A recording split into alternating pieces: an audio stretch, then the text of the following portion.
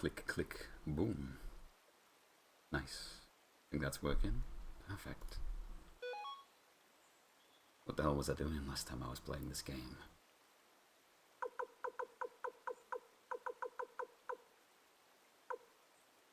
$215, $223, $227. Ah. There's an autosave. Well past the main save. Right. Okay, yeah, I remember. We fought a zombie dragon. A big zombie dragon. And we wiped. That was the first wipe we had too. So I think we gotta do a little bit of tidy leveling up.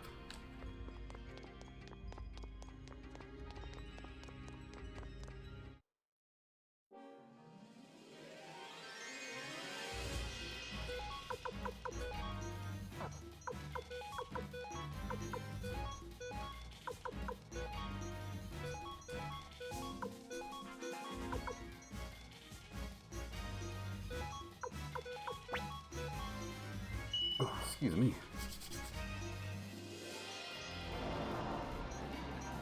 Definitely worthwhile to get rid of this guy at the back.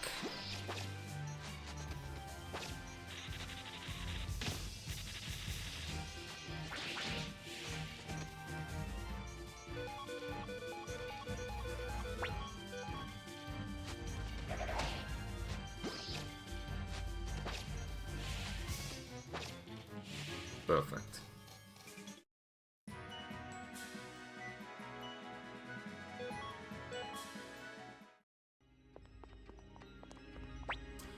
I wonder, do I have... No, I've got rune pieces. I got lots of medicine too.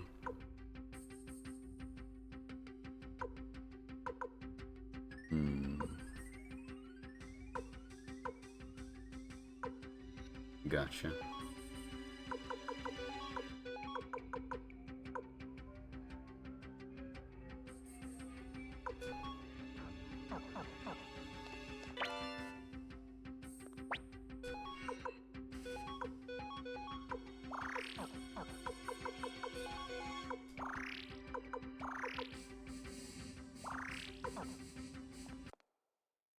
The save point. It is. Are there only 16 slots? I think so. Alright, we'll just keep rotating. Where was our last one? Right here. Yeah, okay.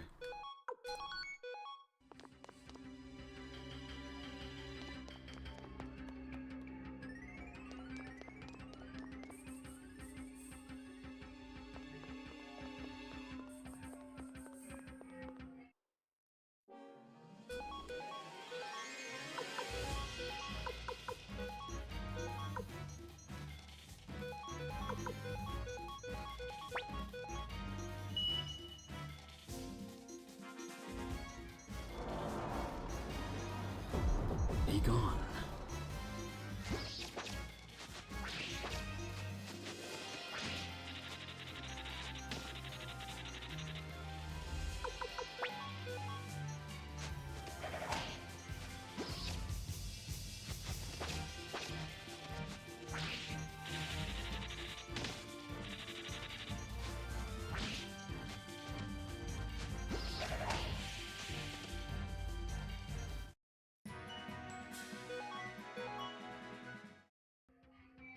Surprisingly, they don't give a crazy amount of XP. There we go. Nice one.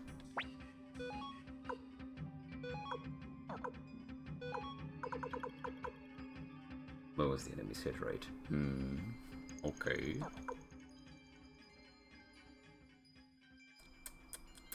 Should we give it to Victor?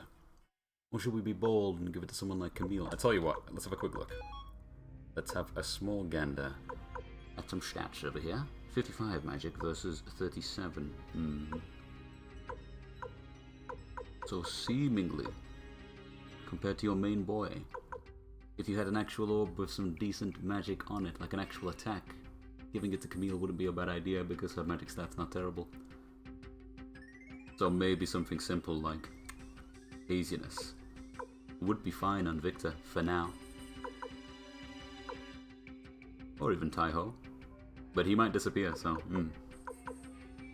Yeah, seemingly. Let's use it on Victor, if it will let us.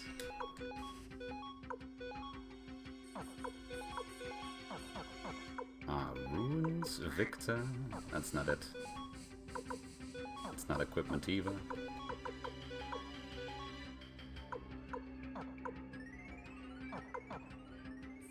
Oh, you can't use it in the field, can you? You've got to go to like a... Yeah, I see. Oh, what a pickle. I don't think we can leave either. Anyway, we have so much medicine. For now, we should.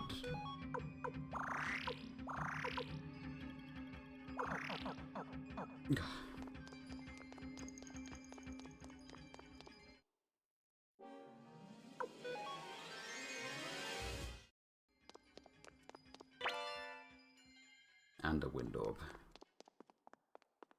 Am I sure we can't do it in the field? I'm pretty sure you can't, right? You've got to go to a very specific location.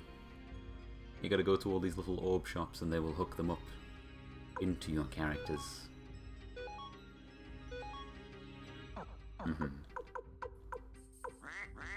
What a shame. So sad. Maybe we'll get someone one day that'll change that.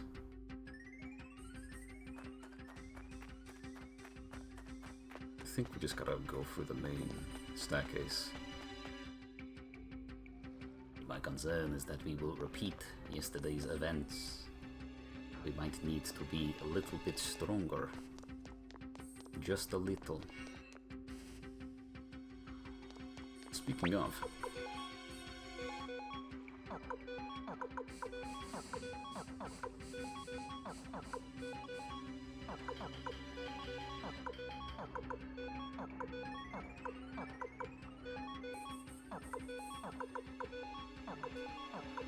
Nothing.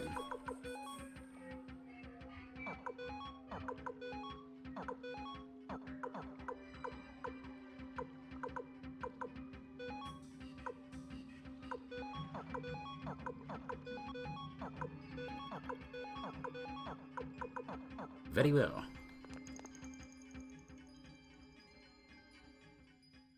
How buggered could we be, really? How buggered? I guess we'll see. Let's find out. I'm sure there's one particular attack that was messing us up.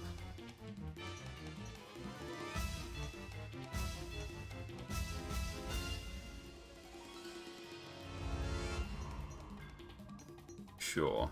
Okay. I think I have an idea. Maybe. Victor's probably a better choice, though. Maybe.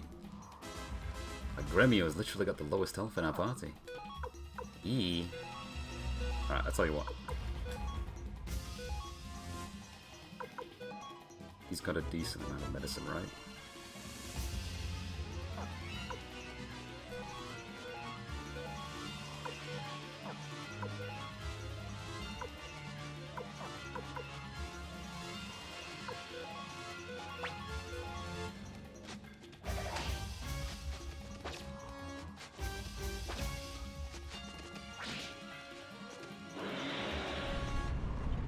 How effective is it? 100 and... They still took so much damage! And so we find out that the defend command just means wait in this game. There is no boost to defense at all. Possibly. Alright, no worries.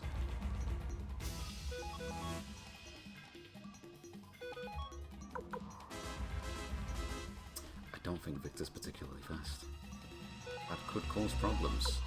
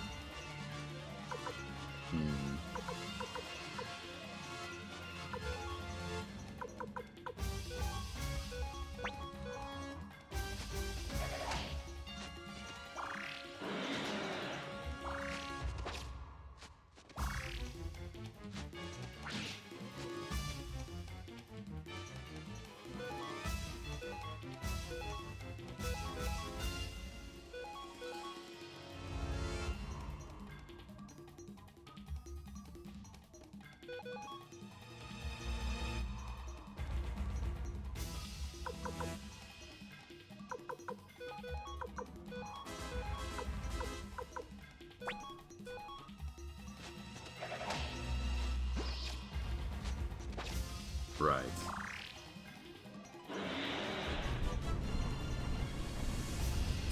Cleo.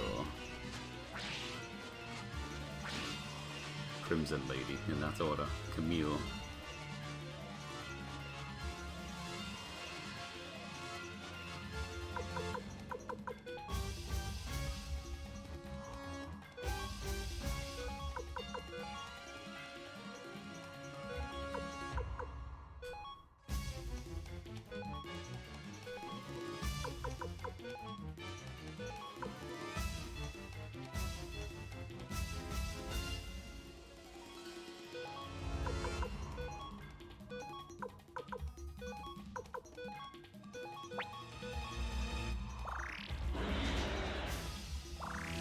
Gotcha. I think it's every 2 turns.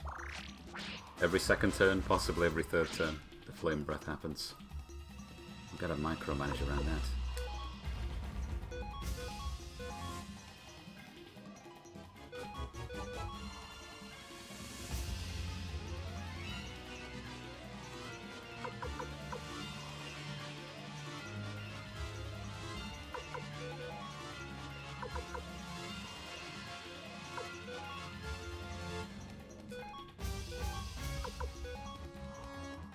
Wait a minute.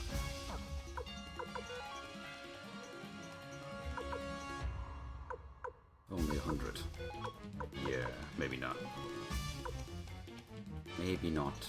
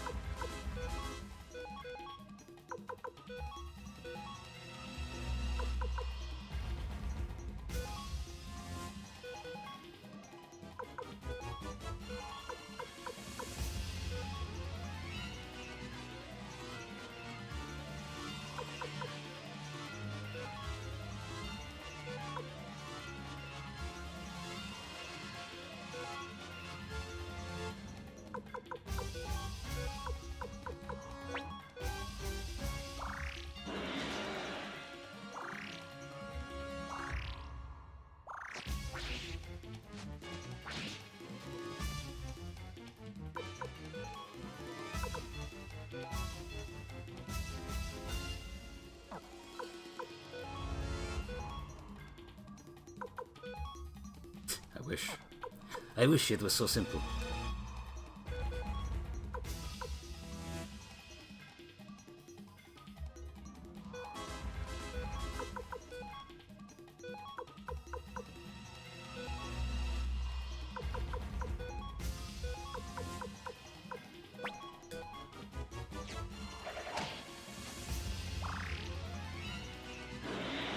Yeah, okay. I think it's every second turn. This should be doable.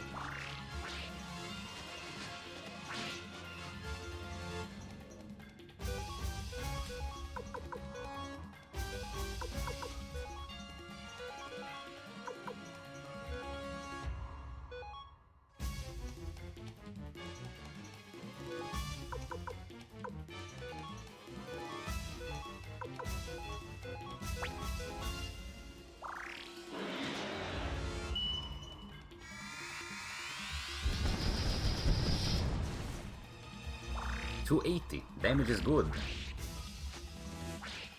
Miss every time. Gremio, please. Be useful. Actually, for this turn. Who's got the Mega? Gotcha.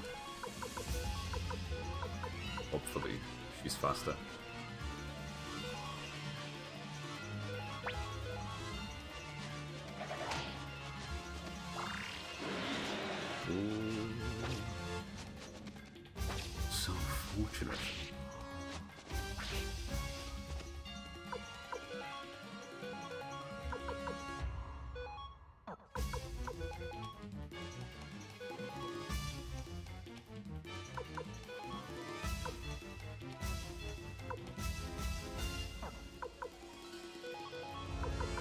Yeah, for this turn, at least.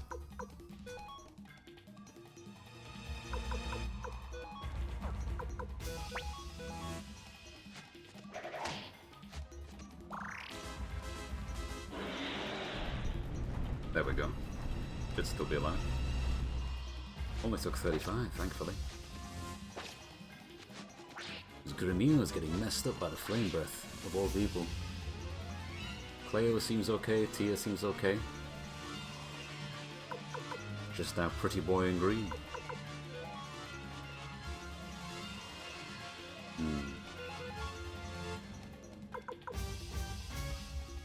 Skip this turn so that we can heal Grimmy. Victor attack.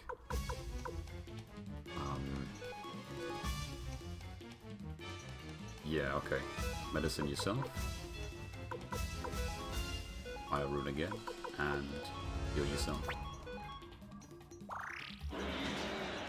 So long as we've got enough medicine, this should work.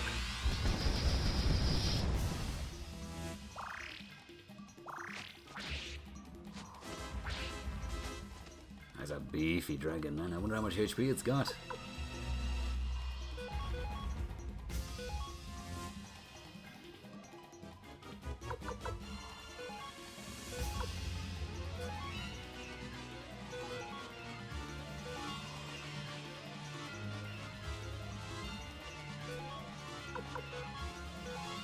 Again, and Cleo should be able to survive the flame breath from the looks of it, because they're taking about somewhere between a quarter and a third of their max life every time they get hit, so she can survive quite a few of them.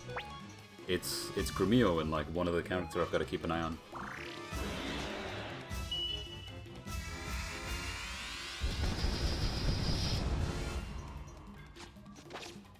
Nice.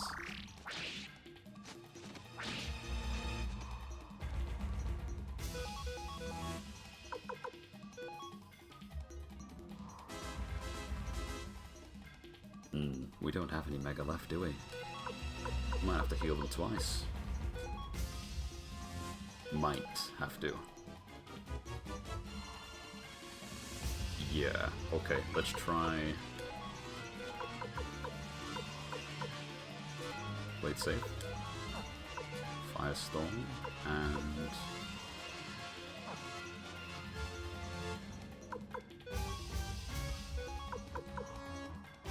Top Victor off, I guess. Yeah, that was appropriate. So lucky, so fortunate. 380.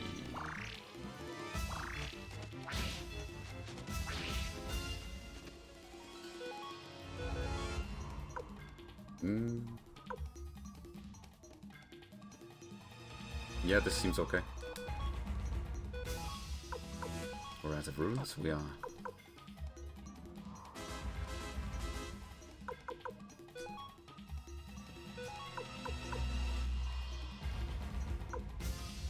We probably don't need to top Victor off. Maybe. Maybe. I think the flame breath hurts him quite a bit, but everything else he's quite sturdy. Tia will be fine. Sure, it's like one medicine. I gotta be a little bit careful. Go on then. You don't hit too hard. Nice! Hey! We love a good dodge. Beautiful. That's probably the first fight in the game so far where I've really had to think. I like that. Especially given we don't have like a designated healer by any means. Not yet, at least.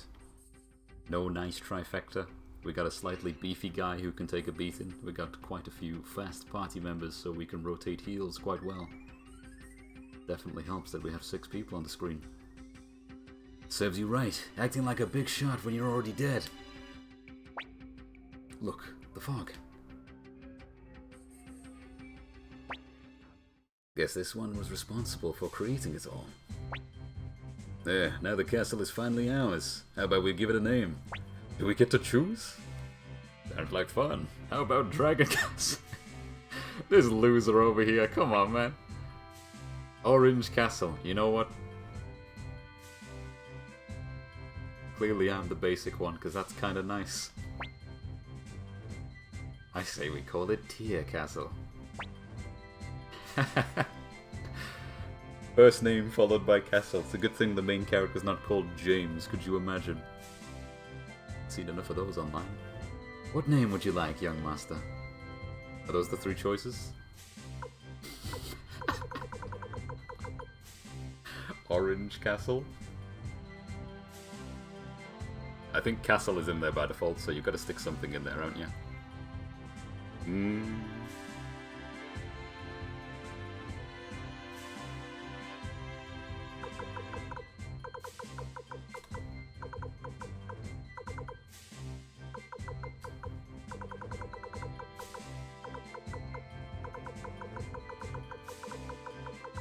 So original, so clever.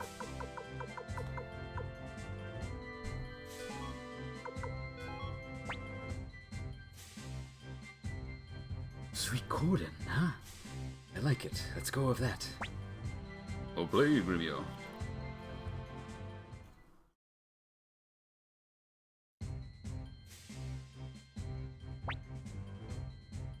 Congratulations, Commander Tia. Let this day be known as the founding day of the new Liberation Army. Great idea. Let's celebrate tonight. Hey, what about my money? Now isn't it time for such trivialities, lady? There'll be time for that later. A mage. It's been a while, Tia. You have finally started on your own path. Is it really his own path? Didn't we just kind of stumble across a ginger wife and have this forced upon us? Today I come bearing gifts. Here is the first one. Please, accept it. This is the stone tablet of promise. Your true strength lies in the comrades who share your vision. Go forth, recruit others. The names of your new allies will be carved onto the tablet. As for your other gift... Oh, long time no see. Remember me? I'm Luke, Lady Legnat's #1 apprentice. His powers should serve the Liberation... Oh, we get Luke for free? The Liberation Army well. Dear, history has only just set in motion. Do not lose heart. We shall meet again someday.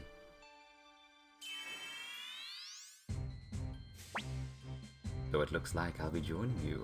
Thanks for having me. I'm certain Lady Legnat just wanted to get rid of it. Yeah, kinda agree. Commander Tia, the castle is now ours. It's time to turn our efforts to gathering more allies. A man by the name of Lepant lives in the town of Kuhn. I suggest we recruit him. He's certain to be useful.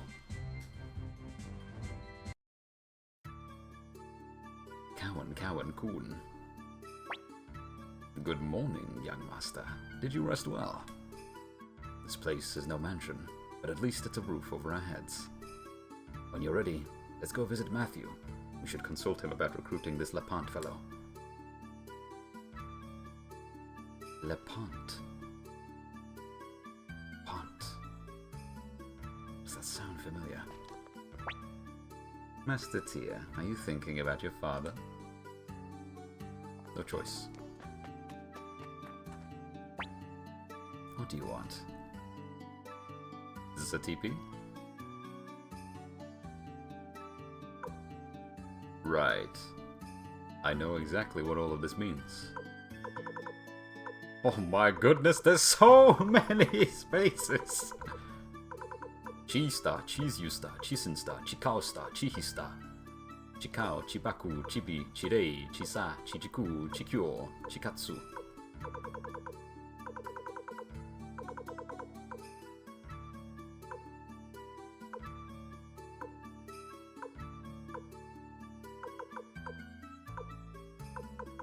So many.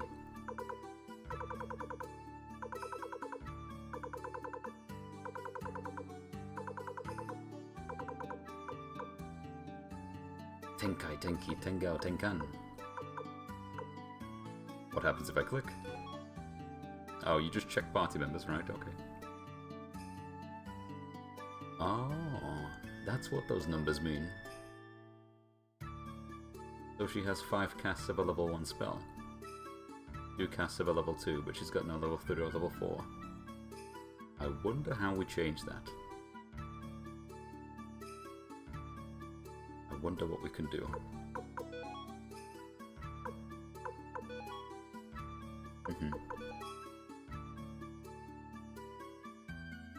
He doesn't even have a rune, but his MP still has a level tied to it. Interesting. Matthew is not recruitable. But Luke technically is. Alright, that's cool.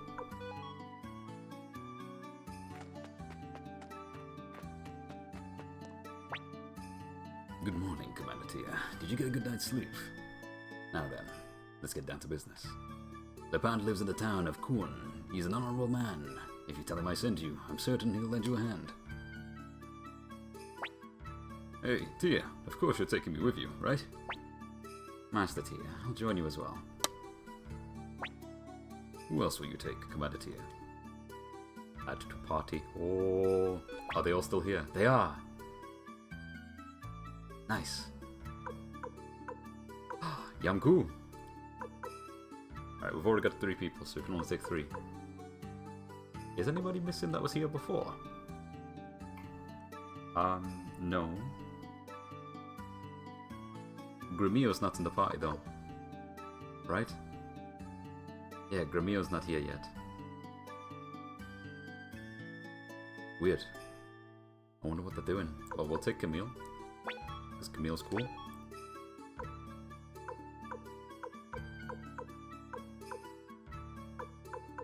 Damn, Yamku needs leveling up massively.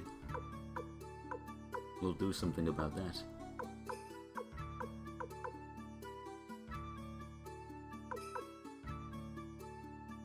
Speed ring? Yeah, he's pretty fast. 62 is nice.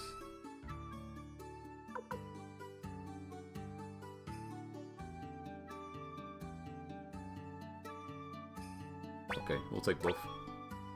Your party is full. I guess Grimio must already be there, and I didn't realize.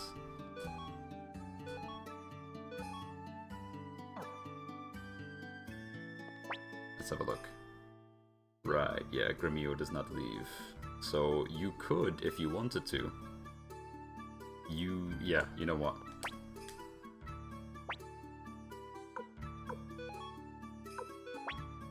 Let's take out Taiho, as lovely as he is, and do something about Yamku being underleveled.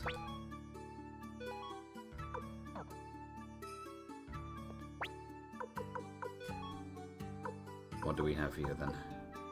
Medium, long range.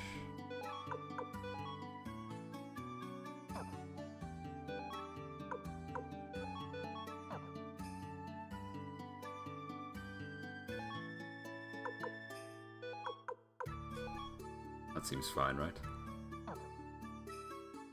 Yeah. All be well. Maybe we speak to Luke to leave, but first, let's have a look and see.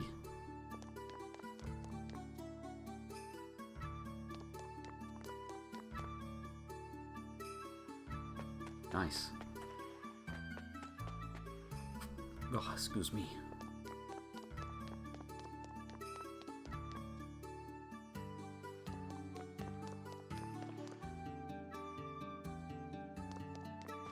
Man, it's actually kind of wicked that we get this big hub castle that I imagine we can upgrade to. Special bedroom over here. Whose room's this? Certainly not mine. We gotta make everybody's rooms look this tidy. Big ol' fancy tower.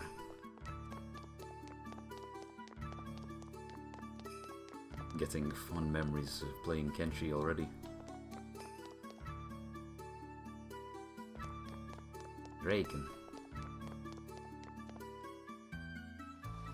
This goes to a weapon shop. Taiho. All this waiting makes me wonder something. Oh, you know what? I realize the more we recruit, we might actually see everybody wandering around in the castle. That's pretty cool for a game as old as it is. God damn, man, that's so wicked. You get like 80 party members by a certain point in the game and everybody just hanging about in the hub.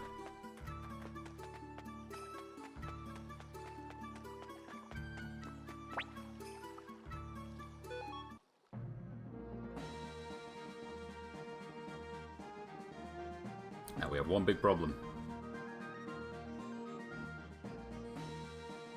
Maybe.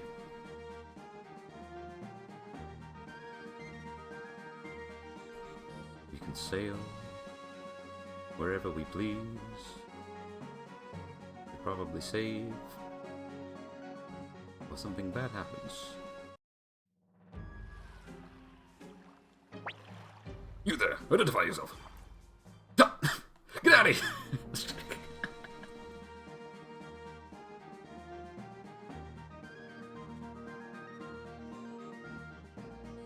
Alright, I suppose we are not supposed to go to the Northern Island. That might be the same for all of these places. And this right here is probably very dangerous, so we should not approach it.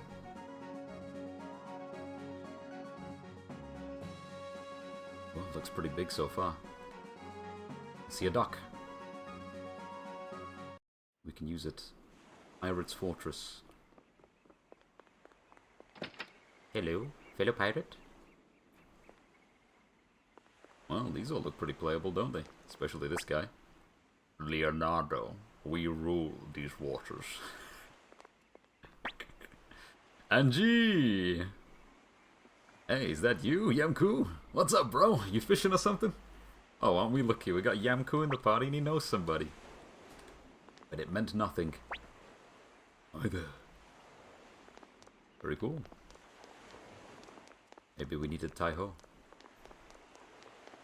Maybe. Alright, we know this place exists now.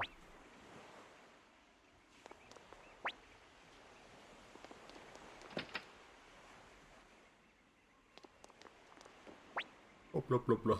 Right on the boat. Okay, Pirate's Fortress. Oh man, I got a map. I don't think so, at least.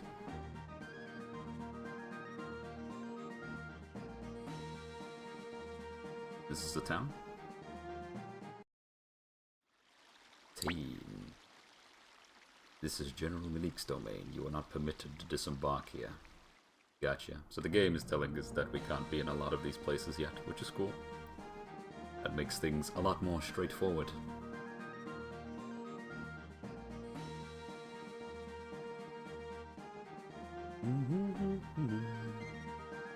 That's the fortress. Maybe the place we're looking for before we go back to land that we're familiar with.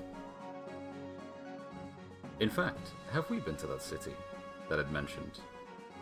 We might have. This is Kaku. Was the other one Kun? Or was it a different place? Oh, while we're here. This guy. Maybe we can use him now. Please, listen to me. I happen to be an inventor. After much hard work, I've devised something that surpasses even the work of the dwarves. But not a single castle lord understands the significance of my creation. What did I invent, you ask? I call it an elevator. Okay, now you can recruit him. What? You? You're the leader of the Liberation Army? Why, of course, of course, of course I'll assist you. Liberating inventions require a liberated world. Bada bim, bada boom. Alright. I suppose he has gone back to the island. Now, where is that chef? I think he was at an inn.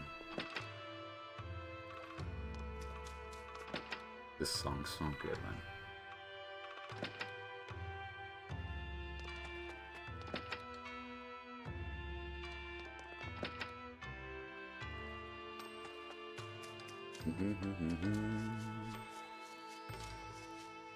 You are trapped now, cat. Get the state of that thing, man. It's turned into a full Beyblade.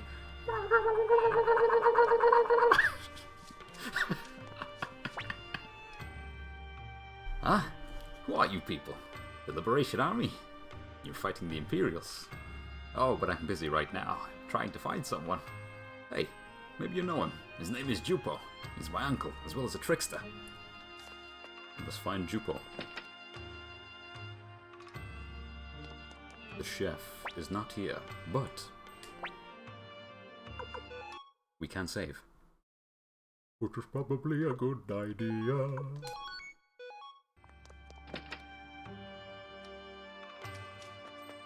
Bum, bum, bum, bum, bum, bum. Wow. I suppose we can have a look down here, right? Look at the state of that thing.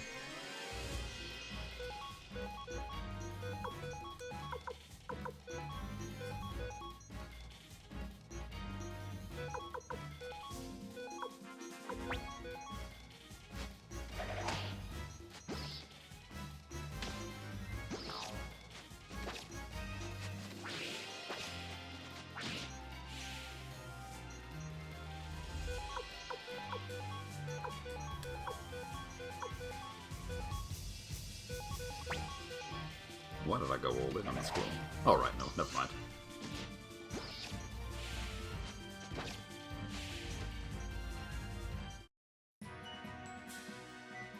Decent, decent. Is he still charmed? No. Okay. This looks like a city. Is it the right place? It be! Alright, before we piss around in here, let's have a little wiggle wiggle outside.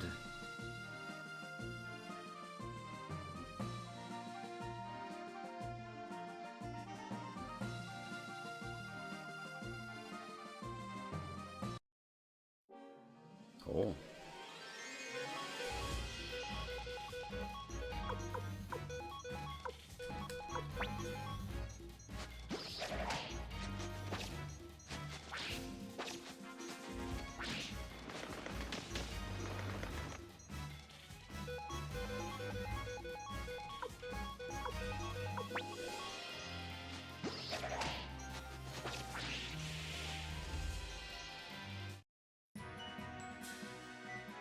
Beautiful. We need to upgrade this guy's pike. His little weapon.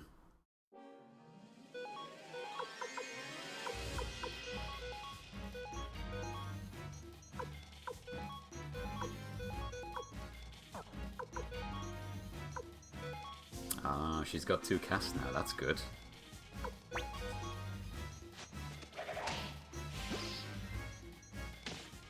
What the? Bucket?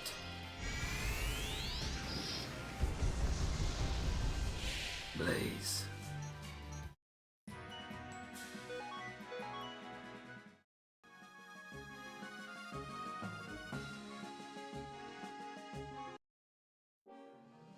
That's different. Killer Bunny.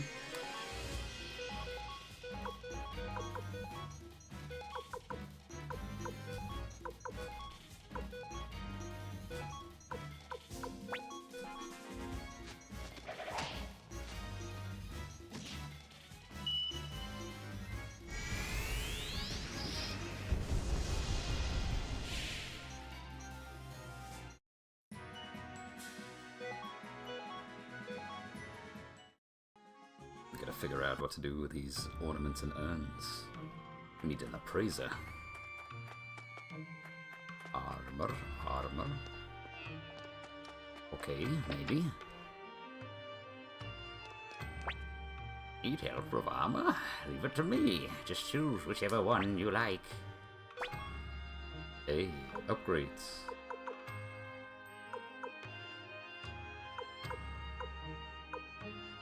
Damn. I tell you what.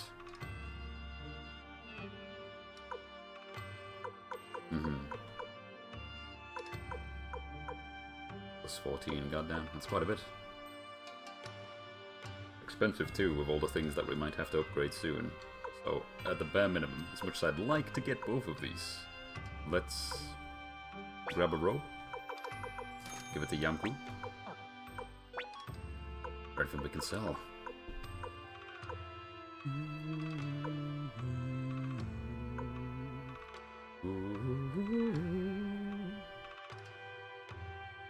Victor doesn't need the robe, right? Oh, yeah, of course. Yes. Very lovely.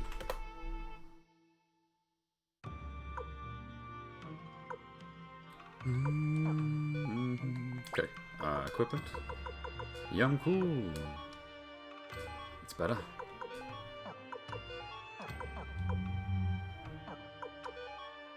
Let's see.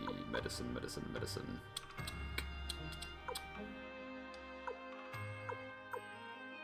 Victor probably doesn't need to be holding all of this. Maybe. Yamku? What's he doing for speed, by the way? He is fairly fast. Oh, he's slower than Victor. But only based on level.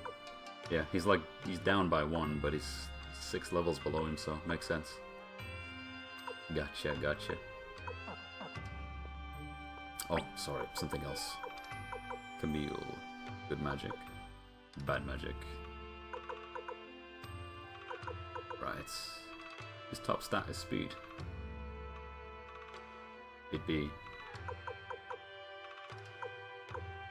108, goddamn.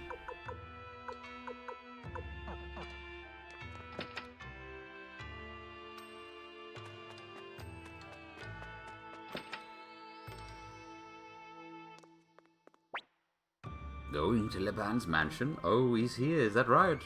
Oh, of course he is. Wouldn't bother, he'd be wasting your time. Of course, if you insist, I won't stop you from going, but I have a better proposal. Is that right?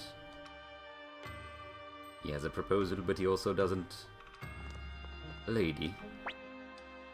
Oh, you. The Liberation Army, huh? I see. Oh yeah? Just like that? Why not? Let me think. I've been assessed. No way. I don't waste my time with weaklings. Gotcha. We'll come back when we're stronger.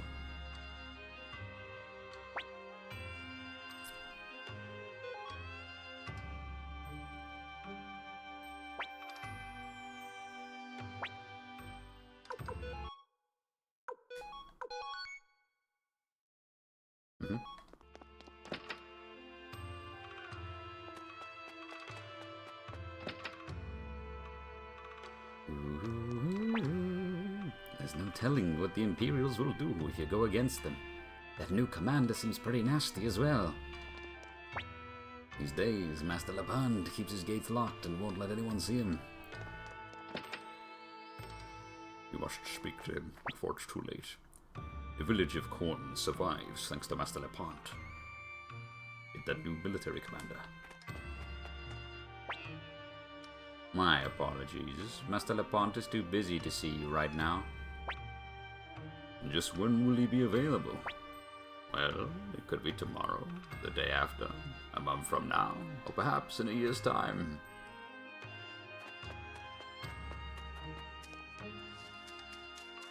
Oh, perfect. Should I appraise something? Yes, please. I have many things to be appraised. Ornament, urn.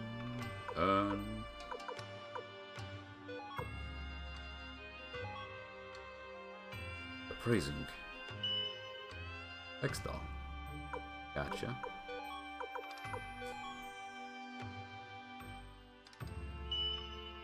Flower vase.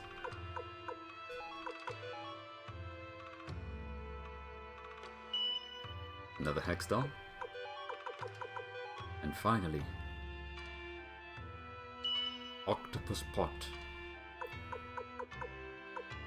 Surely these don't go... Not like decorations, are they? Antique.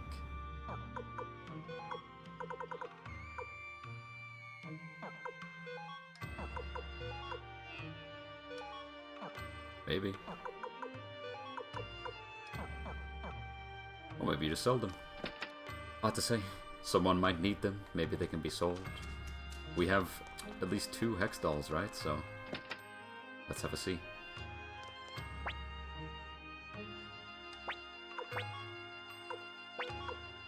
Right, it sells for nothing. Not here, at least. 2,500 for the vase. Yee. Hmm.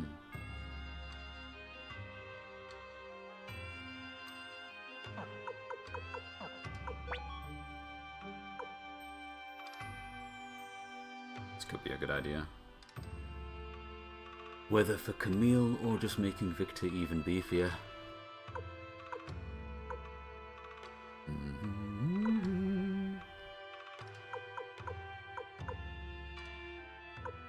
Choices or choices.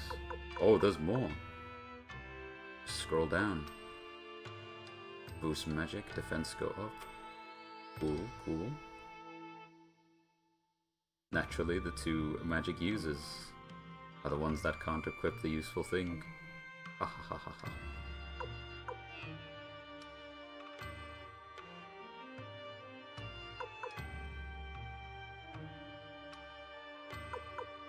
I wonder if the magic stat being higher also gives someone more cast, though. Possible, right? Because that would be very good for Grumio. For now, at least. Only one way to find out is to experiment. Man. More choices. This is a huge upgrade, though. For everybody. Dun, dun, dun, dun, dun. But if I was going to buy like 5 of them... Oh man, I did like 25k. 25 going on 30 odd. Shite. Okay, we know what's here.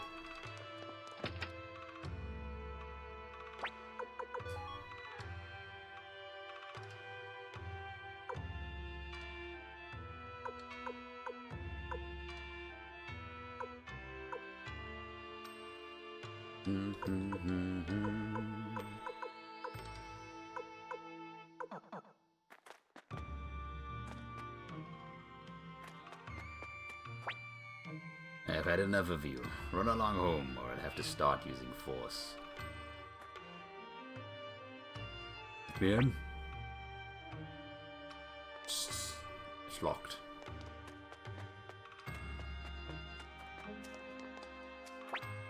You can't go in there. The military commander will be furious.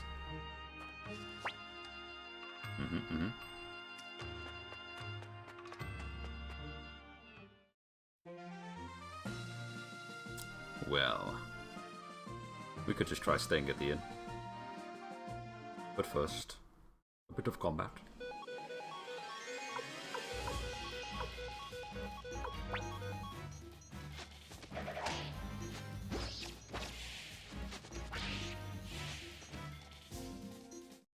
Nice.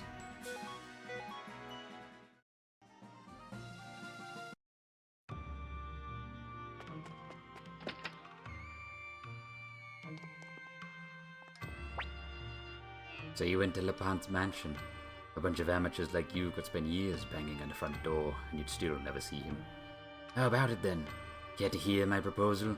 I can guarantee you a meeting with LePant.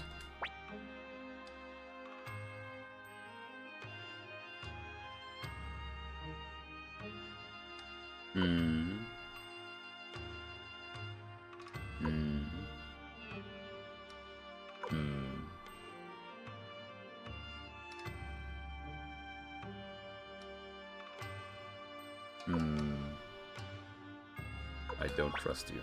Is that so? Go ahead and waste your life away then, idiots.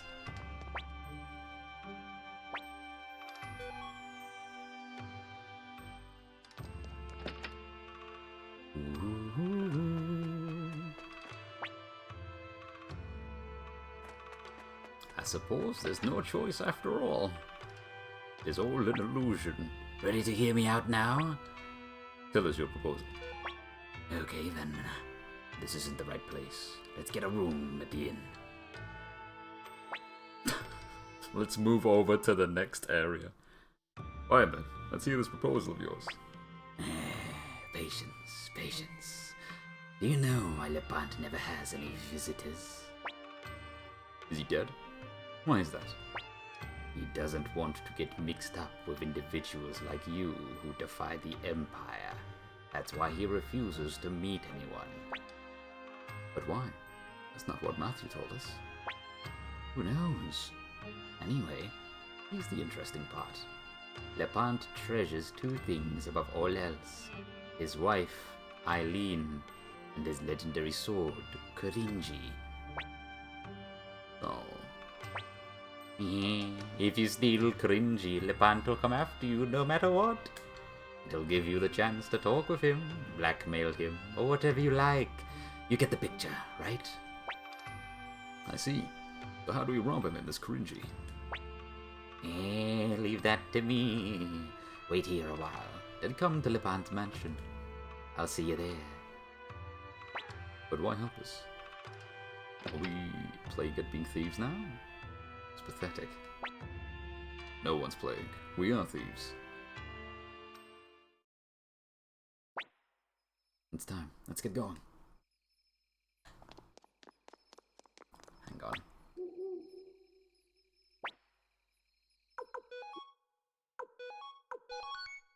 Bingo. Zoom. Hello. You're here. Alright, wait here a minute. There. That should do it. You can go in now. Aren't you coming with us? My job here is done. The rest is up to you. I'll be waiting out here.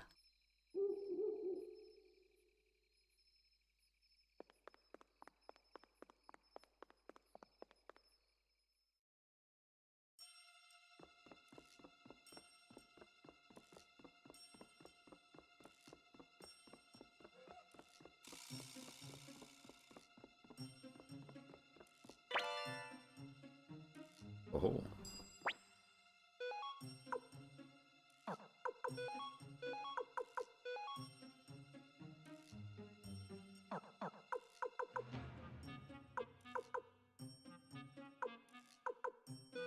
Okay, I see.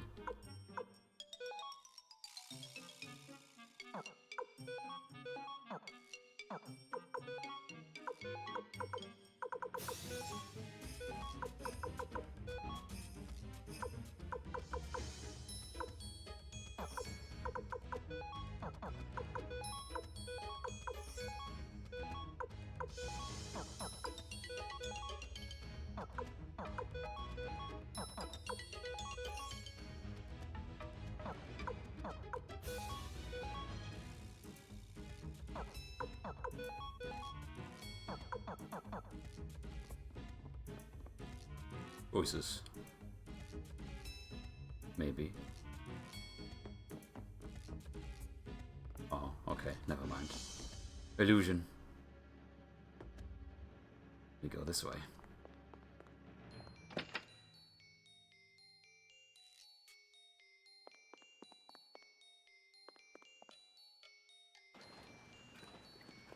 Oh my goodness.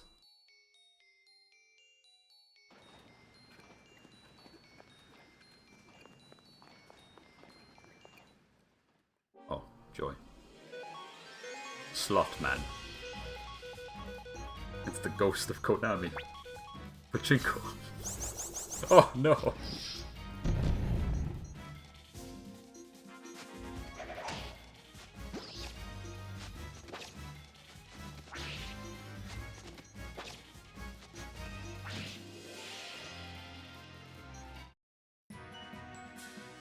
Hey.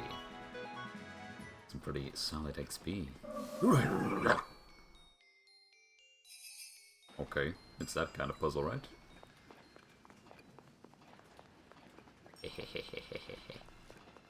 You cannot see me. I am too sneaky. Too sneaky. Maximum stealth.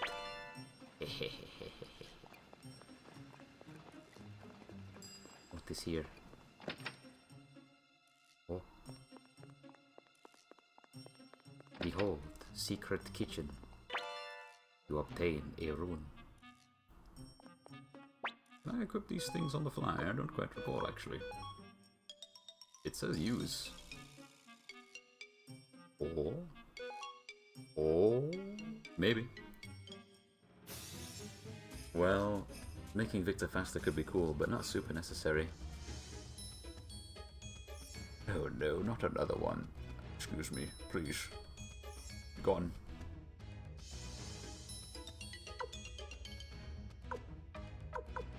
Could make him faster, but I mean, he's serving a purpose, isn't he? Being quite beefy. Exceptionally beefy, even. I mean, look at his health compared to everybody else's. Insane. Make Grumio faster? Maybe. Grumio is quite squishy and slow. Squishy and slow, not good mix.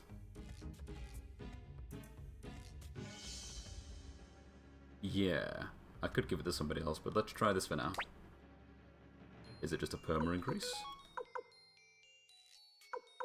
You know what? It might be, because I don't see it attached to any gear. I should have seen how much it increased by, though, right? 43? Yeah, Gremio's still slow. Like, super slow. But now I know.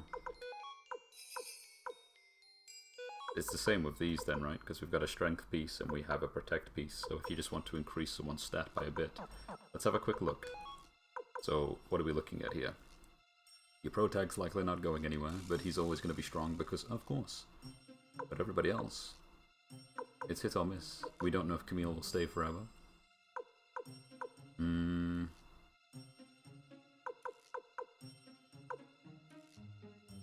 64 defense, 67.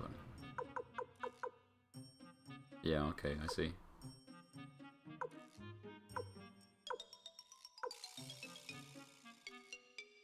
Okay, just to test the waters. 67, right?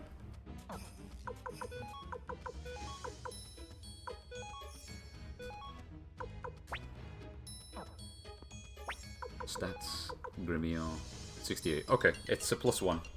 It only goes up by 1, so it's nothing too crazy.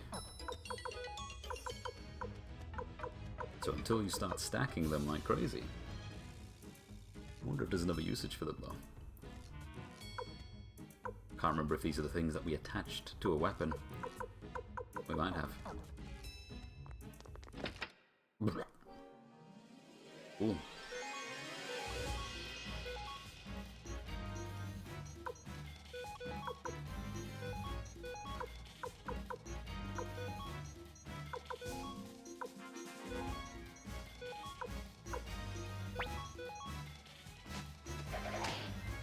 Sturdy.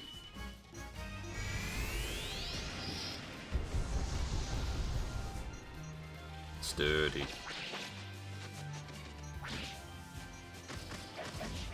My god! Very strong.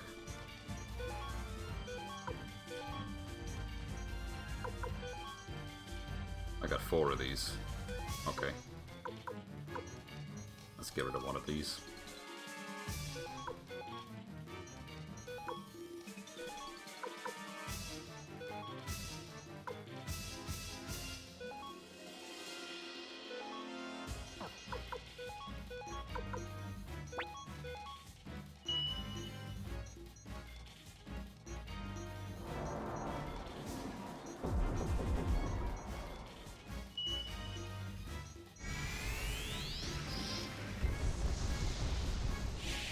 Nice.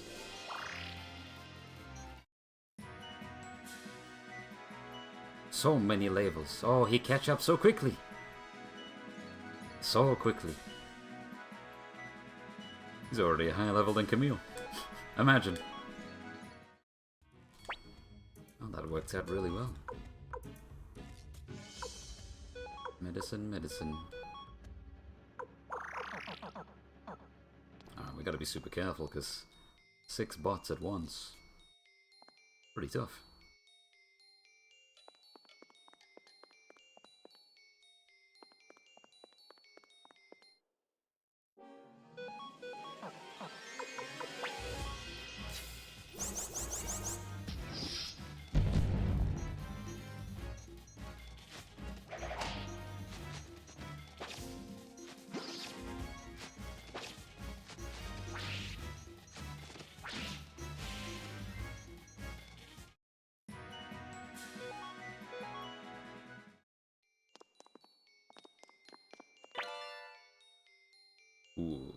another one.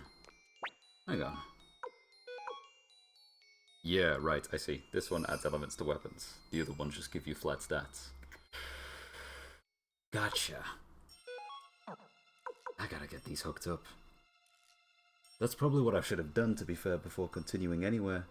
Go to a town that lets you do all the business. Because then everybody would have had some kind of application. Counter-attack ray is also really cool. I like counters a lot. Leather armor. Hello. How much better?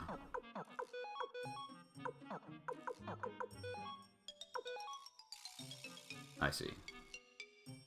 Give it to Gremio. Maybe, maybe. 25.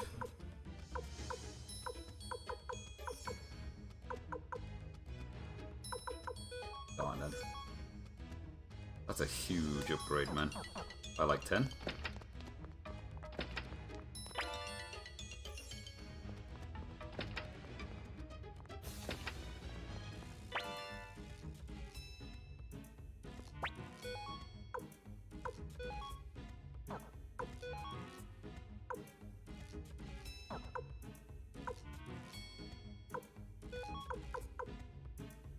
Mural painting supplies. Yeah, that's got to be for the castle. I think there are just things you can use to decorate. It's a bit mad. Oh, this is not good. Did we cast twice? We did, didn't we? Ah, but the XP, ah. Be brave. Yeah, go on then. If we can reduce the numbers, I think that might be a good idea. We'll get rid of this middle guy.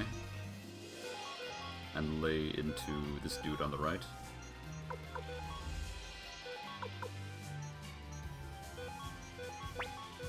See how this goes.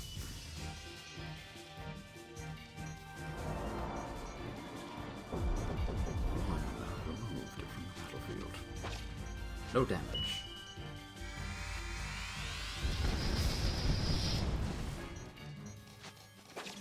Seven. 51.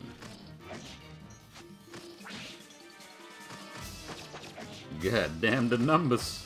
Woo. Dodge.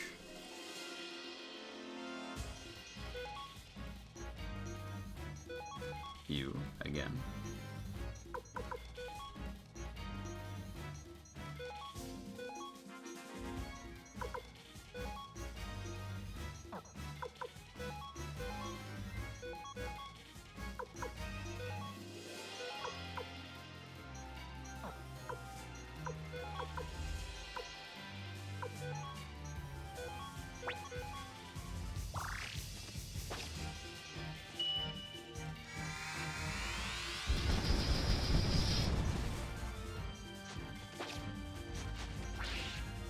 There we go. So sturdy. Nice. It was enough. Babini counter. Again, again, once again. Stride attack, and... yes. Because if it dies, still will switch target anyway. I don't think it'll die. They're quite beefy.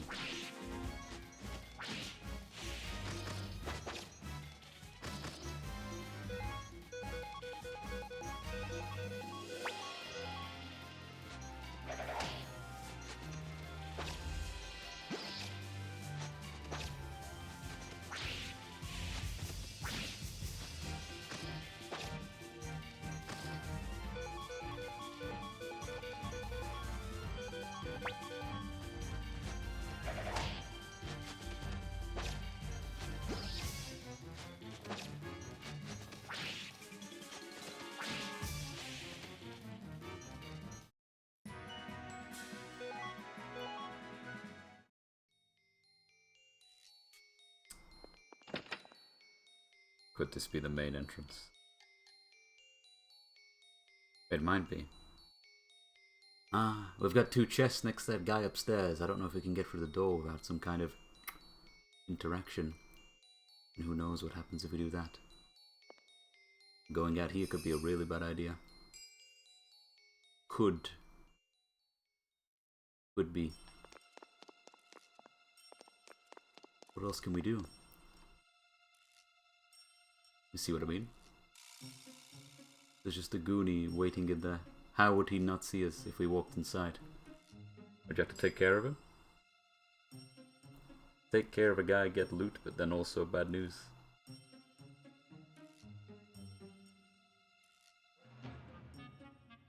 Choices, man. Well, we can't really get past this dude, can we? Not really. Is there something in there? Oh joy. Nice. The game thinks we're strong enough to let them go.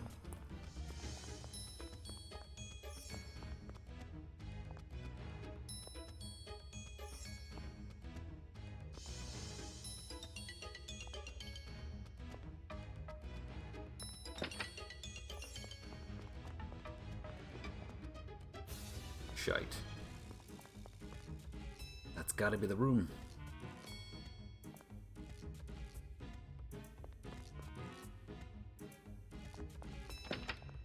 Cannot get past him.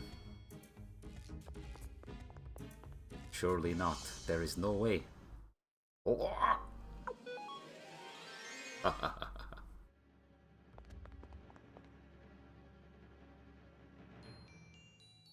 Get seen by Beret Man and see what happens, or go upstairs and potentially deal with man next to two chests. There could be some really useful things in there.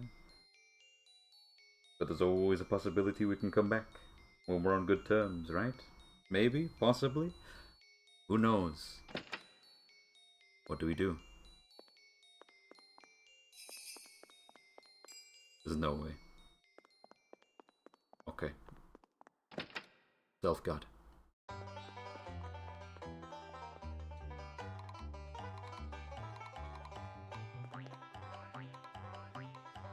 We did it. We become Pachinko.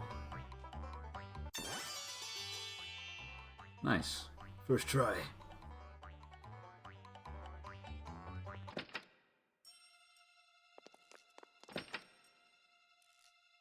Behold, the Sword of Orange. So, this must be Kirinji. See why they call it a legendary sword. Like a giant lollipop. Leo, we got what we came for. Now let's get out of here. Quit being such a chicken, Grimio. If the young master of the McDowell family were to be caught for petty theft, we'd be the laughingstock of the Empire.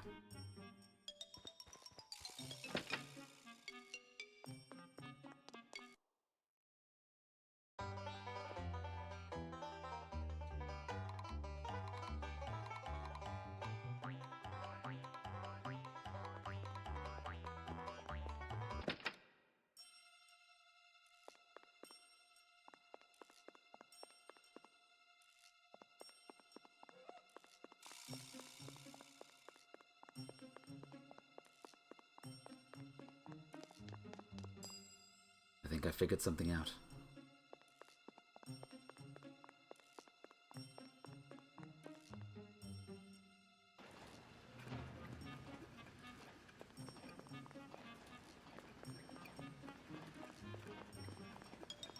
I am not confident in this decision, however. Oh! Oh yeah, good idea. Grimio. Nice.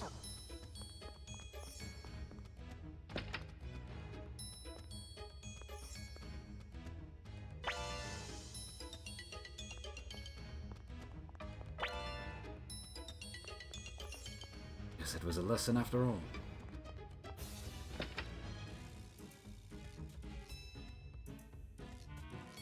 Wait.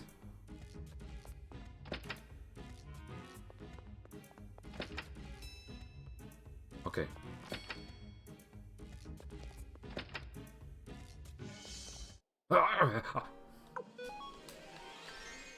Let me go. elsewhere. Ori. Akeda. Nice, it worked. What took you so long? You have it? Ah, well done. Now, let's hurry back to the inn. Well, I must say, I'm impressed. I snuck in there once myself, but I ran into some strange puppets. I ran off without taking anything. You knew about them, but you still made us go. Hey, all's well that ends well, right? Anyway, you must be tired. How about some tea? Tea? Did you say tea? Tea! Come, nothing like a cup of tea to relax. Grin. What is it? How about you drink it first?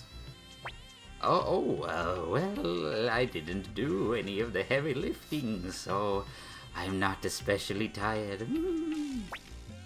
That's what I thought.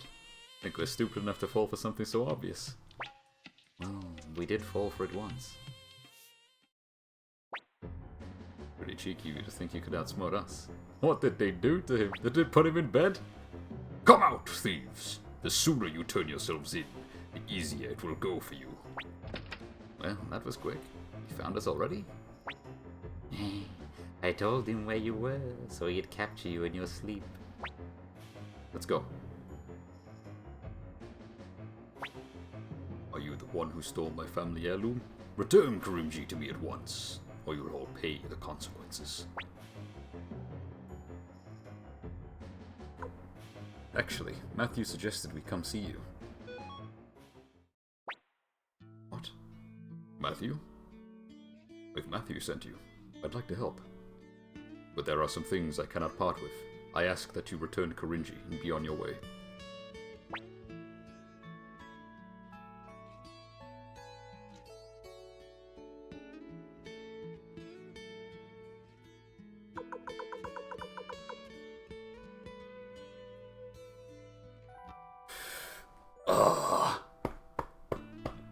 I want to give him his blade back, but what if he just walks away? I do need his help.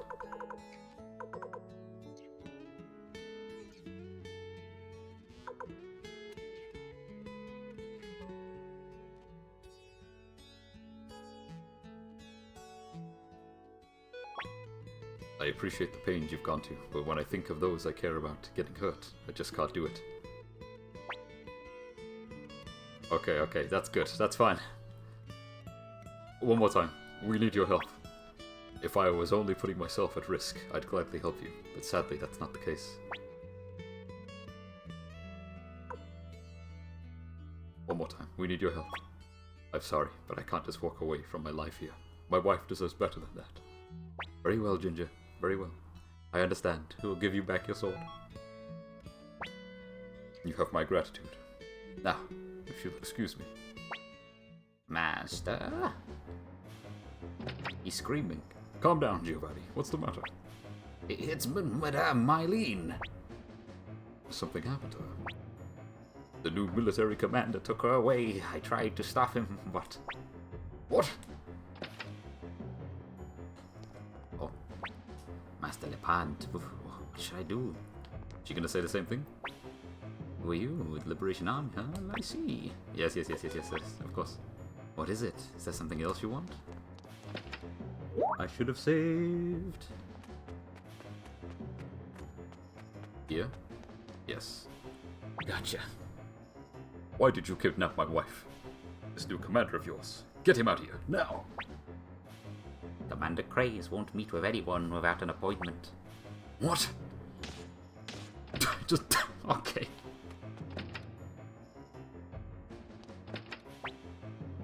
Who the hell are you? Do you know this mansion belongs to Commander Craze? Shut up, thief. You'll want to talk. Alright. We're taking this duty just duffing people left, right, and center. That's a lot of opponents to handle, even for me.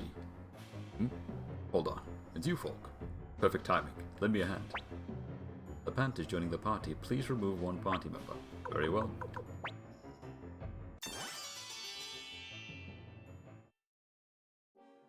He's got a nice stance.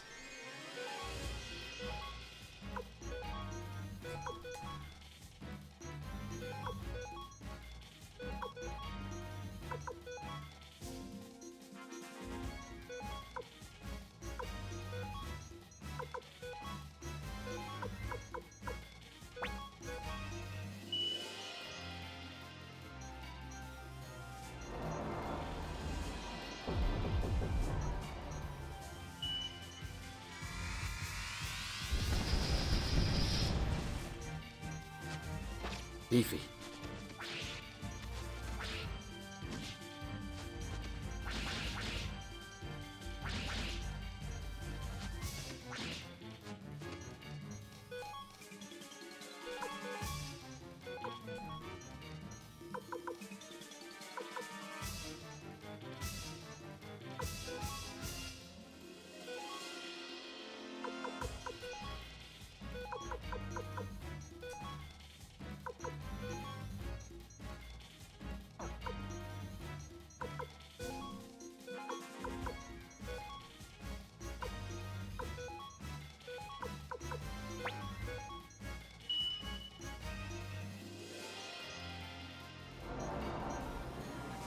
Finger of Death.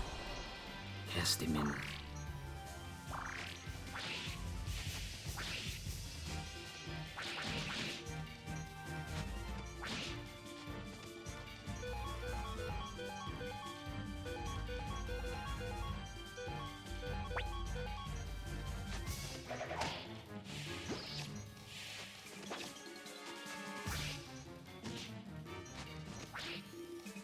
Oh, that counter.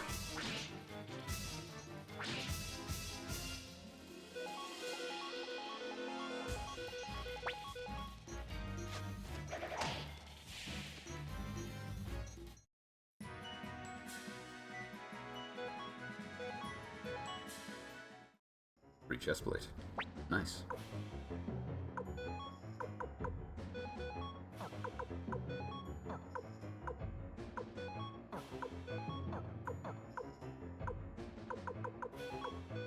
He's already got it on. Alright. Very well, very well.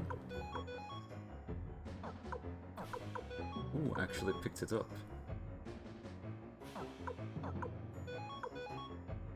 He does have a spare one.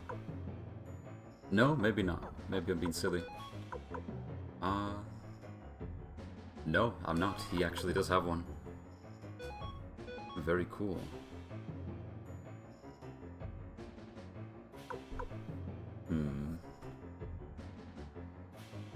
Sure, let's have a look. She can't put it on. That's cool. 68. 81.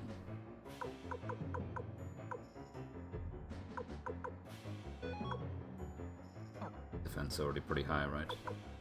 95, that's quite generous.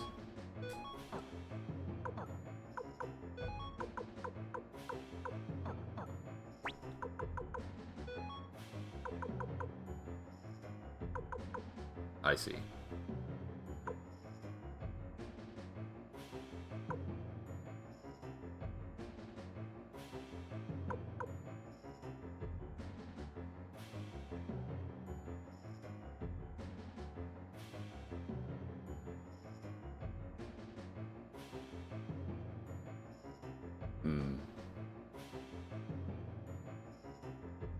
Yeah, sure.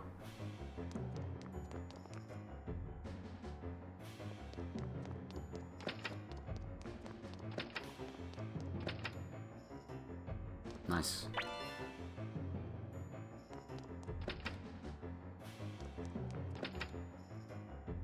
Sensible choice. You again, Tyr. Thanks to you, I've been exiled to this country town in the middle of nowhere. First, you interfere with my promotion, and now you dare to interfere with my pleasure. What?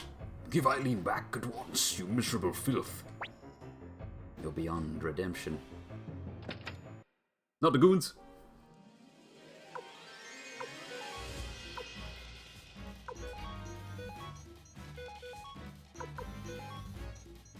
Alright.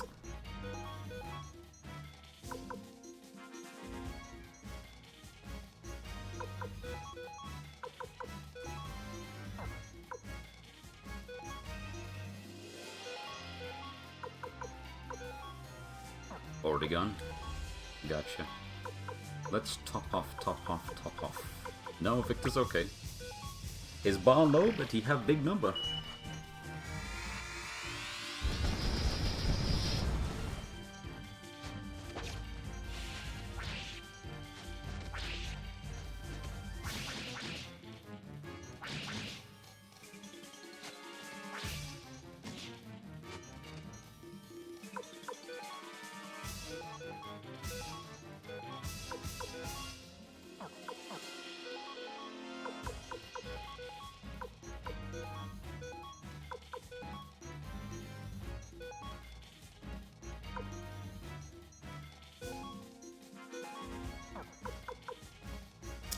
Wait a minute. Not thinking. Remio. Victor. Lepont.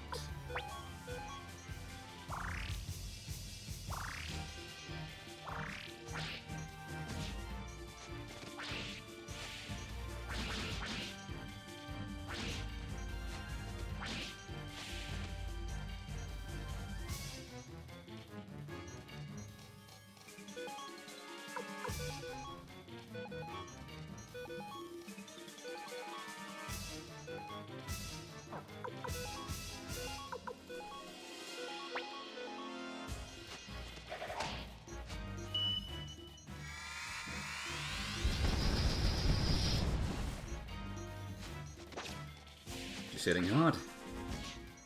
135. I wonder if the zoom in is a crit then. It could be. It's not just dramatic effect, it's telling you that they're about to crit. I gotta pay attention.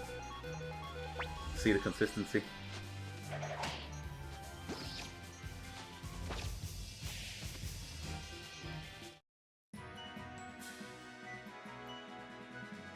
Quite beefy, and he's got good dex. Good dex and strength.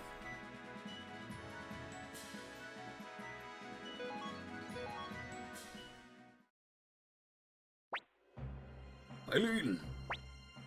Lepant. That's far enough. Don't come any closer.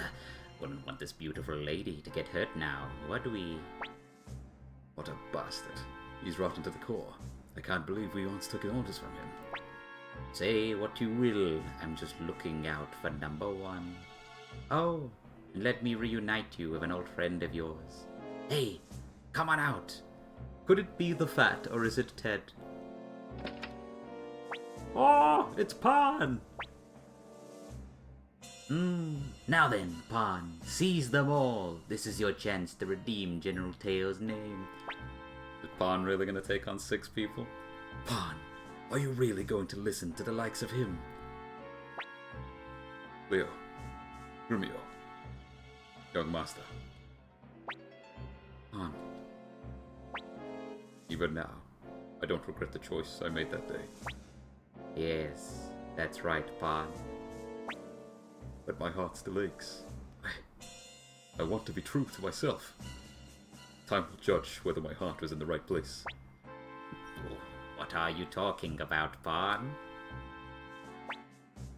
You're a swine in human skin. Take this. Just stinger across the arena. There seem to be a lot of people who really hate you. Hold on now, take it easy. Think of what will become of your father Till if anything were to happen to me.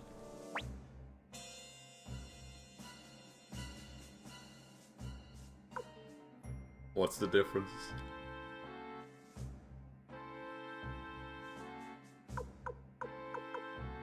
Oh, I see. I get it. We can potentially slaughter him. or we let him go.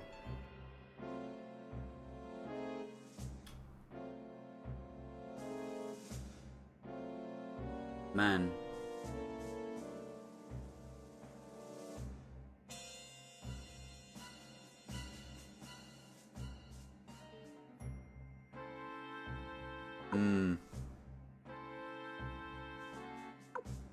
Get lost. Young master, why spare his life? He killed Ted. Romeo, don't question the young master's decision. He has a bigger heart than we do. We should be proud of him. Orange Man, are you upset I let him go? Commander Tia, it appears I, too, am now a fugitive. I turned a blind eye to the Empire's cruelties, just to protect my family. Look where it's gotten me. Eileen. Yes. I can no longer be your husband. Good God. Why, Levant? I'm joining the Liberation Army. It's likely I won't be able to return here. Win. We got Ginger. You really are cruel sometimes. What kind of woman do you take me for? If you come with me, you'll suffer.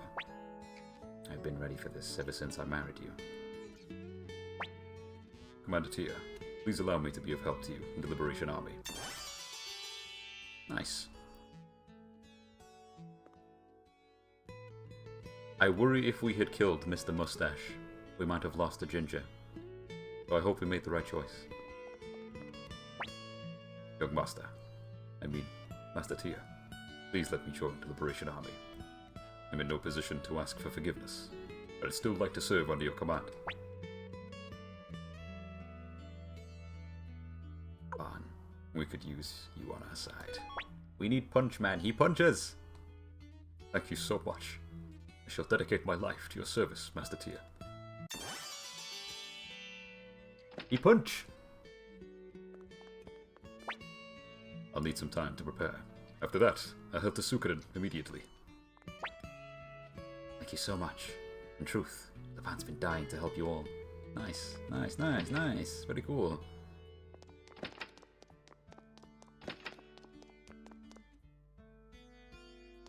Okay, cool, Wicked. He is not in the party, not yet. Secret door? Oh.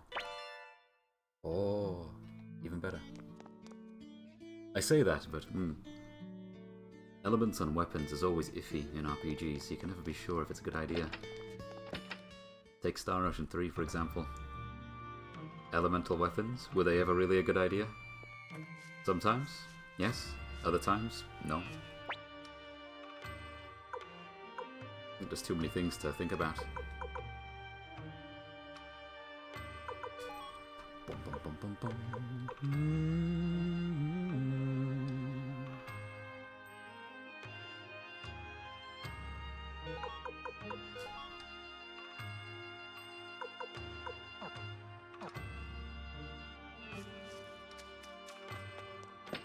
Did we find anything new to be appraised? I'm not sure. Doesn't like it. We gotta do something about these orbs. In fact, there's a few things we've got to do. We've got a lot of currency right now. You know what that means?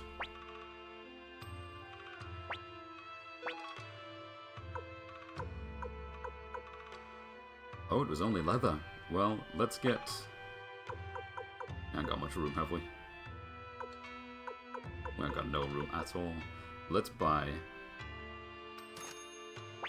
at least one. And we'll get a emblem as well. And just put it on Grimio. He's got no room. The Cleo. I see. Quite cheap, actually, for some good stats. Let's buy one of these as well. That's at least 10k spent. That'll do for now. Ah, Cleo, Cleo, Cleo. Who do I want to give this to? She can wear it. I see. Yeah, the garderobe's already boosting magic, so she's fine as she is for now. But... Chestplate, chestplate, chestplate, yeah. And leather armor. Okay, we'll just give it to somebody else.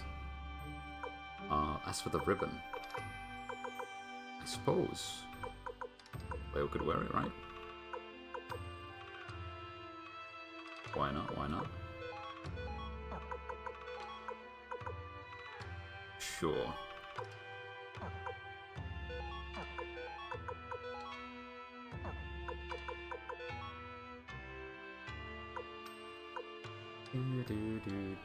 She can hold on to the emblem, but the emblem's for somebody else. Yes. Yes, until we sort out some other things, maybe. Okay. Nice one.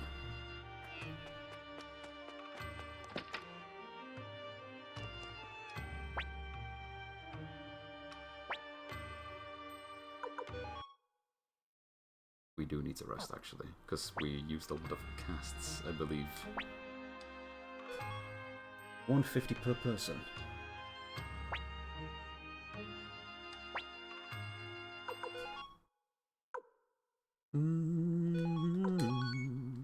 Nice. So we can go back to the castle and recruit our favorite boy, maybe. But we also need to go to another town so we can orb up.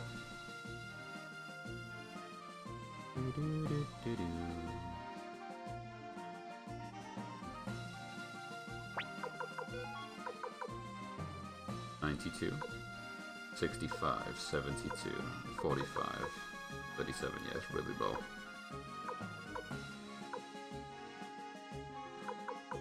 There's a lot of dex, man.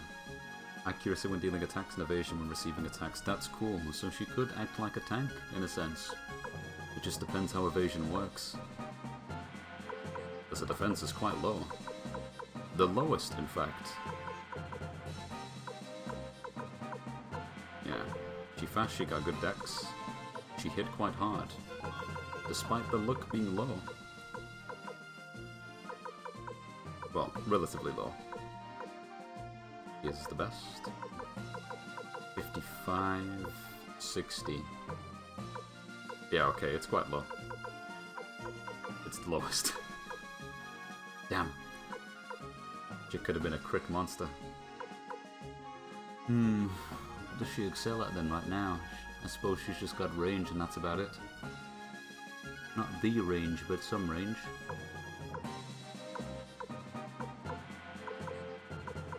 Same attack as our main guy. Right.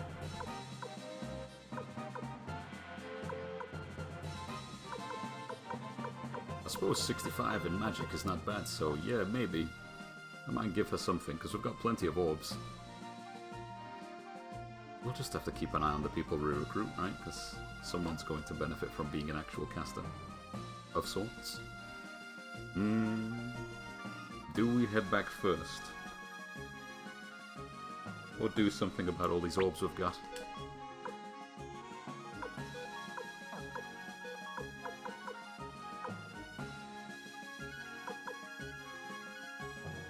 That's also true, right?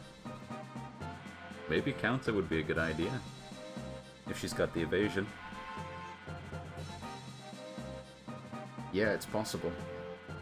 Because I don't know if I've seen a counter happen so far when the person's got hit. They've always sort of... The attack has missed and then they've responded. So, maybe a counter orb would be very complementary to someone that's got high dex. Maybe. We got a wind orb too. Anything else? Alright, sure. Let's have a gander.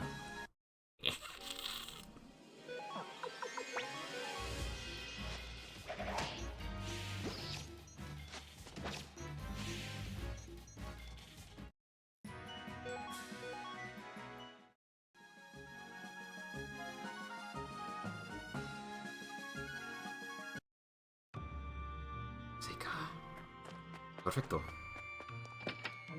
This is what we'll do. I have an idea.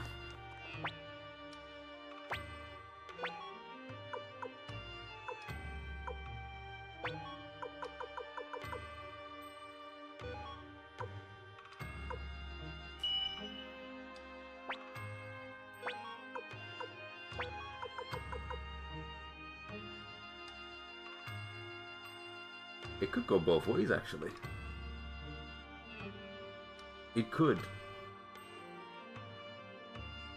Though it depends, because they can only equip one. Yeah, I mean, this could go either way, if it works the way I think it does. Let's just have a look. Put us on Victor. So, if we do runes and then Victor, it just says this. Whereas this gives you cast. Okay, so it's a passive. It is an outright passive. You could switch these runes around on Victor and Camille, and I think either of these would be complementary, right? Because Camille's dex is already so high, you give her a haziness rune, she'll probably never get hit, ever, which is huge. Or, you give her the counter rune, maybe it's complementary to evasion, and then she will counter and dodge, which would be really good. And the haziness rune being good on the dude who's probably the beefiest.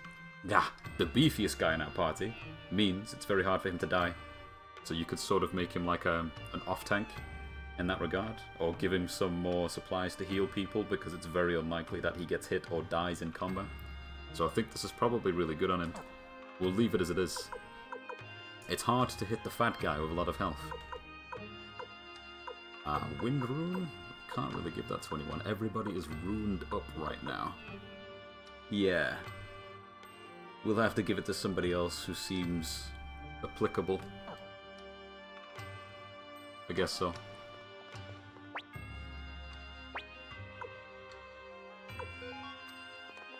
Whoa.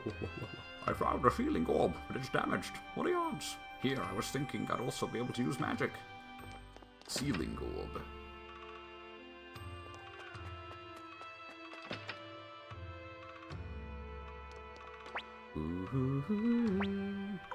I'll tell you what, let's take these antiques and these vases and all that kind of stuff back to base.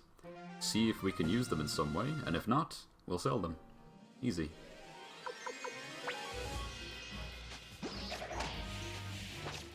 $200.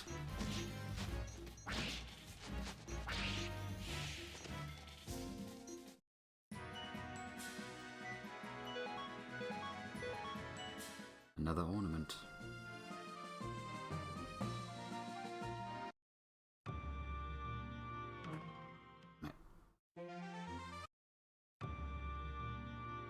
If I want to appraise it, I've got to go back. Can also upgrade some gear here.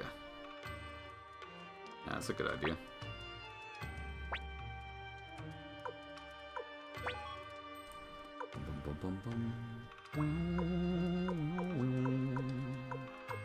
Already level 4. It's quite expensive, isn't it?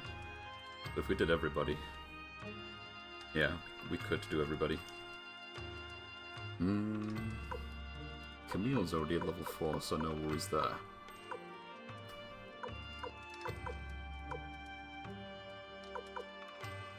Maybe. Yeah, he's your main dude. That'd be sensible, right?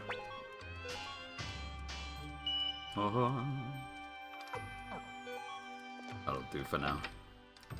Always keep some currency on hand, you never know. Let's head back to the town. Get this ornament appraised, and then we'll head to Suikoden.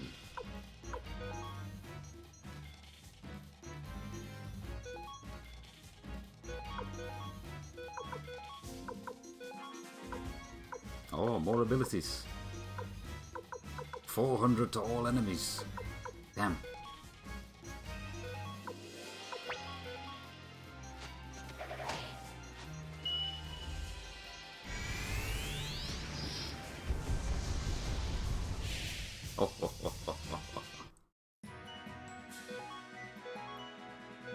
Another ornament. Nice, nice, nice. I like it. It's possible it's quite straightforward, and... Oh, hello. You are just getting things, appraising things, and then selling them for a higher value, rather than there being some kind of cool decoration system.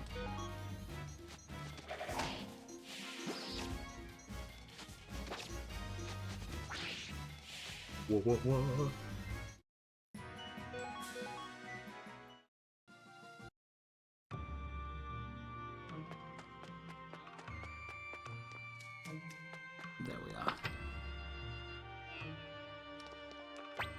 Du-du-du-du-du.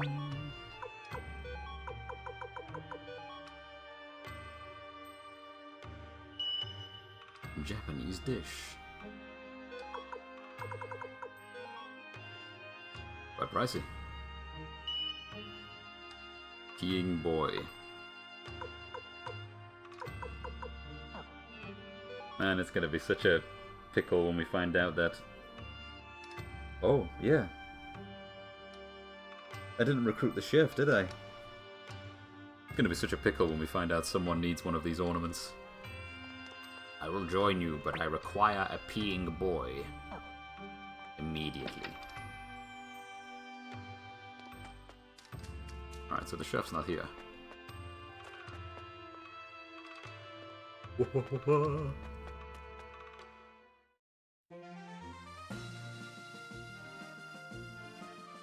I guess would be...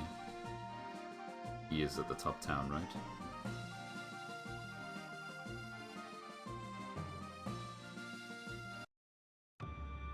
Seika.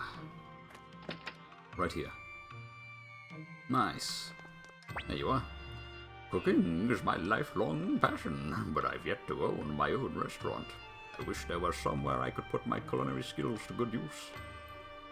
Oh no. We must build a kitchen. This is an inn. It'll be 100 notch per person. Oh, good point. Hello.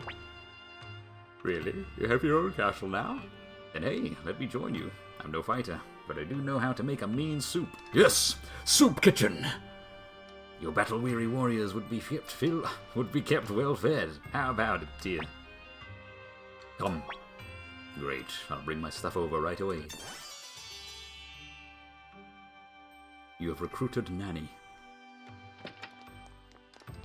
Everybody needs a dinner lady. What? You? Leader of the Liberation Army? You sure you aren't pulling my leg? The Imperials attacked the Liberation Army's hideout, but at least it seems Odessa's safe. As long as she's fine, we're fine. Okay, all good.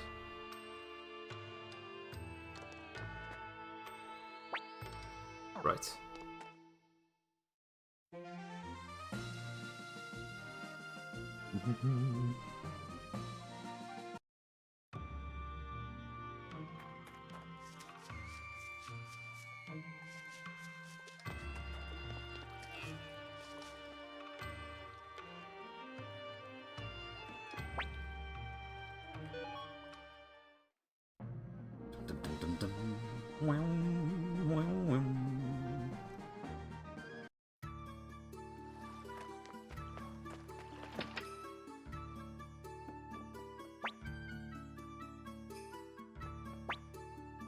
Looks like Taiho's Wanderlust is kicking in again. Alright, they're both together. If I was a Lepant, where would I be? Hello. Welcome, welcome. Take a look at this. Isn't it amazing? Yes, you've made a lift already. Use the lift.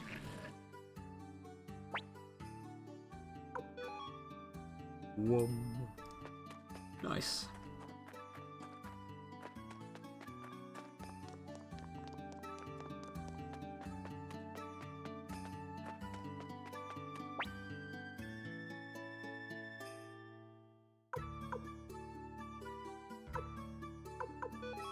There's Lepant at the top right.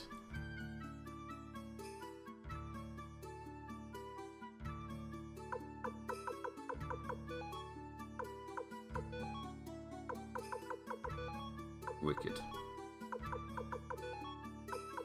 Damn, so anybody we don't use is gonna fall behind. Gonna be tough keeping everybody leveled up.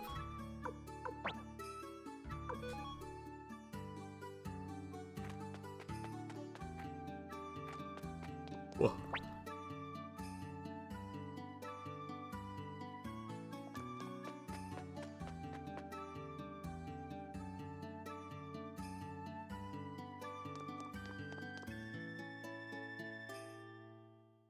Oh, nice.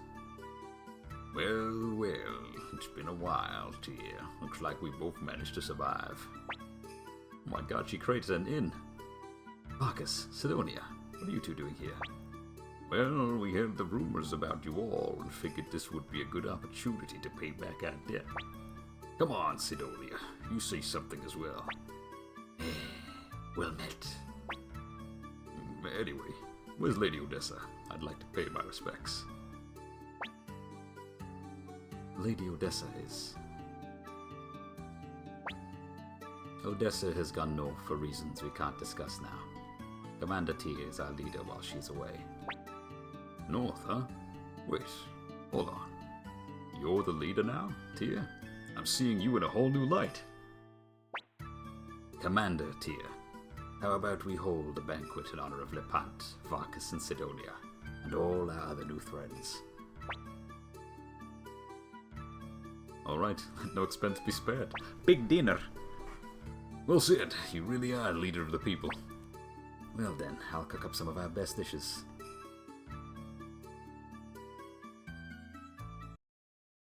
Oh, big soup pizza.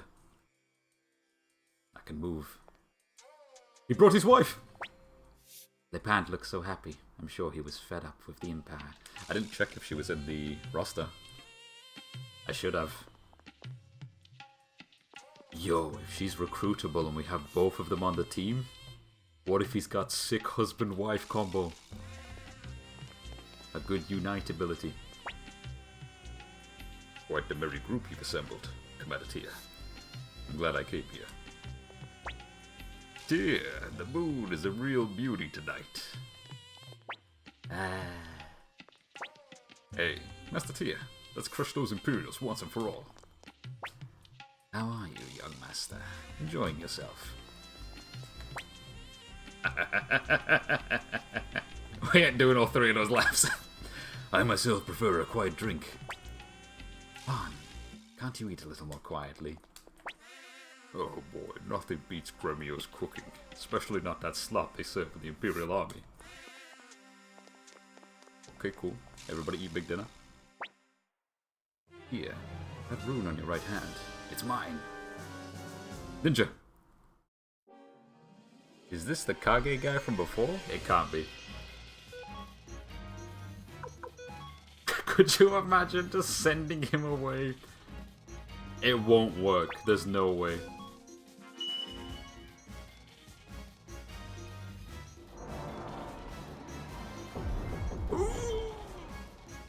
It missed.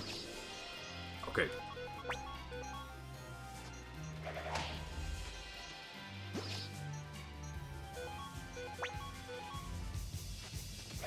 Crit. He's got an ability. I'm buggered.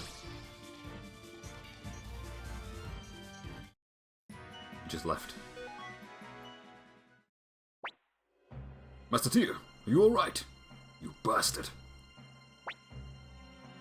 How dare you infiltrate the Liberation Army's headquarters? Liberation Army, my foot. You really think you can defeat the Empire? What a bunch of fools you are. What? Watch your back, Tia. Lady Windy will stop at nothing to take what she wants.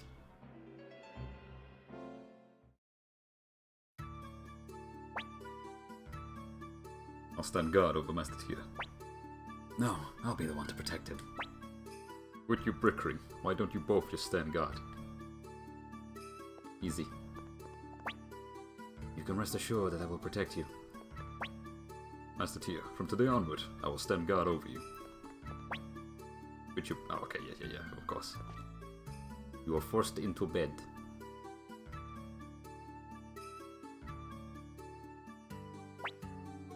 Good morning, young master. It's another beautiful day. Gremio will never leave the party, for he is your pawn. Master Tia, are you thinking about your father? I see. Generic dialogue. Tell you what. Let's go look at the fancy room. How much you wanna reckon that they're in there?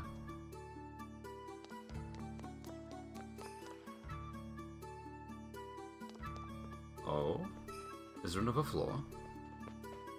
This is Giovanni, Commander Tia. Are you here to see Master Lepant? Yes, I am. Seeing his happy face reminds me of when we were young. Of course he's in the fancy room. Commander Tia, I'm glad I joined the Liberation Army. Together, we'll defeat the Empire. Wicked. Ginger in his little ginger castle.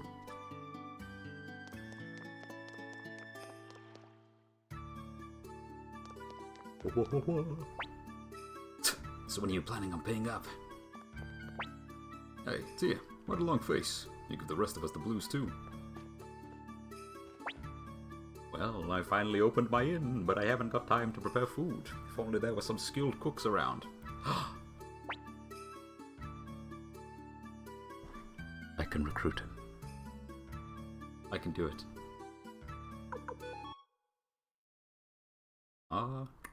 Yes. Let's go get the cook. But first, I miss those good old carefree days of being a bandit. He's so sneaky.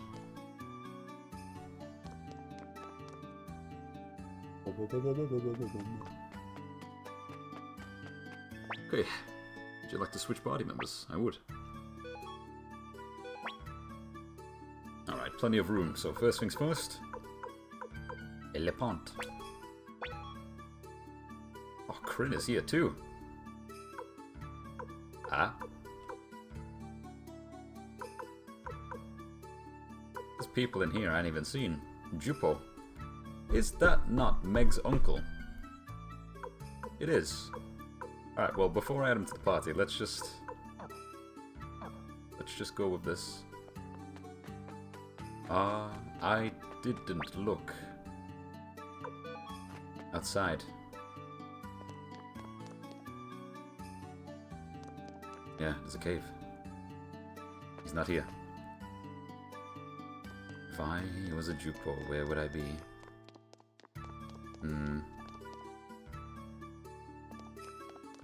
Was there an area to the right or the bottom floor? This is the lift guy. There's a basement. Oh. Oh, he was inside the house. It's you. Oh, now this is a surprise. What brings you here? Scientist man. Hey, how are you holding up? I'm holding up just fine. Playable tea demon.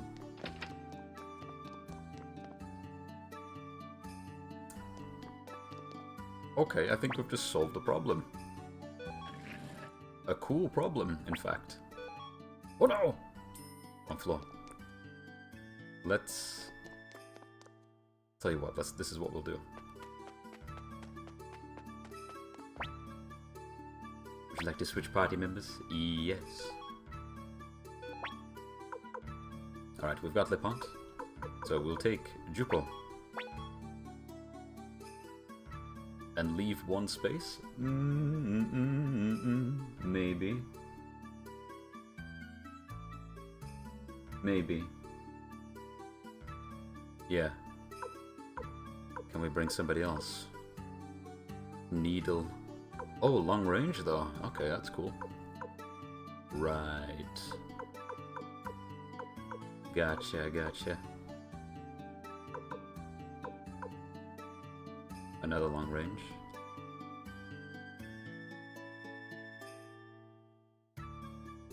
Sure, let's bring his wife. And we'll rock with this.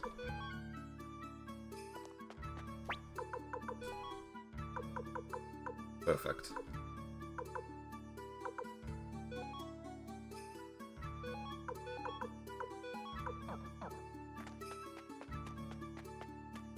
Yeah, alright. We'll do this. Go to the bottom floor, please. Ground floor. Ah! Random elf. Ugh. He's soaked to the bone. Did he swim all the way here? Hurry, let's get him inside. Could you imagine?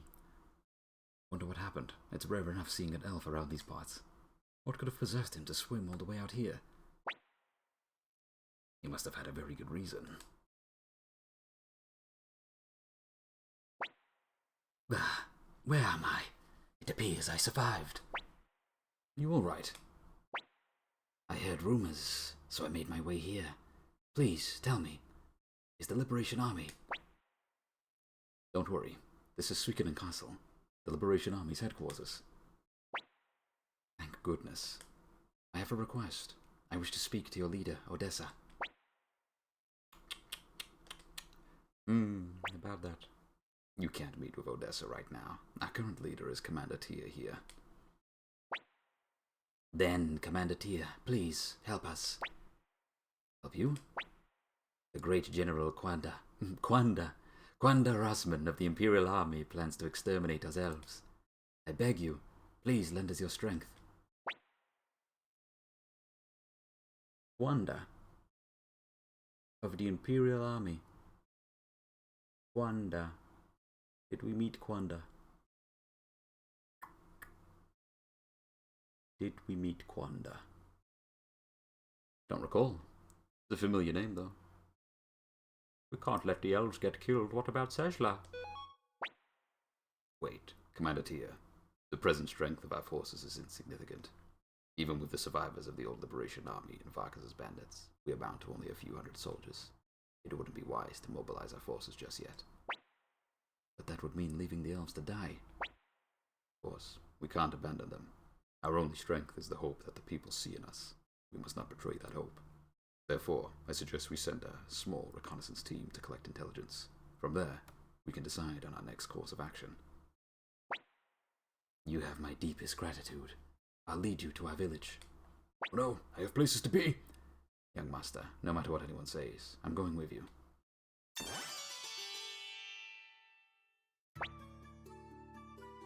Full party.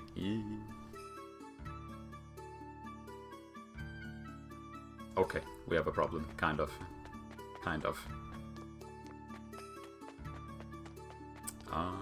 Maybe not, though. Would you like to switch party members? Yes.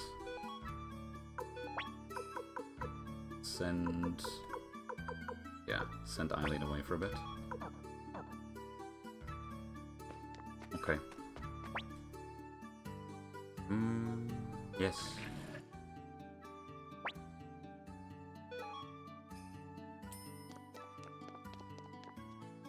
Hopefully we still have the freedom to move. Our village lies beyond the Great Fortress. I think I know what it is. Let's first head for the Great Fortress Village. Great Forest Village. It's located southeast of Kuan.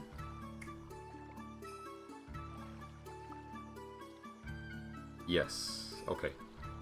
We should find it along the eastern edge of the forest. Okay, yeah. So we don't have to sail to anywhere new. It's the same as before. We make our way over here, and we go on foot. However, we have an objective to attend to. 2 objectives, in fact. First. First. Meg. It's really you, Uncle Jupo. I've been looking all over you. Meg, what are you doing here? I was hoping you'd teach me your tricks, Uncle. Wow, so you're a member of the Liberation Army, huh? Then I'm joining the Liberation Army too. No, you mustn't. I'm not listening. Hey, Mr. Tyr, can I join the Liberation Army too? Recruit. Yeah. Now Uncle Jupo can teach me his tricks. I never agreed to teach you. Lucky me.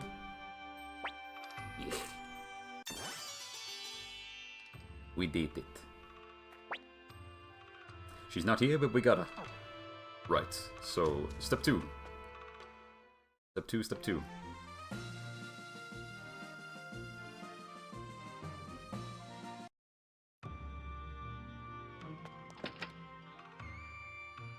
Jeff.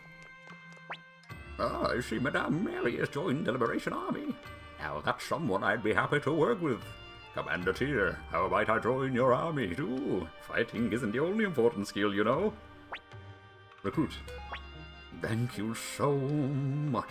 I'll cook up exquisite meals that make your mouth water. Bada bim. Now, something else that must be done.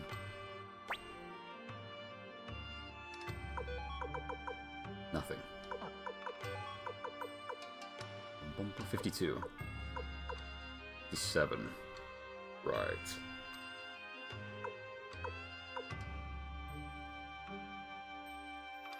Jippo's no mage, but he can attack from the backline.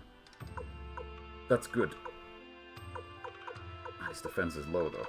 And his attack. Level 10, mind you. Okay, let's head back.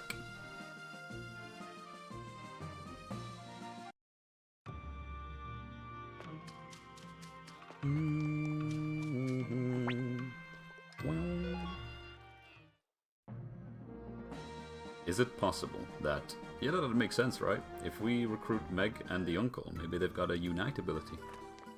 Maybe. Anyone in here? Just these two? I guess we haven't had both of them in the party at once. That's a good point. Ah... yes. Second floor.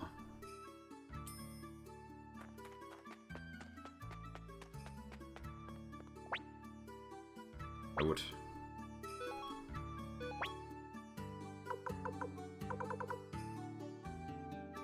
Assassin's Dagger. Oh my god, 90, look!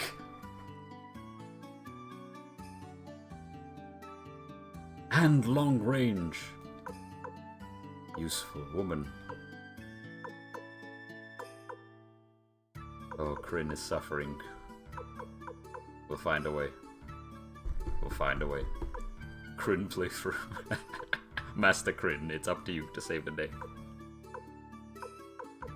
Yes, we'll discover some fun secrets. Well, first things first, let's get Meg. And because of what we're currently doing, we have 3 spaces taken up that we can't get rid of. So, we will rock with this party. Yes. I think we will. Unless you want to take out Lepant, but that would be pointless, because we were going to take Lepant with his wife, right? So what you could do is, if you want to, you could take out Lepant and take somebody else. Just anybody else for where you're about to go.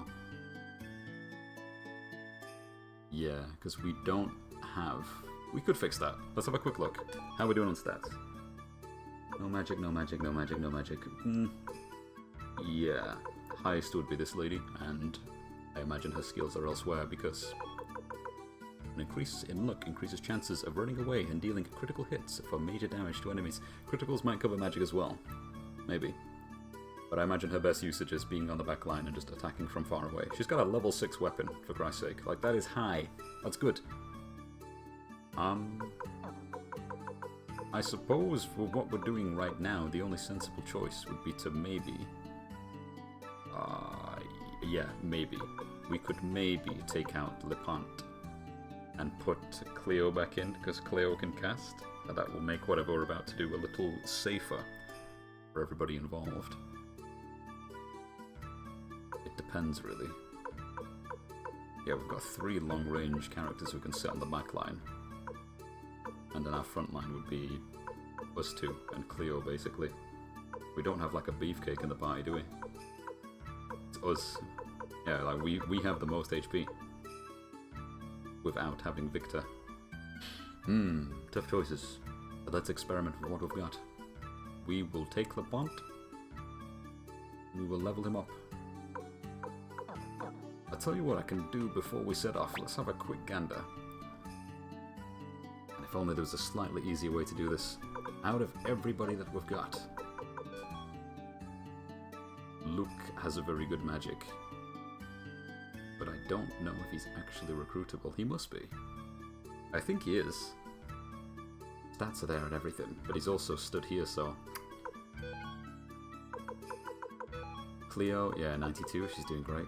37, 45, 52. Elf, by the way.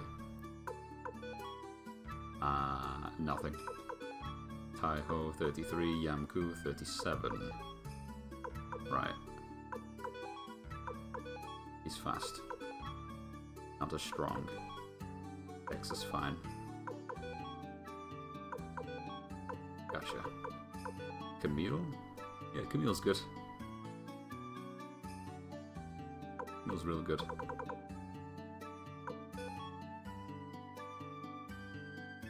Maybe that would be a good idea then. Possibly. Yeah, there's so many combinations we could take. Let's...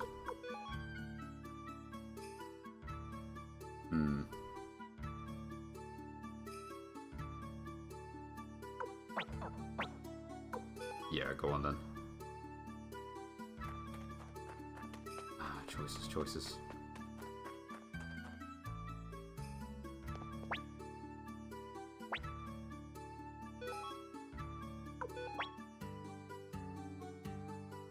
If we take out...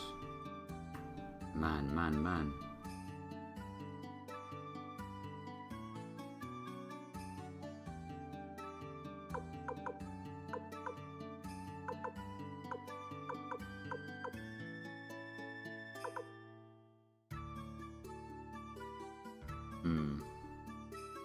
Yeah, go on then.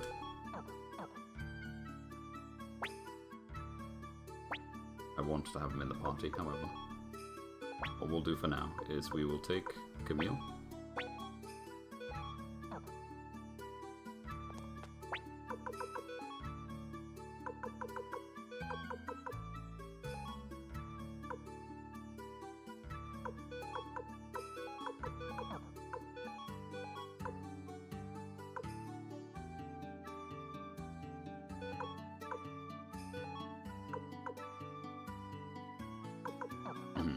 Something like that.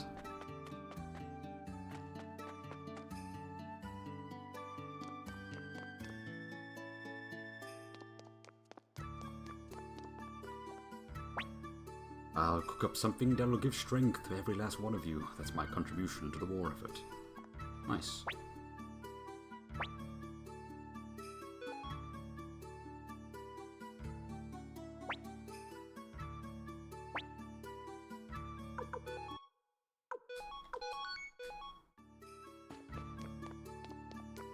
Alright, let's boogie. Make our way southeast of Kuan. Cowan.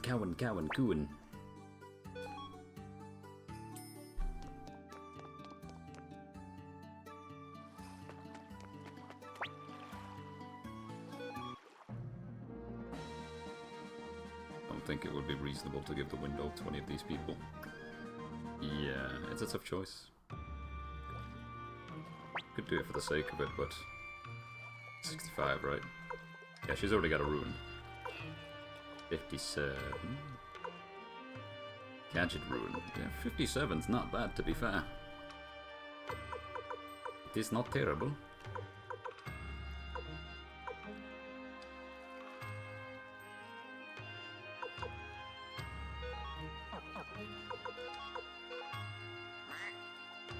Okay.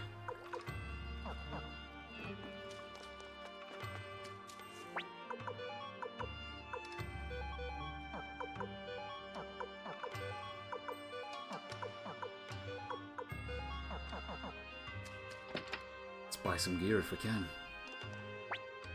Oi. Pointy head.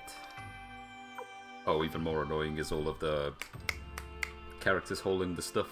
It's stuck in their inventory, just hiding. Gotta buy stuff individually and be smart.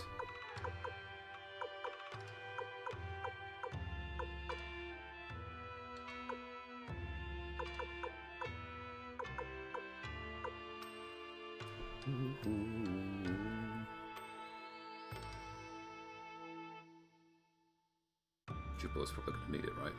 Yeah, because he's quite squishy. Ah. Sure.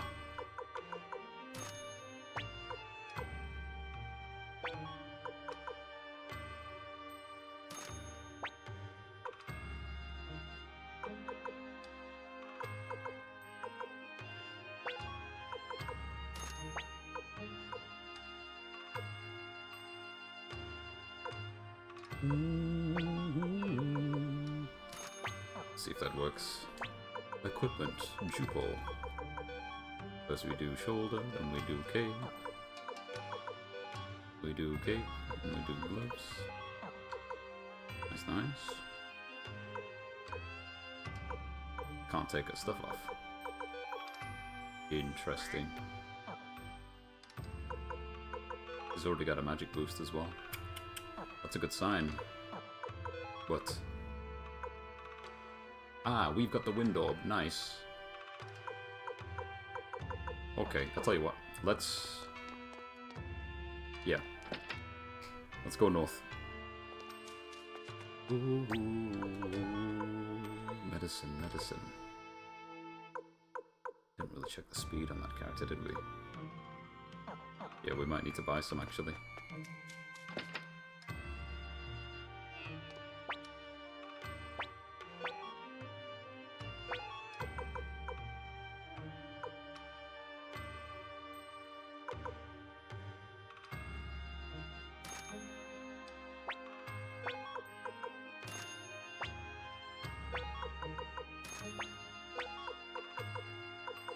I'll do.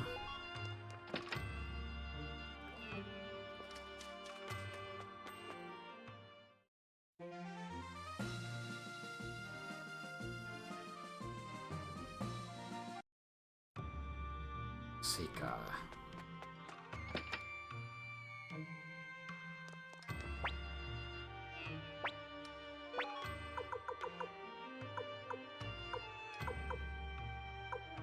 This one. Give it a meg. And if we check now, use wind magic. Wind of sleep. Sleep to all enemies. 400 damage to one enemy. Yeah, seems about right. Thief-esque ninja-looking lady. Meg of the wind. She is green. JRPG rule dictates that the wind element is green.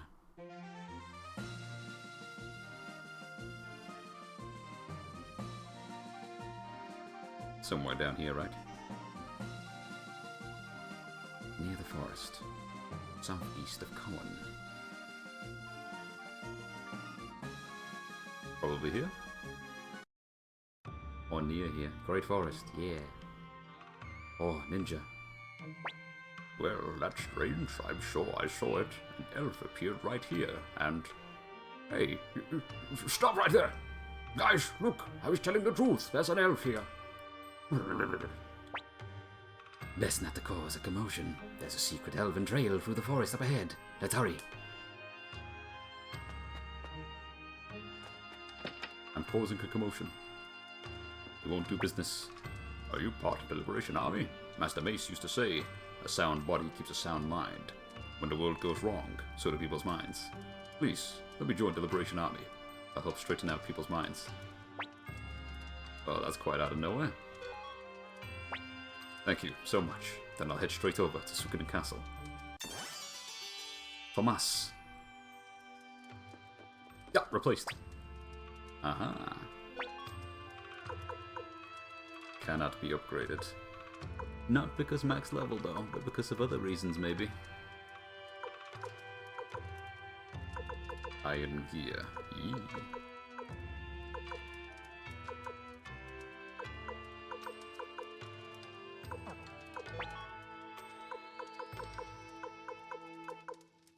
Water ruin. Probably not a good idea. Probably not a good idea. Maybe.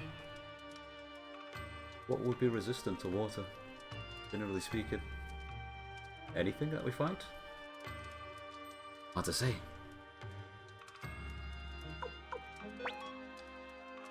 We'll just attach it for now. See how it goes.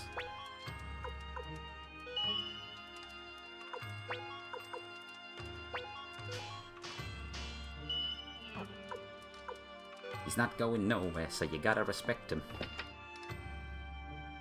It's like Adre.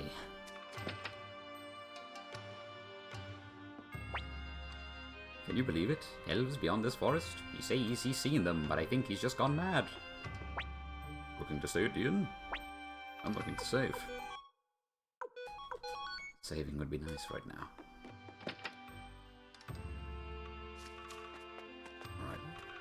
Probably don't need to buy anything from here, though we could see if they have anything different. They've got a second floor. Mega medicine. You know, at this point in time... Ooh. A free... Well, kind of. A counter rope we can get. Meg. Maybe Jupo.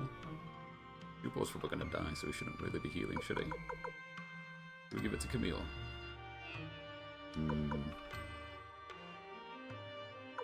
Choices.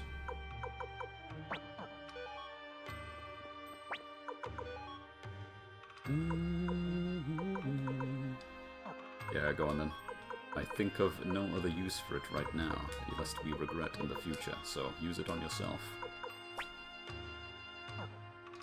And then we will buy Mega or Grenio. Upstairs. Please don't go there! My bedroom, please!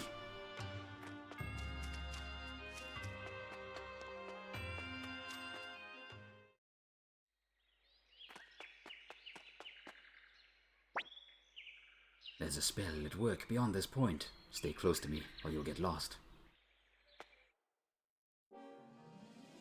Nice.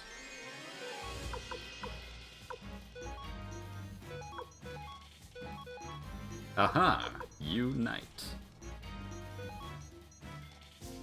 Damage to all enemies. Perfect.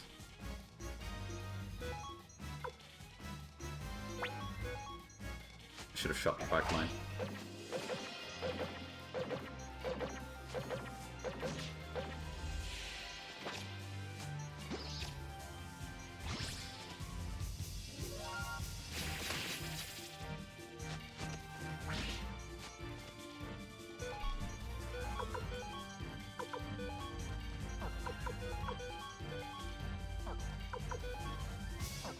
He's got 3 casts now, that's good.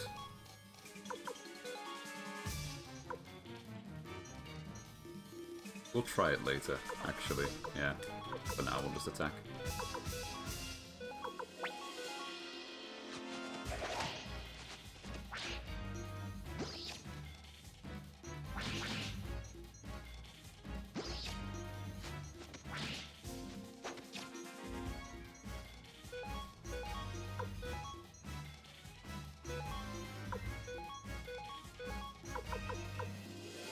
I don't think this costs anything. It really is just a go for it button.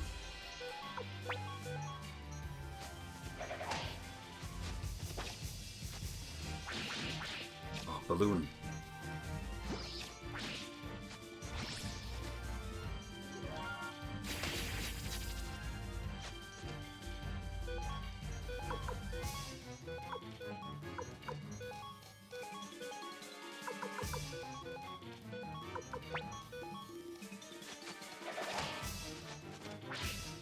Nice.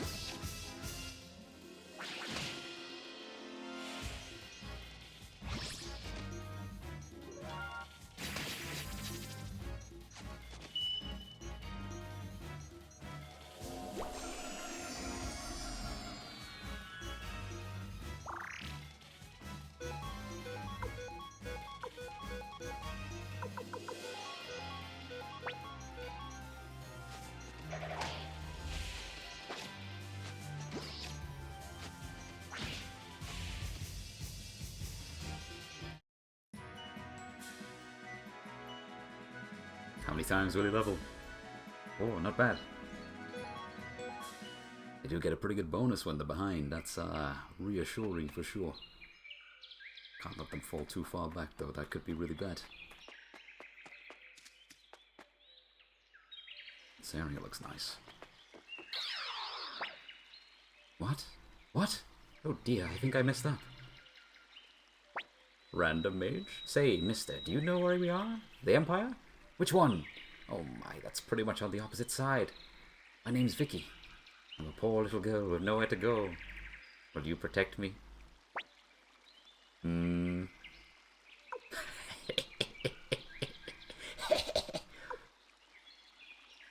Seems kind of dangerous.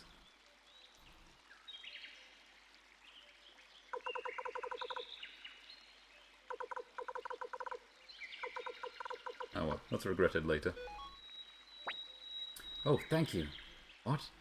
The Liberation Army? No way, you have a castle? That's amazing. Where is it? Oh, that's not too far. Let's go then. Off you go. Kobold.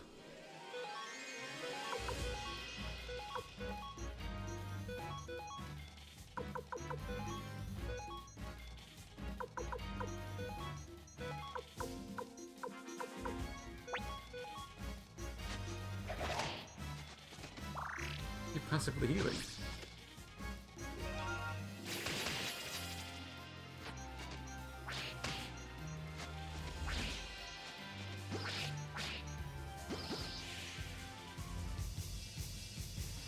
Feels like it.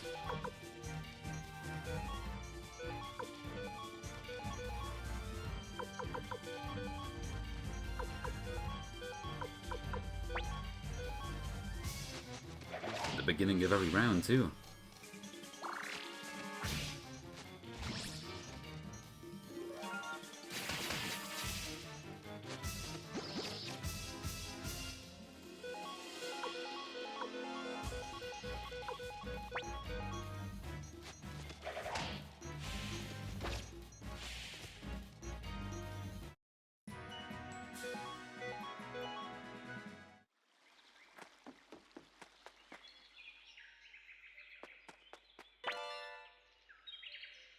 Cool. A weapon.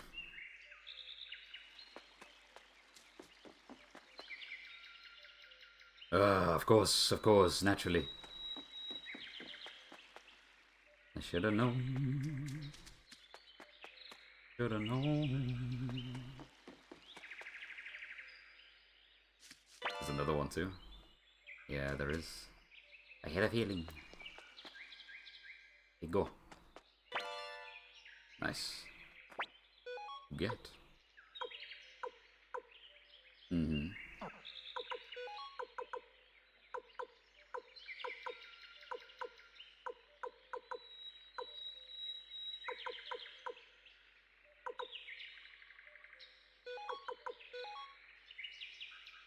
Big increase, 71.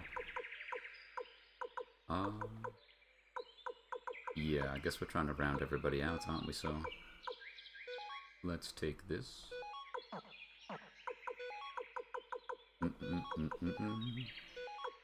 Idicus.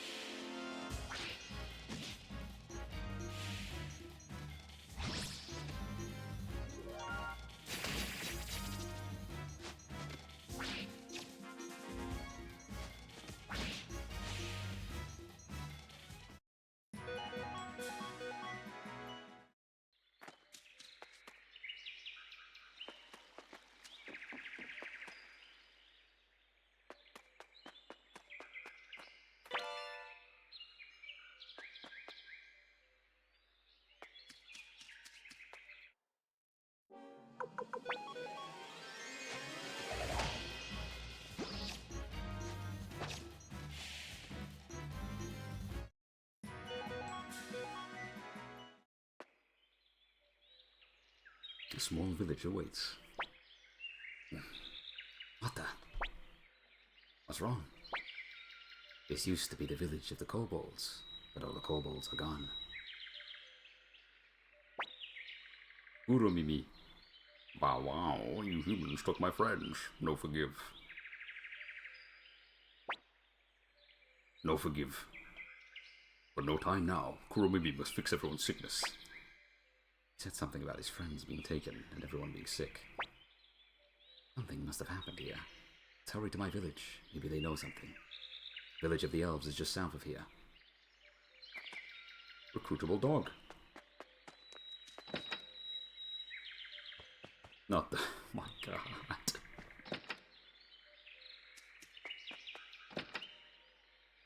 Yeah, they're all gone. And the inn? Yeah. Alright, I see. South, right? Oh, mage dog.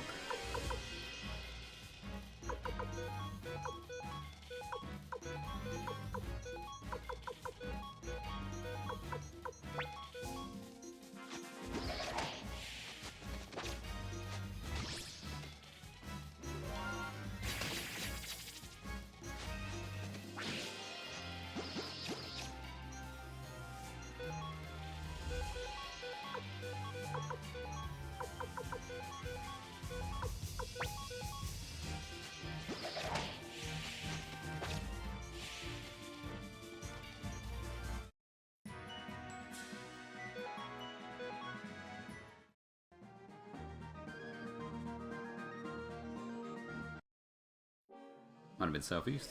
Strong arm.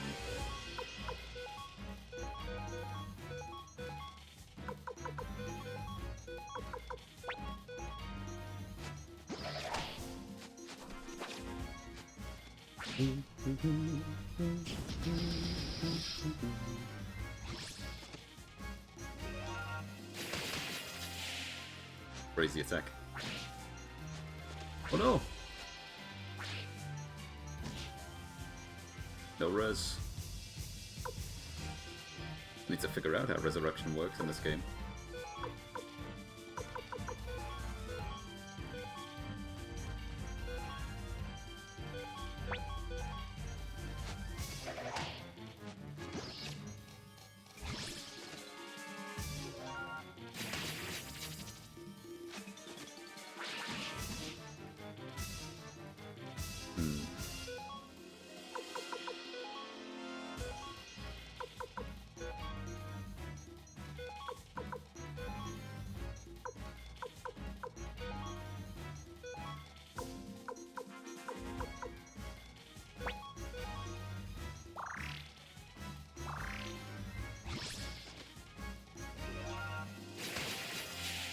Nice.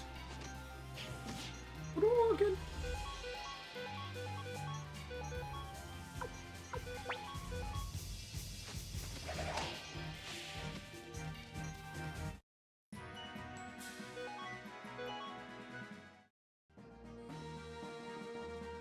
I guess it's this tree. Oh dear, let me go.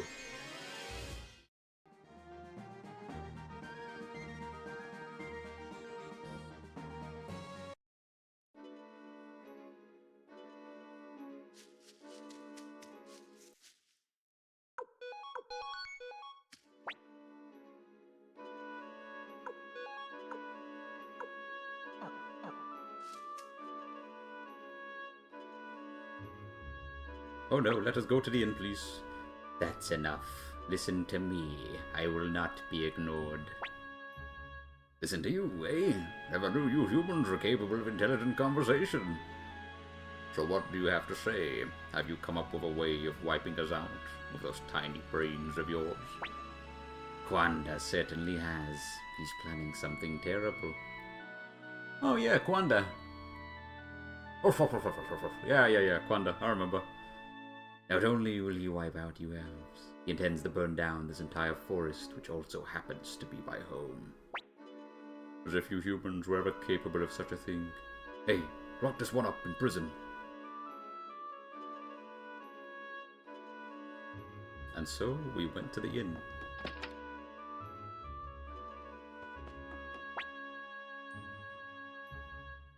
$200 per person. Robbery. A true elven nation.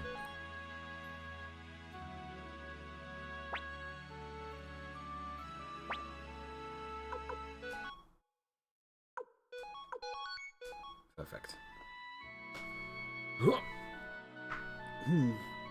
I am in a bit of a mood for a good old pot of tea, so I wonder. We should take a small break now. Make tea, eat wrap, come back. Could be a good idea. Yeah, may as well. Alright, let's see. First, let's go in here. Oh, my wounds, they did this to me. Small boy, discreet. Okay, I'm gonna go away for maybe, I'll say like 10 minutes, 12 minutes. So I'll stick the AFK screen on, a little bit of music. Feel free to take a breather, grab something to eat, or hop elsewhere. Your choice. Catch you in a moment.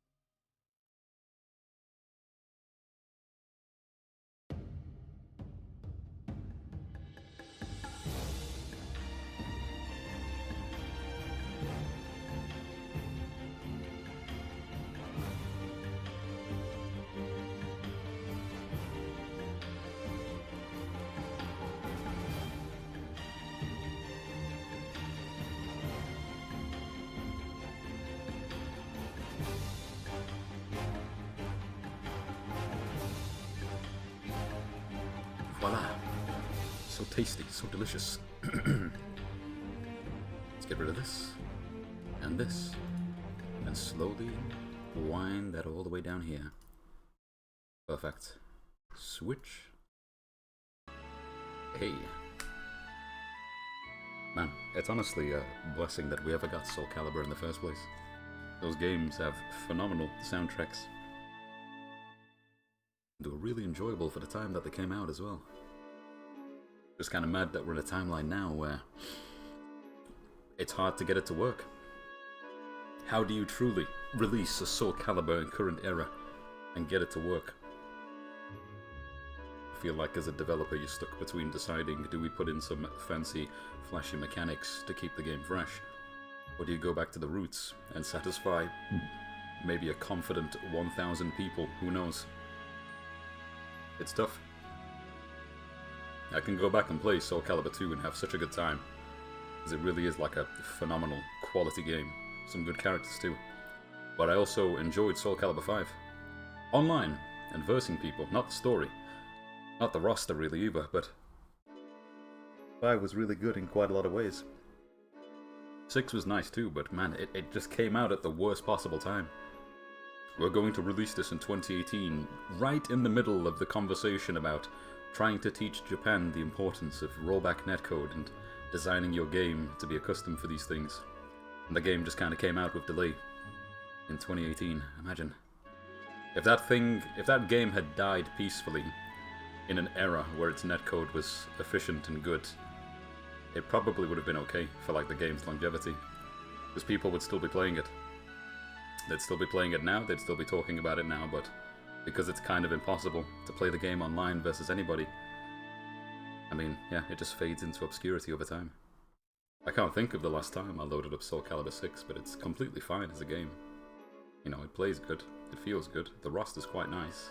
They kind of gave you everything that you asked for as well. Like, that was the nicest thing about it coming back. They gave you a good roster of returning characters, for the most part, right? Put in some OGs that were missing for a bit. They put in so-called fan favorites like Talim and Zasalamel. But in the end, I don't really know where to stand on it. It's just too bloated, innit? There's like 5 different major mechanics all competing with each other at once. And the first season had that problem of, we need to utilize something like Reversal Edge because we think that's a big part of the game, but then also, you know what I mean? I don't know how to feel about it. I didn't mind Reversal Edge, but they made it much tidier in Season 2, but by the time they'd got to Season 2 to make these drastic changes that were improving the game, you could say 90% of the player base had already fallen off, which is such a massive problem with some of these games. Leaving it like a year before they want to figure stuff out. I don't think you should be updating stuff every 5 seconds, but man, it's tough. I'm not too sure, Modi. It's hard to say. At least in Tekken's regards, I won't sit here and say, like, oh, most of the player base is gone, because I don't think that's true. I think conversations like that happen, but it's not actually true. People are playing the game. And it's not difficult to find people online either. Maybe the only exception is, what? If you're playing a GOD and you only live in Ranked? Bloated wise with the mechanics, I don't think it's close. Come on. Did you play Soul Calibur 6? We're talking about Reversal Edge. On top of, they had a... Man, what was the name of that mechanic? They had a very specific new version of like counter hits that were tied to very specific attacks, and they did certain things. And I can think of like vaguely 3 other mechanics that were in the game that kind of got slept on because of all the other stuff. So they've got Meter, that's come back from 5. That got utilized in a different way. You've got a mixture between, you can either do a super, or you can go into a X-Factor-like state, right? And I think every single character got access to like special EX variations of moves, which, you know, you could argue it's kind of similar to Heat, but some characters were crazy, some weren't. There's also just the way that meter gain worked in general in that game being an absolute mess, where characters like Ivy in the first season were literal diseases to play as and play against, because everything that she did just built her meter, and you had to play around like a full screen super at all given times, just because of the way the game was designed. But then if you played someone like, say, Talim or Maxi, you had a much harder time doing certain things. It was just all over the place, I felt. They're not patient in regards to DLCs introducing new gimmicks. I suppose it's hard to say. We'll have to figure out what the gimmick is tied to Anna and what it's going to do. And I suppose it'll be interesting to see as well if every other character in the second season is utilizing some kind of familiar mechanic to what Anna is using. That's only going to be exclusive to those 4 characters. Like people groaning when Zafina is getting an install or Anna has the debuff gimmick. Zafina install. I saw that she had an icon for the orb. But we haven't been shown what it is, right? I still don't even know if it meant anything.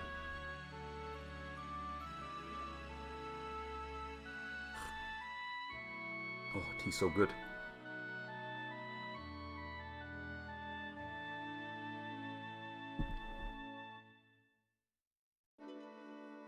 Yeah, I'm not too sure how to feel about Season 2 of Tekken. It's definitely not something that I'm pessimistic about. I'm just waiting for it to come out so I can actually look at things. So, it's so pointless just kind of sitting here speculating and then dooming and glooming because everybody else is saying the same things, you know?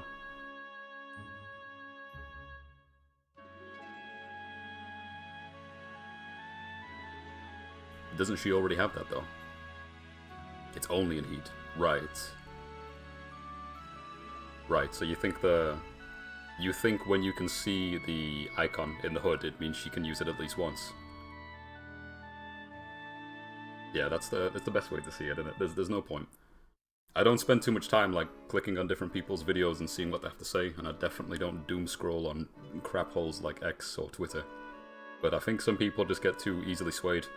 Like, they'll have an opinion, or they'll have a semi-opinion, or they'll have no opinion, and then someone will say something, and they're like, whoa, this person can articulate themselves in ways that my brain can't do by itself. Now my opinion is your opinion. And then they'll go somewhere else, regurgitate the thing that the other person has said, and it just spreads like that. Like, half the time when people try to talk about new season or new thing, they're not even saying anything that they think themselves. It's just what somebody else said, and it's become their idea. It's hard to have, like, a comfortable conversation about the game without just listening to somebody else's thoughts come through, I don't know, their favourite influencer.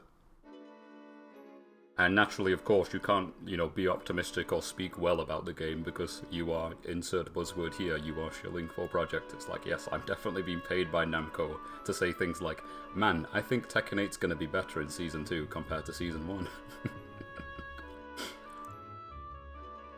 Yeah, that's the best way to do it, Just speak to, decent people that you know.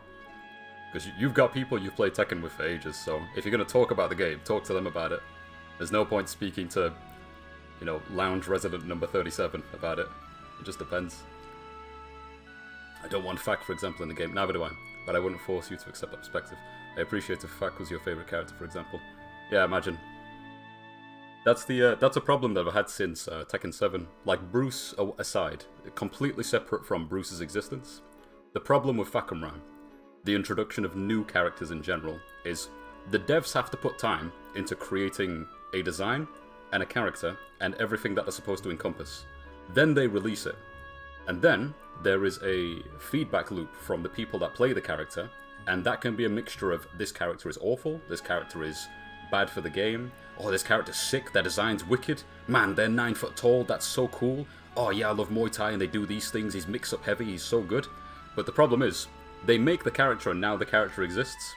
So whether the character works or not, the problem is that they're always there, and there's always going to be someone that wants them. So like a lesser extent would be something crazy, like go back to Tag 2. There's going to be people out there that really, really like Slim Bob, or they really like Michelle because she came back, and that's kind of fair, right? But there might be someone who's like, man, Prototype Jack's design's so sick, he needs to be his own character. And now that you've shown that the character exists, there's always going to be someone out there that's like, please put them in the game, and you'll never be able to make them happy, because you've introduced a thing to them, and then you've taken it away.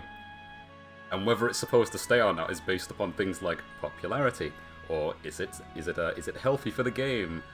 Does it sell, etc., etc. Maybe the biggest example is JC, right? Yeah, Angel. Angel is actually a good one. You're right. Angel is a good one, but so is JC. JC's probably the biggest egregious offender because JC's not a real character, right?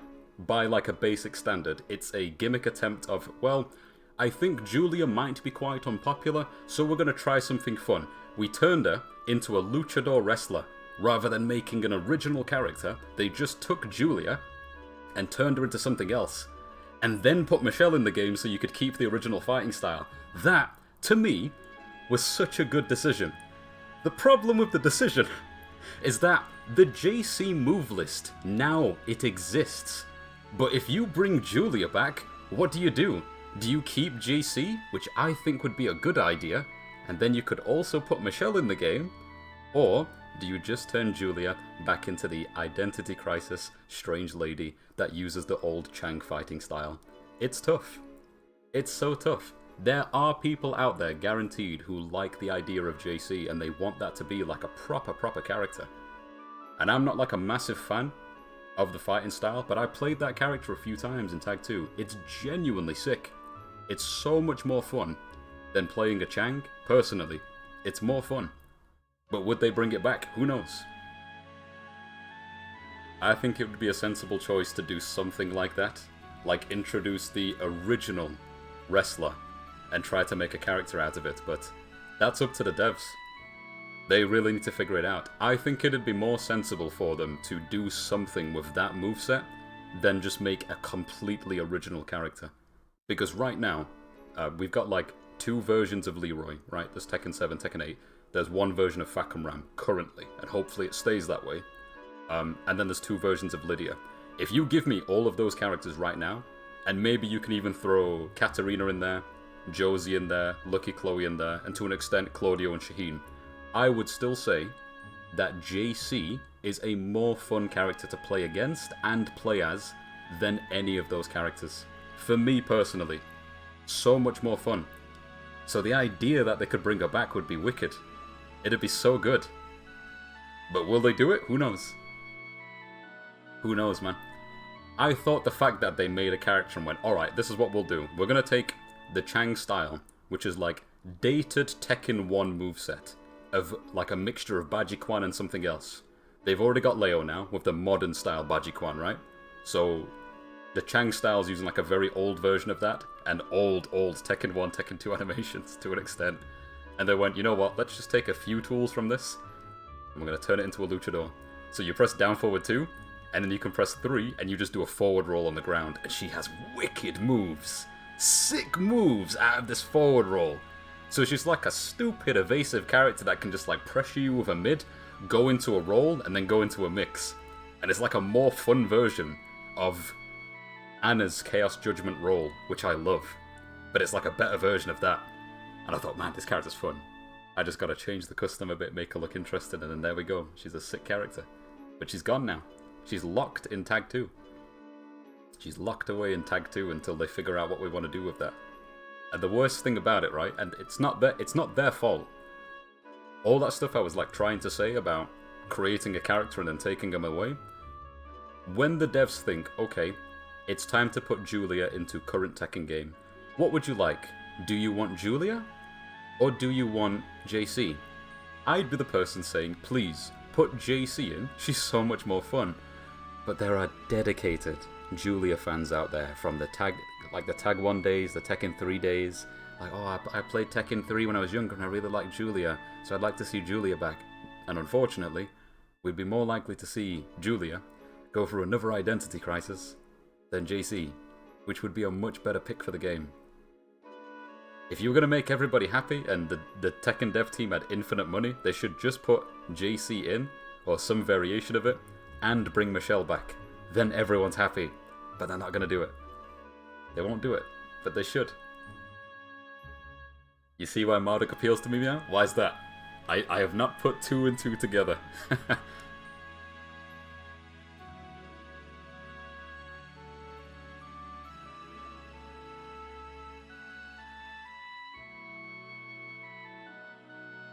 Man, this is the perfect conversation for a nice tea break.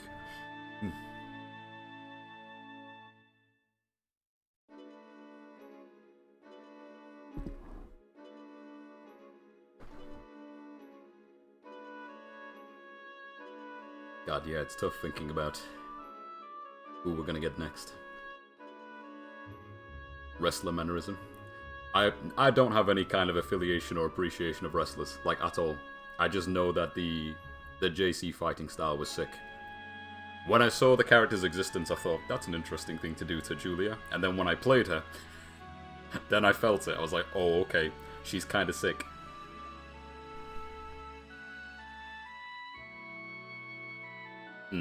I think King's fine. I can never, like, bring myself to go out my way and play him, though. But I know how to play him. King is in, like, a special box alongside people like Anna and Nina and Bruce, where, because of games like Tag 1 and Tekken 2, I just know how to break chain throws. So I'm familiar enough with these characters in an old-school way to be able to play them, or play against them.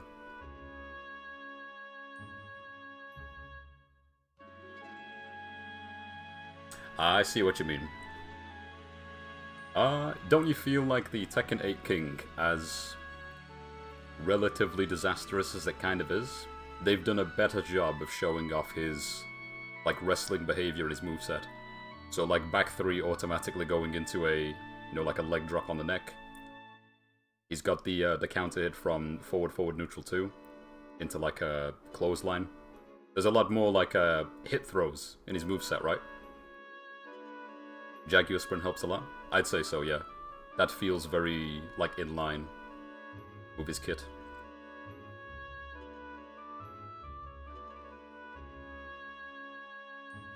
And that's a good point. I hope in Season 2, his Heat Smash doesn't hit grounded. That's kind of annoying. That's a very annoying gimmick that he's got. Because you just can't, like, you can't play around him. When he's in heat sometimes, it's very tough. You're just going to take some free damage.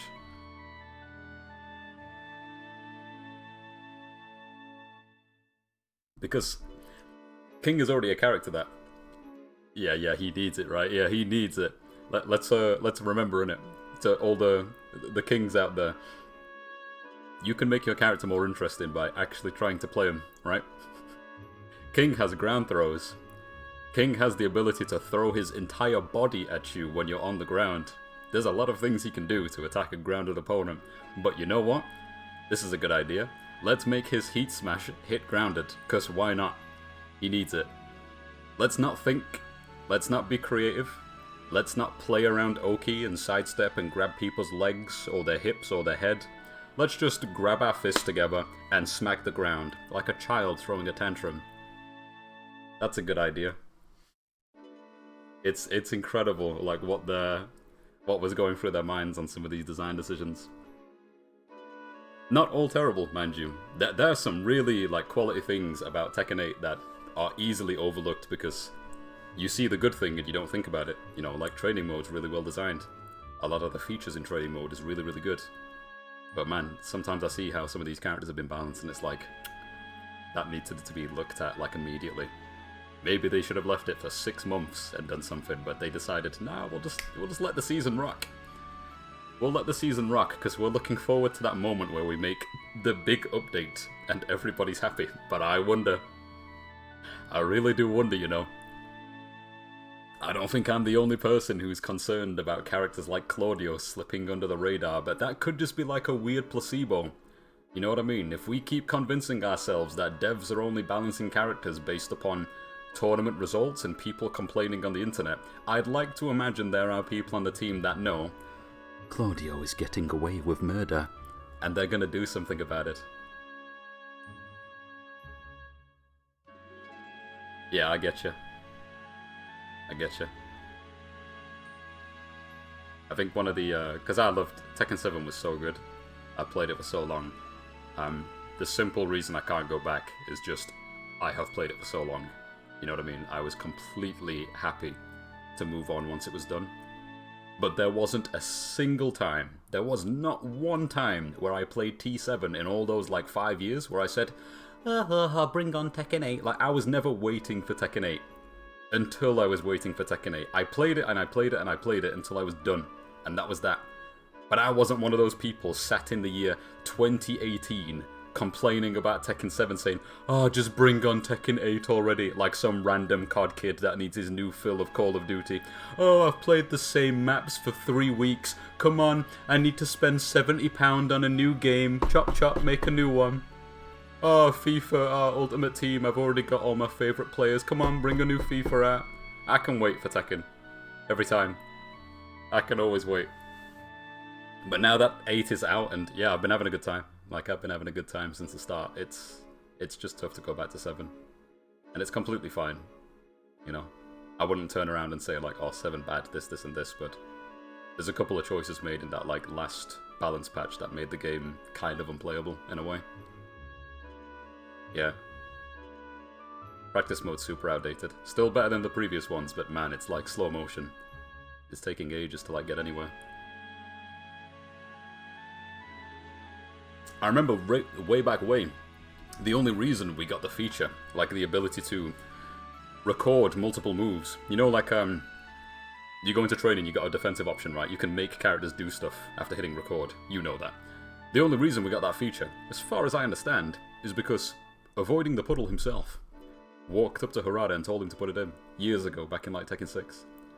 When Harada and Murray used to turn up to, like, Tekken 6 tournaments every once in a while, there was just a few occasions where some people got to speak to them, and he just walked up to them and told them, like, training mode is asked, do something about it. Add this, add this, add this. And then, like, Tekken 6 came out, or Tekken Tag came out, and they just added a few more things to make it tidier. They do listen, it just takes time.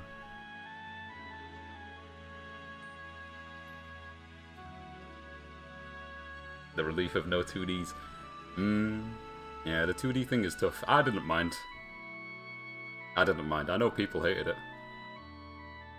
My biggest gripe when I think about 2D gameplay in Tekken 7 is more to do with Eliza. I would like to see that character come back and not be a 2D character. I want them to look at Tekken Revolution, take some stuff. I want them to think about the fact that she's a narcoleptic vampire and incorporate some fun sleep stances into her gameplay. She's not going to play like Lei Wulong, but I want you to think about Lei Wulong. And think about some other characters that have, like, attack into stance, and do some stuff from there. She would be much more fun as a Tekken character than a 2D character. And if the dive kicks are so important, just do something simple like they've done with Jin, right? Give her a stance, and the stance could literally be her jumping into the air like a 2D character, and then when she's in that stance, she can do dive kicks. Even instant ones. But don't make it so, like, if she presses up forward or up back, she jumps like Akuma. You know what I mean? Don't give her, like, these 10-frame crouch jabs into cancels, into super, and whatnot. Just make her attacking character. That'd be nice. Yeah, I thought she was nice in Revolution. I loaded up Rev at the beginning of 2017 with the intent to play Eliza, because the game was going to close, and I didn't think they were going to put her in Tekken 7. So I played and played and played and played and grinded. And it turns out they knew people were going to do that, so after, like, playing for 2 weeks, it just gave me about 180,000 blood points. And Eliza was unlocked like that within the last 2 weeks of Tekken Revolution's lifespan. So I got to play her. But I only played her for a bit in training mode, because I was just playing ranked as Miguel on the right side to learn Tekken. Just an excuse to, like, get comfortable with what online's going to be like in the future. That was a good idea. I wholeheartedly thank Tekken Revolution for my ability to never get mad at playing Tekken.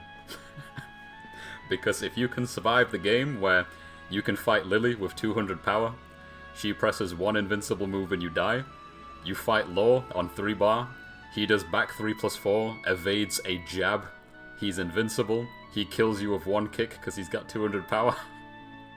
You will never get mad playing Tekken 7 or Tekken 8 ever again. Never. Because you have already played against peak bullshit. There is nothing more bullshit than stats in Tekken. Nothing comes close. Oh my god, what were they thinking? It's okay, this game is free. You're right. And you can play longer if you're good. And, you know, that was a good, like, incentive, you know. The better I got at the game, the longer my sessions became. So I just played and I played and I played. God, 200 power. 100 vigor, 200 vigor. There was that other stat that gave you crit chances. Crit chance and 200 power. Get hit by one attack and your entire life bar's gone. Absolutely crazy, man. Crazy ass game.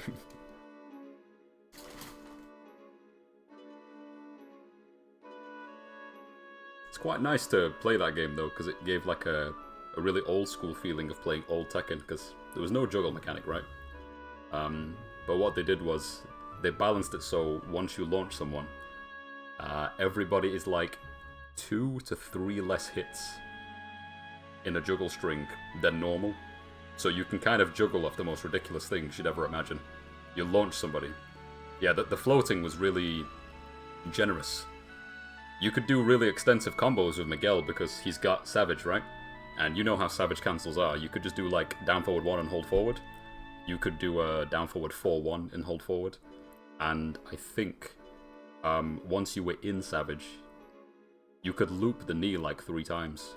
Like Savage 3 into forward and then start doing a bunch of shenanigans. So his combos were pretty extensive with good Oki.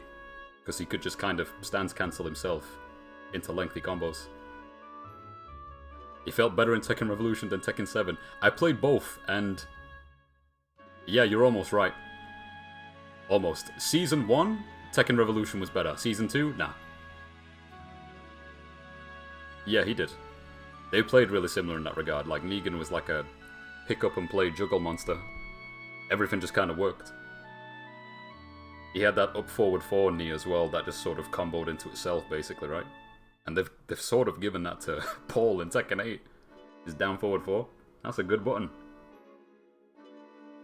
That's a really good button.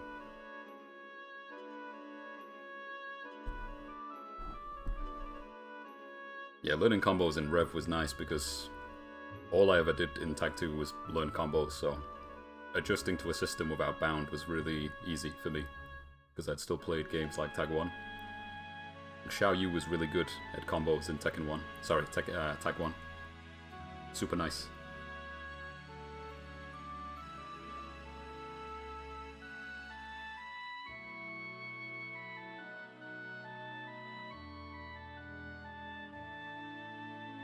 Yeah, playing Rev was interesting. Super specific sort of gameplay. Special art in Tekken 8.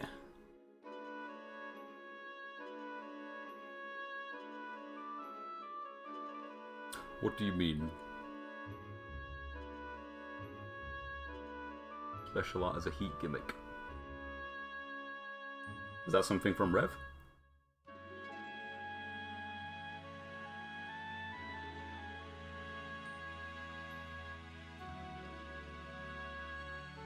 Oh, that's what they were called. So ridiculous, man. It's like OG Japanese, isn't it? Special art. Yeah, I remember seeing Power Crushers for the first time and thinking, this is a pretty good way to not put invincible moves in a game, but kind of keep a mechanic from Revolution. And now it's like, it's a bit different. I think Power Crushers definitely need to be looked at in Tekken 8, like a good amount. I don't think anybody should have a... Yeah, I mean, they're already getting rid of them, I'm sure. Nobody should have like a high power crush that's also a heat engager. Every time you design a move in Tekken, you've got to sort of bear in mind things like, does this attack have 5 different properties? And if the answer is yes, does it have a reliable weakness? Like an electric. An electric is allowed to have 5 different properties. But something like Asuka's forward 1+2? Maybe not. Asuzena's forward 1+2? No. Shaheen's back 3+4? No. Absolutely not. Feng forward 1+2? No. Yeah, they were, because I imagine you saw it the same way I did. You realized the mechanic existed, you almost never used it, because there was no reason to. Right? But it's there for newer players.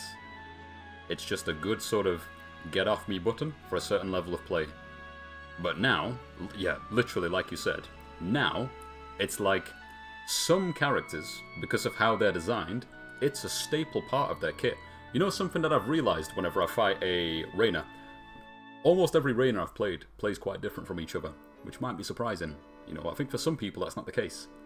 But I have fought against Reinas who... There's so many things about their gameplay that's not super fantastic, but they know how to use a Power Crush. And then I realized her Power Crush is actually kind of nice for a mid. It's super fast, the range is good, the hit property when it lands is really nice. It just has like a very awkward knockback slash knockdown. It stumbles you onto your arse and then you stand back up, right? So it almost forces a situation on hit. It's like the perfect amount of frames to... You land the Power Crush, and then you're free to do forward too, if you want to, as a pressure tool, or to catch someone. Alyssa's is really strong, and it's a mid. That's the most annoying part about it. Sometimes I don't know how I would feel if that thing kind of functioned the same way, but it was a high. Because if it was a high, she'd still be a very annoying character, but at least you could kind of play around the fact that she wants to use this. You duck, you punish. But it's a mid. It's a mid and she can use it in stance as well, which is super annoying. It's like a... Yeah, I don't like throwing the word around too much, but it's borderline degenerate. You can't really flesh out how cool or interesting this character might be, because the entire game plan, the way that she's designed, encourages people to play in a very bad way. Which will take them far as like colourful badge is concerned. If you want to rank up, you can get to high ranks as this character very easily. I think anybody could probably get this character to Tekken King, if they have a basic fundamental understanding of Tekken. But generally speaking, it's like, yeah, I think less experienced players will plateau very quickly on this character.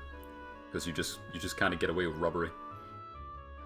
Go into stands, plus frames, plus frames, plus frames, plus frames, big damage, big chip. Get lucky on like one launcher or one low, bit of OK. Done. Round's over. Move on to the next opponent, badge go up.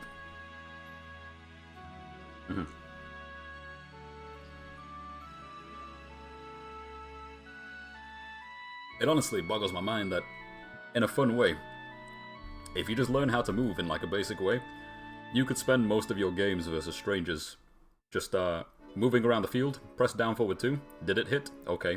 Down forward 1-1, up forward 1-1-1, up forward 1-1-1, and so long as there's not a wall there, you've done 71 damage. Good job. Just do that, beat the opponent, move on. One and done, next opponent, badge go up. What a healthy system. Yeah, it's mad. It's mad thinking at the character being designed that way, but it's even more mad thinking about playing against you when you picked her the one time, and you're showcasing just how ridiculous this character can be. And it's like, yeah, I can sit here thinking about how this character is designed in such a poor way that she is carrying people that are quite inexperienced, and I think that's kind of unhealthy. But then you can play her somewhat seriously and use good tools, and it just becomes completely insufferable to play against. Imagine like trying to play around down forward 4 when the character has everything else. Once upon a time, a character would be designed like that, and it's like, okay, here is a sheet of balance choices. What kind of tools does this character have? And somewhere on the strong tools list, it says she has a down forward 4. It's an I-12 mid, okay? It's this plus on block, and it's safe when it's blocked, okay? This is what it does basically. So it's this much advantage when it hits you, and it's safe on block. And it also has this much pushback, and it basically, you can loop it into itself if your opponent tries to press anything afterwards if they get hit. You give a tool like that to a character, there's like 7 other things that they shouldn't have, but Alyssa has them. And that's what makes her kind of crazy. Yep. It's insane.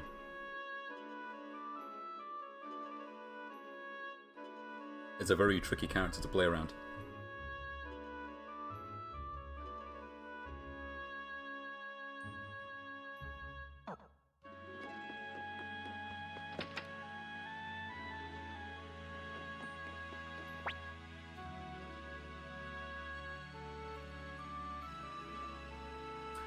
Up 2 on Elisa. Is that the rocket punch? She just like dashes forward and duffs you.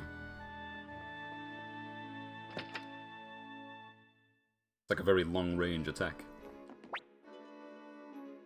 You think our beautiful armor would suit humans? Oh, nice. We can buy. Immediate high check. Yes. Yes. And it goes into stance. I remember. Yeah, I see why you compared it to Paul now. Defense plus 9. Don't mind if I do. But not yet. Too expensive.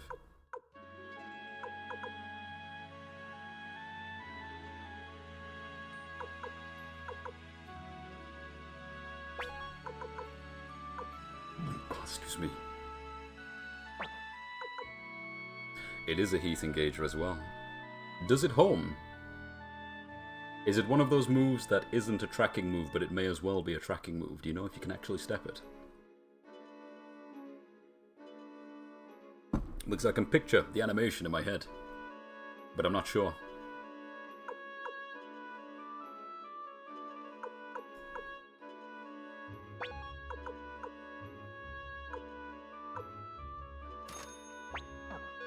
Yeah, good idea. Let me know what you find. I get the impression, right? It's iffy though sometimes, because sometimes we have like attacks that have legitimately visual tracking looking moves and then you can just step right through them.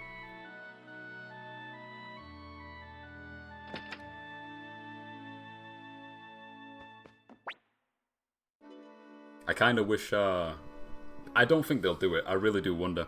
I would like Asuzena's forward 3 to be a move that cannot be stepped. I think that wouldn't be too unbalanced given that it's -4 on block. It is like a mix yourself or mix your opponent situation. But I would like if that move couldn't be stepped, but it can.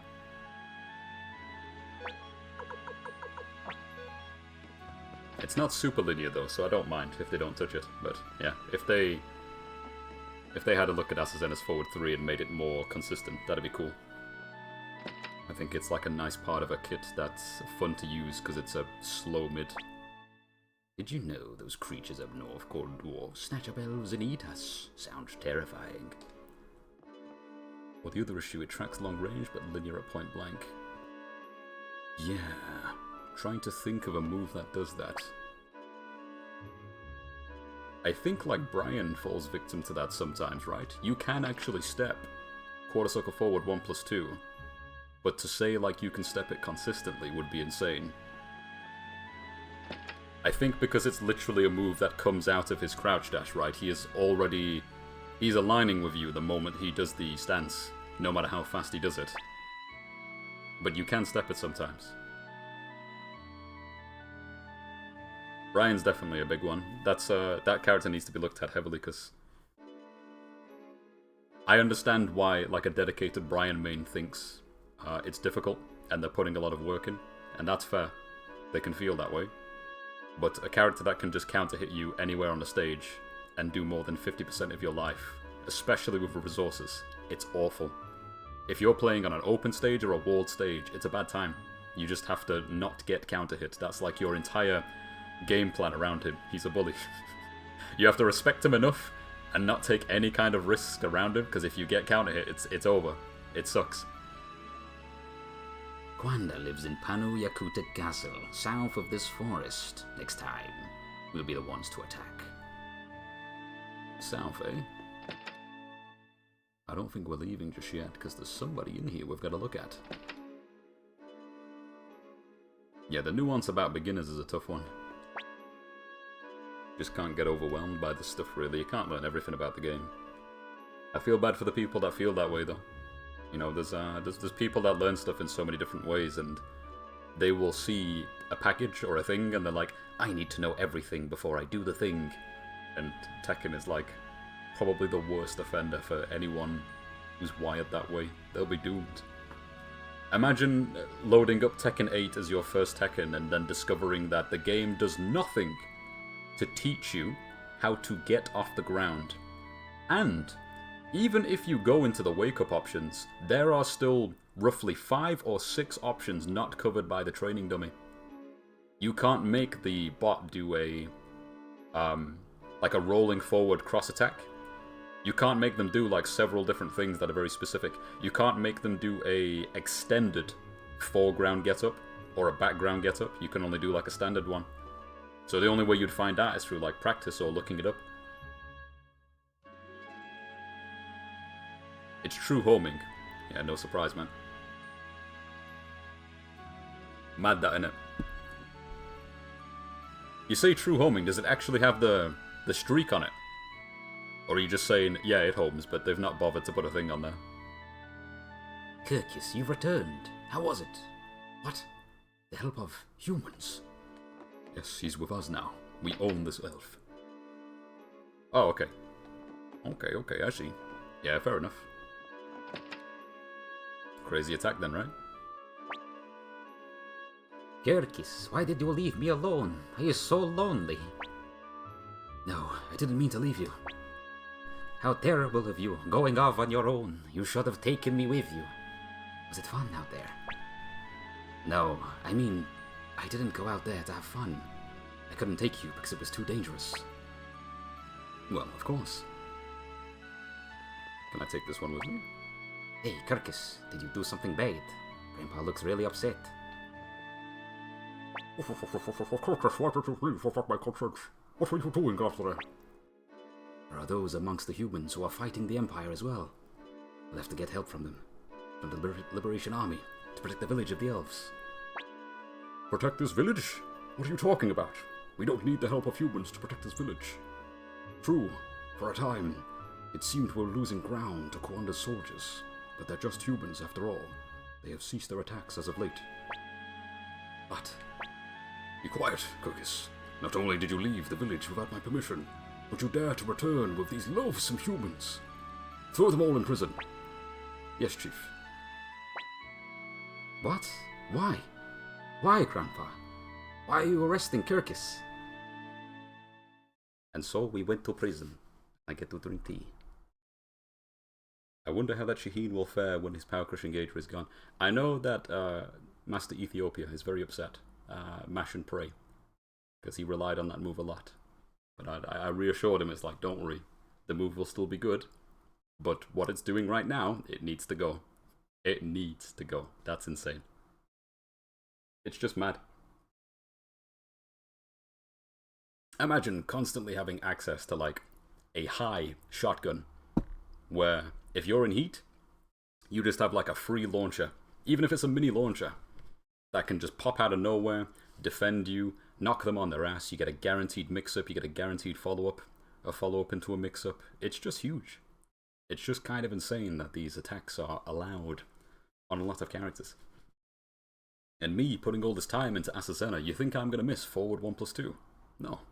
I'd never use this attack. Almost ever. It's like super, super occasional. I'll throw that thing out, but I never based any of my game plan around Asazenna using forward 1+2. She doesn't need it. So good riddance. It's absolutely mad that these like high power crush heat engages exist. That should not have been a thing. I think I can kind of understand though that people who play Asuka might want it to stay. And if they were going to leave it on one character in the whole roster, then maybe. Maybe Asuka. But they can all go.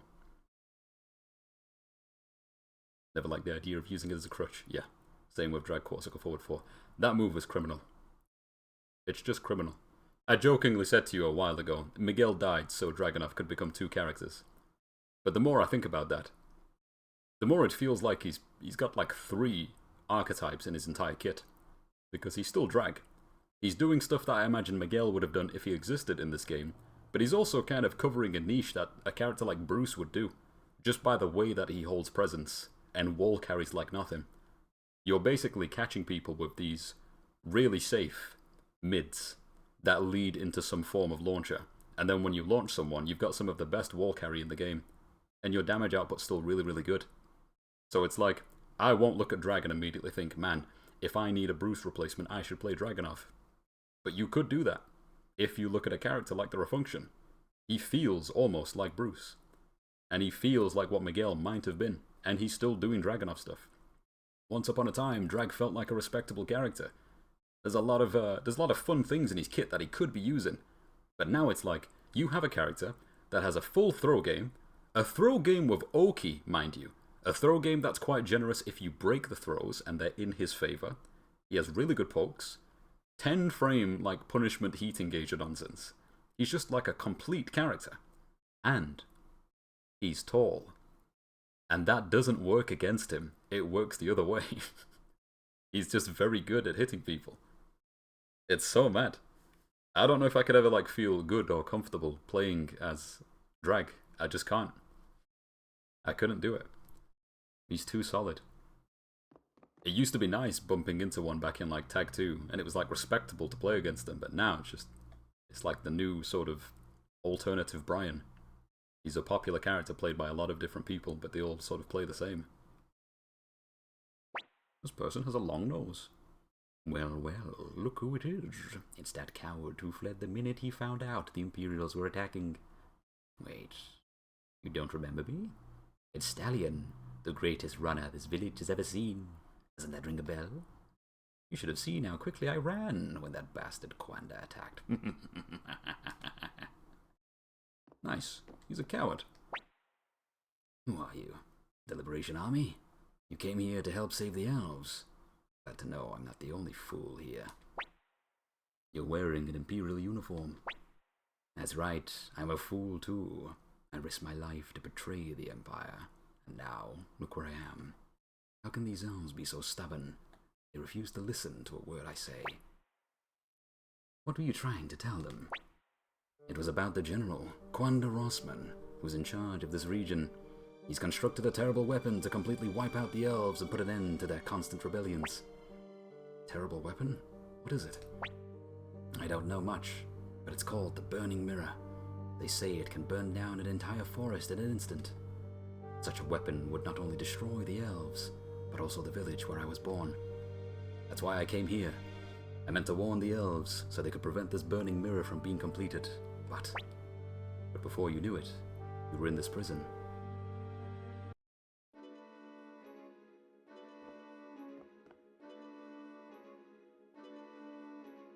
Yeah, it's too much.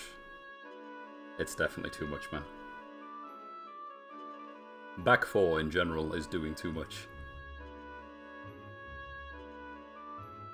He's also got a really good down forward 4 with unbelievable range just because of how tall he is. It gives him the right amount of pushback and distance to set up most of his game plan.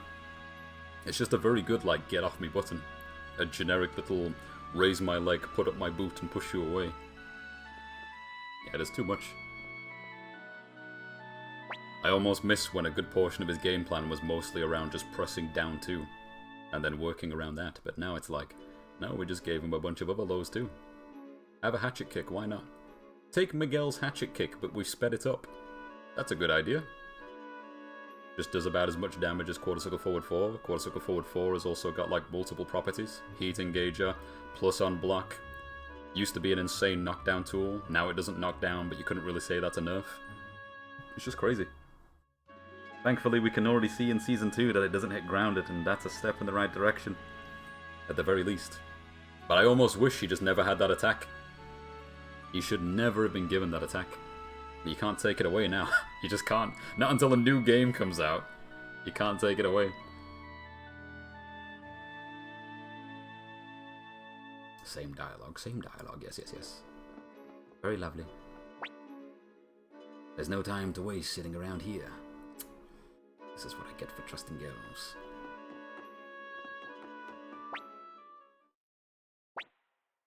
Who's there?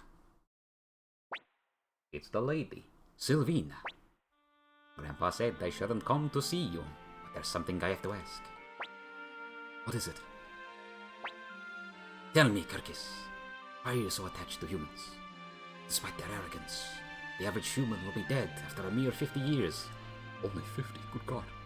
Why bother with such creatures? Dead after a mere 50 years.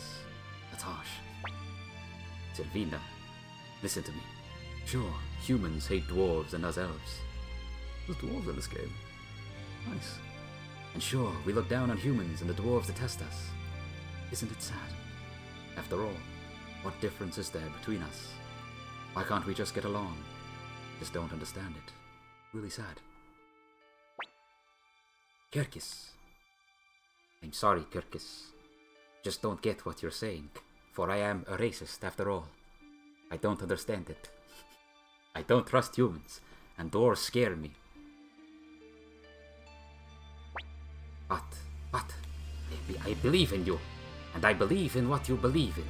I will do my best to believe. Sylvina, here, take this. This is the key to your prison cell. You think I'll end up in there for doing this? Ah, I, Stallion, will show you how fast I can flee. Impressive. Come on, Kirkus, you've got to run. Although, probably not as fast as Stallion. No, I can't flee. I've got to do something about the burning mirror that Valeria warned us about. Should come up with something. I may have an idea. Commander Tyr, if we travel northeast from this village, we'll find the mine where the dwarves live. They should know something. Let's ask them for help.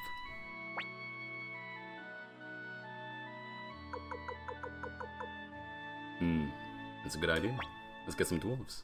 Agreed. If we don't hurry, the damage will be irreparable. We must do something to prevent the burning mirror from being completed. In fact, going to the castle might not have been a bad idea.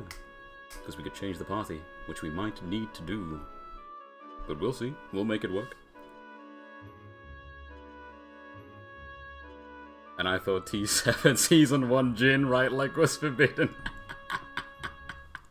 You can't type that sentence without me seeing that goddamn picture of Jin sticking out his forward four, and it's just this massive photoshopped leg taking up half the screen. I don't like it when people try their best to just upset Murray all the time, but I remember him being upset by that one and it made me laugh. I thought it was funny. Like, a new season of Patch Notes came out and they didn't touch Jin's leg. And they just put that picture there and it cracked me the fuck up, man. Kirkus, you're visiting the dwarves. I've heard they eat elves. Those are the exact kind of prejudices we need to overcome. Let's go, Commander Tyr. Hurry, Kirkus. If they find you, they'll be angry. Woman, there's no time to waste sitting around here. This is what I get for trusting elves. Same as before.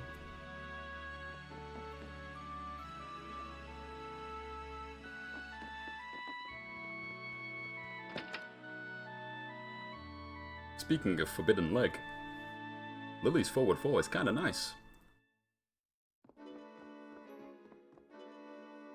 Magic 4, forward 4, down, back 4, down 4. Truly magnificent. Yep. The right leg of the gods. I probably should have saved.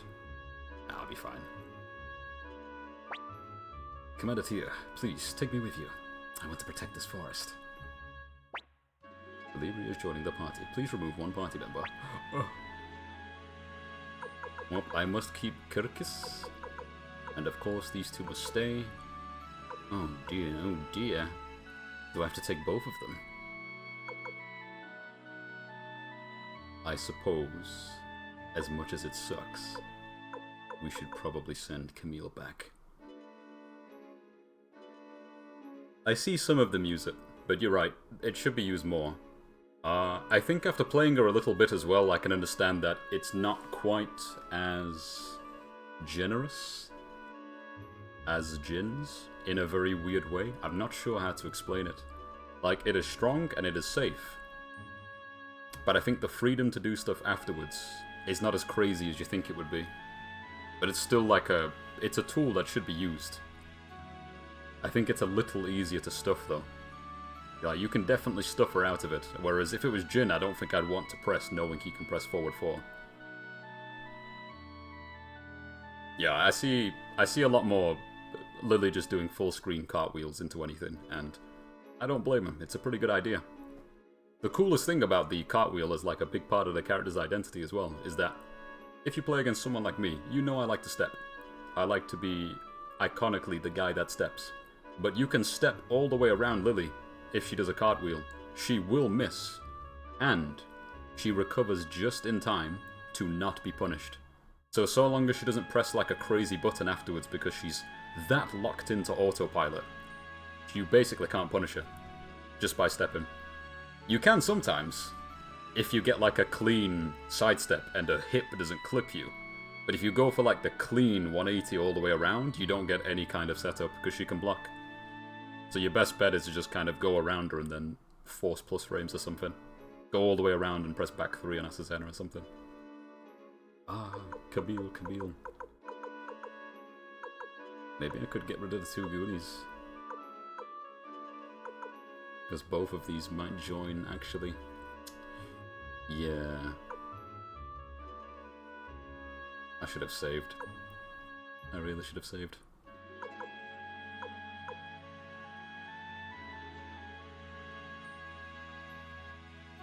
Damn it. Yeah, go on. I'll take a risk.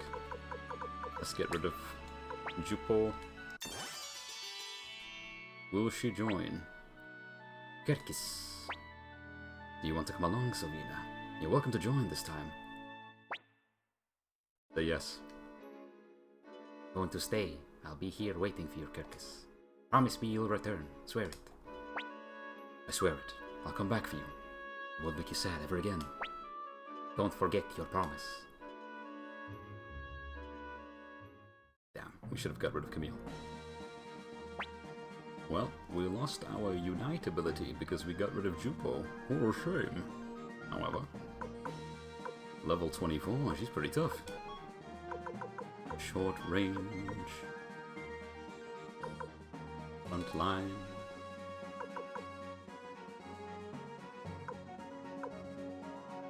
Sure.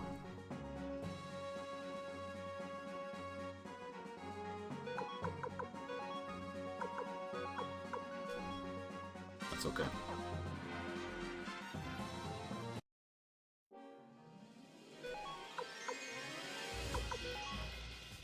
Oh.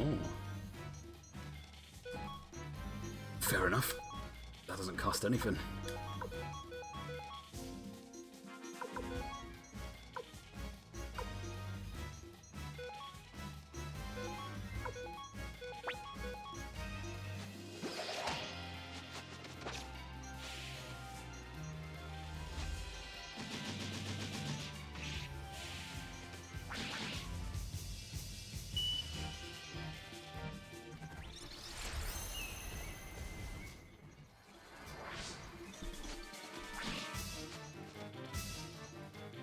Silly me thinking sleep would work in a JRPG from the 90s.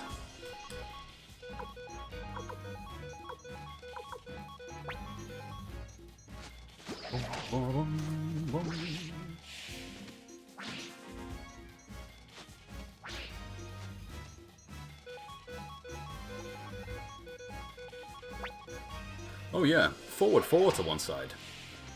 I think a sidestep 4 is really good as well. But I've not gone out of my way to look at the numbers on that thing. Like, I don't know how unsafe or safe it is on block.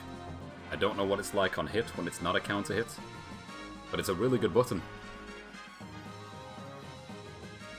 I think it can be somewhat awkward to use, but the fact that she's got it is incredible.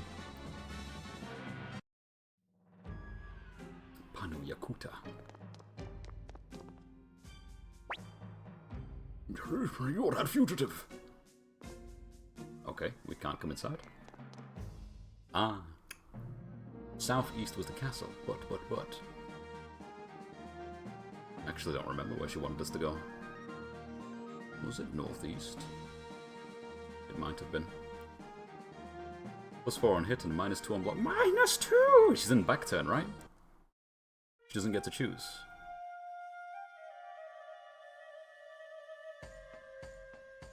Oh man, that's really good. -2 on block.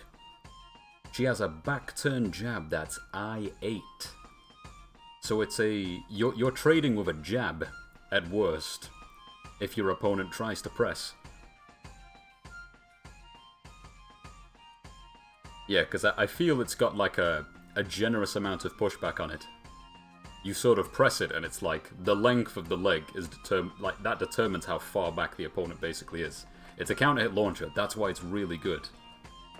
But I was curious about it on like normal hit and block. -2, man, that's mad. Imagine just like you've got like peak Fujin step, you just cancelling sidestep over and over and over just to throw out a sidestep 2. Sorry, sidestep 4. That's mad. What the? Oh, a dwarf. Oh yes, that's where we were going. I remember. And how fast is it? Like, how long does it take to come out? Is it slower than 16 frames?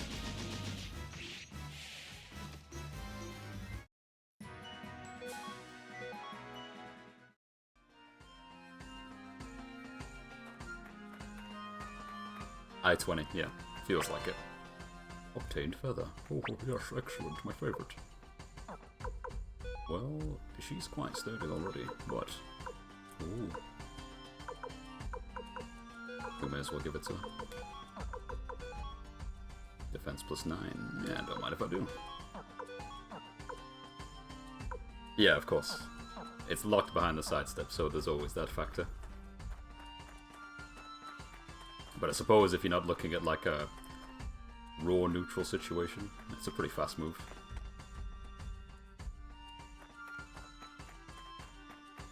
Like a loaded gun if you just keep sidestepping. Martial arts rogue. I'm also not sure how decent the tracking is. That would be really difficult to test. I'm not going to ask you to. But I was just thinking about, like, if she's sidestepping, she's constantly locking back on. But I wonder if it's super, super linear. I don't think I've ever seen that move, like, miss.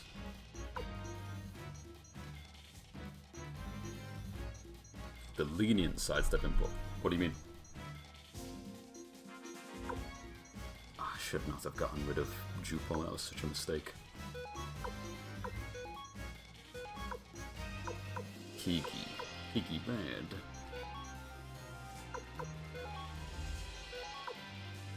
Let's get rid of one.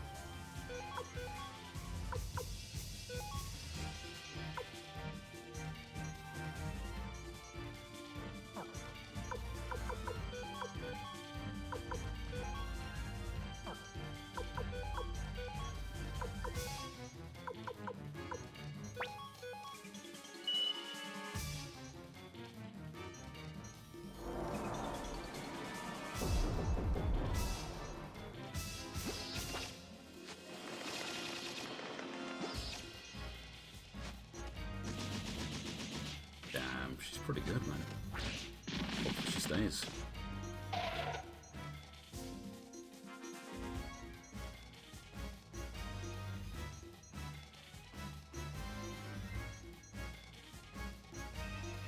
Ah, I know what you're talking about. You brought this up before. Yeah, you felt like when it came to sidestep moves, there should be a shorter window of time to input the moves, right? Rather than giving people a generous window. I don't know. I think I'm... Yeah. Claudio especially.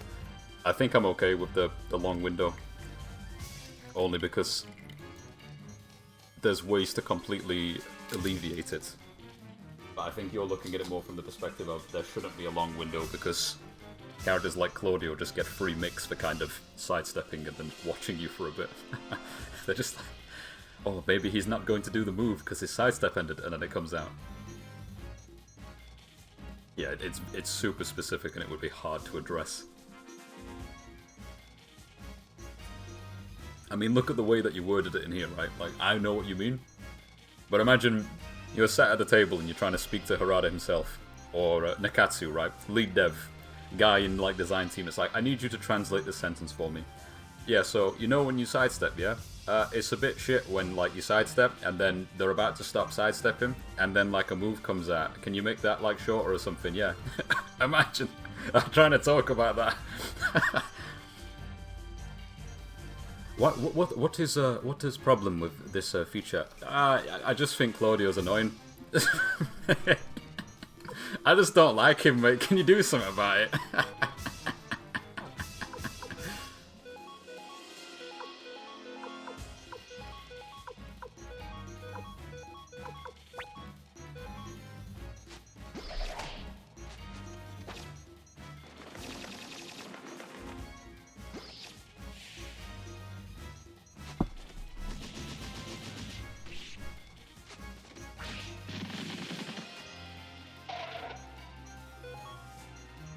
so leak.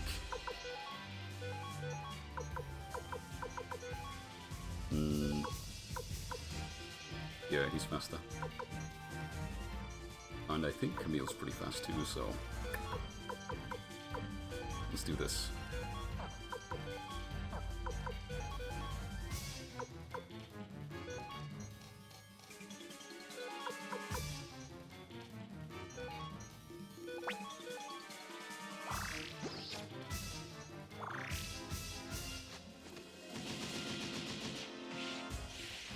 Delicious.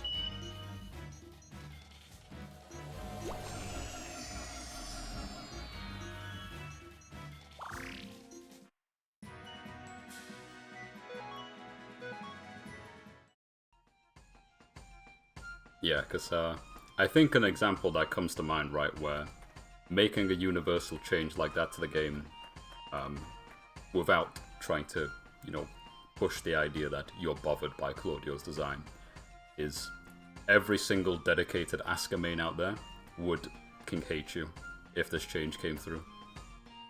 They'd hate it. Because Sidestep 2 is such a staple part of that character's kit. Even though it's punishable now.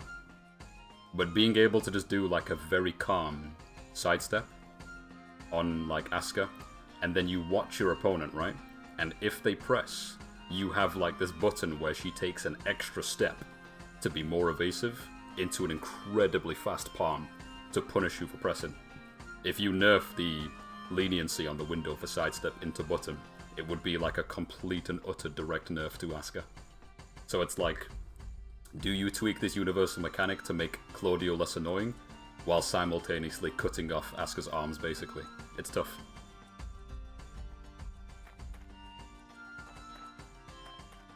Yeah, it's one of them, it's like, is a character causing a problem with a specific universal mechanic, and then you tweak it, and then everybody else gets hurt.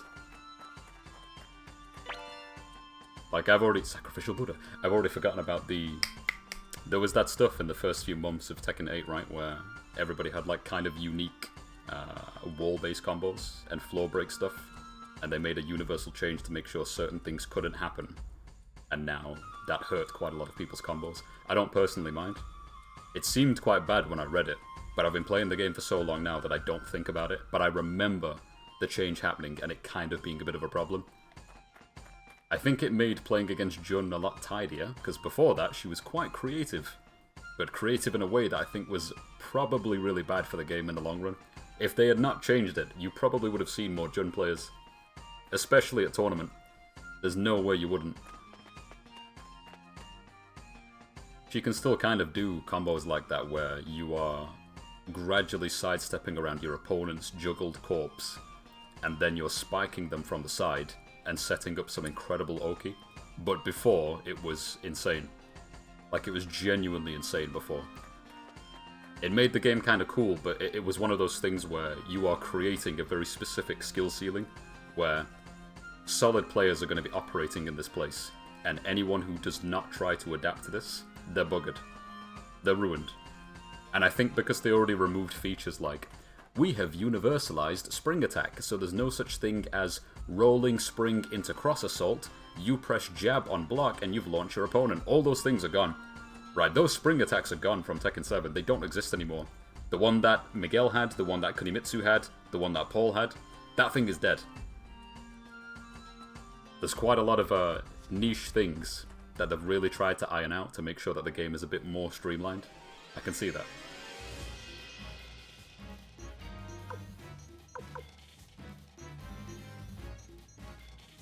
I don't know, man.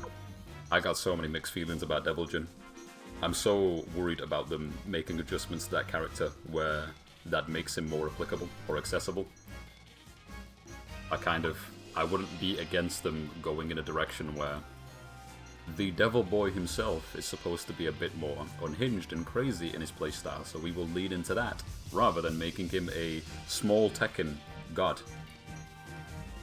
I actually don't like Devil Jin being played like a small Tekken at all.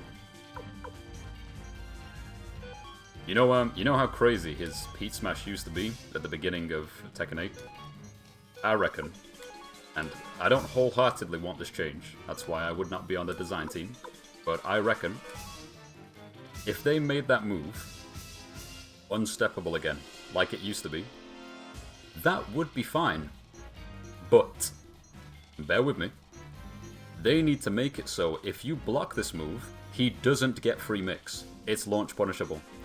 You could give Devil Jin the insane full screen heat smash that completely nukes people for pressing a button or doing anything.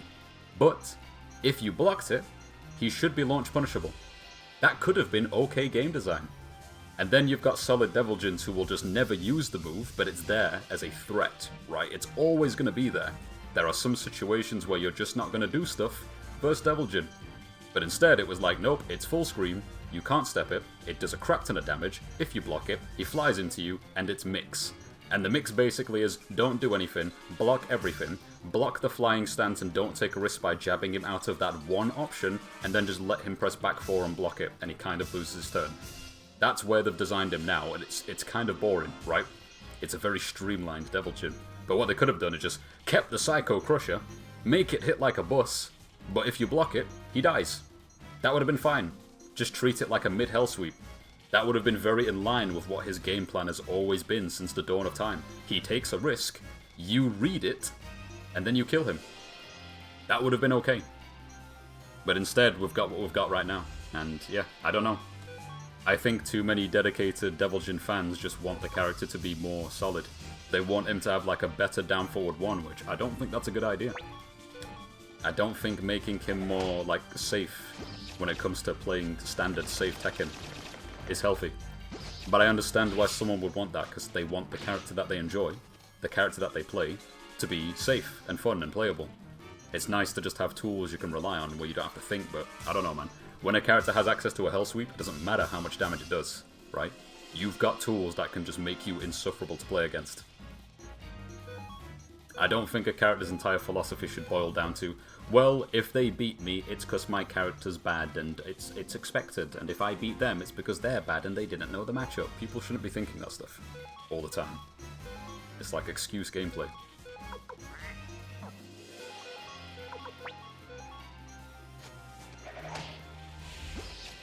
Yeah, I don't know.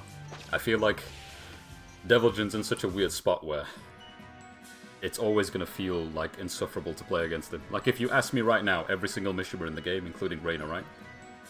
Who is the most unpleasant to play against? It's still Devil Jin. And there's a big old conversation about he's the weakest Mishima. And that's fine to think that. And I can understand why people think that. But if I think about fighting against him, it's still the one that's the most pain in the arse to play against. Currently, with how he's designed. Whereas you can put me against solid Heihachi, average Heihachi, it's fun. Because I think you can sort of play against his kit, and it feels right. I don't feel that way with Devil Jin sometimes, it's just too nutty.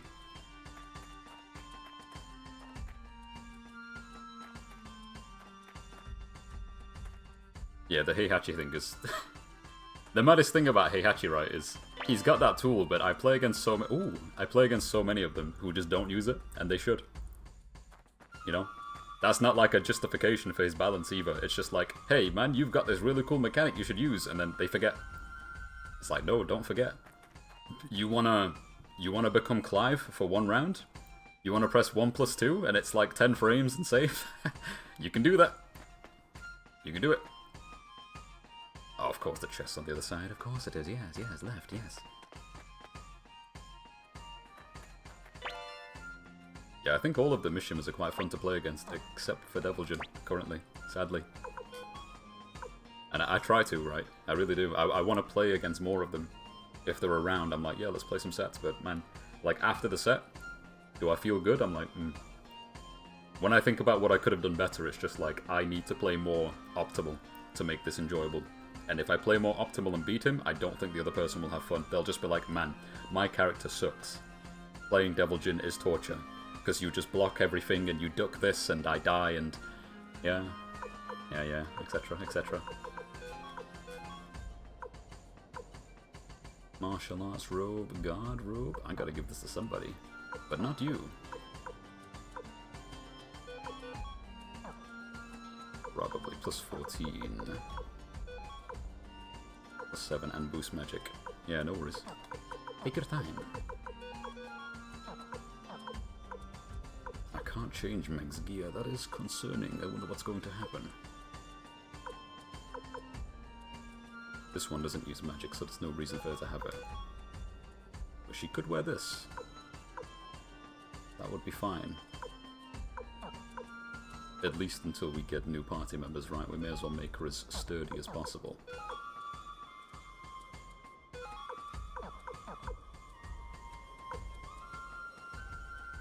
Yeah, she does have magic, but we can't change it, can we? That is a pickle. I think everyone's probably fine. It's just... Kirkis. Yeah, okay, let's... Valyria.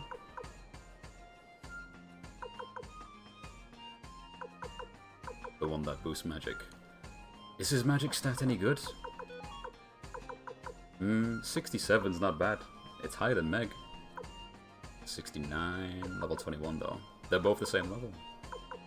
Oh, okay, okay. Camille could be quite nice. After bed, I didn't mind.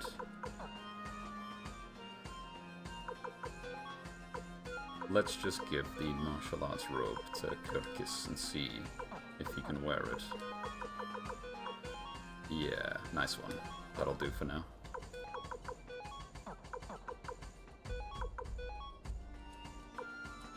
Yours balloon. Oh, okay. Increase luck, but only +1.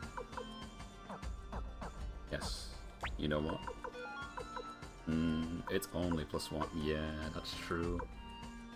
Being able to see people's stat growth would have been really nice.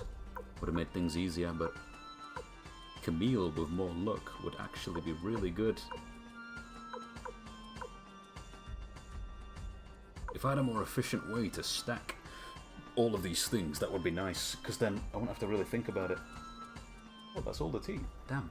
Final mug.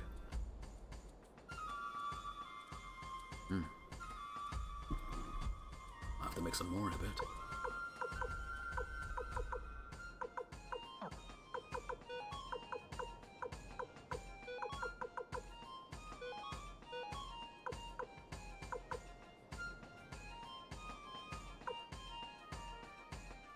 Go on then. I'm not gonna think too hard about it.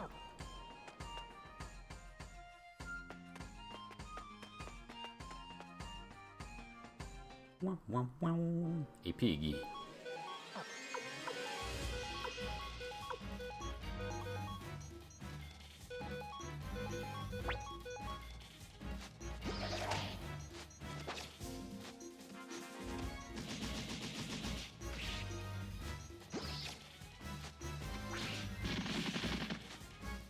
$200. Damn.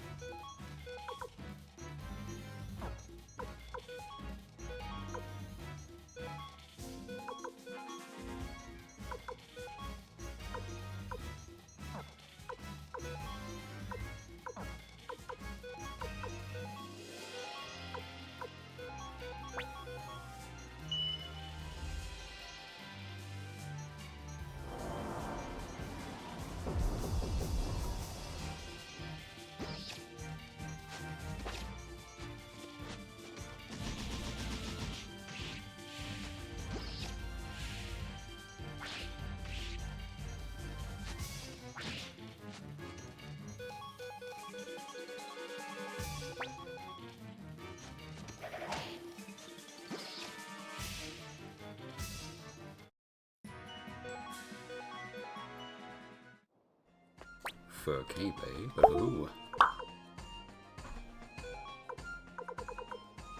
+8. That's not too bad, actually.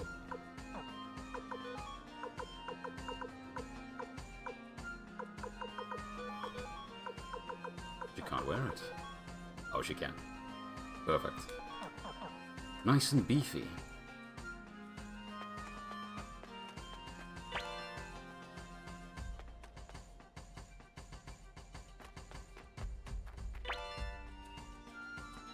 Another one.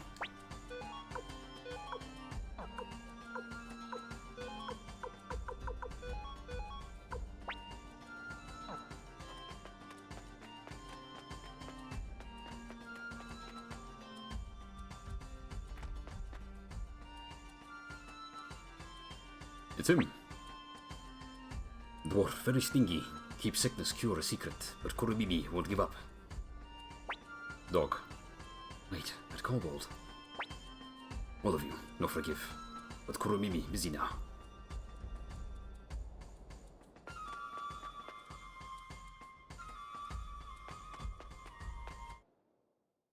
What a crazy position to get attacked.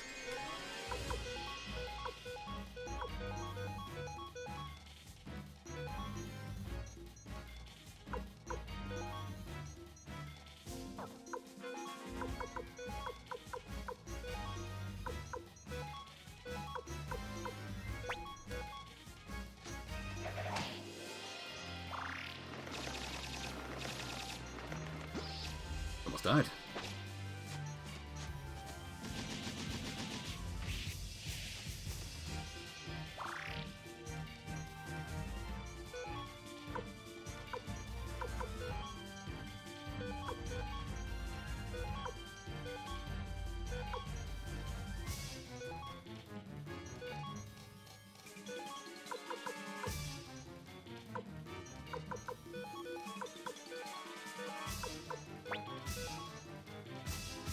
Surprised they didn't give Devil Jin heat gimmicks like Devil Kazuya.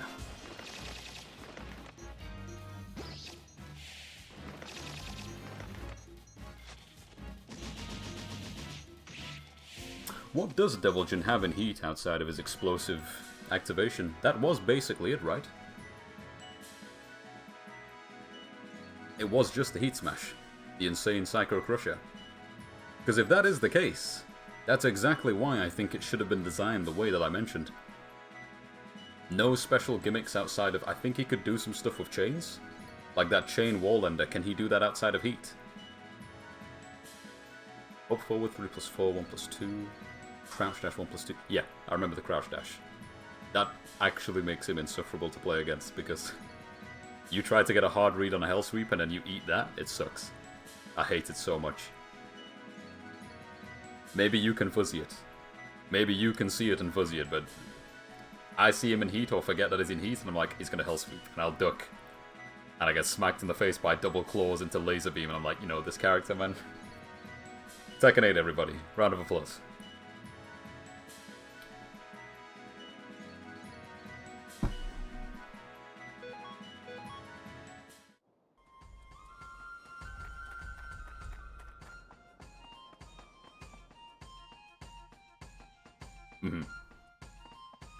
Just don't be in the position in the first place.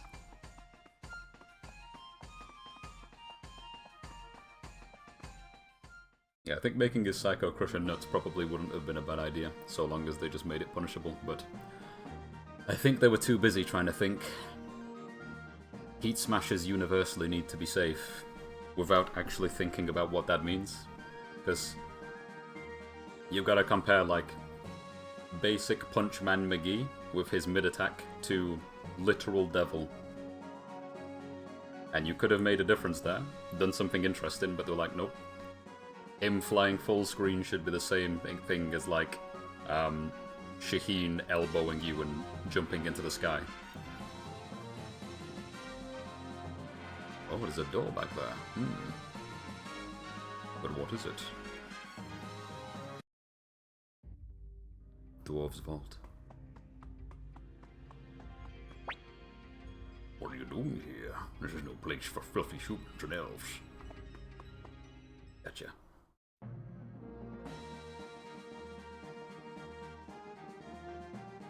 Morning, Crow. Man. I suppose that wouldn't be the worst idea, but what an annoying stance. But it's a big part of his identity now.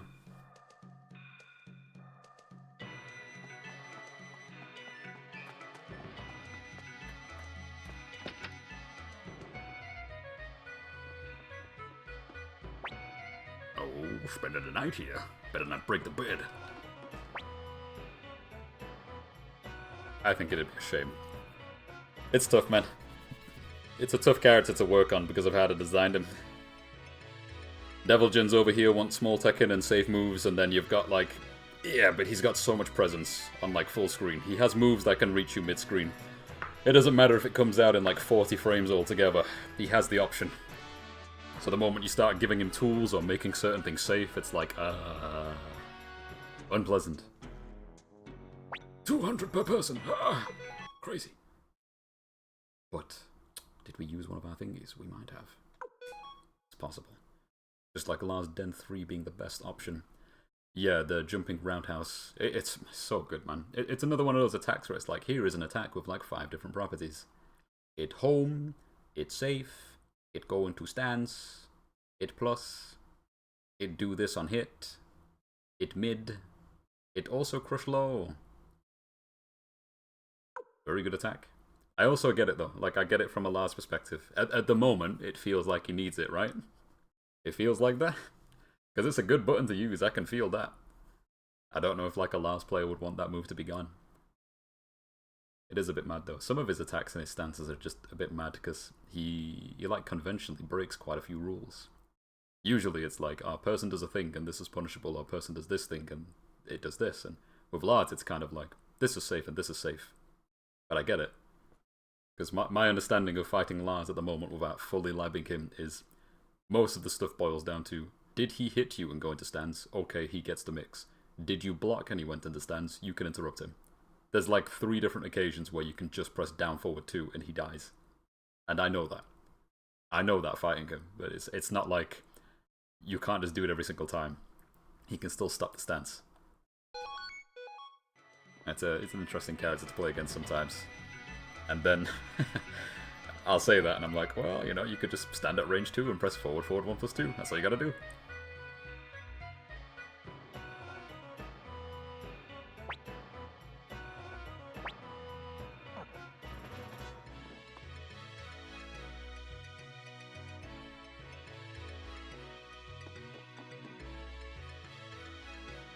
Yeah, Lars is a very interesting character that still has that nice benefit of being able to fight you at quite a few ranges, which is something that people always need to bear in mind before they start saying, please buff my character, please.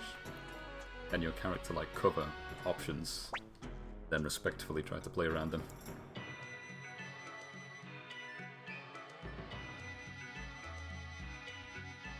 Yeah.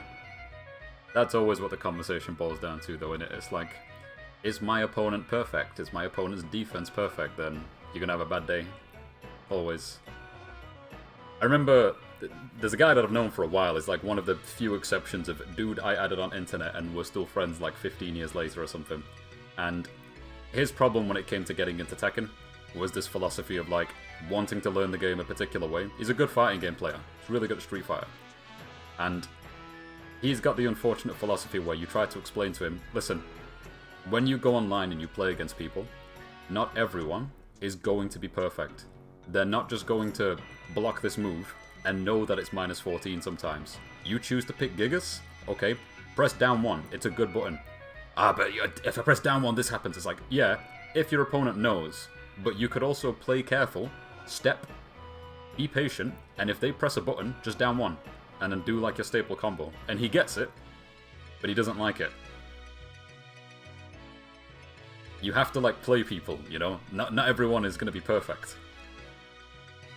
It's like I've said to you before, like I will be in situations with you and I'm like, you know, we'll finish the match and you would have said months ago, why didn't you use more lib down 4-4? And it's like, because if you block it, it's a bad time.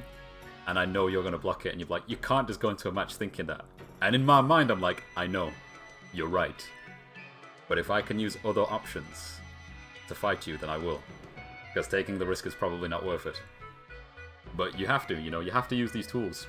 It's like mine is like a lighter version of the Devil Jin philosophy. Devil Jin player is trying his best to be an honest player. Refuses to hell sweep.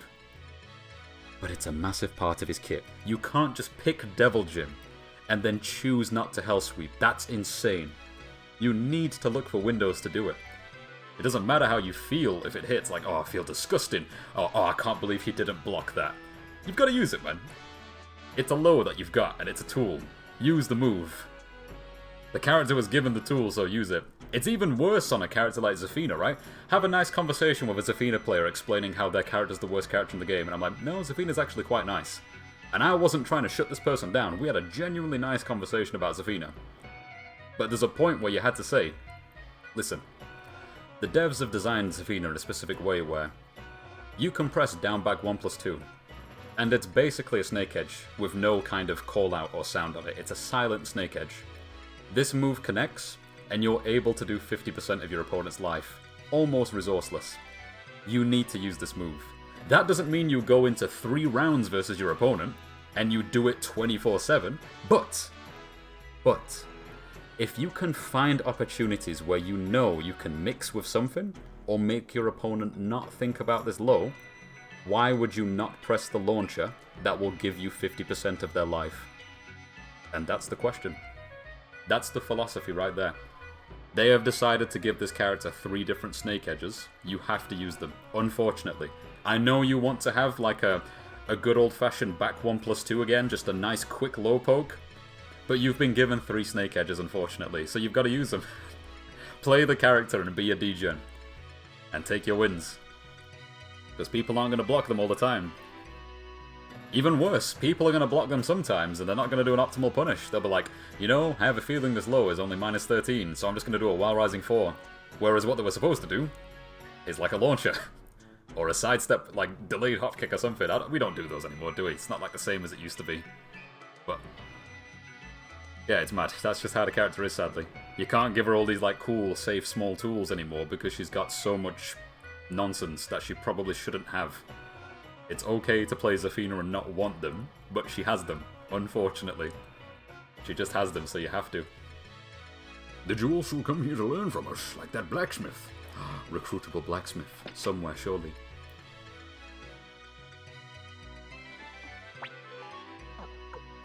Yeah, could you imagine, man, the Tekken litmus test? It'd be so fascinating to see the results and how people go into it. Turtle orb, ooh. No, that'd be quite useful, actually, but I don't know if I'm going to spend 15,000 on it. Prevent status ailments. Man, that would have to be given to a very specific character. But this would be better if I knew you could put 2 orbs on a character, because then someone that can revive people is also the same person I want to not be affected by status ailments. Because they'd be the most useful party member after that. But I can't buy this. Not yet. I don't have a reason to give it to someone. Maybe. It's tempting.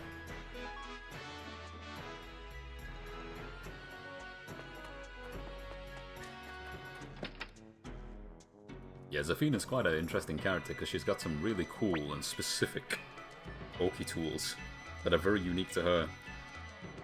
And it's so weird as well because that ends up becoming like a staple part of her game plan. If you know how to like set up certain situations and apply this Oki that's basically guaranteed, then her damage output doesn't seem so low all of a sudden. And then you have to remember that she's got things like an I-12 Heat Smash. That's really strong. It's a really good tool. It's unfortunate. Everybody wants their character to be like a solid Tekken character, but they'll ignore the fact that they have gimmicks, or they have tools that are supposed to be used a certain way. Unfortunately.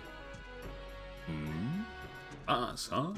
Okay, if Mass thinks you're alright, then you're alright in my book too. Oh yeah, that's that blue dude. I recruited him. This must be his brother. Or friend. Oh, be out. Put me in charge of all your weapons. Nice. Okay, I'll go tell the chief of the dwarves that I'm leaving. After that, I'll head to Suikoden Castle. Perfect. No requirements, just find him. Do we have any new ones? We do not. Level 7. Good god, no wonder she hits like a bus.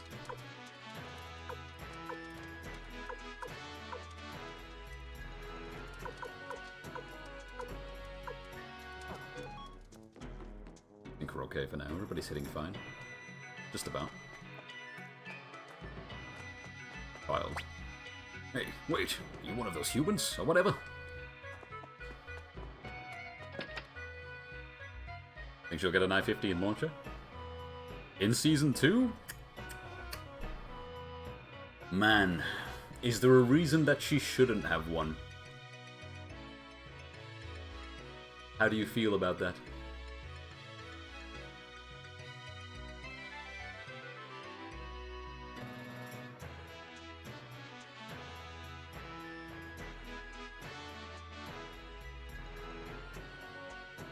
I definitely have an answer I can give you, but I'm curious what you think. Is there a reason she shouldn't? I heard an Imperial General named Kwanda is attacking the village of the elves. Serves them right for always making fun of us. No, no, Baldy, no. Hey, have you been upgrading your weapons? If you don't keep up with that, you'll pay for it down the road. He's right. Meta Dwarf. Something homogenizing the roster? Is that what you want, or...? I'm not asking you to, like, guess my answer. I'm just curious if you have any thoughts about, should she have one or not. Do you think it's pointless for her to have an I-16? Don't really give it much thought? Yeah, that's fair. I reckon what they should do is there would be no harm in her having a 15-frame down-forward 2, because there's already characters with 15-frame crouch-launching, punishable down-forward 2s. They should turn her down-forward 3 into an I-14. That way, she can still do the down-forward 3-4 into guaranteed down-back 4-2 follow-up. So she has a really good 14-frame punish. So if she plays against, like, Heat Smash character, or Jin does a certain thing, Devil Jin does a certain thing, she has more of a flexible punish game. Because right now, what does she have? That's what people say when they're against the idea. I think it's a dumb argument if so. It's so pointless because that was probably one of the best aspects about Tekken 7, honestly. I felt like Tekken 7 was such a good stepping stone for people to get into Tekken for the first time, because so many characters felt similar to each other. It was easy to, like, pick a character that you liked and learn them, and then go to somebody else. But this is the entire roster before Season 2, right? Before Anna, before Lei, before Marduk, before Armor King, technically. Before Julia. I reckon if you picked a character, and then you learnt, like, some things that you enjoyed, and you're like, oh, right, I'm getting a grasp of Tekken, you could then move from, like, Character 1 to Character 7, and things would translate over quite well. You'd also learn, like, pseudo-universal things like, ah yes, if I press down, back, and 4 on most characters, that's usually a low, and if I do down, forward 3, then it tends to be this kind of attack. And down, forward 1s all tend to look like this, and down, forward 2s are usually launches. There's a hop kick if I press up, forward 4. People learn stuff like that, and I thought that was pretty good for T7. T7 before Season 3 was the golden age of Tekken, because that's where everyone was unique. Before Season 3. Well, I was thinking about 1 and 2 specifically. No, I don't think everyone was unique at the beginning. Not even close. Even if you look at the biggest offenders as well, like the new characters, right? Claudio's probably... No, he's not. Let's look at the new characters in, like, Tekken 7 for a sec, right? This would have been so much better with, like, a nice bit of Microsoft Paint and a graph in the background of it. Claudio. He is a character that took a lot of moves from Anna, because they were trying to make new characters, and they went, let's just take some stuff from the existing roster and try to make new characters because we have a low budget. And that might seem like a cheeky insult at the devs, but it's not. It's literally what they did. Josie is the worst offender at that, the biggest one. But Katarina also does it.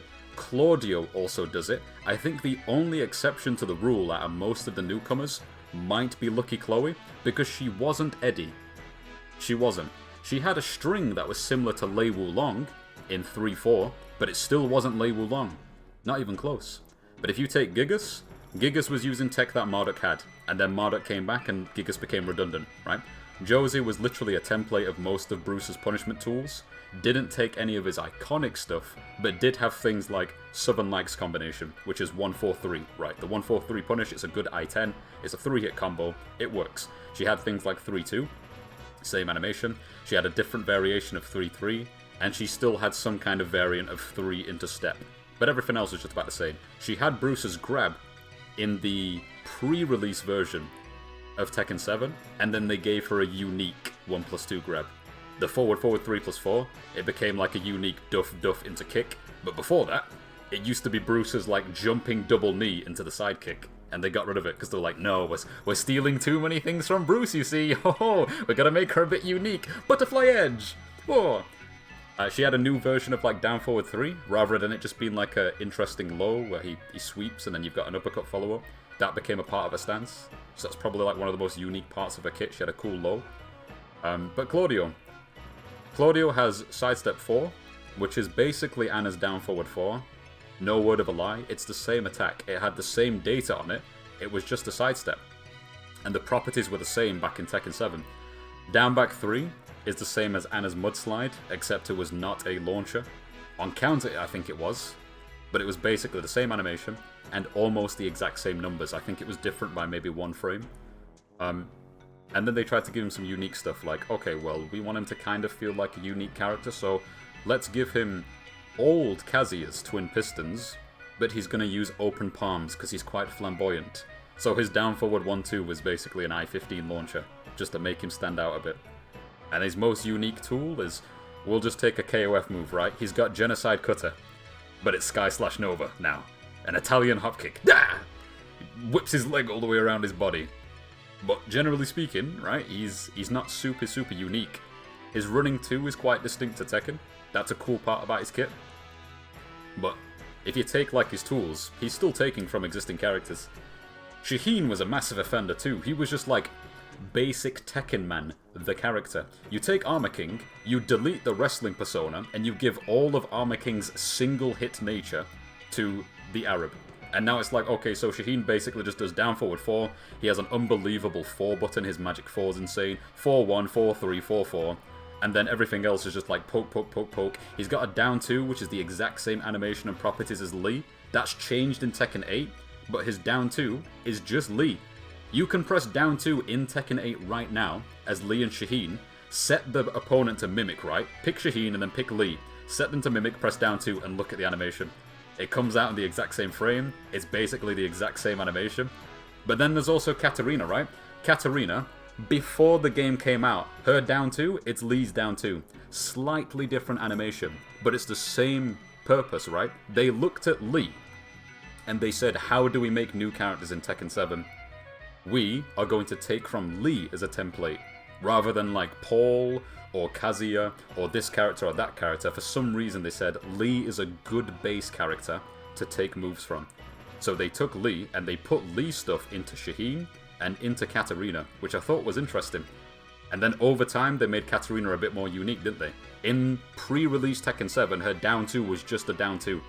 There was no cancel into Harrier, there was no extension, it was just down 2. And then as the game started to come out and release, she could then do down 2 into Harrier.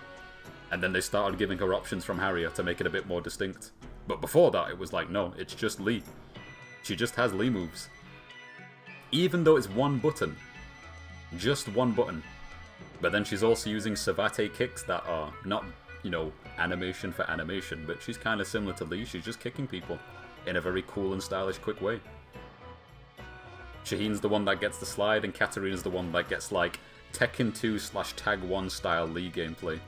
And then they made them a bit more distinct from there. But yeah, the templates on the new characters, in Tekken 7 specifically, it's just old characters. Literally. They are just like existing characters put into new characters. That's why the whole joke of... It's not even a joke. Like, Shaheen is so boring, is what they used to say, right? It's kind of true. Because he's just Tekken Man. He didn't do anything interesting, right? His 4-1 was quite cool and felt nice, but it was busted before, like, the game came out. Just insane. +1 on block or something, or 0 on block, so it just looped into itself. Just insane. But he's a slide character with like Tekken Man buttons. And then Tekken 8 comes out, it's like, how do we spice him up a bit? Well, I believe Capcom, they made a fun sand character, you know, he has a theme of wind. Rashid of the wind, a turbulent wind. So they just decided to make Shaheen about wind as well. And now Shaheen's doing Street Fighter moves. You can charge partition in Tekken. The only character who could technically do that before was Paul, and that wasn't real. You crouch for like 3 seconds, and then he does a little animation, and you can do the backflip from Tekken 2. But now Shaheen, you can like press buttons, hold down, and charge partition into wind attacks, which is kind of cool. It makes him unique. But to say if he's like a fun and not a boring character, that's hard, man. He's just a bit too solid, isn't he? He's like a very fundamentally solid character, and that's about it.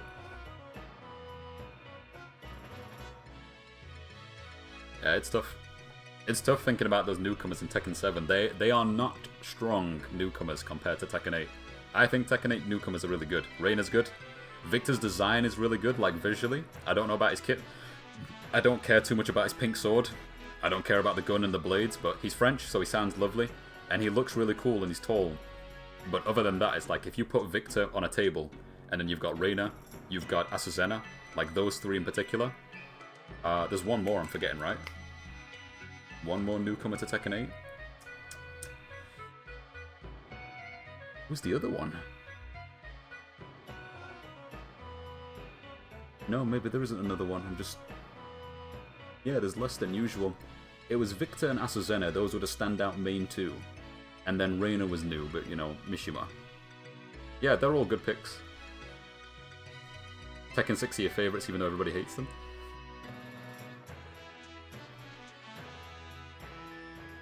I think the fighting styles of the Tekken 6 newcomers are some of the most interesting they've ever picked. For sure. The more I play Bob, the more fun he feels. What I wish they did with Bob, though, is something really simple. I want there to be a new Tekken game, and then every time they put Bob in, they alternate between it being fat and it being slim. So if Bob comes back in Tekken 8, it should be Slim Bob. And he should be weaker because of it. But you get one game as Slim Bob. And then when Tekken 9 comes out, it's Fat Bob again. They should do that every game. That should have been the gimmick. And they should have done that since Tekken 7, but they didn't. It's a shame. Slim Bob joins the game, so then he has slightly different tools, right? So maybe it's okay for him to have a move like up forward 4. You know that crazy 15 frame high kick he got in like Season 3 Tekken 7? Slim Bob should have that. But when Fat Bob comes back in Tekken 9, he doesn't have that. He gets his things like his throw launcher. He can keep the throw launcher if it's Fat Bob, but if it's Slim Bob, he gets up forward 4. He gains weight, but nah, man, we ain't doing none of that. You're attracting the wrong crowd to Tekken if you put something like that in the game. Guy activates, eats a burger, and he just starts inflating on the spot. We don't need it. There's already enough strangers in that lounge, man. We've got that guy walking around in the goddamn floral shirt going, pick Lars! You're like, oh, okay, buddy, you want to play a game? Yeah, I'll pick Lars. Yes, yes, pick Lars and throw me! Sure. Why? Okay, oh sure, whatever. And then you play against him and you realise why. People need to be locked up, man.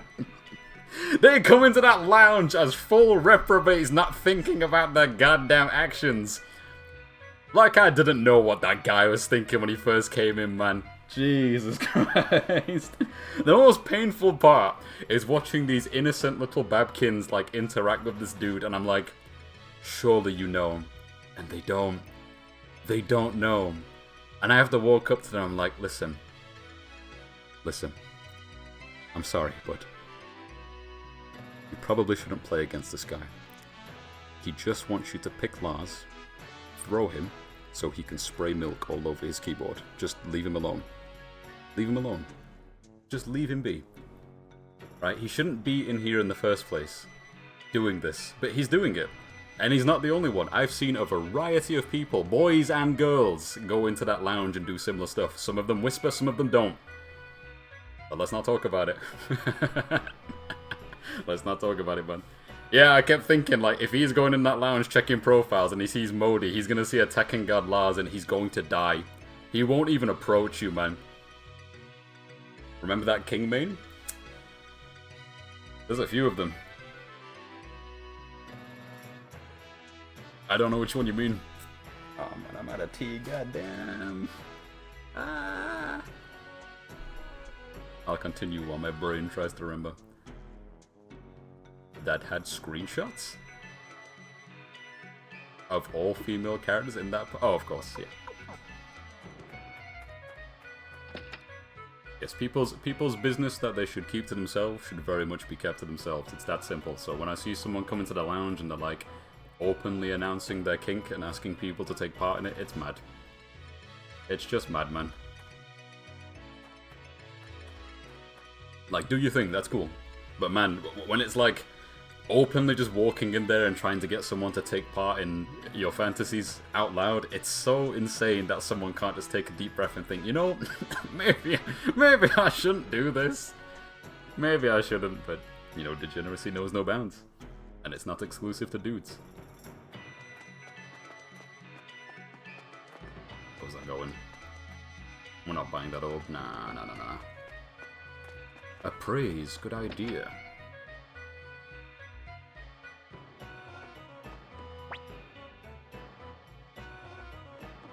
Can I wear dwarven armor?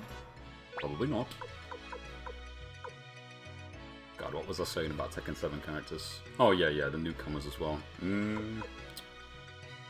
Yeah, I think the 8 newcomers are really good because they've all got unique styles. They've all had like effort put into their animations. They've done the Tekken 3 thing again where they're like, let's get some people that know these fighting styles and we're going to get them to mocap and do some things. I would have loved to have seen some of the mocap that was done for Asazena because it looks like they had a good time. It was good fun.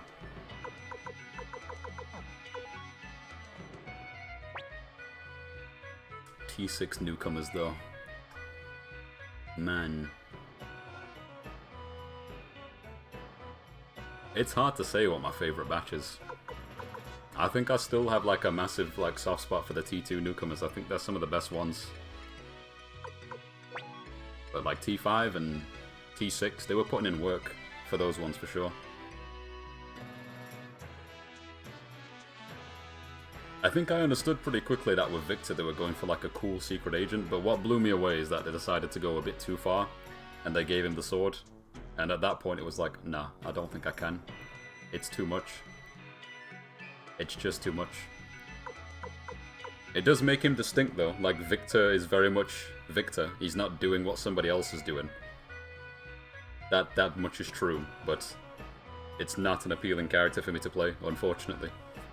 That is unfortunate, like it sucks, because he's just there, and I don't think he's the worst addition in the world, but I can't look at the character and think I want to play him. It's never there.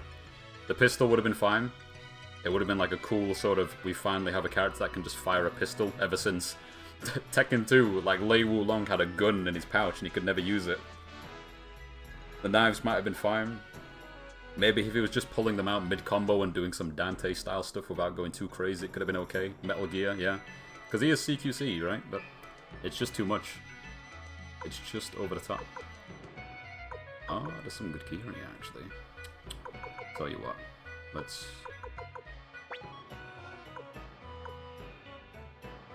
Okay, chest plate with a shield feather. Camille.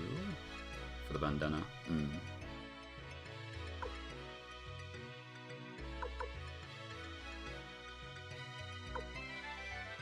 Sure.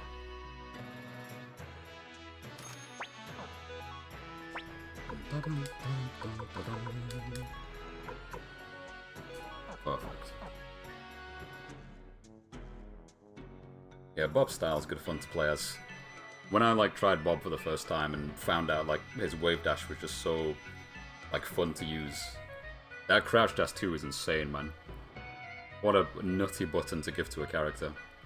Like, they wanted to make a Mishima without it being a Mishima. They just went for like a street variation of Mishima style, and that's what you get basically, street karate. He's such a wild character.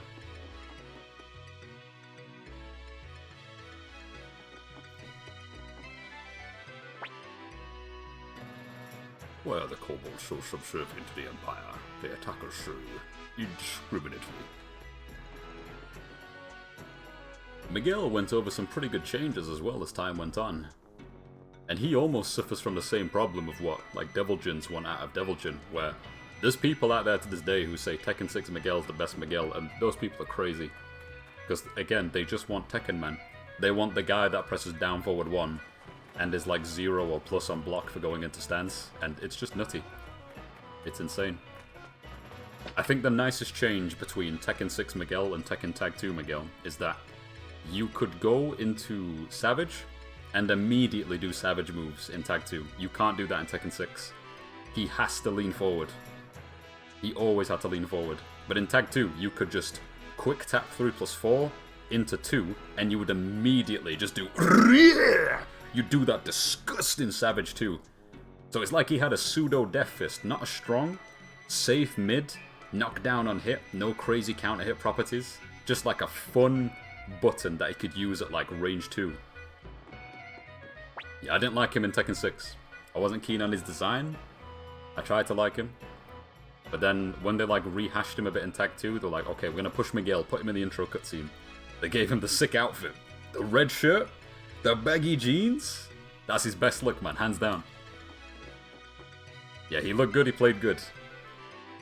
They made Savage much nicer.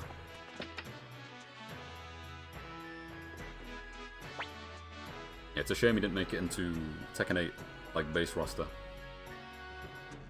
I just think the story excuse is it's too easy to talk about, but it also makes sense. It's like, yeah, how do you tell the story of trying to redeem Jin whilst also having the guy whose entire premise is "you killed my sister" walking around in the background? How do we tell a story about that? It's gotta wait. And they still might flop it, they might butcher it.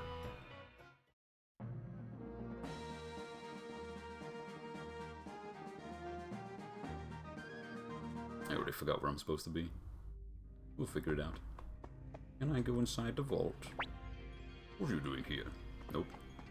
Okay, let's look around carefully, because we came to the dwarves for a reason. When I think about T6 Zafina, though, I'm not sure what moves she had in T6 that she doesn't have anymore.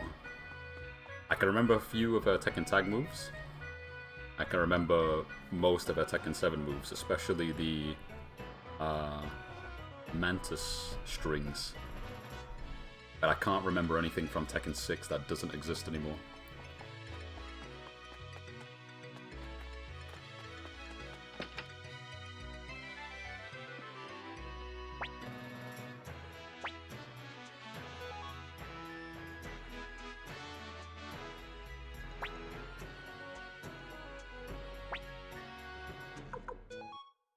I only remember having like some pretty cool outfits when it came to customization, but outside her actual kit, no, absolutely not. She was just so... She was a finicky mess. And I remember T6 quite well in that regard, because that was the game I used to sort of understand Tekken better. Like, I woke up one day and went, I want to play a fighting game, man. What's Tekken been up to? I ain't seen it in a while. So I ended up picking up Tekken 6 from a friend, playing Tekken 5 at a friend's house around the corner. Like, she owned it for years, so I was like, okay, let's just go here and play Tekken 5 for a bit. I just started looking into things like, why does this character have a 5-button string? Like, how does it work? And then you learn about counter hits, and you're like, oh, okay, so this doesn't actually work. You just gotta, you can use it this, and oh, what's this? What's this star symbol? I remember this from Tekken 2. It's like, oh, right, yeah, so if you press back 2 and then let go, and then press back 2 again, you can kind of do loops on Lee. So I started doing back 2 loops on Lee. And then I looked at a bunch of other characters who had, like, not been in the games in years. And Bruce had received massive changes. No longer, like, the OG kit that Brian took from him. They just gave him, like, a full-on rehash. He's got 3 loops. There was all kinds of cool stuff that they were given. Yeah, definitely. I already remembered knowing about it even in Tekken 2 because Peck Do-san had very weird options where, because sidestepping wasn't a thing in Tekken 2, realistically, Peck had moves where you were encouraged to do a short hop. He was one of the few characters that could do a short hop, and when you hit the ground, he had access to very specific strings if you landed and then pressed the button. So a lot of his move list had things like up, forward, star, and then 3, 3, 3, 4, 3, and all that kind of stuff. So I knew about it in some regard, but never consistent. Seeing it in strings like back 2 into star and then loop always looked really weird. But I started to get it. It was like, oh, it just means press nothing. Do nothing. Ultimate punishment, Paul. There's a star in there. What does it mean? Very awkward timing. But I could do ultimate punishment before they made it easy. Have we been in every building here? It's gotta be somewhere we've not checked.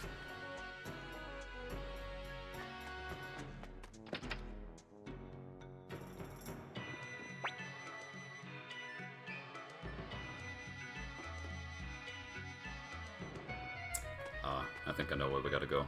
Maybe. We'll just go to the actual castle where he is. Oh, you, maybe.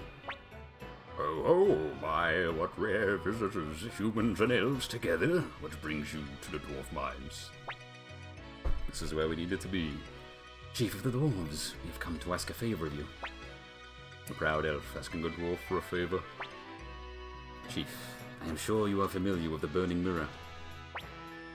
Oh, well, of course I am. It's one of our treasures. Quando Rossman has gotten hold of the mirror's blueprints, and he plans to burn down the forest. How delightful. Hopefully he burns all the filthy elves to death in the process. How could you say such a thing? Besides, you expect me to believe some dim-witted humans managed to steal the blueprints from us? But it's the truth. A man named Kage stole the blueprints. Oh, in that case, why don't you give it a try? Prove to me you humans are capable of breaking into our vault and stealing our blueprints. That's how we go into the vault. I see. Alright, we'll give it a try. This should be entertaining. Try to steal the flowing water cane from our vault. Flowing water cane. Got it. Do that, and I will believe you. The vault is located just north of this village. It was too large to be built here.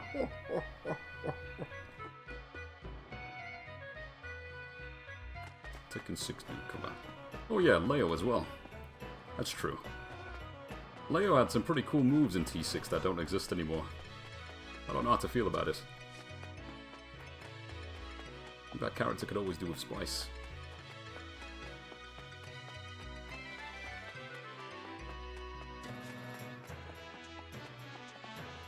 We have saved. Now we'll be fine. It'll be fine. We definitely should have brought a more committal party, though.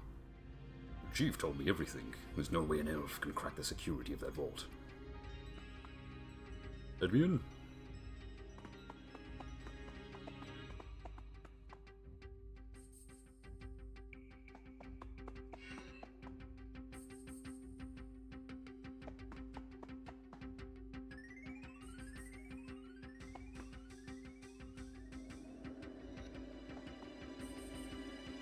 Nice.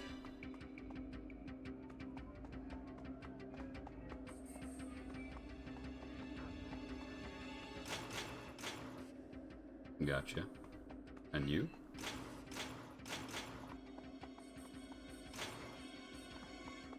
Let's try this.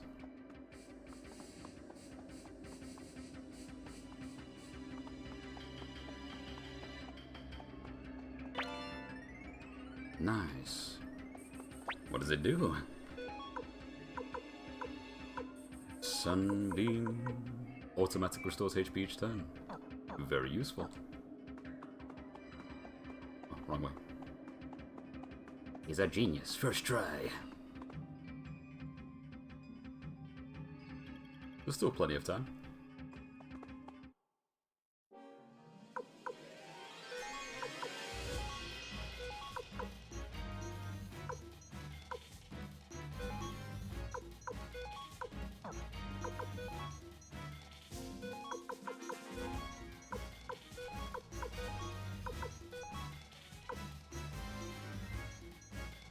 Should I save this attack? Maybe. Tell you what though, let's try this.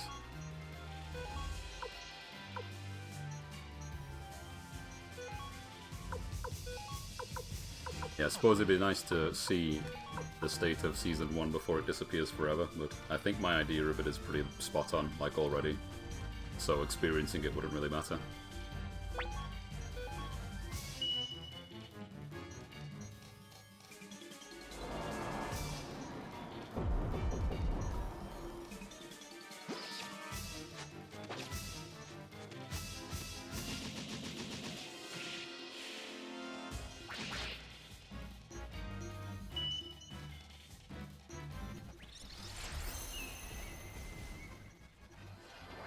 hell did that do to the sound?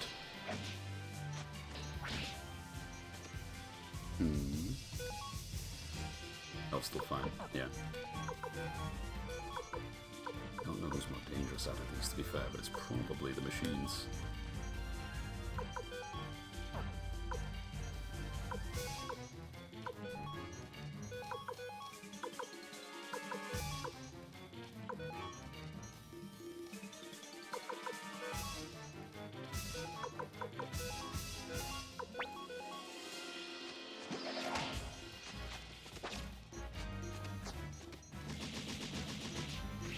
Took you like 3 hours to go from King to Tekken God. That's 2 ranks. You said something along the lines of like 3 out of 10 matches were like noticeably tricky. Like the people you were playing against were actively paying attention to stuff. But the other 7 was just sort of flowchart routine, try to get it over with. Lose the game, leave. I think I'm more curious how many people lost the game to you and then didn't rematch. On average.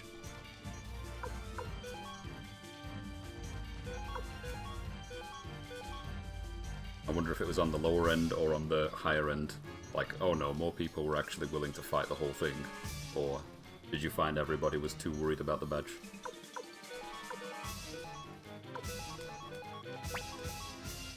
Surprisingly, not a lot of one and done's lower end. Nice.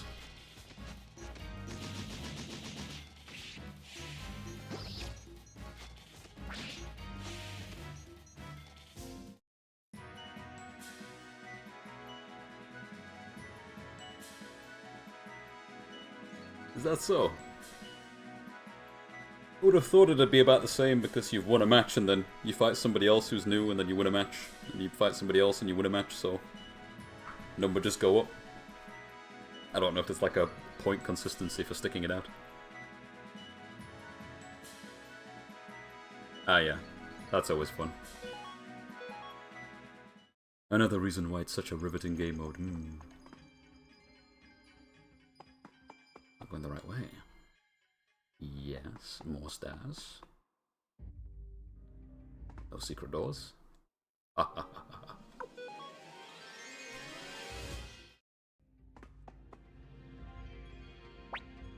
Should we heal? Probably.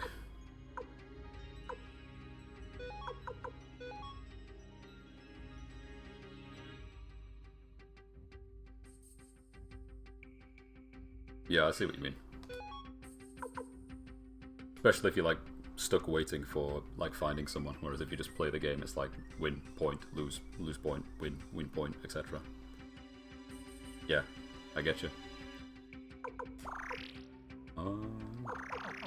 Heal. Shouldn't have brought this party, but no worries. Ribbon. Hello.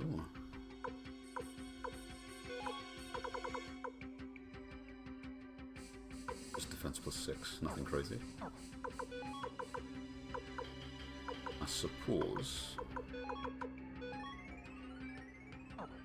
Yeah, let's get rid of the cape.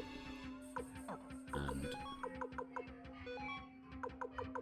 what did we just take off? The gauntlet? No, the cape. Give this to Kirkis, please.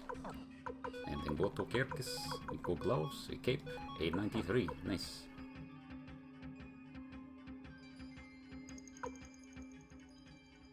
Landing around with quick match, picking matchups is a big one for me, it helps us stay warm against certain characters.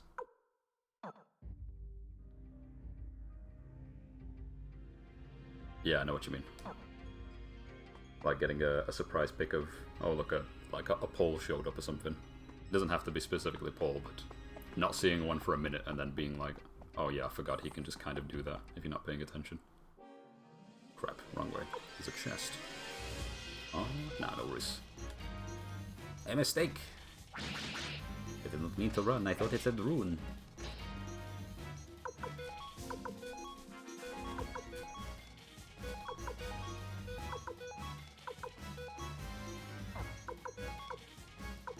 Let's get this guy at the back.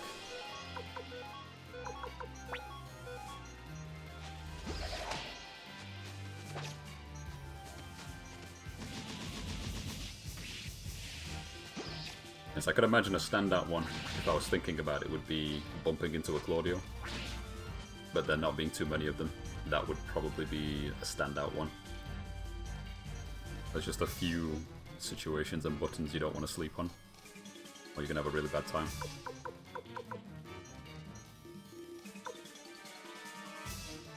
Ducking the appropriate like back 4 option being necessary to winning a match, or him doing like 3-1. Yeah. The only guy I can think of now consistently playing him. I haven't seen him in a minute. I think he's been going to locals. That 19 frames guy. Because I told him, like, you should probably play Claudio because it suits your style. He's having, like, a bit of a character crisis. He's a dude who seems to play other fighting games. He definitely plays 2D games.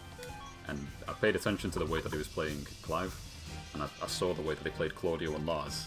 I said, yeah, I mean, if you're having a character crisis, starters, like, just pick whoever you like, and I asked him about it, and he spoke about Claudio. I said, yeah, I honestly think Claudio will suit your style. And then I told him exactly why that would be. And then he committed to it. And then we played. We looked at how he played. I talked about some of his tools. I fought him again. He played even more solid. I was like, yeah, there you go. This is probably the character for you. It's also interesting sometimes hearing the perspective from someone who's like, they're playing their character and they're playing it quite efficiently. And then they'll make some comments about themselves autopiloting, or thinking, oh yeah, but this situation's like this, this, and this. And from my perspective, it's like, damn, he's talking about that like it's a bad thing, and I'm thinking about how much of a ball it is fighting this character. It's such a pain in the ass thinking that he's going to do this, or this, and if you're at this range, I got to think about this. People are always like focusing on the downsides and the weaknesses rather than acknowledging where the strengths are. Like, hey, you can press this button and nothing bad happens. So press this button, and do it again, and then sidestep and do it again. Back 3 is really good, because it's a knee. Just all kinds of little details.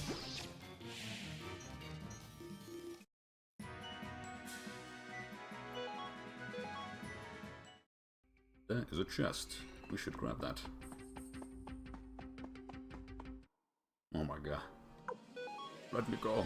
Graciously allowed Crimson Dwarf's party to flee.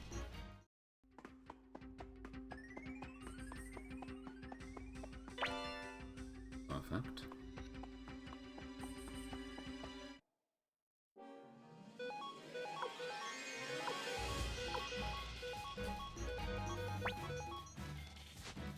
Yeah, I'm not really sure what devs could do for Claudio, because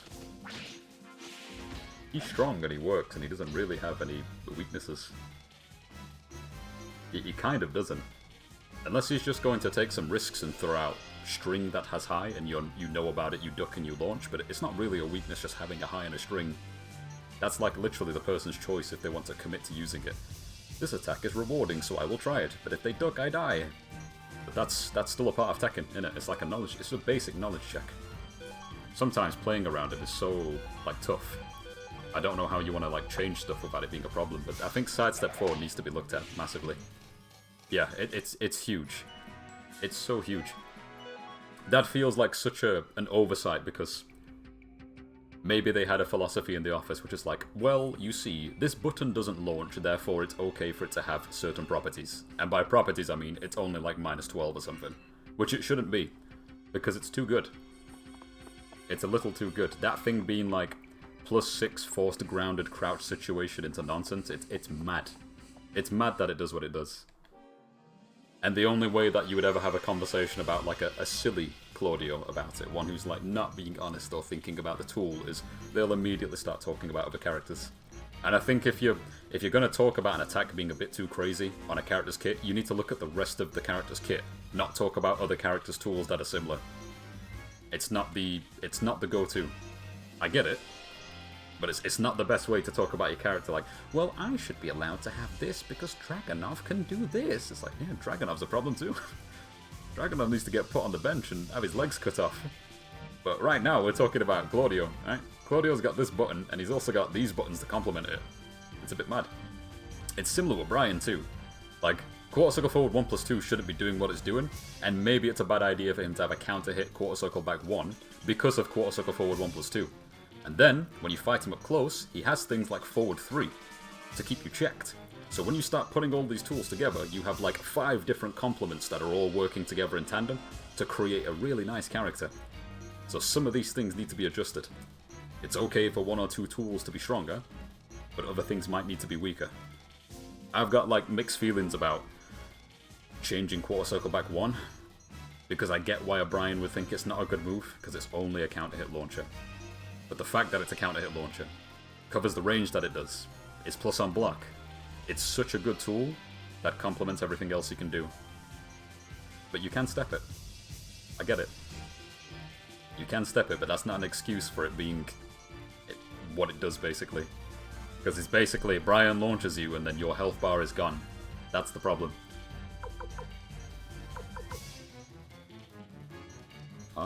We probably shouldn't fight these. Like we had a choice.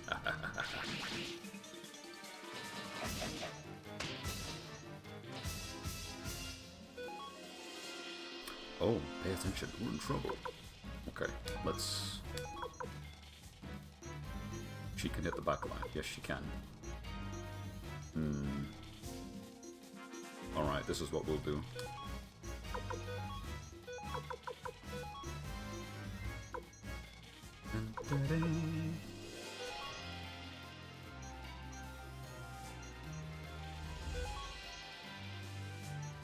Heal yourself.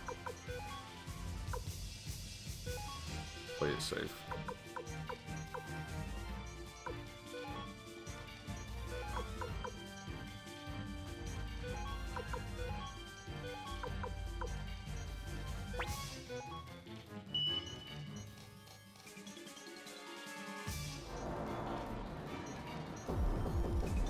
Super oppressive character though.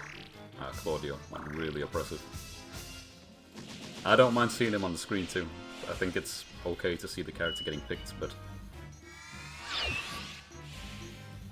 I think whatever might be going through their minds in the office, they're in a really tough spot of keeping certain characters strong because they're unpopular. Therefore, they need to be strong so people pick them. Versus, oh no, this is unhealthy, maybe don't do that. You know? It's a similar with like Leroy. Like Leroy has some really, really strong things about his kit, which it's hard to do stuff with Leroy without it becoming a problem. I don't think buffing him is just going to inherently make him more popular, but people will pick him if you made Leroy stupid. But right now he's got stuff, he's just not being played. I think his kit is designed a certain way and people don't care. And then there's also the fundamental thing of like, some people just don't like the design. Because of course, it is what it is. The DP is such an odd choice because it's so good. It's so good. I saw it as well. I don't remember the exact match. You probably watched Pakistan versus Korea, right? One particular player was playing Claudio, absolutely on the ropes, almost about to die. One good sidestep into DP, and I think he brought the round back. He might have still lost the round, but it was mad seeing how he just needed that one good step, the one good step, and he got it. And I remember calling it too. I was watching it on the side whilst I was doing something, and I said, sidestep DP. 3 seconds later, sidestep DP. I was like, there you go. That's it, man. That's all you needed. That's all you gotta do. That's all you need, buddy. Just be confident. Believe in your step.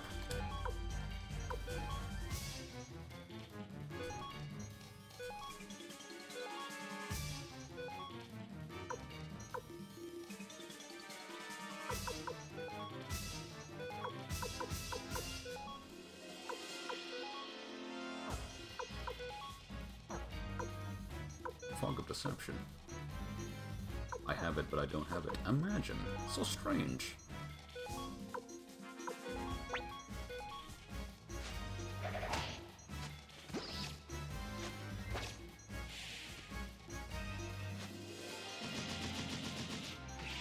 Oh dear, could you imagine?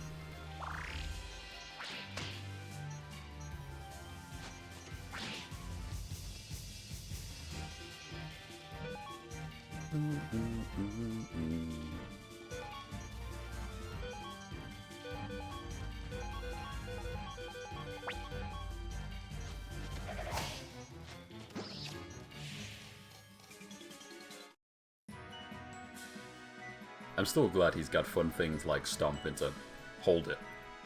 Stomp, cross arms, wait, go into stance. That's such a cool part of his kit.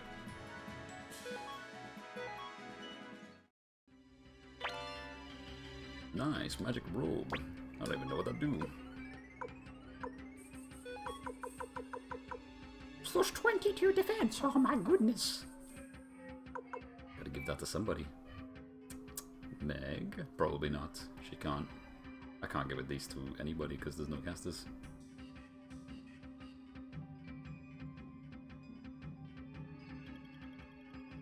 You prefer neutral? As in stomp and do nothing?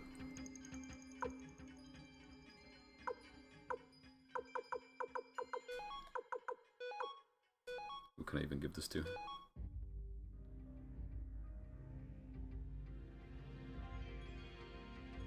Speaking of Poor Man's Slide, one discovery in that match when we played on the boat that I thought was kind of cool about Lars. Cool, but also unbelievably tedious. I am surprised how generous his wall ender is in terms of how advantageous it is afterwards. Because when I think about character does pop pop into shoulder, usually they lose their turn afterwards. They don't outright lose it, but it's kind of a disadvantageous maximum damage wall ender. I'm thinking of like Anna, Tekken 7. If you use ass at the wall, she loses her like mix. But you can also do things like up forward 4 at the wall as an ender, or you can do some other mix into sidestep 3. Those are usually better options. With Lars, there was a moment on the boat where you did like standard ender. It's like tap, back 2-1, or down back 2-1 into shoulder. And you had free reign to go straight into forward 3+4. I thought, that's mad. That's actually kind of sick that he can do that, but it's so mad. Shoulder into heat move? No. It was just a very basic ender of like, you ended at the wall, and then went straight into forward 3+4, like the double tap legs, and I cannot interrupt it. You can't step, you have to block. I thought, I can't believe he can do that. That's really good. Even if you think the button is nothing crazy, having the freedom to do that and your opponent has to just like low block it, that's really nice, you know. I just thought about like Anna or Feng and all these other characters, but I think even Feng has advantage, right? He can shoulder you and start doing crazy nonsense. And Claudio's probably the same. I think everyone that has like shoulder wall ender probably shouldn't be able to do something afterwards. Even though I know people would hate that, because it's like, no, my character's weak. Ah. But it's bad. Because shoulder hits so hard. It's not Kuma ass, but man, it's rough. Yeah, it was a good one. Like, I saw it and I thought, that's nice. And then I thought, that sucks. But it's nice. I think you should try it a bit more, because it's like... I know that low is plus on hit, right? It's not 0, it's like +2 or something. Or +4. I'm actually not sure. I think it's a pretty cool low he's got, though, just because, despite the speed, it's silent. You really have to sort of look for it to know. Oh, I better give this to somebody. Let's just have a quick look. If she equips it... Ooh, it's a big increase. It's big. I gotta give this to somebody, but also... I think it makes sense to just give it to her because she has the lowest defense right now. Why not? She earns it. It's +0. That's good then. It's just that it's 0 and hit. That's really cool. And forces crouch. Yeah, that's cool. I like moves that are like that. Even if it doesn't matter if they're like slow or quick or whatever. When you have like an attack that is 0, I like what that does. I like what situations that creates. Like Asusena. Asusena back turn 1 and 0 and hit. 10 frames, 0 and hit back fist. There's a lot you can do with that. But 0 lows are really nice too. It probably is slept on, yeah. I mean, every time I sometimes see Lars talk about their character, they want a better low. And I'm like, come on. I get you, but come on. Just use what you've got. Yeah. Sometimes you've got to account for stuff like that, like what's the telegraph of the animation look like? It's not always the numbers. It's not about the move being like I-32 before it connects. Sometimes it's, does he make a sound when he does it? Is the answer no? Okay, that's pretty good. Can you disguise it behind other moves? Things like that. Those are always nice to account for. But I think it's pretty cool as a low.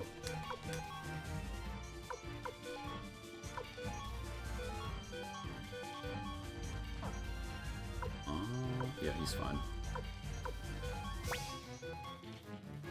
I do like that aspect in quite a few characters too, where because of the way Tekken is designed, you can like hide certain moves really well. Especially, it's hard to think of good examples. I know Lydia can do it really well, and I know Anna can do it too because I played her a lot. But characters that tend to have like rotations or certain sort of cool whiff animations that aren't whiff animations, they stay in these sort of recovery animations after doing something, but you're able to act and do other stuff. So you can kind of just do an attack into another attack, and the animation looks slightly different because of the way that the character is. But I can't think of any examples off the top of my head. There's one particular character where they do something where they get quite low to the ground, so their upper body is in like a crouch-looking state. And if you go into a certain attack after doing that, their upper body stays crouched. And while it doesn't necessarily give them evasion, it hides the fact that they're going for a certain attack. And I like that. It's not like a normal mechanic in the game, but because of the way that the skeletons have been designed in Tekken, you can sort of disguise certain attacks because of how that looks, which is really cool. Yeah, I'm so glad she's coming back, man. I'm concerned that they gave her mids. Yeah, I'm glad you suggested it. I've been like, I thought Azucena was quite cool when they introduced her because she's got a really good move list. It's just a shame that she boiled down to running 3-2 and safe like I-10 game, and then they nerfed it into the ground, and now she's fun.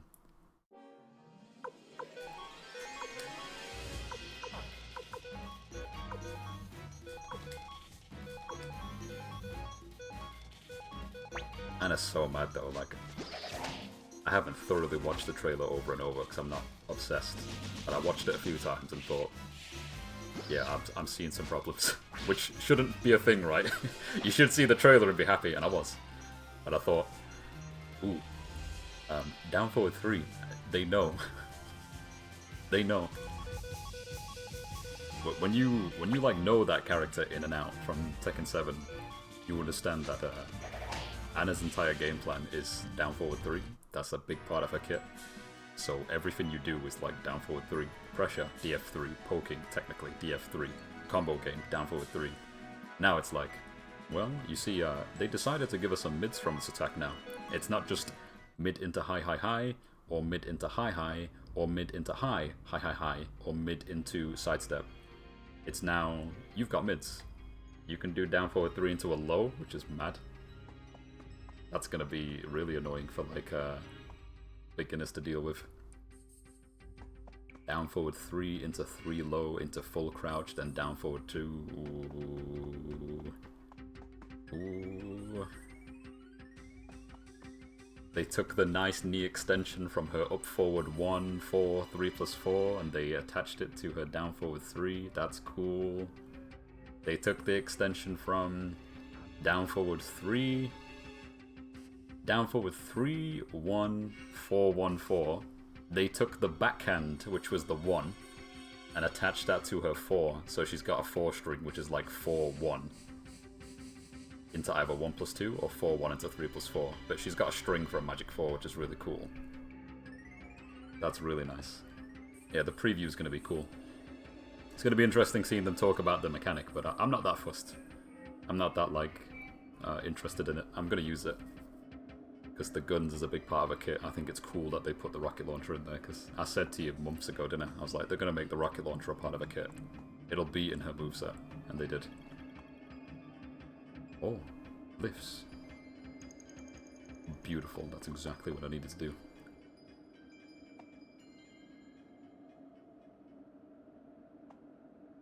Yeah, I wouldn't be surprised if there's a release, and then you get one acceptable patch because something might be a bit too crazy, but yeah, they should probably let the character rock. It really depends. I think what they did to Devil Jin without talking about it too much was genuinely sensible, because I don't think that character was healthy at all when the game came out. I don't think any argument could be made for that. That is insane. Release Devil Jin was stupid. Just completely and utterly stupid. I don't think a character should be... I mean, we can sit here and be like, oh, yes, but Elisa and this character... There's something about Deviljin where I don't think you should have had a character designed in such a way where you can just walk your way to Tekken King with no effort. Because he has this, this, this, this, and this. And when in doubt, you can just press this, and it's always your turn, basically. Because you have this button that can just threaten from full screen. It was insane. And then they got rid of it. Yeah, Anna's gonna be a tough one. A tough one to balance. Lightning Ruin.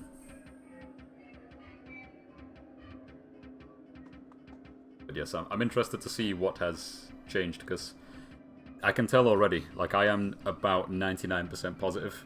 Quarter Circle Forward 3 is gone. Quarter Circle Forward 3-2 is gone. And even though we haven't seen like her old attacks, like Quarter Circle Forward 4, that's probably still there. We haven't seen Quarter Circle Forward 2-1, like the fun elbow into elbow, but that might still be there. But Quarter Circle Forward 1 is there. Iconic elbow, that's cool.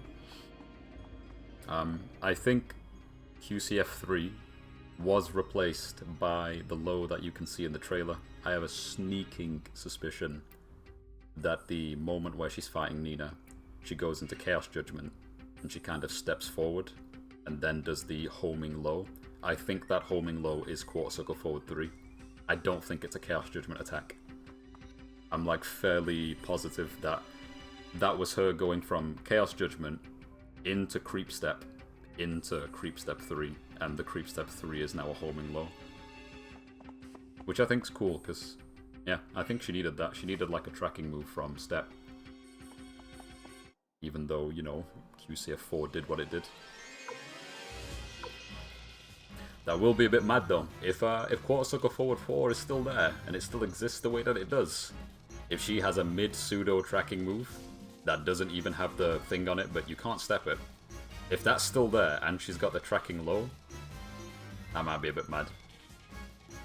Maybe.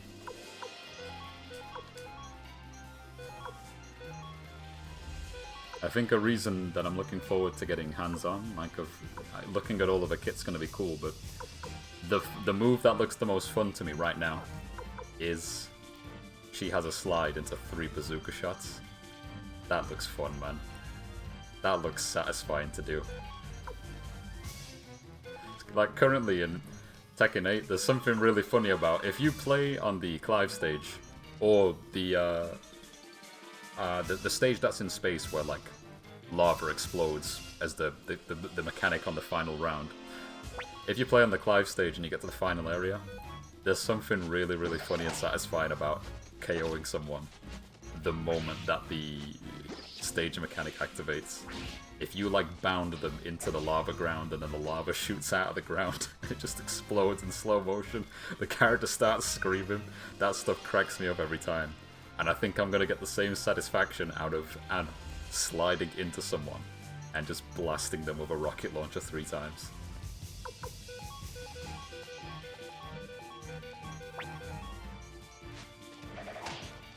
I am curious to see how that works on block though, because I suspect she can't do it. I assume if you block then the rocket doesn't happen, but if it hits... is this the right way? I think I'm supposed to be going up. No, this is the right way.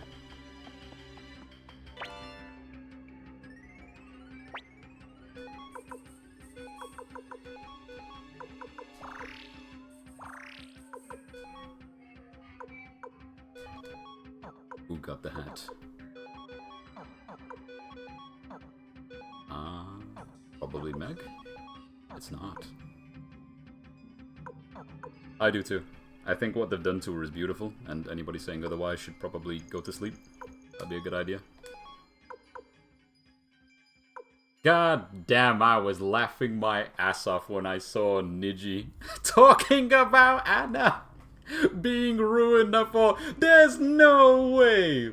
This fanfic writing weirdo made himself known, not thinking that someone was going to... Whoop, let's do a little bit of background check and see what this guy's about. Oh, boing boing action. Oh my god. I remember Niji back from the days of Anna releasing in Tekken 7, because it was always good to see what other Annas were getting up to. And unfortunately, it was like a dude who's passionate about the character. That's nice. Thumbs up, nothing wrong with that.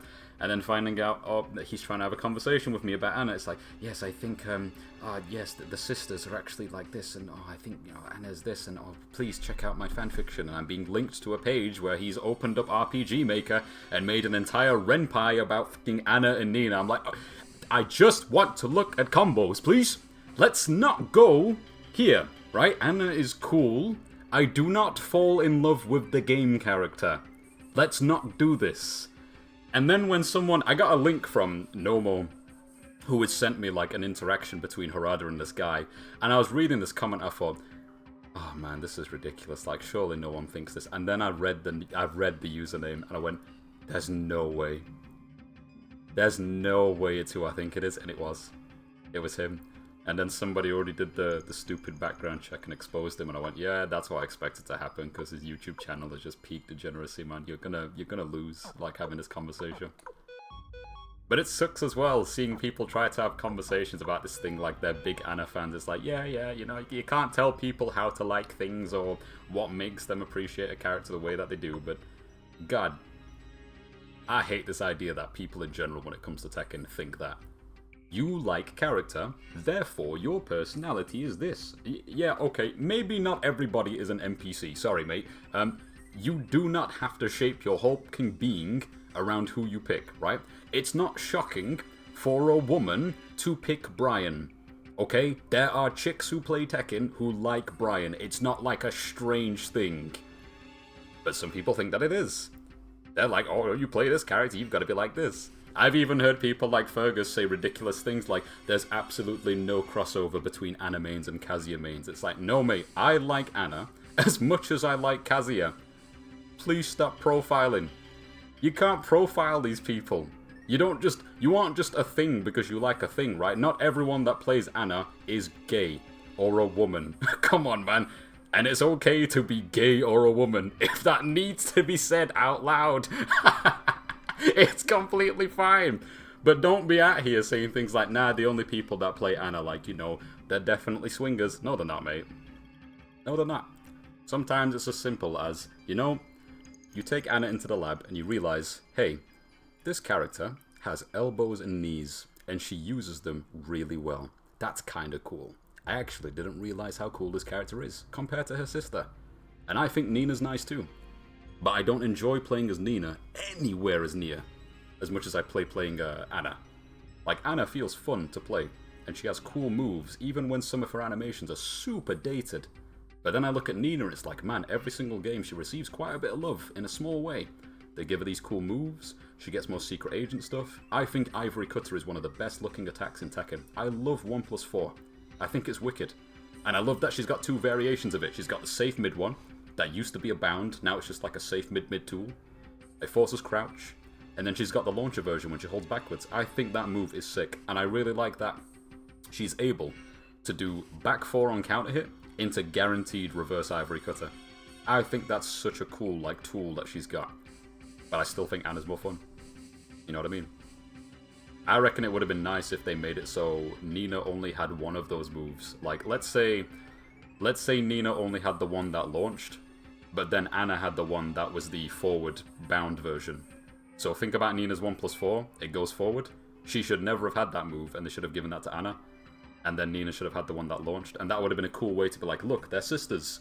They kind of have a similar move, but it's not the same. But instead they were like, nah, we're just going to give Nina Dante's prop shredder. We're going to give him both versions. Yeah, basically. It's tough. It's like a character that you're not supposed to step because the DF1's so good, and it's tough to change that. It's tough. It was a hell of a choice, because I remember in Tekken 7 where they made that buff, it was like Season 3 or halfway through Season 2, they decided, we're going to make it so Anna and Nina can do down forward 1-2 and then cancel into their step, because they didn't used to be able to do that. That's not something she used to be able to do at all. And then they made it so they could. And it was a cool buff, but yeah. I think it was a cool, efficient buff for Tekken 7. I don't know if it should have stayed for Tekken 8. Not with the way that the game is right now. I don't know. Brian and Kaz mains not beating the allegations. I've seen some people playing these characters that have some suspect things to say. it's funny. But that's on them. That's on them for making their entire personality a character. Sometimes I just want to play pointy man with frown on face and go Doria. It feel good. Harashiri Naranda.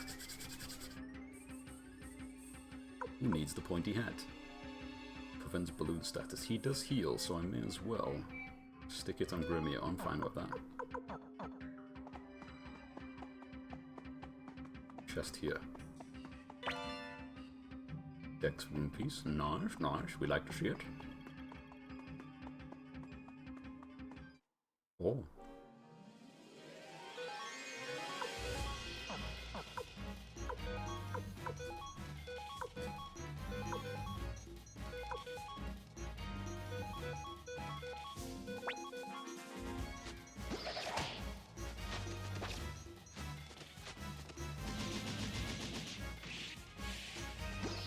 I did think they were going to be a little bit bold and change Anna's back too.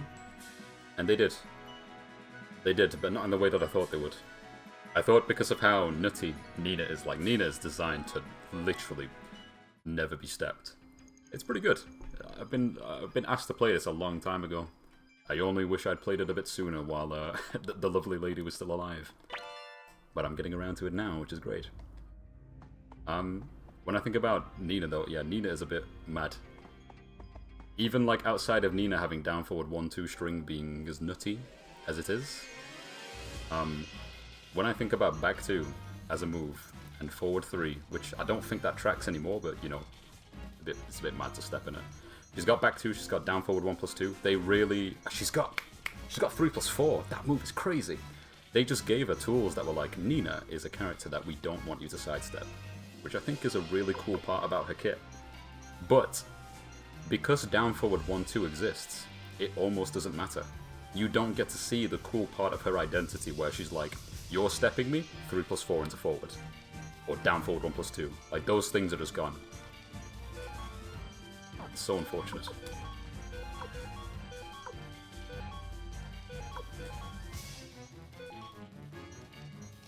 Yeah, no worries, man. It's quite tough, innit? It's such a risky button to play around. You can try and step it and then you go for like a very specific punish and you just get counter hit. Because it's such an active attack as well, right? That's one benefit she's got. She's got a massive benefit there. She can just kind of throw the attack out and it's like, it's on the screen, you gotta deal with it. Not even acting like it's an insanely busted move either, but it's just sort of, it's there and it exists. And you have to respect it.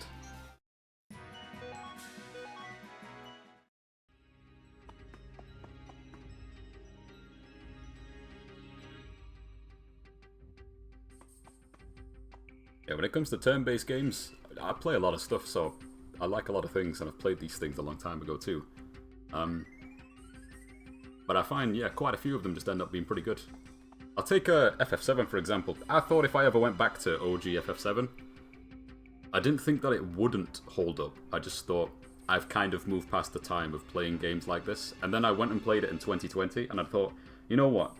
There's actually so much more depth in OG FF7 than I bloody realised there was. You can make these characters play in such fascinating ways because of the materia system, that it just made it fun. I always heard for the longest time from people on the OG forums and these places like, oh man, Barrett's just not a good party member, he's this, he's that, etc, etc. Turns out Barrett's like best character in the game. Massive chocolate man, multiple hitting machine gun arm, can do max damage from the back line, can turn him into a tank, really good with counter. You can just turn him into a dude that takes damage for the entire party and is able to dish out really good damage because he hits multiple times with his limit breaks. It's insane. So I was like, you know what? At the beginning of the game, and you're talking about materia, Barrett's like, I don't know what this crap does. So I just took that. I was like, okay, tell you what, right? Barrett doesn't know how materia work, so he's a bit of a goofball. Maybe that's a hint. So rather than giving him magic materia, I gave him all of the other materia, like the purple stuff and the yellow stuff. And the purple stuff is like, you increase HP. So you can get like a HP materia, and then you level him up while he's got the materia level inside, and he just keeps getting more and more max HP. And then I gave him yellow materia, which is like utility materia. So he can do things like counter, he can do things like cover, cover's really good on beefy characters. And he's got really good stats to be beefy, so it's like, okay, the enemy's about to jump on top of Tifa, and then Barret comes out of nowhere, 3 backflips, jumps in front of her, takes the beating for her, barely takes any damage, and then jumps back onto the front line. I'm like, yo, Barret's sick. Barret's looking out for the man dev. That's why you know he's a good party member. He's like, you about to take some damage? I got your back. He's like, yeah, that's the kind of character I like, man. Barret was really cool. But then I found out he actually does really good damage too, so it was like, okay, outside of Cloud, who is the perfect character, Barret's actually really, really good. Not even a joke character, like a legitimately good character in a turn-based game. And I thought that was sick.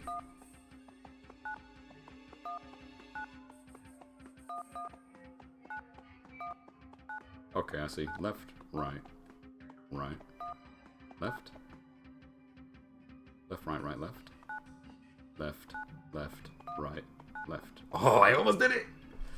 Left, right, right. Left, left, left. Right, right. Puzzle God. Beep boop, boop. Oh, I see. It's the hint. We don't need these, I'm afraid. We don't need them. We don't speak no beep boop boop. Yeah, FF7 turned out to be good fun. It turns out you can put materia on a character like Tifa and make her play how she looks in the remake, where she's flying all over the place like a Kingdom Hearts character, doing Tekken juggles, launch her into pressure, into string, into insane rotations and everything. You can kind of play her like that in the original game. You've just got to put the right materia on.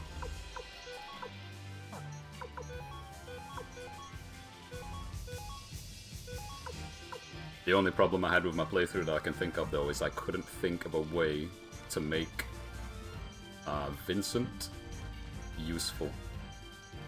Vincent's limit breaks are not fantastic, so I'd have to play the game again, I think. I like to try and, if I play like an RPG, if you give me a roster of characters, it doesn't matter if they look like Goofball, or they're hideous, or this, or they're that. I try to play them all. I try to give love to every single one of them and see what they're capable of, because it's a shame otherwise.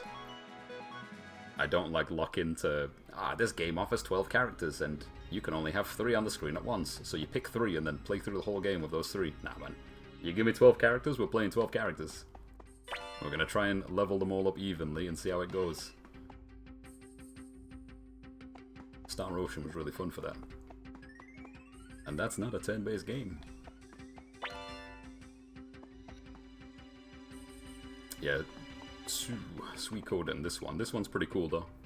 I think I just like the animations. I like the fact that you can have unite abilities, depending on, like, the characters' affiliations with each other. Like, if they know someone, they'll do, like, a special kind of attack or a special kind of healing maneuver, maybe. So I'm trying to recruit as many people as possible and see what kind of fun combinations I can make.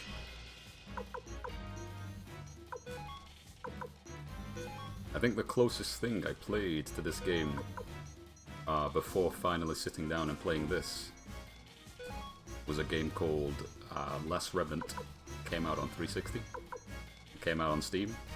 It was taken down from Steam, but it's a good game. It's actually a pretty good, like, Square Enix title that they don't care about. But there's like 200 different characters you can recruit, so yeah, there's a lot going on.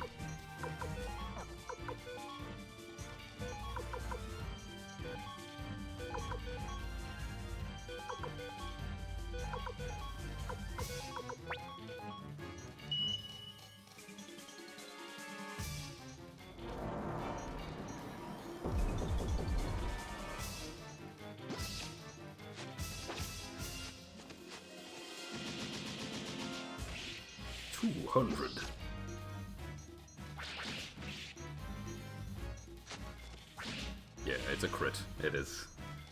That's what it means.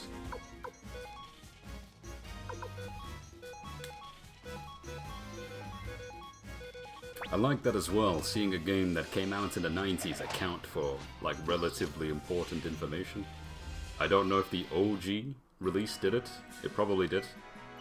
But if your character's going to crit, the camera will specifically zoom in when they go for the attack. That's a good way of letting you know, like, hey man, this character got a crit. So your stats are working. Nah, man, we came from here, didn't we?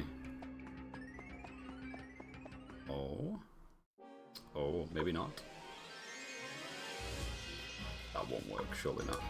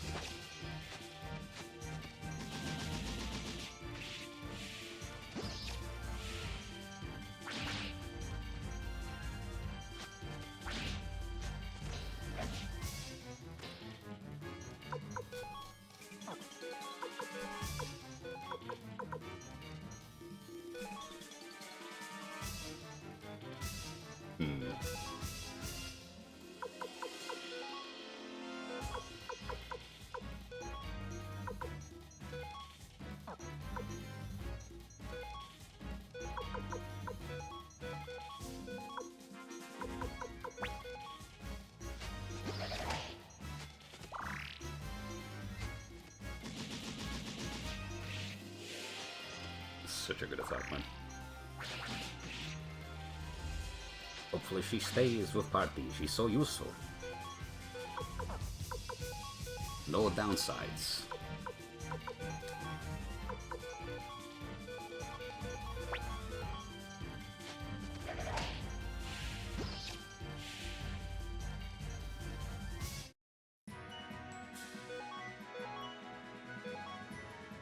Actually surprised that we barely get any XP from these guys, given that they're not the easiest enemies to deal with. Oh, excuse me. What did we just get? Iron Shield. Who can equip? Not this guy, not this guy. None of them. Yeah, because I guess they're all using two-handed weapons, right? Okay. Kinda surprised, actually. Chest, surely. Nope, just a useless room. I think.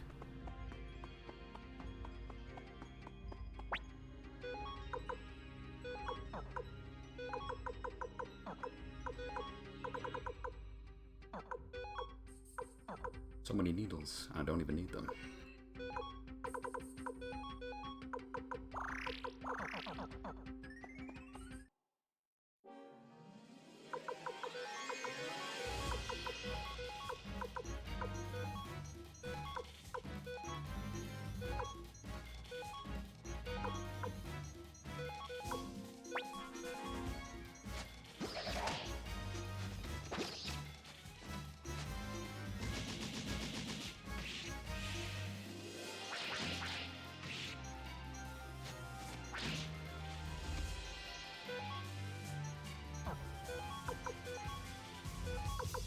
Tell you what though, it's gonna be really exciting seeing all these new attacks that everybody's gonna get.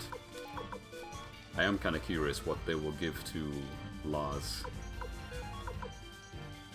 I always wonder if they'll lean directly towards sticking something in a stance or giving him something in neutral, but it's probably a stance attack, I'd imagine. But I don't play him enough to think where they would attach it. I think it'd be easier for someone like yourself to figure that out. They're like, oh yeah, this particular stance doesn't have a 3+4, so you might get something here.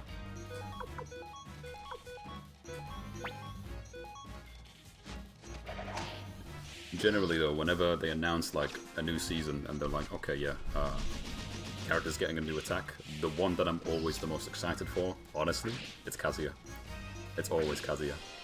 I always want to see him get something interesting or nice, and so far it's been kinda I think the most interesting attack he got in Tekken 7 was the extension to back 2. I thought that was cool. Whereas While Rising 1+2, I get it. I get the rules.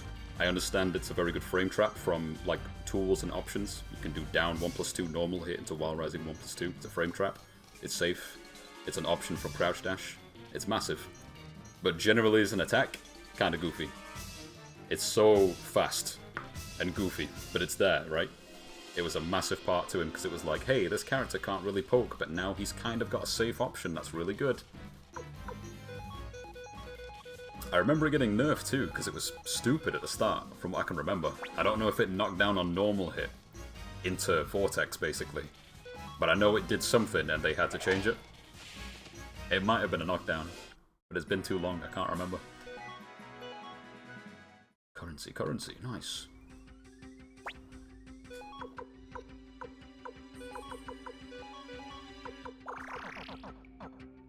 But yes, I'm always curious to see what they'll give him.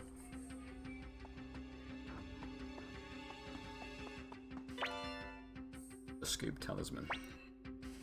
You cannot carry any more. Oh, I don't think I really need this. I can get rid of something. Nice, okay, that's fine. I was about the bandana because they're already wearing a half helmet.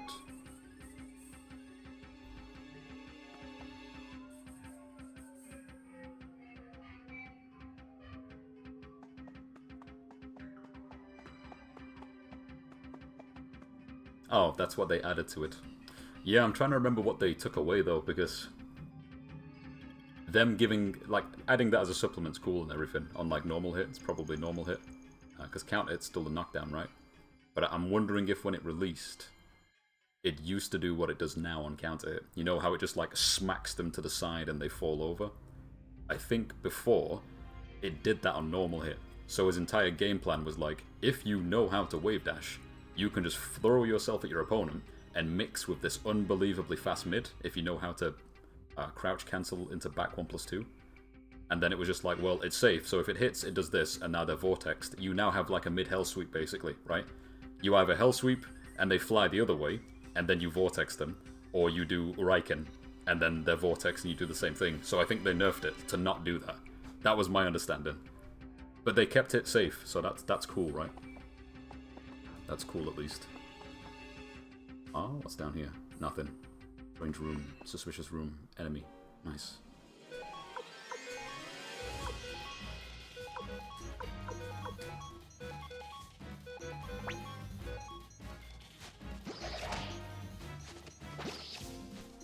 Yeah, honestly, I feel like if they were going to give him anything, I wouldn't mind them just potentially deleting 2-2 and putting something else there.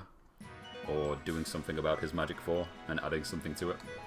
But I don't know if that's what they want to do with his design philosophy. I don't think they want to give him anything fun. They could just turn like 2-2 into a 2-part string that happens no matter what and make it his up 1+2. And then put something else where his 2 should be so he has a better 2 option, because the current one's kind of goofy. But who knows. If I was really going to make a change to Kazuya, that would be fun. That I don't think would upset like too many elitists and they'd be interested.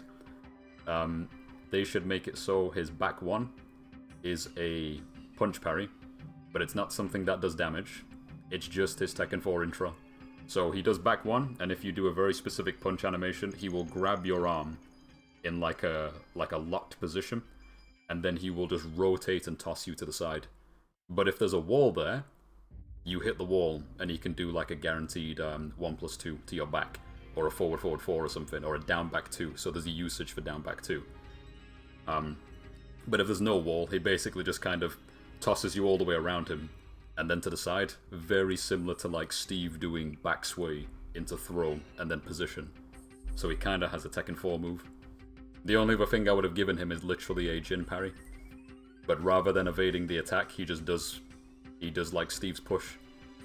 So you can do like a cool custom parry on the character, but all you get to do is push your opponent.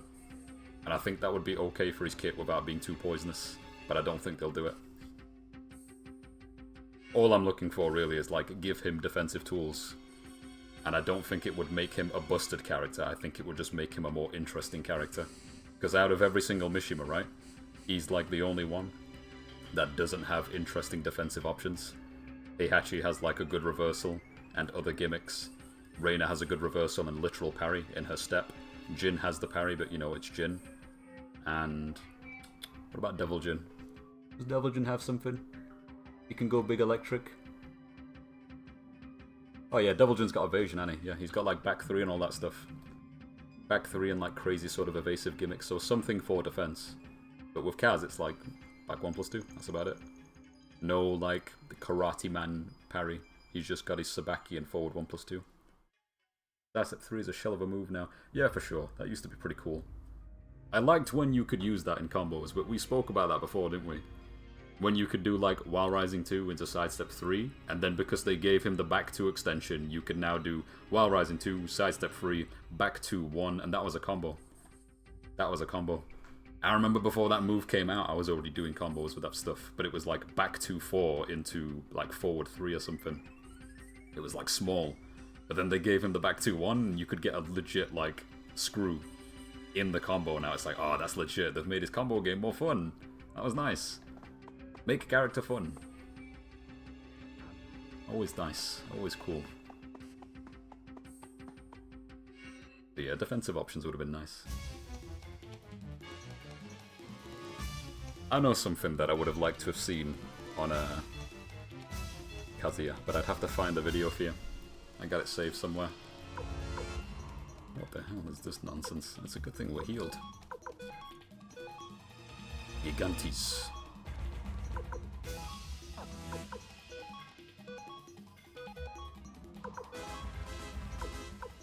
This would have been a good idea, but it's gone.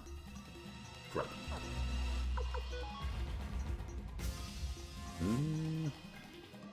Yeah, go on then.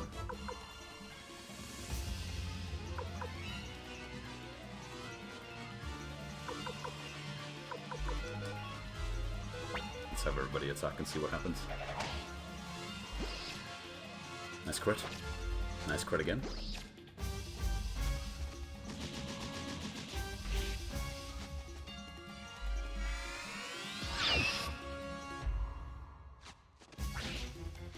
Alright, it hits everyone, but it doesn't do too much damage. That's good. Let's see what else he can do.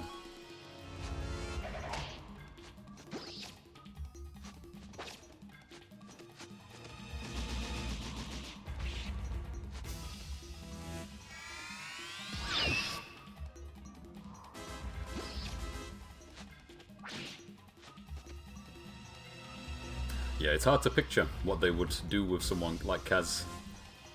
Because if it turns into something like they've been paying attention to his like performance at tournaments, and they think one of the problems the character might have is consistency in combos, even though you've kind of got options, right?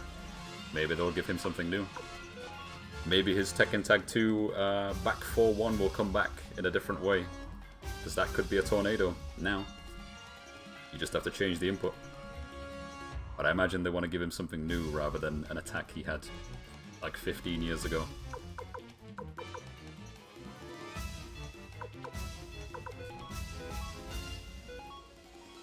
I think something that would be sensible, and if someone tried to argue against it, I think it'd be so pointless to even argue. You know how he has 3-1 into crouch dash? And there's a very sort of committal and awkward way that you can cancel it to extend your combos or extend your game plan. I reckon they probably need to get rid of the execution barrier on 3-1 into cancel, because characters like Dragunov exist. Every other character that has some kind of step cancel exists. There is no reason for Kazuya's to be so awkward, but it is. It just happens to be really awkward for some reason. Like if you want to do 3-1 into dash cancel into down forward 1, down forward 2, something like that, to get your like late tornado from twin pistons, you've got to do like this very finicky hold down forward, then move to forward, then release forward, then press down forward and do the thing, and you might accidentally get like a forward dash or something. I've got a friend called I always call him Monty. He's changed his name. Monty's really good at doing it consistently, and I think it's cool that people can practice and learn to do it. When I tried to do it, I thought, man, this is like needlessly difficult. And I suppose a part of me is like, it doesn't need to be there because I have trouble with it, but also I don't think it needs to be there because it just doesn't need to be there. you could just make his 3-1 cancel tidier, and then it'd be much better for his combo game, basically, or his overall game plan. So I think they might change that, if they're paying attention to it.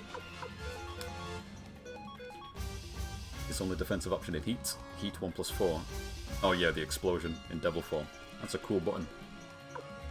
Yeah, I think it's cool that he's got that. I think it'd be nice if he just had some more like fundamental defensive options that aren't like extreme like Zafina, or like too crazy, like say a full-on Kazama reversal that does damage. I think it's nice to give him like a... he could just like grab you and just push you to the side, and you don't want to be near the wall or he'll be able to hit you with something. Yeah.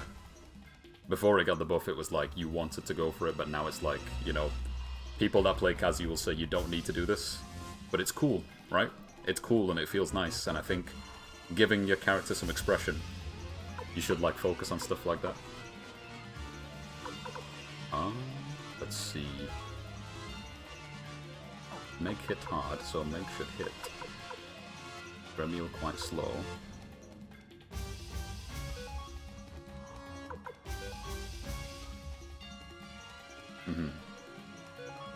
Use it on yourself.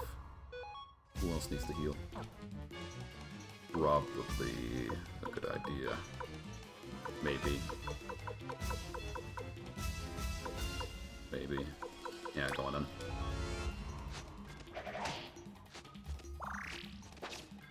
I think it was such a cool addition to his kit because I wanted that back in Tekken 7. I don't think it's a bad idea to like look at Kaz and say, let's remind everyone like Kaz and Jin are related and just give them some similar things. And Jin always had like 3-1 into stuff. I think giving Kaz 3-1 into crouch dash was just asking to happen. And then they did it, and I was like, yeah, nice one, good idea. Now make it good. I don't think they need to go as far as like give him a guaranteed electric, but I do think it's interesting how Jin can do that, right? Jin can just like go into stands and get a free electric, which I think is kind of mad. He doesn't even need to be in heat. People don't talk about it too much. I don't think it's busted, but I've seen like pretty efficient Jin gameplay where they will purposefully hit you with a certain sort of counter hit or instant tornado, and then just dash up, put themselves into Zen, I think it's Zen, and then immediately press like down forward into 2 to get a guaranteed electric follow-up and then start doing stuff. It's mad that I can do that. It's really cool though too. I'm just kind of surprised they went with Kaz and they were like, yeah, you can do the electrics in heat to make it fair. But outside of it, you just get like a generic Wind God Fist or something.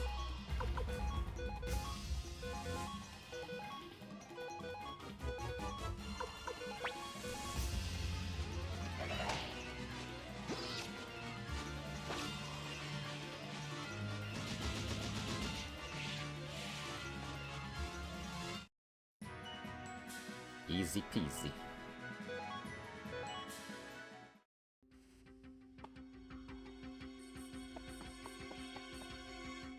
Left. Nice.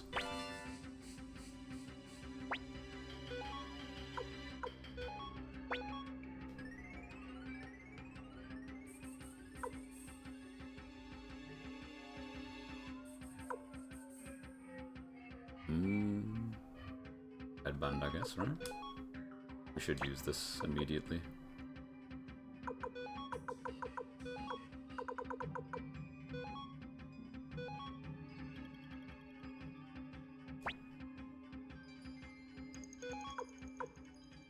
Text rune piece on tier. Lightning rune piece. Yeah, okay. Why not? Why not? But who? Camille? There's no guarantee that she'll stay. I'm gonna try and make her stay though. Could give it to Meg as well, but she might not stay either.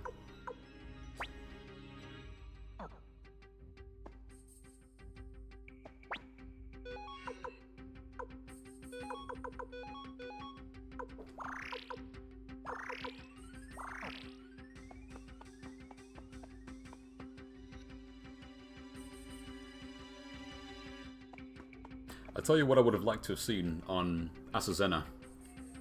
And there's always a chance that she might get it anyway, but if it doesn't happen now, it might happen in the future.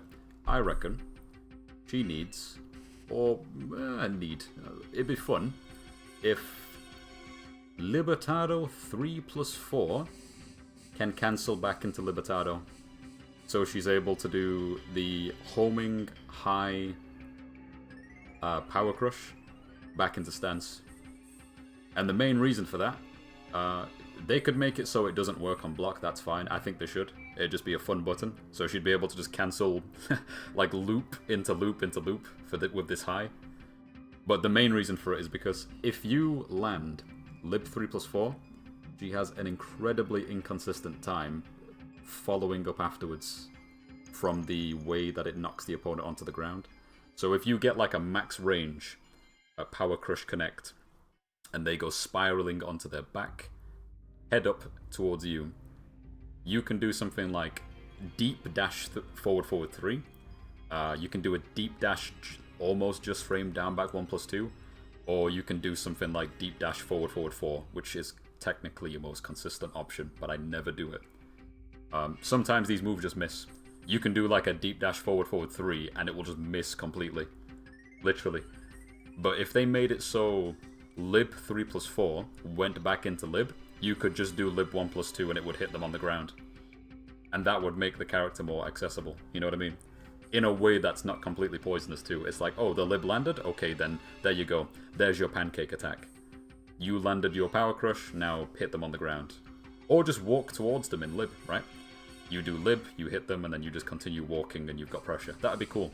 I think that would make her, like, pretty cool, but I don't think they'll add it because they might not be thinking about it.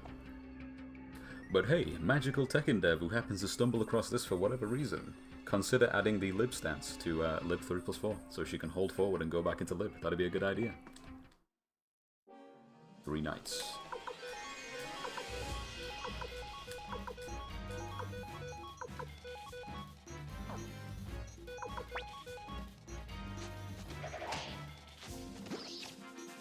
Yeah, I kind of like I like tools like that and characters where they're able to sort of loop something into itself. Just to sort of give like a layer of fun or flexibility to something.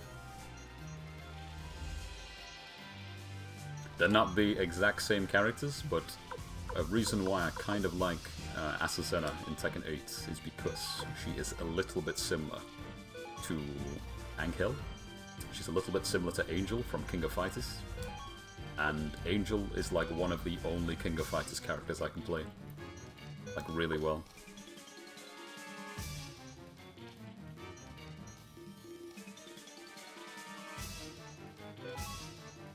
Yeah, that's true. They could change the numbers on the attack to make it easier, that's true. I think the better option would be to literally let her go back into stance.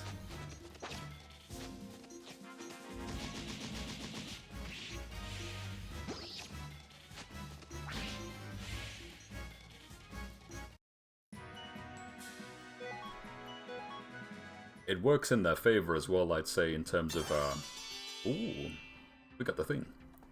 It works in their favor too when it comes to balance, because, generally speaking, if you find yourself in a situation where you suspect that the Azucena is going to press Lib 3+4, like you've got a good read on her, and or you know that she's going for this, like, setup, even though I might be the only one doing it. If you're ducking in the first place, and you're going to launch her because you ducked the high, it doesn't matter if she transitions into Lib, because she's going to get launched anyway, right? If anything, it's a buff that makes the character, like, cool and fun, but it's also bad because the moment you duck this attack, you don't have the option to just, like, block the opponent's follow-up. You're stuck in the stance. There's no, like, cheeky mixture there. By the time you've recovered from doing the roundhouse and you've transitioned back into walking forward towards your opponent, the window is too huge for them to not just launch you. So it's good for the opponent, basically, by allowing that. But if you're using it correctly and you actually hit them with the 3+4, then the nice thing is you get a very consistent follow-up afterwards, rather than a game-ending whiff forward 3, and then they get off the ground and, like, kill you with a low or something crazy like that. But yeah, I think it'd be nice. It'd be nice if she could just go back into the stance. It'd also be kind of fun and cheeky to just see some circumstances where your opponent refuses to like duck or deal with you. So you do 3+4 into block, you go back into stance, you do 3+4 again, and it gets blocked. And I wouldn't mind seeing that get looped for pressure, because it's like a hype thing. Oh, she's doing the roundhouse, he's not doing anything about it, he's not ducking. That's kind of nice. I like cool repetitions and moves sometimes. That's why the electric looks cool, you know? It's nice when someone just like lands an electric and then they do like 3 more or 4 more. I don't mind seeing other stuff like that too.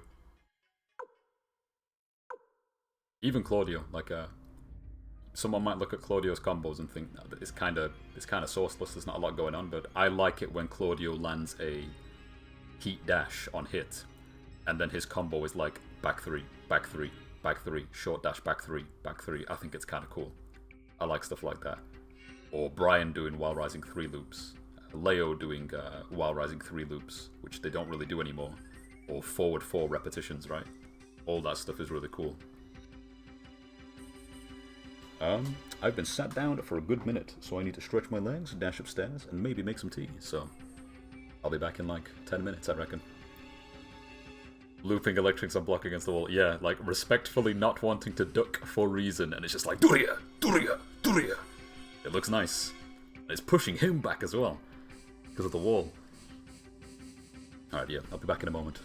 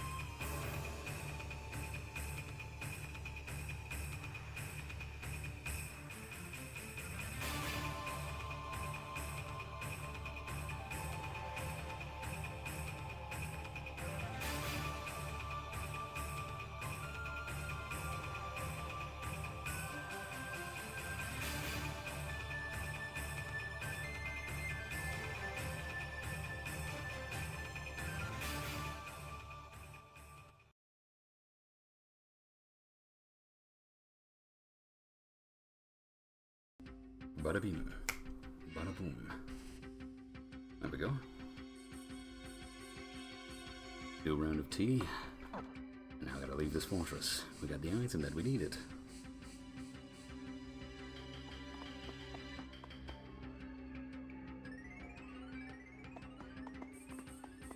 Looping electrics on block against the wall. Yeah, man, that is satisfying. Even more scary this time round as well, because your average Mishima's literally got a demon paw. You duck at the wrong time and then boom. Dirty mid splat against the wall.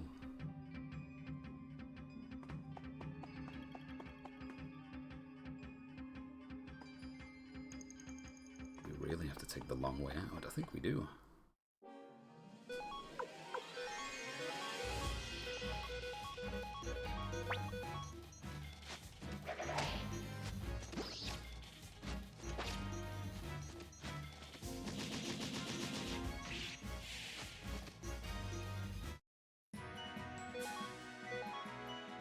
Absolutely. That extra layer of the new mechanic, you could say, was really added to the application of a lot of moves. Yeah, execution flex, getting in someone's head. Now it's like pretty legitimate. Probably should use a talisman, actually. But, is there somewhere that I've not been? No, I think I've been everywhere. We've got plenty of currency too. Let's give it a go so we can free up some space.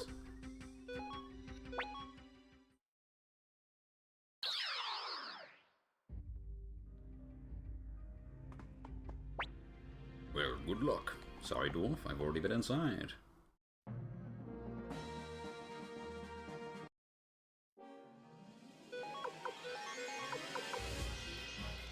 No, this guy is a problem.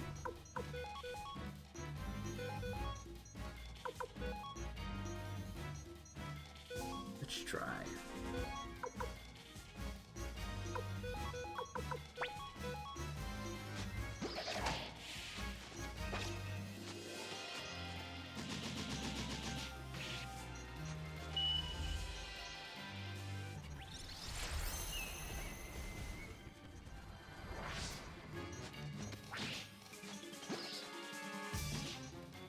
Just throw the kobold. Sleep is useless.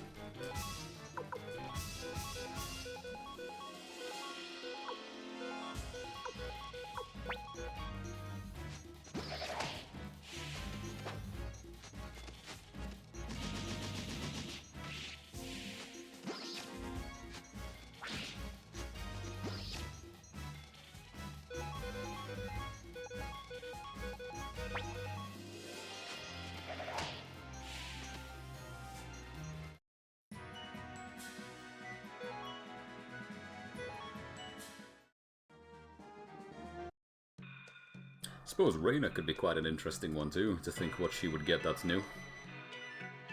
That's another character where I have to wonder if it's adding more application to a stance, like say Unsuckle, or just giving her like another generic tool. I wonder.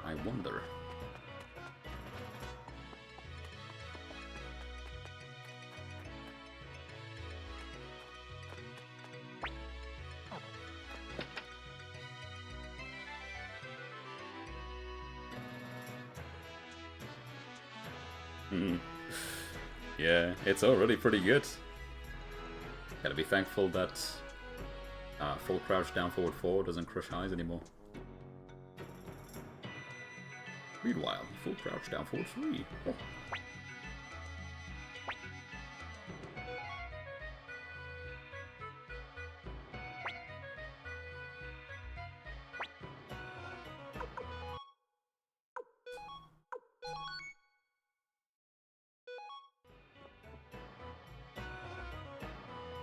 Yeah. Indeed, man. You get set 3, you get set 2. Very strong tool.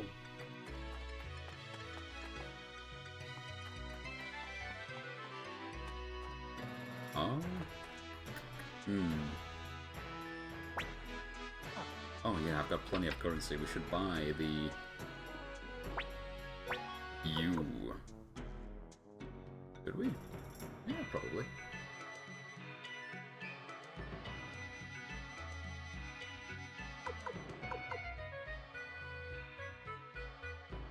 think I would use it though.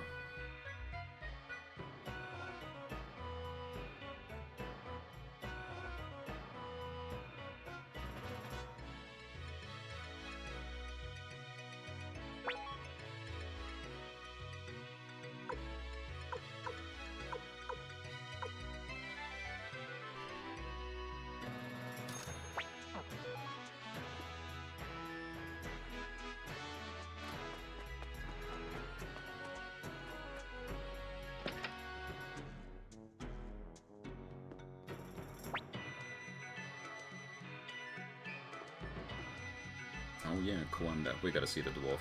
I remember now.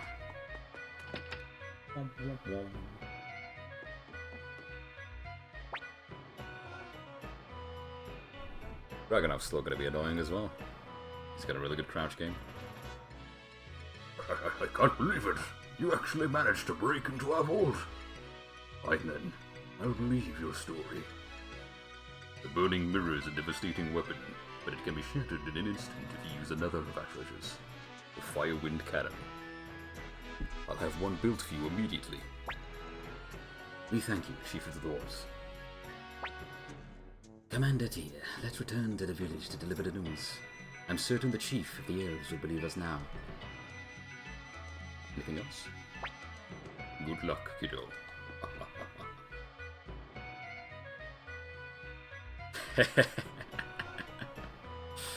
That intro's too sick.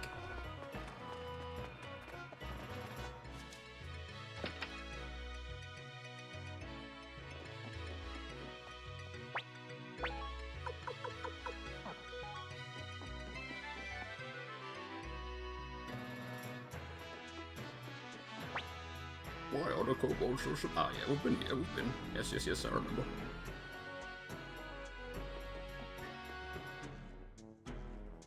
The thing is...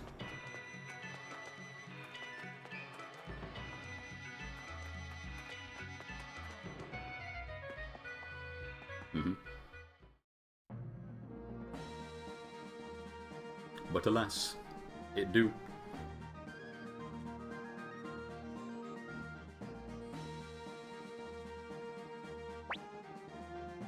Wait a minute. Let's not leave just yet. We've got a lot of currency.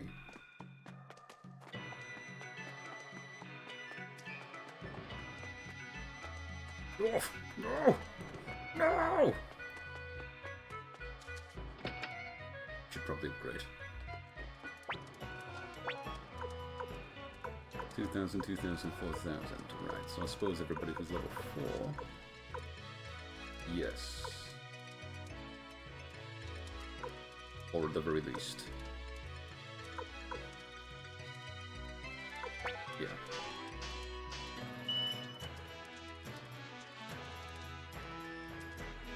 Ah. Became a new staff. Wicked. Fenrir. I see, I see. I didn't know it went that deep. And X. Still a broad X. Oh, Gremio. So basic.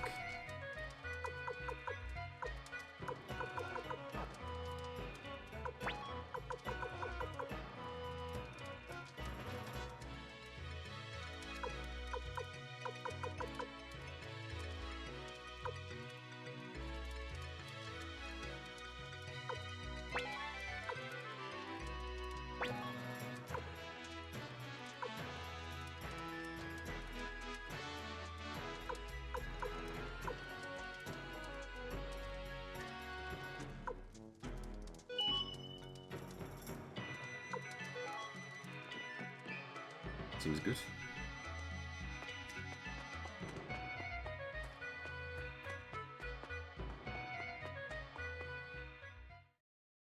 Yeah, I keep seeing the talks about the plus 17 situation. I'm trying to figure out what's going on with Yoshimitsu and whether that's a problem or not. Because I think on paper it is, but I don't actually know until I see it.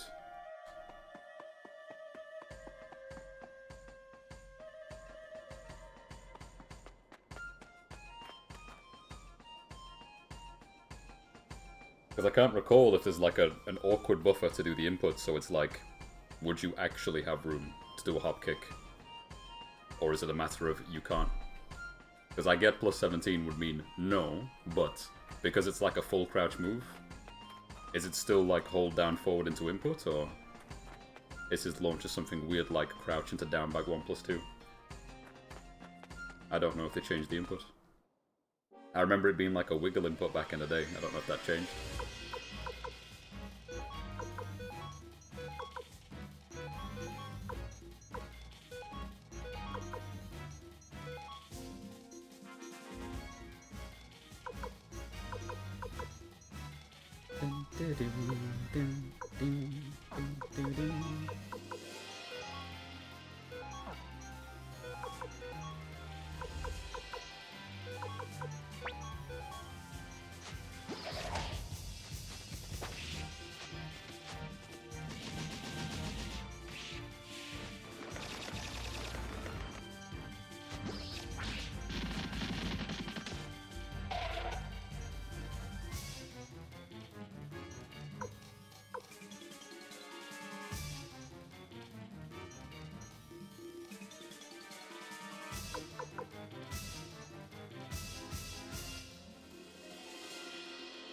Yep, that's spot on. The reason I never looked at it as a bad thing is it's not as simple as me just saying, if you don't want to worry about it, don't get hit by the heating gauge in the first place. But it is worth saying, this is only a problem when you get hit. That's it.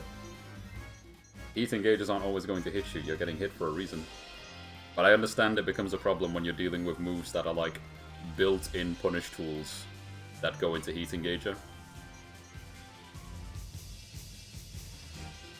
I can't think of too many examples where it's too much of a problem. Not really. Unless, you know, everybody's thinking about Dragunov counter hit I-10, that would be a problem. A counter hit I-10 into a full crouch mix-up sounds pretty cancerous. But then I think about every other character where, usually when you get hit by a heating gauger, you've been mixed. Or they took plus frames and they had stance. And then there's someone like Asuka, you got stepped and she did too. That would be a bit of a mad one, right?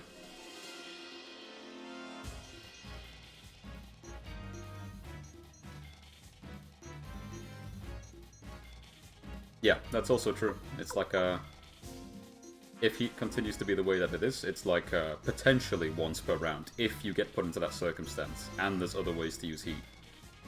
Some people just do raw activation and then you never have to think about it, you know what I mean? What am I doing? Okay.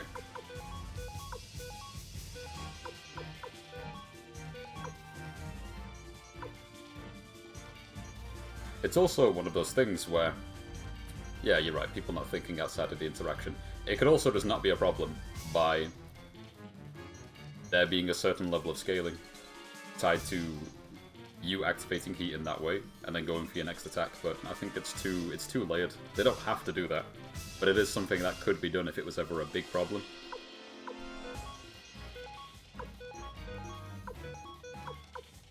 We should be hitting the bird at the back. No, maybe not.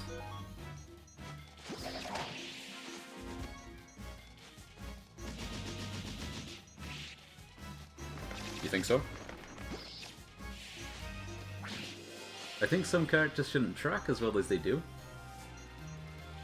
I don't think about it being too much of a problem because it's like the double-edged sword, isn't it? Some people are so reliant on using it as a crutch that they press it at a time where you know they're going to press it. You step, they miss, you launch, they die. So I quite like it because of that. But I also know some characters where they'll just activate and it doesn't really matter if you step, it catches you. But someone like Lydia, you can step. Heihachi, you step. Quite a few characters in general, you step. And it's no problem. It's like a really nice, fun situation to get a good read on. I'm also glad they toned it down from how it used to be. Yeah, I'm glad they toned it down from how it used to be at the very beginning, where it was incredibly plus, like a bit too crutch. And now they gave you options to, like, reversal it. You can get really good reads into Sabakis and stuff like that. The step part is your problem? You want people not to be able to step? Or am I jumping the gun a little too quickly? I forgot to heal this guy. The bird should die.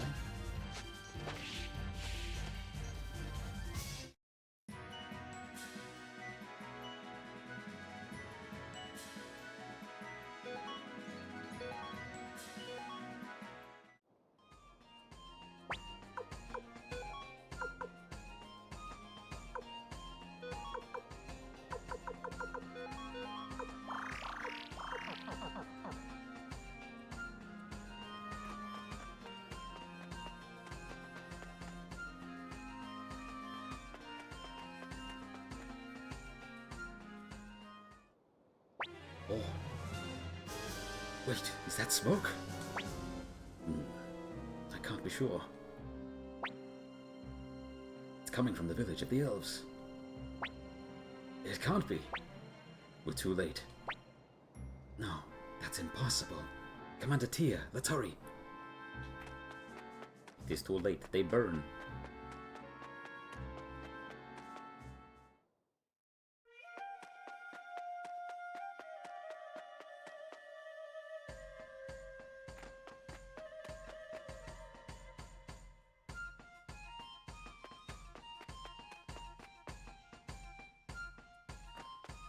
We're gonna bump into Kuromimi. Probably will.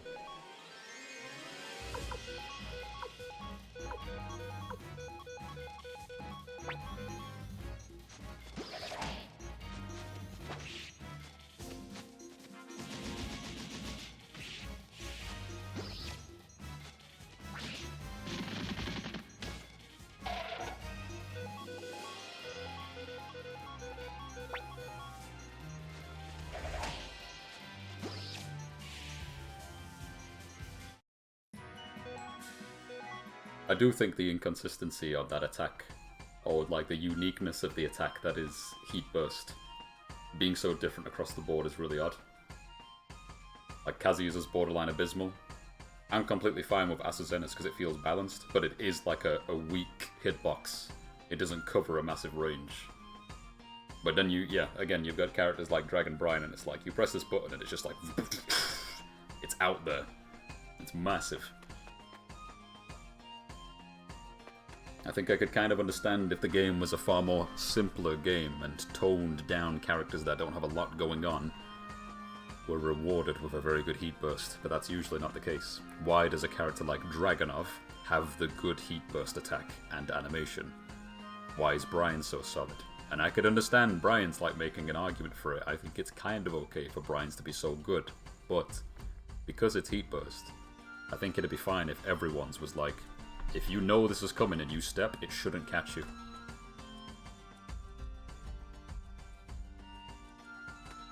Yeah, in Kazuya's case, it was very interesting because it was like, I know how it used to work in the CNT, and you could just turn this character into an electric magnet because you can do as many electrics as you want if you're on it, and then your heat burst would just catch, and it's giving you the opportunity to just extend your combos in a very accessible way. And I think for some reason, they didn't want people to be able to do that, so they nerfed it.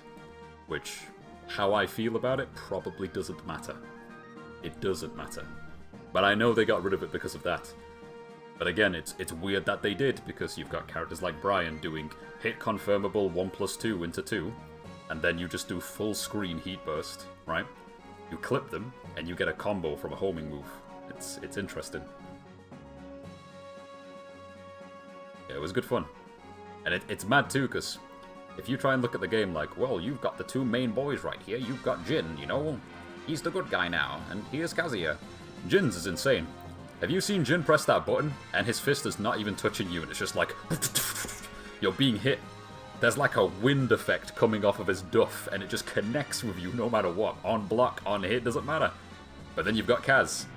Like, the animation matches what it's actually doing. It's like a little baby chop. It's kind of mad how different those two characters are in that regard. Jin's got the generous one, because why not? May as well. Kaz's is terrible. Maybe everyone should be like Kazuya. That would be more ideal, right? Or do they want the button to feel good? Then everyone should be like Jin's.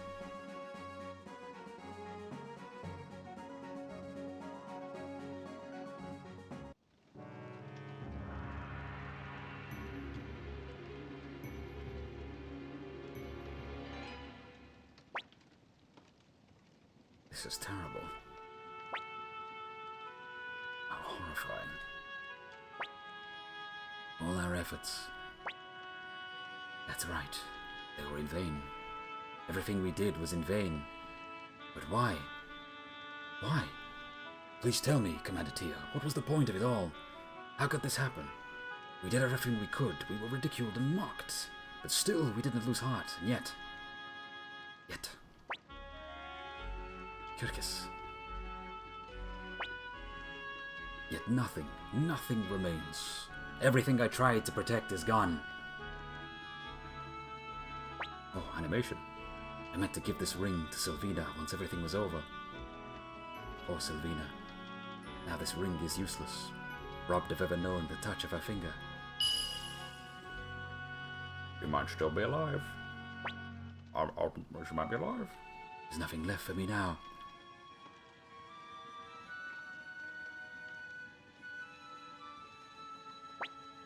Kyrgyz, this ring is your hope.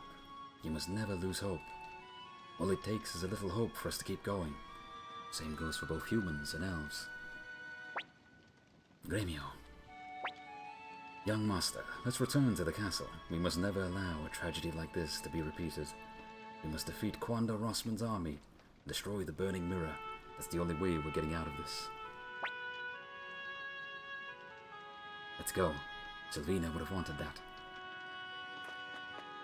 You might be gone, but maybe not. We looped already. We have. It's quick.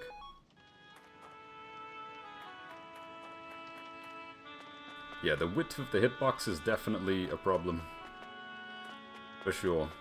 And I'll always attest to things like that, because I enjoy lateral movement. I enjoy the 3D aspect of the game. You should be able to step things. It's good, it's healthy, it's defense. Turn to the castle, he said. Yes, yes. Although... Yeah. Let's let them go. Maybe there's an opportunity here.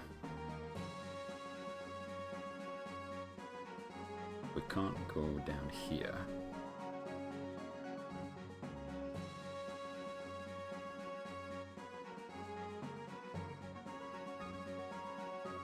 Did we miss the Kobold village? Or is it here? It's here. Okay, never mind. There you are. Kurumimi can't get caught here. Must save everyone.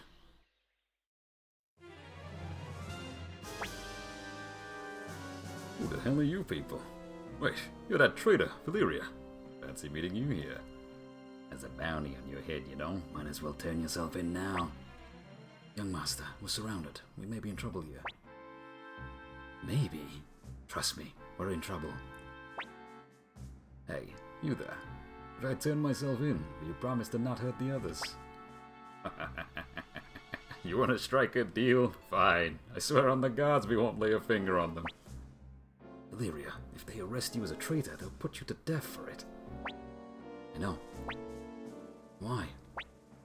The burning mirror has to be destroyed. Who will do it if we all die here? Or we could just kill them. The Liberation Army must not lose its leader. Not now. It's your duty as their leader to stay alive. That's why.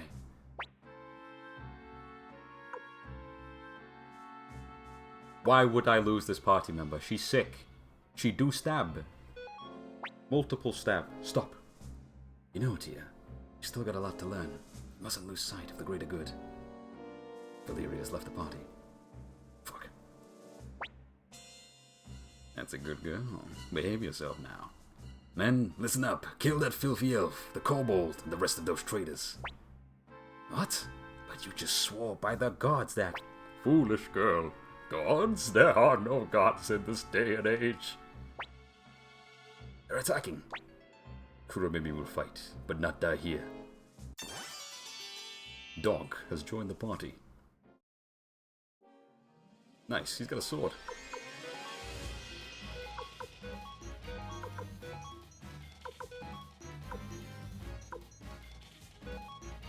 This won't work, but I'm trying anyway.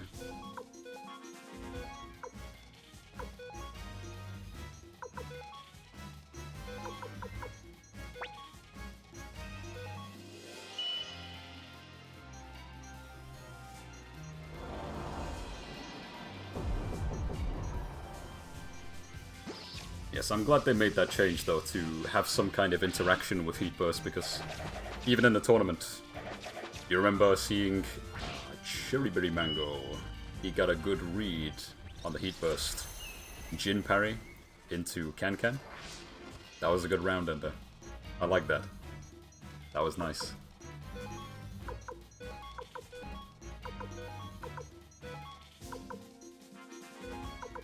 But yeah, it's quite heavy at the moment. It's so risky considering how some of them interact in general.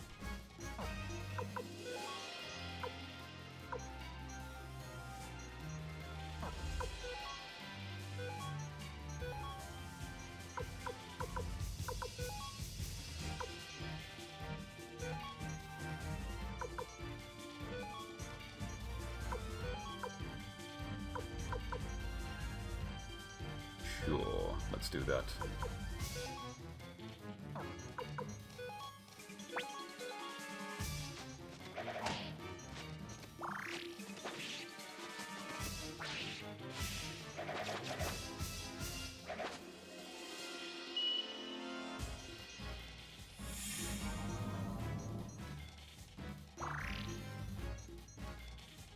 Yes, when I saw the patch note that said that cannot happen anymore, I was so happy. I thought, good job.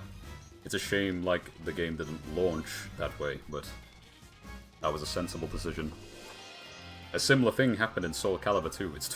It's too vague for me to remember, but I know that was a problem in that game and they changed it completely. Like, you cannot use Reversal Edge, I believe, in its rawest form to, like, end somebody. They changed that. And that needed to be there, like, since the beginning. Backdash into checkmate tool. Yeah, it was bad, because it was like, how do you approach someone that can just armor through all of your options except, like, a really good low? It's mad, innit? Yeah, checkmate tool is the best way to describe it. Oh. Out you go, in you go.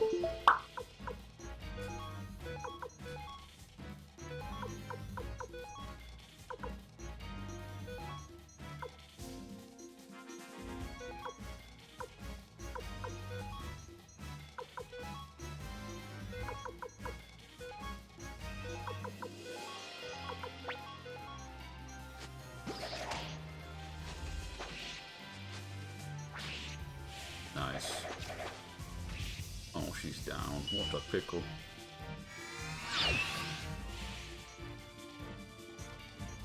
Yep.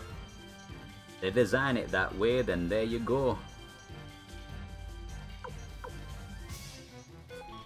Why should I take responsibility for my degenerate behaviour when I can just play the game and say Murray's vision?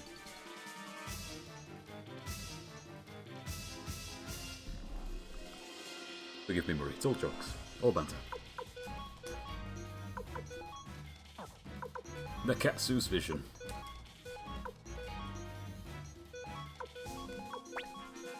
Oh, Camille, you're missing out on so much XP sleeping on the ground.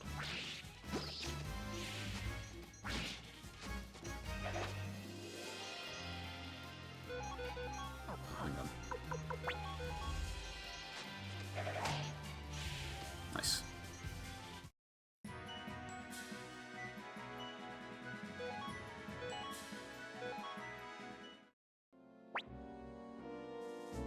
You won't hold them off much longer.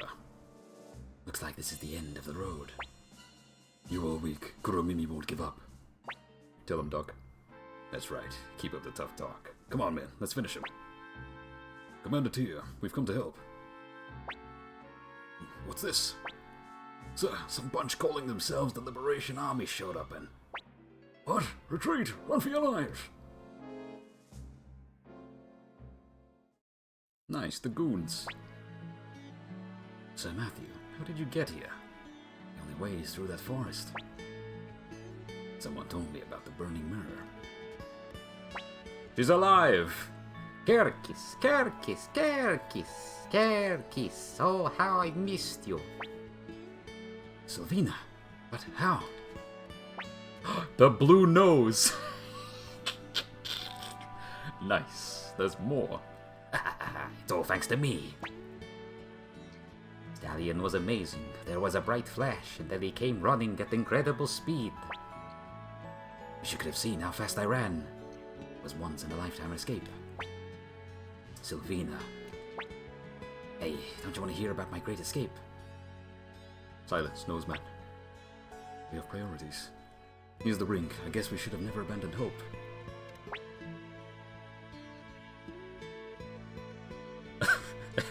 Yeah, stay on the ground, it's safer. Oh, no, Fighting King, never mind.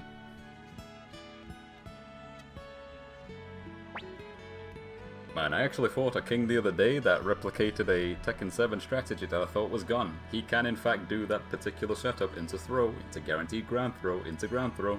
It's there. It's just not common. Wait, what's going on? A ring? What is this, Karkis?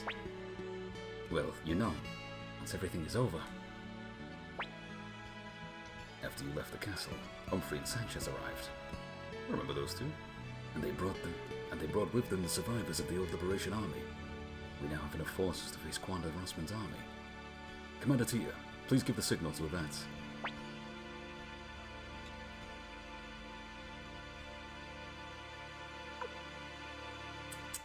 The time isn't right yet. Commander Tia, war is all about timing, and now is the time to attack. So you say.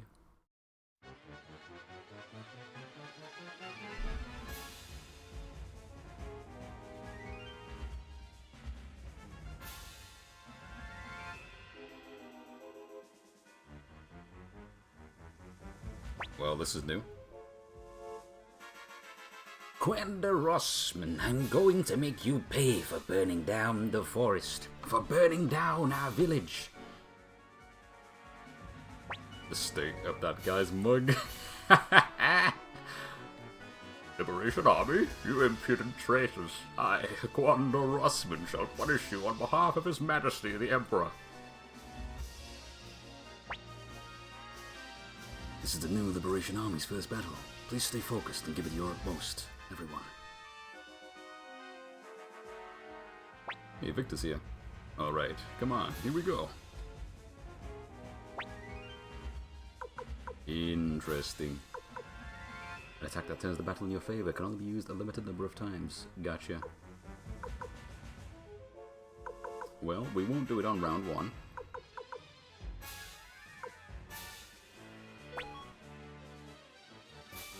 Interesting.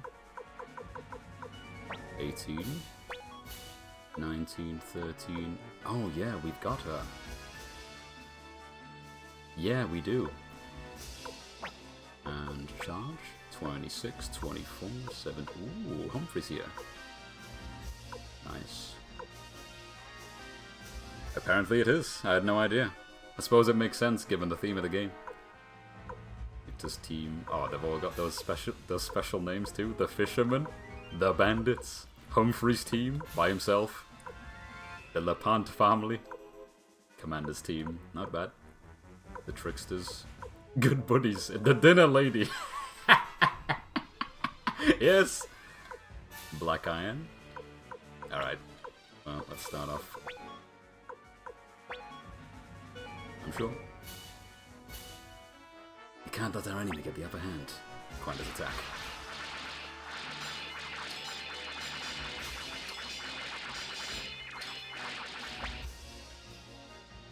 Oof. Let's see.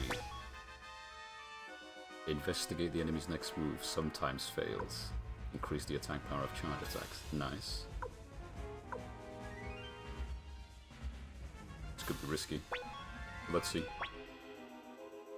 It's time to demonstrate the power of my wisdom. Here's the plan. Make sure to follow my orders to the letter. The attack power of charge attacks is now increased. Good. 39. Yeah, sure. Everyone, let's go!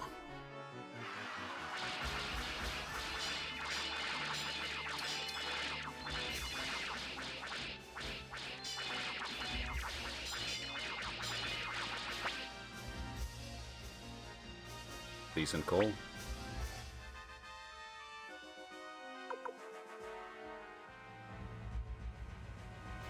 against bows. Would they possibly use a bow, though? It may just be sensible to charge and charge and charge, but...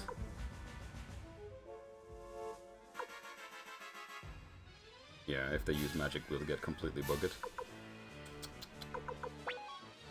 We can't use it again, and this can sometimes fail. Though, if it's successful, we know what they're gonna do, and that's good for us, so... I'm putting all my money on you, Green. Leave it to me. The enemy will use a bow attack. Good luck. Good. That's what we needed. We were gonna charge anyway. But our main charge is gone. Our best next choice would be the Lepant family. Very well. Go crazy. By the name of my sword, Karinji, I shall defeat you.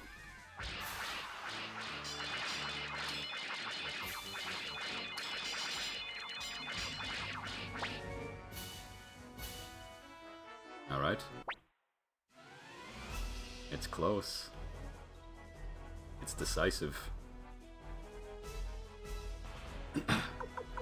Damn, we've got nothing left.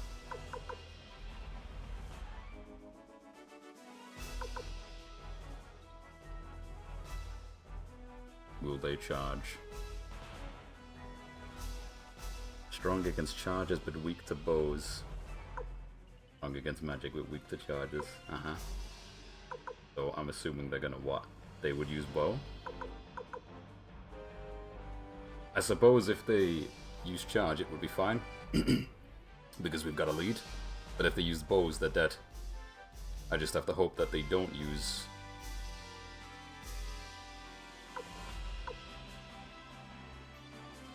No, the other way around. Alright, go for it. I have faith. True Wind Rune, demonstrate your power. Magic on magic!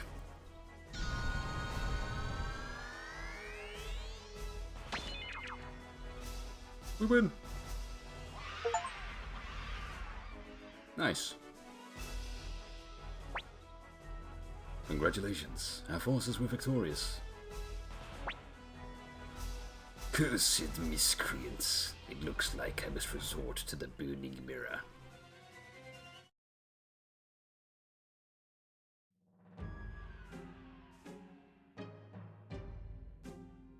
Pretty interesting little minigame there. Bit of rock, paper, scissors with some gimmicks on the side. Yeah, I had no idea.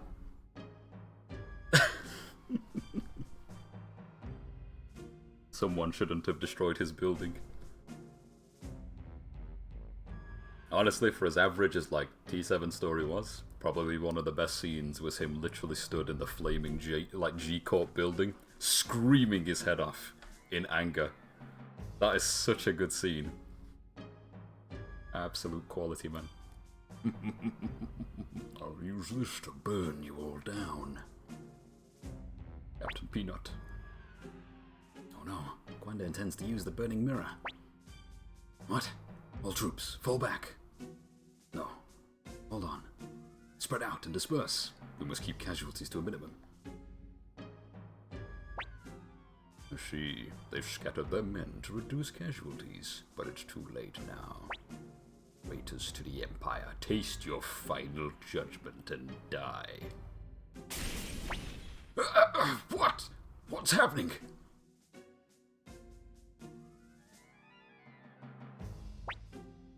Dwarf.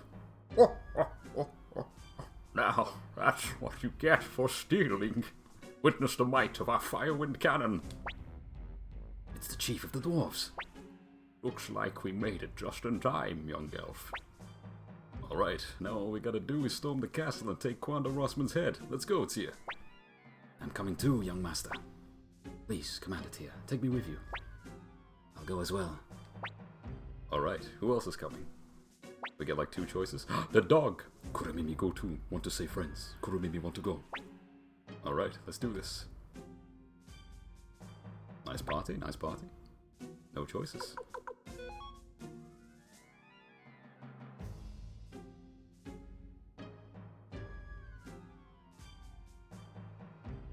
Yeah, I mean, I said at the time, it's completely serviceable for me, because I wanted to see like a nice sort of wrap-up between like father and son. Because I like the dynamic between Kazi and Heihachi. It's super bitter. But there's so many problems with that story. But those like few moments that were good, that was definitely one of them.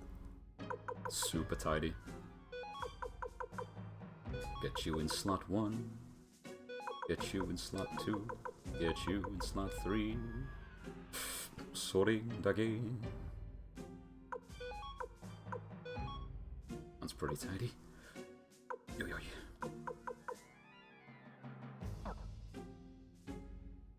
I think the line was literally, "You have the gall to attack me," and he screams that at the top of his lungs. It's so good. Yeah, bless that dude for voicing like one character in his entire life.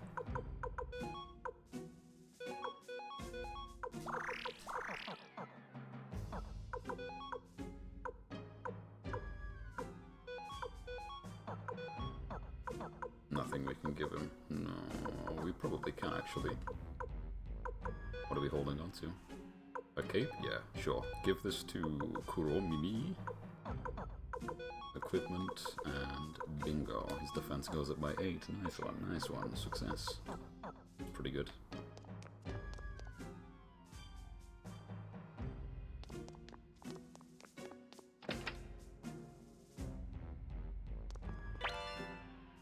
Iron shield.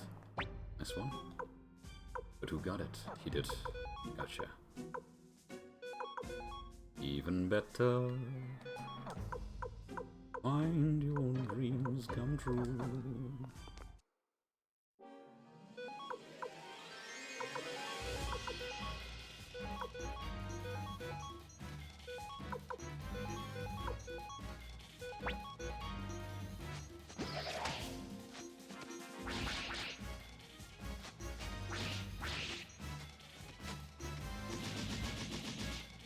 Yeah, she's too sick.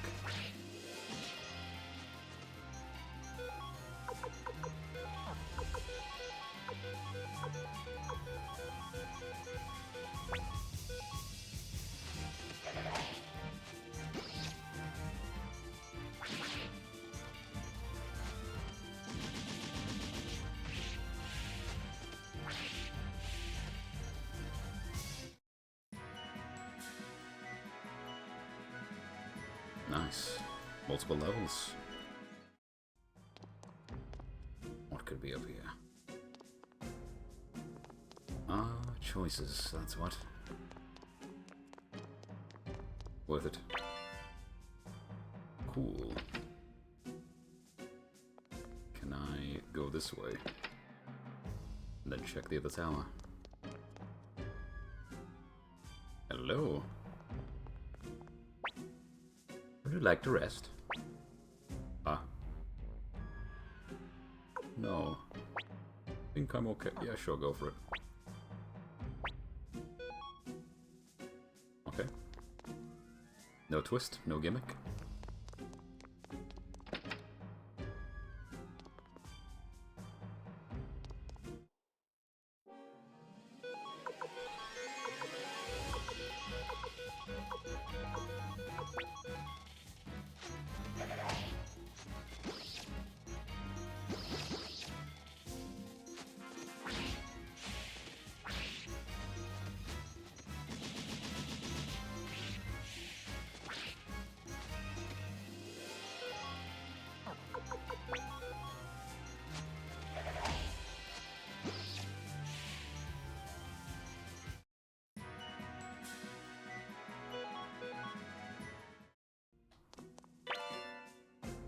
Gale orbs, so many orbs, yes, more.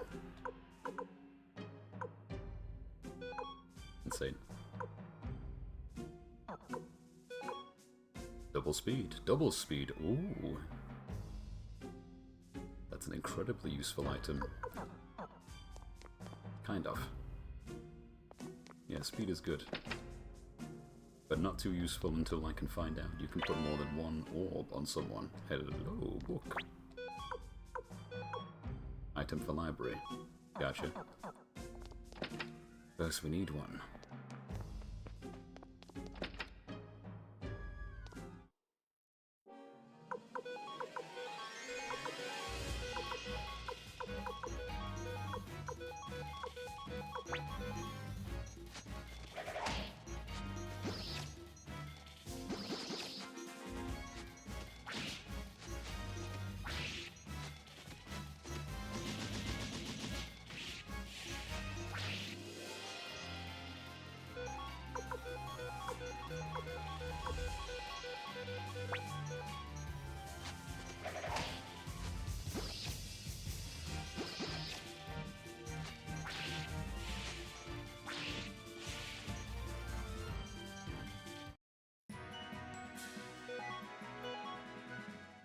Thinking about heat as well, I do wonder if they were going to make some drastic changes to how that system worked. Are they really going to wait until the patch notes drop? I guess so. I can't imagine there's going to be any massive changes if that's the case. I did think they would end up considering something like earning the meter back, but if that ever becomes a thing, that's probably not going to be this season.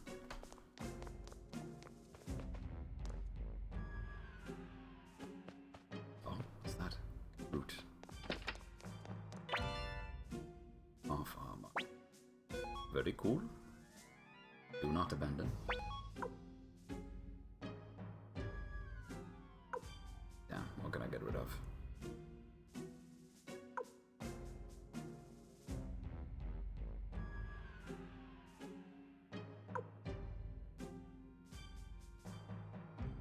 Boom, boom, boom, boom. A wooden shield? Yeah, that's a good idea actually.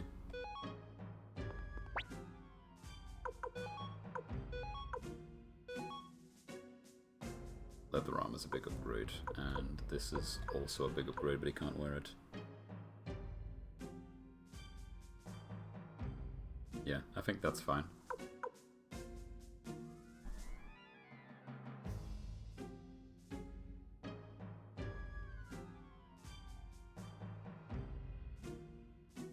It's going to be a lot of reading and a lot to look into.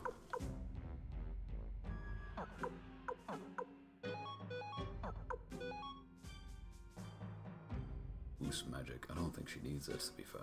That could change.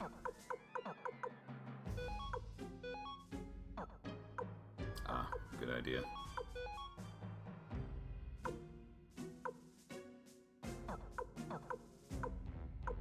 Yeah, I see. I should check his stats before I equip him.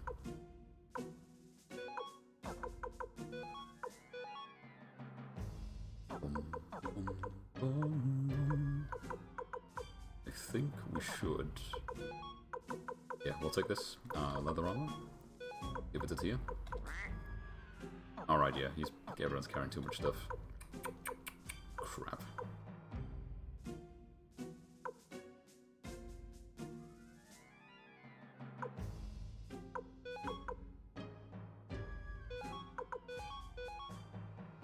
Perfect. Alright. Give this to Tia. Equip. And again, we should probably save it and sell it, but we're probably going to need room, so.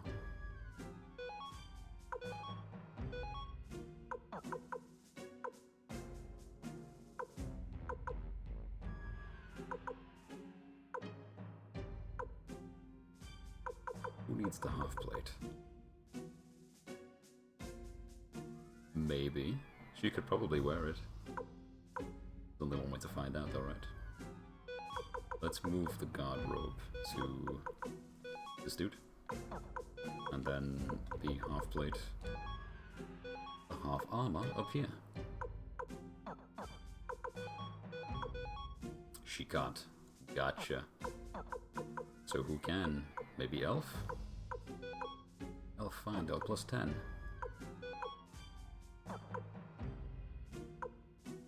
Yeah, maybe.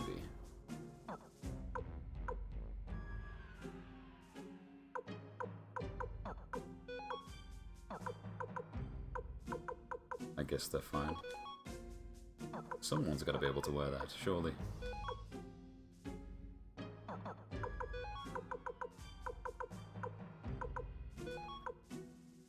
Let's just move this over to Victor. Nope. Kuromi Bean. And we'll take this. Move that down here.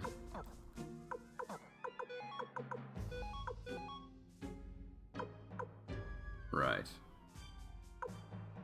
Still can't wear it. It's for someone. Must be for a lady. But she can't wear it, so maybe not. Elf? Surely. Let's move this.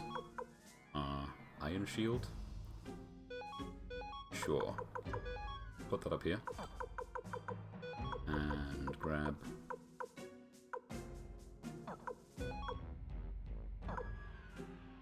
Where's it gone? There we go.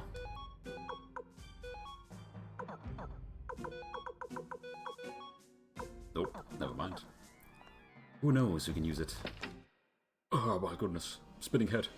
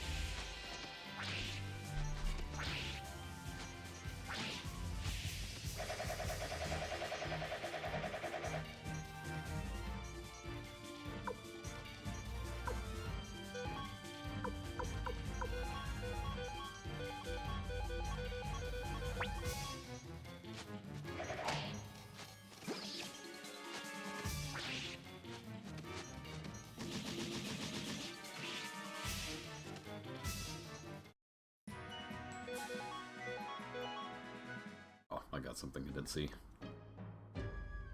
Nothing in here. Just nice.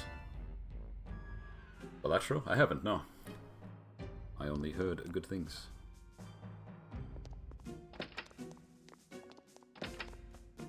Don't know much about it beyond card game with layers. Oh, this looks bad.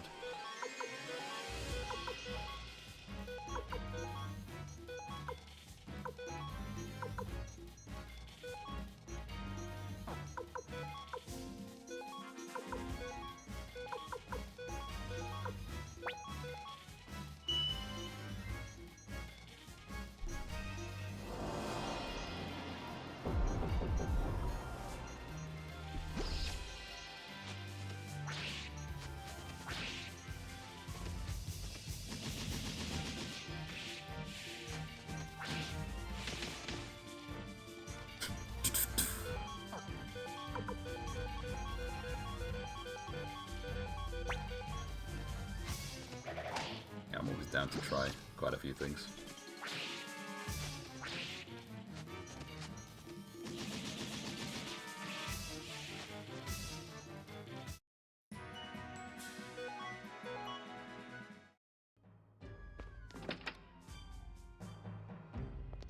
This is the wrong way. It's literally taking us outside. We gotta go in, further in. Which is probably... Oh, right. Hang on. The staircase. Yeah, gotcha. We gotta go up. A lot of rooms here, though. We checked all of them.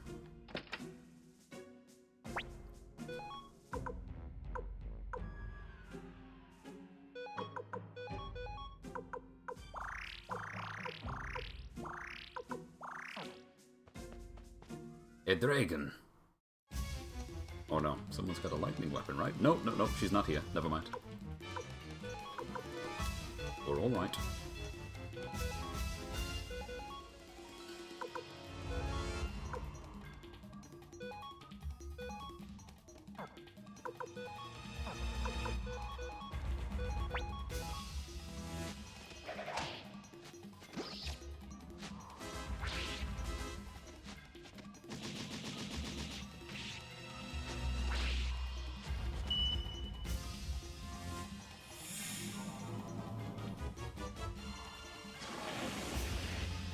another one.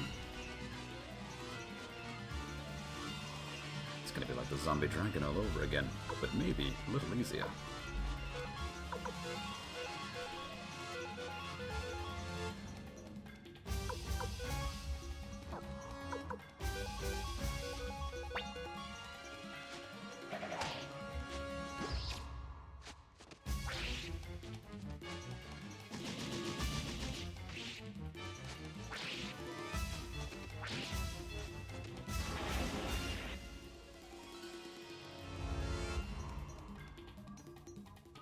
Man, he's taking no damage from that. That's good.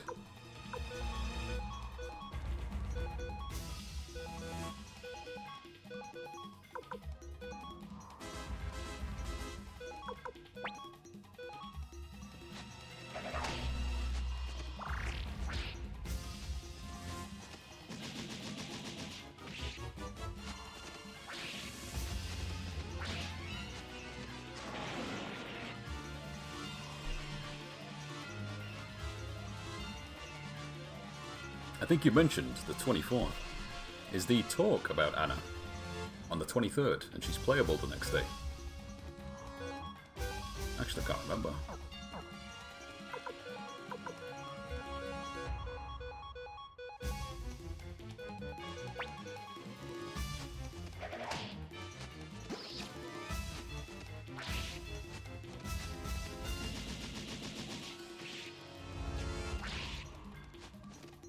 Playable on the 1st.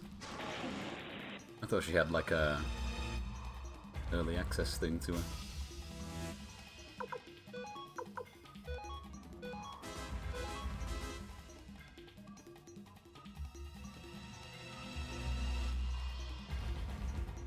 Yeah, that's cool. The patch notes are going to be interesting to hear about. I can learn on my Hannah info once I get hands on.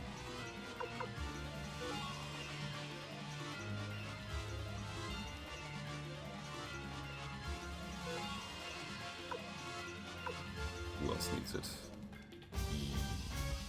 Yes.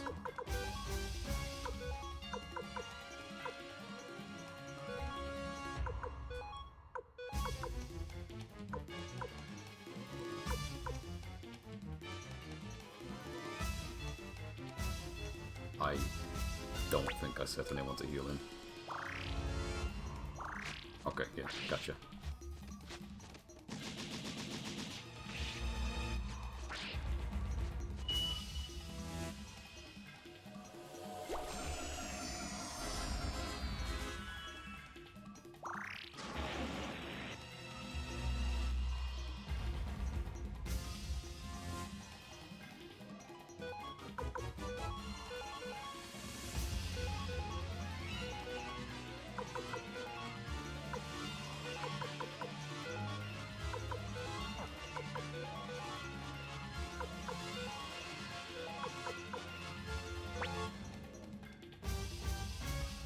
The worst part of the new season? Oh, what's that?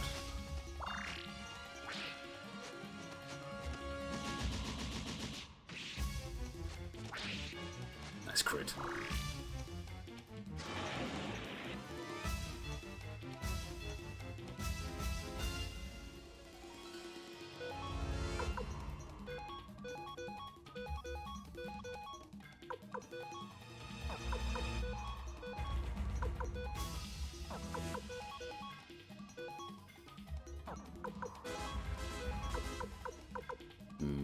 Valeria? Yes, good idea.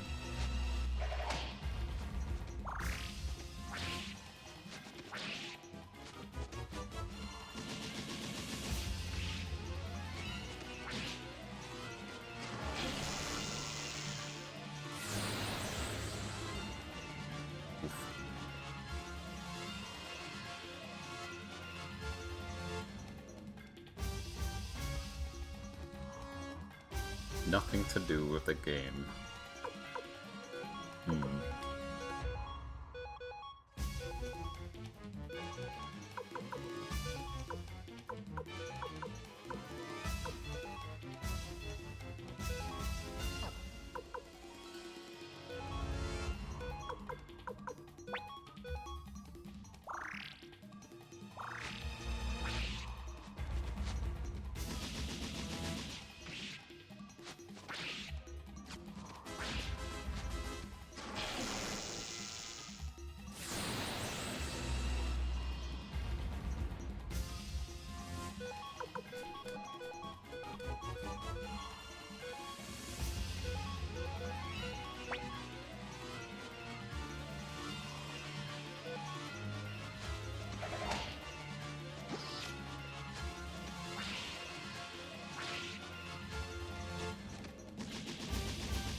You think the worst part is the surprise of what's to come next?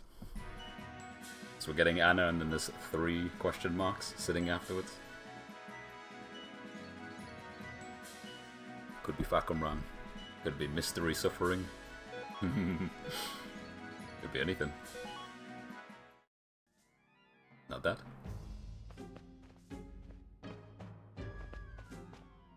Is there a door here? There isn't.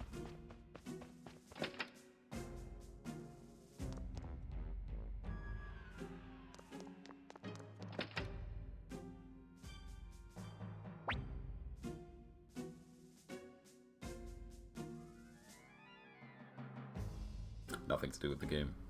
I'm not sure then. Unless you mean things like purchasing an early access, but that's still to do with the game. Well then, you must be the leader of the Liberation Army. Wait, aren't you Tio's boy? I see, so the rumors are true. Tio's son, leading the rebels. Just don't expect me to go easy on you. I was once known as Iron Wall Rosman. I will again serve as the wall that protects Emperor Barbarossa. Come. Come, soldiers of the Liberation Army. Witness my strength. Behold the power of the Black Rune given to me by Lady Windy. Boss into boss? In the name of the Empire and His Majesty the Emperor, I shall not let you pass. What the hell is this? Rock, paper, scissors again? Think you can break through my impenetrable defenses, do you?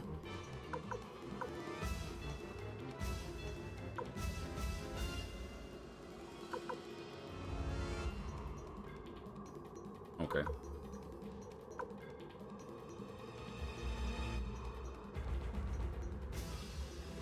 Sure. Turtle!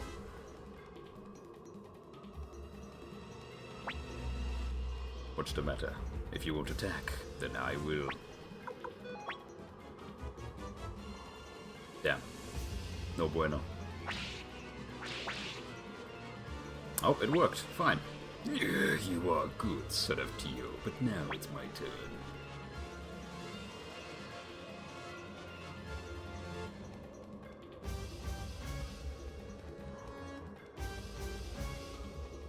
Yep. Them purchase prices. Dim's the works.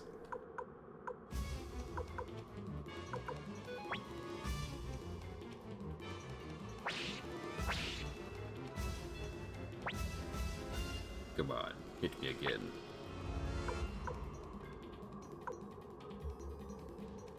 He's gonna defend, surely. Mm-hmm.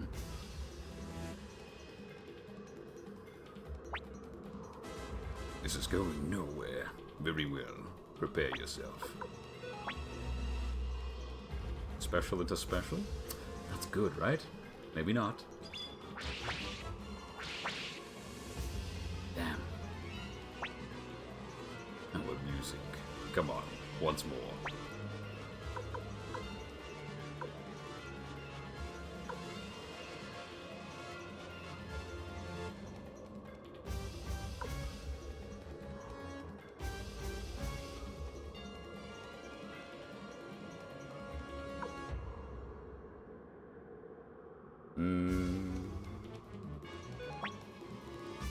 Oh.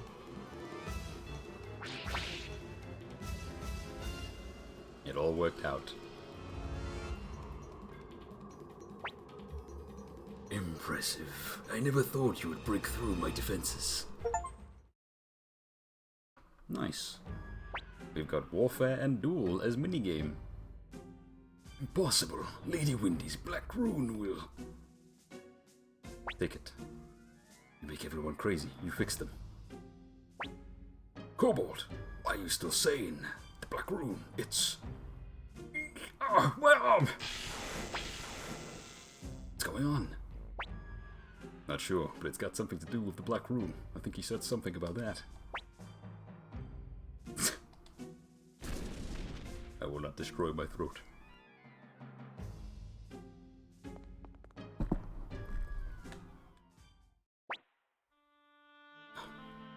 What happened to me? recruitable now? Prepare to die. That's right. This is vengeance for the lives you've taken. Elf. Kobold. I see. Do what you must. It seems your actions are justified. Wait a minute. Something's wrong. Are you Commander Tyr of the Liberation Army? Go on then. Cut off my head. This is a fitting end for a warrior.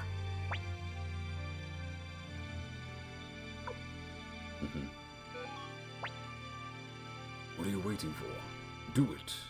Remove my head. I'm getting impatient.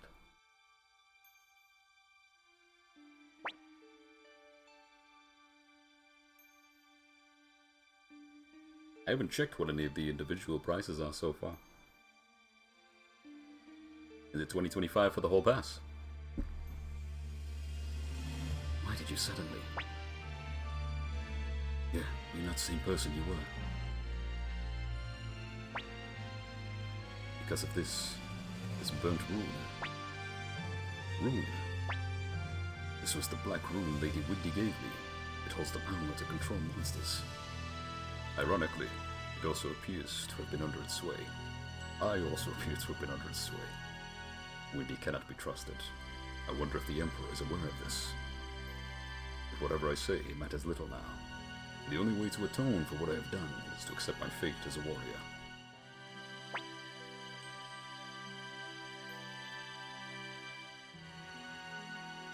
Come. You want me to join you? Me? Join the Liberation Army?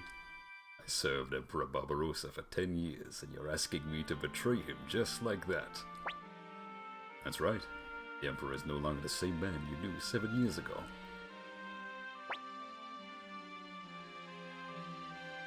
Perhaps the Emperor I believed in did cease to exist many years ago. Commander Tyr, allow me to join the Liberation Army. My loyalty to Emperor Barbarossa remains unwavering, but I cannot, under good conscience, serve His Majesty as he is now. Behold, you have been phantom-pained. I see you have stats, good man. You belong to me now. Congratulations, Commander Tyr. The first battle was a great success. Dog 2 and 3. Oh, Mommy. Kuromimi. Big bro. It appears the spell has been broken. They're all alive. Thank you, Commander Tyr. What will you do now? My village is gone, and something tells me my war is not over yet. As long as your war continues, I'd like to keep fighting as well. Commander Tyr, please allow me to join the Liberation Army. And me. It's the nose! Oh, me as well.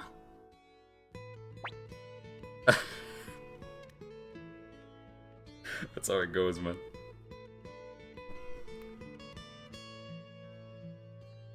Come at me, show me what you can do. Aha! Unfortunately for you, I too am a turtle. It's Guile versus Guile, full screen crouching. Or Guile versus Bison. We ain't going nowhere.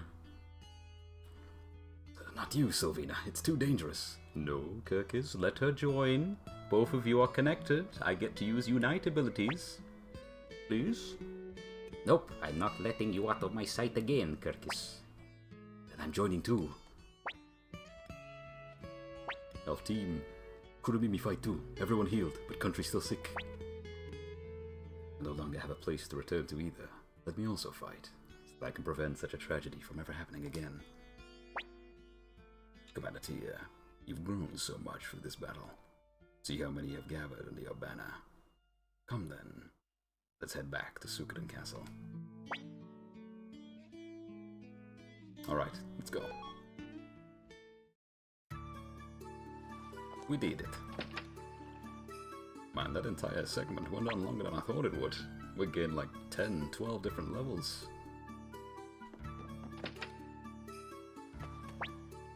Yeah, 29, almost 30. Jeez. 3 months after defeating Quanda Rossman's army. Good God. The castle looks nicer. Yo. Oh, young master. Is something the matter? We got a bedroom upgrade. Nice. Like playing Colosseum Road to Freedom.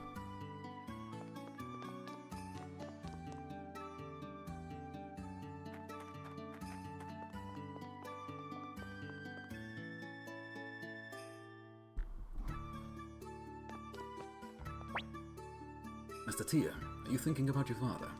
Oh yeah, that's her typical line. Floor 4. Damn. I see.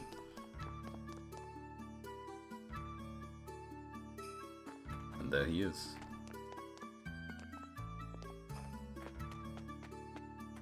More bedrooms. And the dude's here. Bloomin'. Flick, that's it. Hey, why isn't Odessa here? Isn't this supposed to be the new Liberation Army's headquarters? After our hideout was attacked, I gathered and scattered the survivors of our army, and we finally managed to make our way here, only to find this mess. What the hell's going on? Wait, is that you, Tia? Where's Odessa? Why isn't she here to greet us? Well, you must be Sir Flick. You gonna tell him? Yeah, and who are you? I'm Matthew Silverberg, Odessa's brother. I serve as the Liberation Army's chief military strategist. Odessa's brother? Okay, so why isn't she the one greeting us? She's here, isn't she? Odessa is dead. Okay, you're saying it.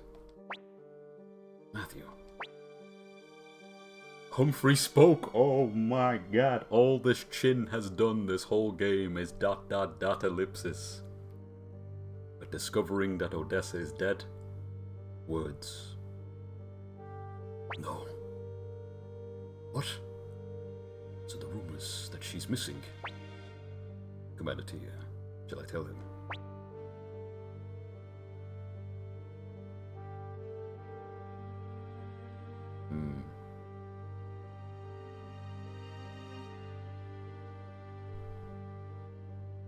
I don't know.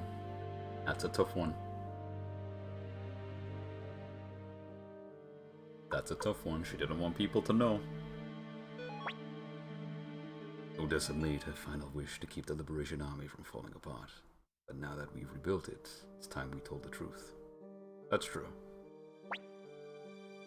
What's this? What are you hiding? What do you mean Odessa is dead? Answer me, Tia. We can't keep it a secret forever. Many already have their suspicions. Odessa was killed during the attack on the hideout at Ledenkamp. What? Victor, how could you let that happen? You were supposed to protect her. Forgive me, Flick. Odessa was concerned about the future of the Liberation Army right until her last breath. I see. I suppose Tia was appointed as her successor. That's correct. You can't be serious. Humphrey. Sanchez. You just went along with this and let it happen. How could he, of all people, replace Odessa? We need a leader, and Tia is doing well. Calm down now, Flick. Wasn't there a reason you came here? Sure, I came here for a reason. One to be shared with Odessa, not you, Tia. Humphrey. Sanchez. I'll be staying at the inn in Kaku. If you change your minds, come join me. Unless you actually plan on sticking around with this lot. Commander Tia, I believe Flick is in shock after hearing about Lady Odessa's death. He's not usually like that. We should sit down and have a proper talk with Flick. After all, he was Vice Commander of the Liberation Army. Agreed. Right now, we need all the help we can get. Nice. Lady Odessa is... during that attack on the hideout. Can't believe it.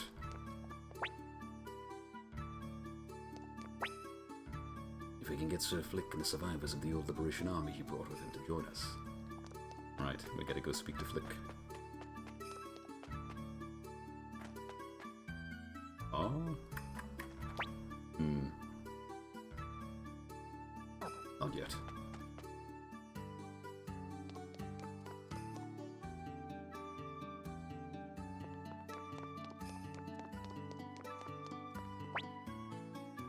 This place is way too cramped to get any work done. Nice, nice. We've got one of these.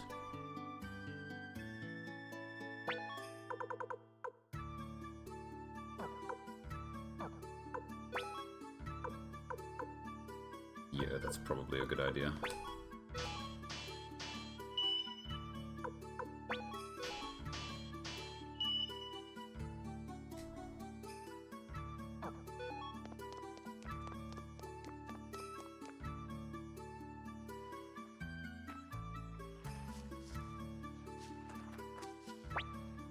Jeez, this castle's too small for me to stretch my legs.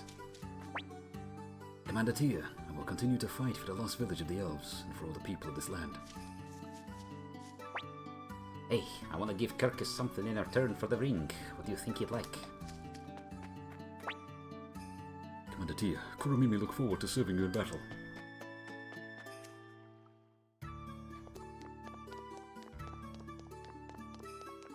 What are we missing?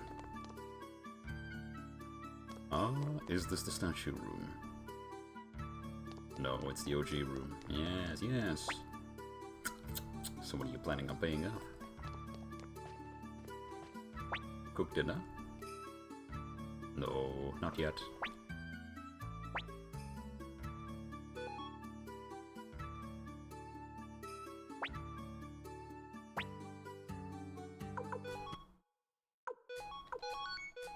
Perfect. Ah. Oh yeah, of course. This lack of fighting is making my sword arm antsy. Where, oh where, is that mage? That's Meg. Yeah, not up here. She's probably in the basement. Of all the other weirdos.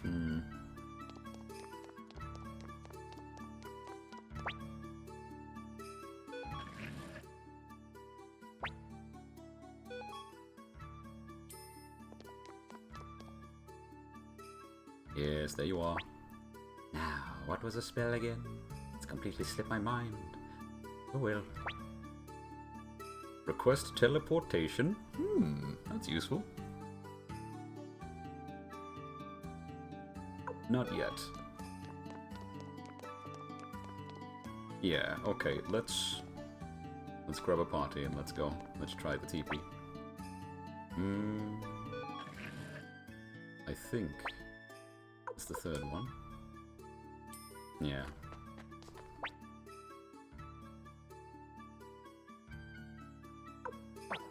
Oh, one person. I gotta speak to Matthew. There you are. Would you like to switch party members? Yes. Who do we take? So many choices. We gotta get Pan to level up. That's for sure.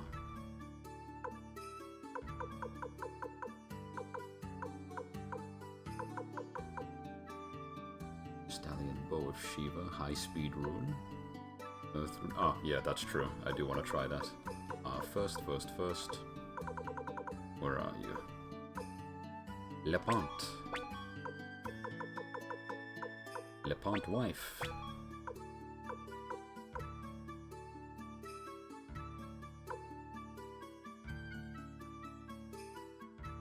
Two slots remaining, eh?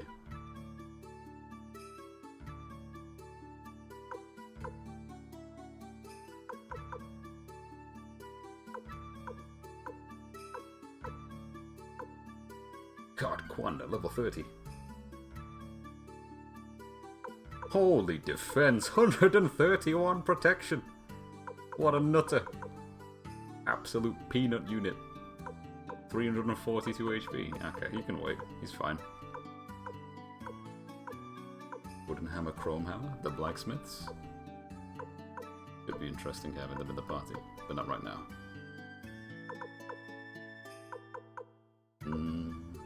Yeah, we want to level up Pan, don't we? And Gremio's probably going to stay no matter what. So... let's just take Pan. Gremio's not going to force himself in, then maybe Stallion? Maybe. Sidonia as well. Not Muramasa, but Murasama.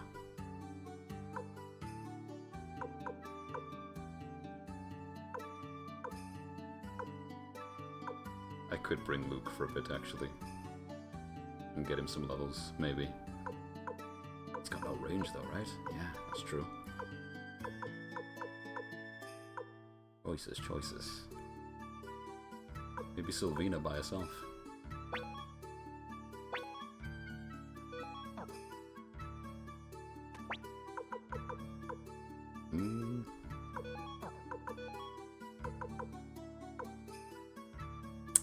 Right.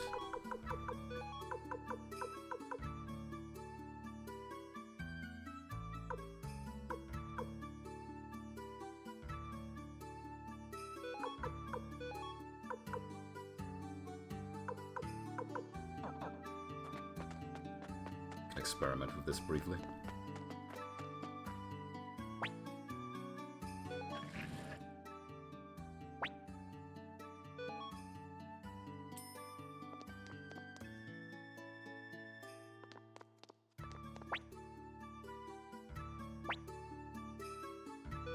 Where am I able to go? Oh, quite a few places. That's good, that's good. I suppose. Yeah, the orb place would have been good, but all those other characters have the orbs. What a ball ache. We picked up all those items that would need to equip to people, but we don't have them. That's true, actually. I think I just need to get into a habit of making sure that Tia holds all of the orbs. Yeah, maybe. I think I need to sell these two.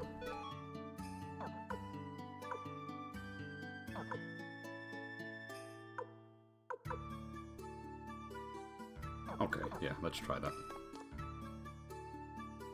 Let's figure that out before we forget.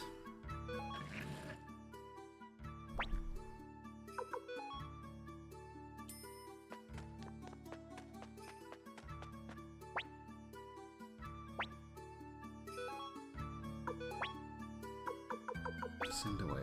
I suppose it could be anybody, right? Yeah, Sylvina.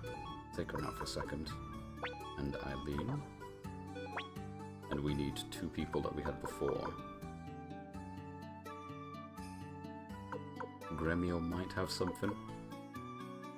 Camille might have something. Kurumimi, I don't think so. Kirkus possibly. Valeria possibly. So let's grab Valeria. And Kirkus.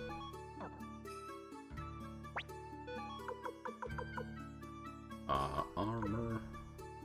Orb. Okay, gotcha.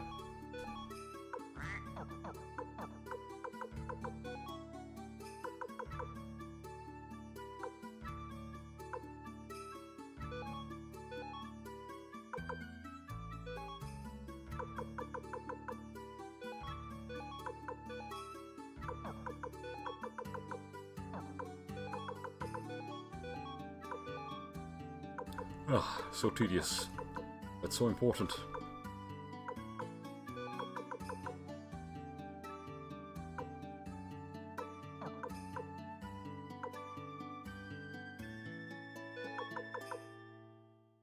Sacrifice itself in the bearer's place. Oh, that's quite useful, actually. That's pretty good. We can keep it for now.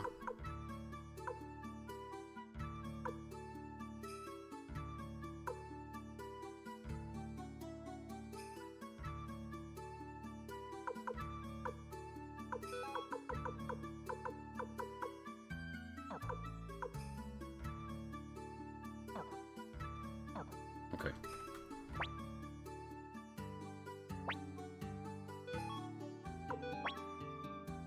Send Kirkus away. And Valeria.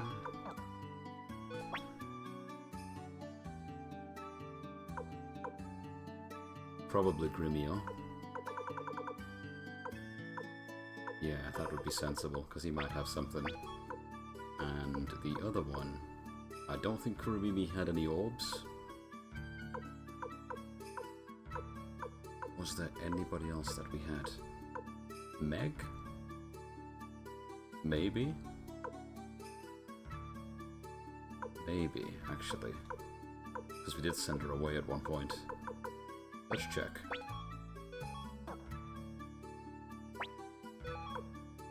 Yeah, Sunbeam Orb, that's the one.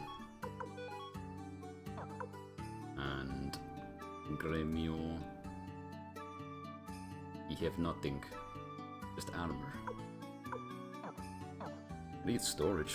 That would be nice. A big old chest to just stick some stuff in. That would be wonderful.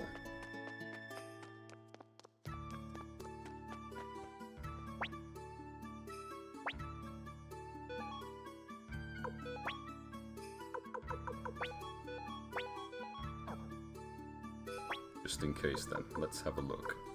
Camille could have maybe had something. And the only other one I can think of would probably be Kurumimi, but I don't think it is.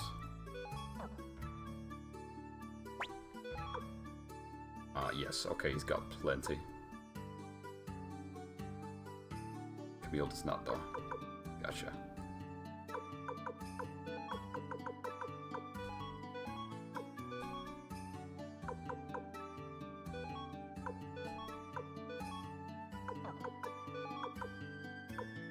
What a crazy shield, good god. I suppose he should wear that himself, because he can use them.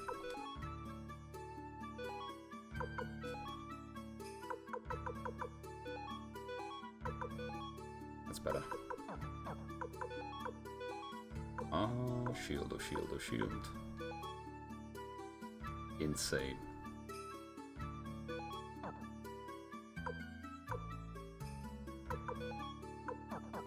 What we can do in the meantime. Iron Shield transfer, give that to Lapont, so you can give it to somebody else. Nice one.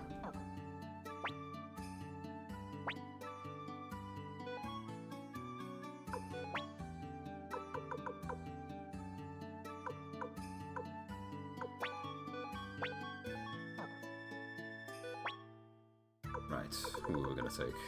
Eileen? Level 13 but 61 magic, that's good. That's a good sign.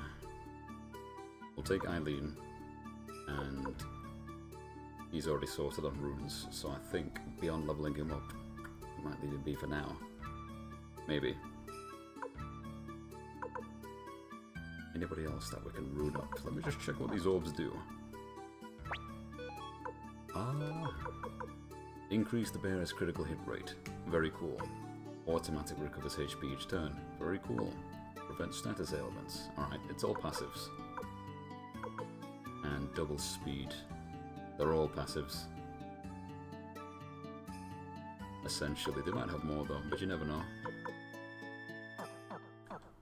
What we don't have is a party member that will let us equip orbs in the first place. That's a bit of a problem. We've got to find somebody. Yamku.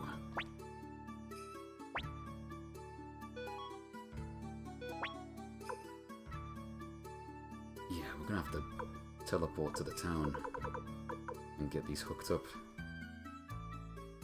He's pretty fast for like level 18 as well. 74 speed. That's not bad. Maybe that should be his dealie. We could do that.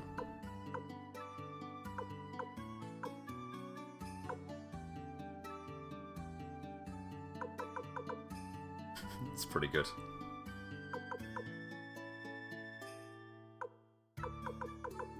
Let's see. Humphrey, 40. He could be pretty nutty actually if I gave him that speed rune. Given he's got no range. Good protect, good strength, so he's really beefy. You could just make him fast and beefy. Nothing crazy, because his magic's so ass. He's not going to do anything crazy. It's an option. Meteor Hammer long range. This dude is being slept on, for sure. I might have to bring him along. Maybe him and Mianku, who knows? Sylvina needs leveling up because I think she's going to have a group attack with her husband. That would be good. I give her any of those items though. Long-range bow user heals every turn. You know, depending on... Yeah, that could be a good idea actually. Let me have a quick look. Where is he? He's got no rune. His speed is good. His dex is unbelievably huge. I could take both of them and give them both one of these things, to be fair. That might be a good idea. 99 speed. Sure, let's have a mess around. I'll take Kirkus just so we can get hooked up on the orb, and then we'll switch out some more party members. Take both of them. And stats-wise, aside from the massive level difference, speed is high, luck is also really high. Okay, relatively speaking. She does not have the dex. Night bow, light bow. I see.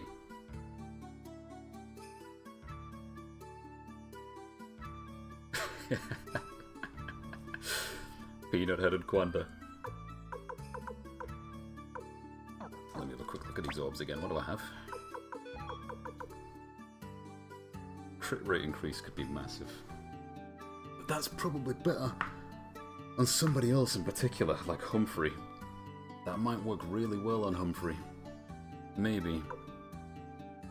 As for healing per turn, prevent status ailments on the bow user. Immunity wife. This could also just work on a tank for all the obvious reasons. Like, I could put this on Quanda, to be fair. He is literally a turtle. What else would I give him? Yeah, I might do that, but we'll see. And then there's double speed, so I'm looking at maybe Sunbeam.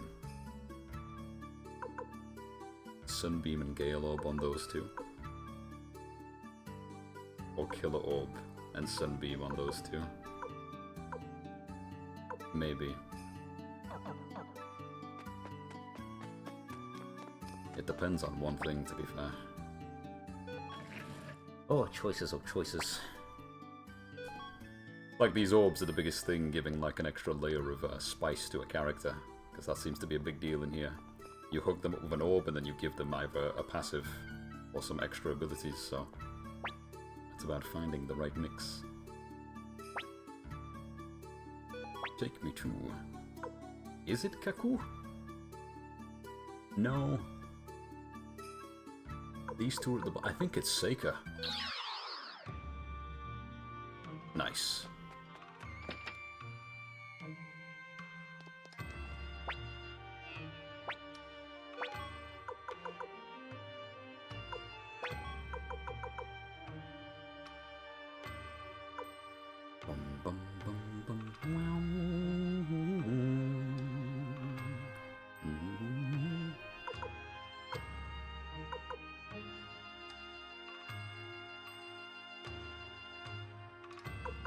Tempting. What would this be beneficial on though? Because it's only one perk. Someone who hits hard, someone who hits at all times, someone with long range, someone with close range. We could give her the Gale Orb. Let me just have one quick look, because the problem is that she's level 12, so I can't tell, but speed and luck seem pretty high, and they will get higher as she levels up. Passive heal could be mad. And then Kirkus, his dex is good, his speed is good, his luck is okay. It's not anywhere near as good as what hers is going to be. Not even close. Right.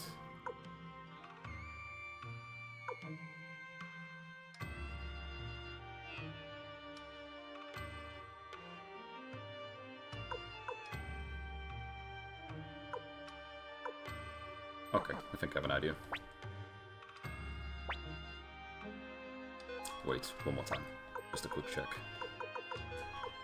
Accuracy when dealing attacks, and evasion when receiving attacks. Okay, so accuracy really good because Dex is high. He's always hitting, meaning with Dex that absurdly high, I think it would be sensible to give you the Killer Orb.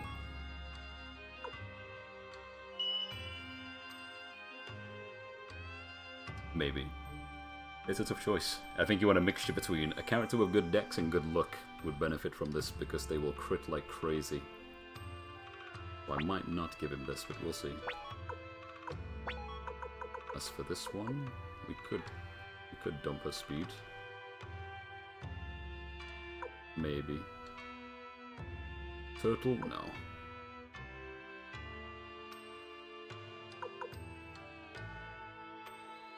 You know what? To match the gimmick of surviving the burning down of the village?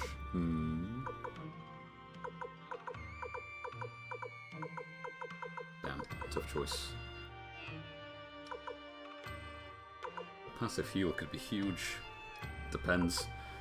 I'll give it a Gale Orb. Sylvina, right? Yes. That frees up some space in the inventory. Now, before we head back, I gotta test something. Oh yeah.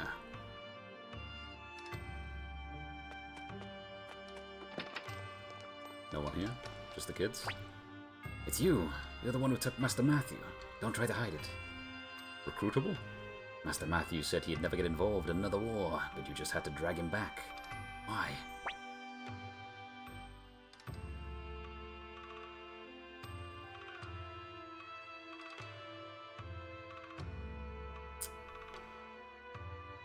It's Matthew's choice. Liar. There's no way he'd choose war. Forget it. I'll ask Master Matthew myself. Where is he? Suikoden? You mean the castle on Lake Torren? You better not be lying to me. Success.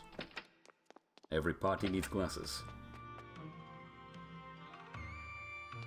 Oh, we would be so blessed if she can do things with orbs. Alright. Now we need combat. And a quick boost in levels.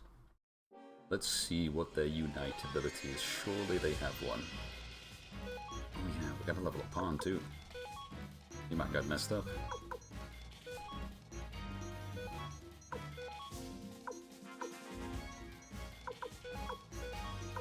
Perfect. Wild Arrow. All enemies.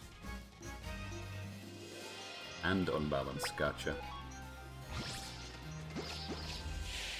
Nice. But they lose balance afterwards. Okay. I thought it was the other way around.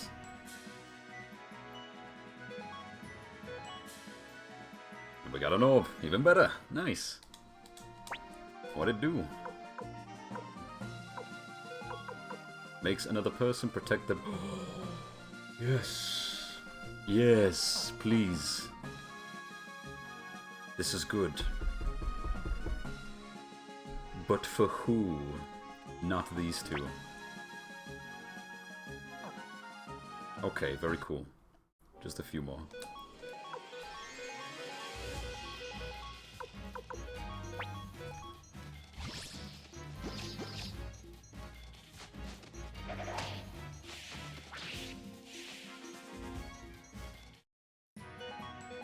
Yeah, the cool aspect about the combat that I'm seeing is that some characters have, like, relations with each other.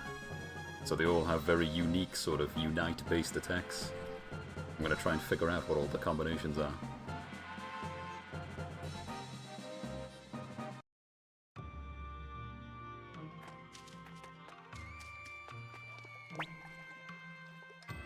We took Lapante. Yeah, we wanted Lapante's wife.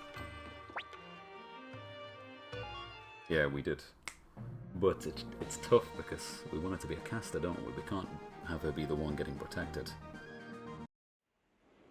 It needs to be someone with something useful.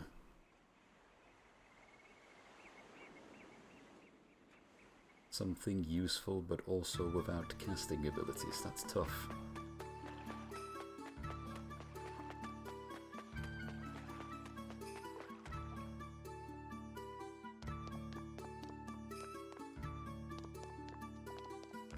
Did she go to the basement? She's probably upstairs.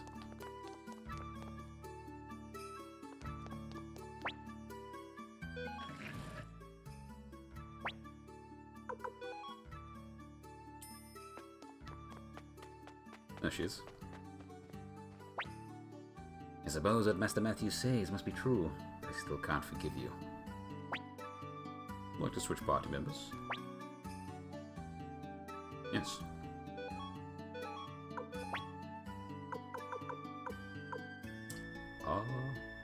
Yes. Let's take them out for a bit. We do need to level her up. But we gotta sort out these orbs. We could give something to Lepant, that's true. That would be a good idea. But I don't think we have anything right now that I want to use. Definitely not. Who do we want to equip? Camille's got counter. Hi-ho. True. That's a good point. Let's take Tai-Ho. Let's take Yamku.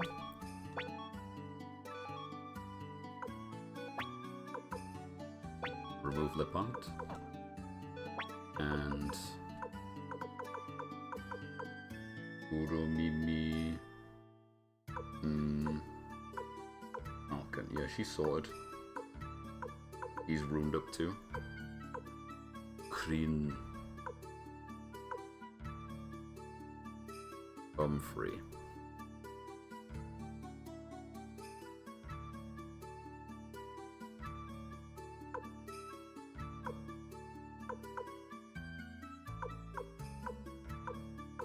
I imagine Humphrey needs the dude that we're looking for, the blue guy, to do something fancy. Maybe Sidonia will be paired up with the bandit, this guy, Varkaz. So we might have to look at these two. Maybe. Wind Rune, Wind Rune. They've both got Wind Rune. Gotcha. We could probably change Meg's rune if that's the case. God, her luck is so high, man. We should have given her the crit thing. Absolutely insane. She's still good at magic. Wanda. Sergei. 5 casts.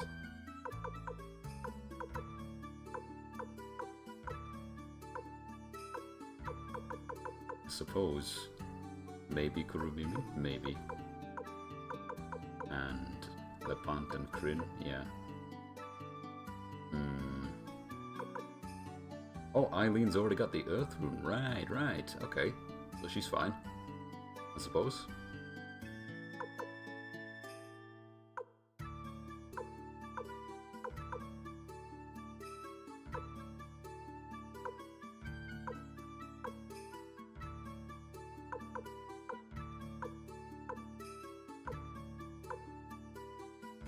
I guess I'll take Wanda.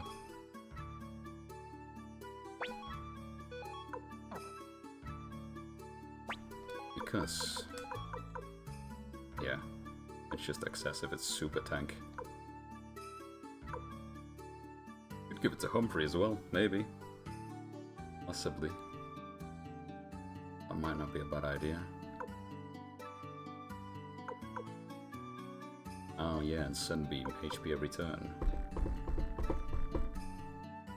I might do that. What was the other one? We don't have one. Right, I see.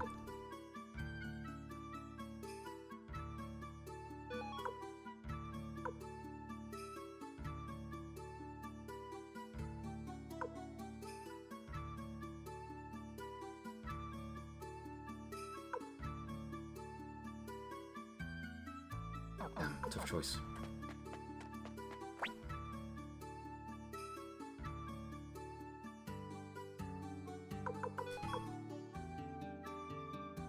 so beefy. Not too slow either. Not super slow. Yeah, I guess it works. I suppose it does.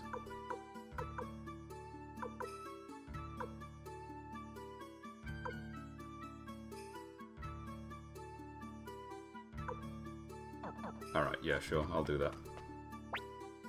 I have an idea. He knows, with a grin like that. Tell me, why does King's Heat Smash hit grounded?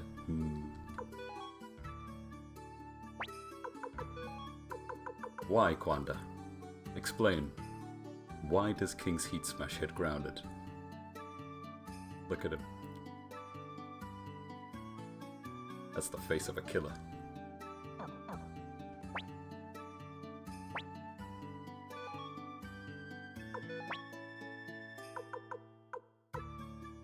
Let's take out Yamku just for a second. And we will take Humphrey, because I think he's cool.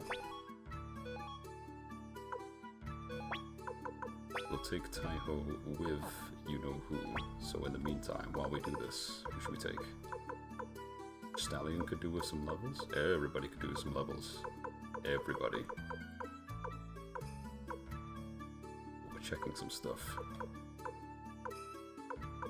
No, this is fine. If we're just putting the orbs in before we equip an actual party member, let's just go with this for now.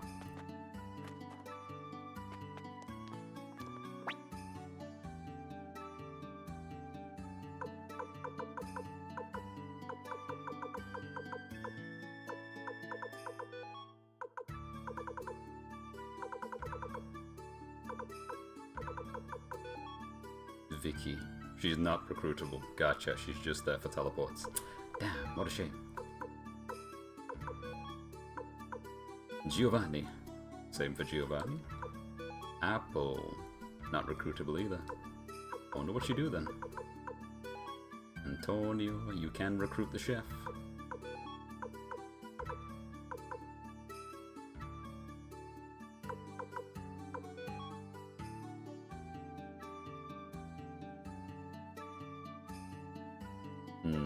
Passive heal on the chef could have been pretty funny. Could have been.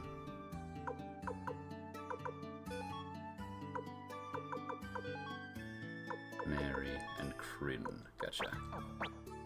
Alright, this is good. Where were we?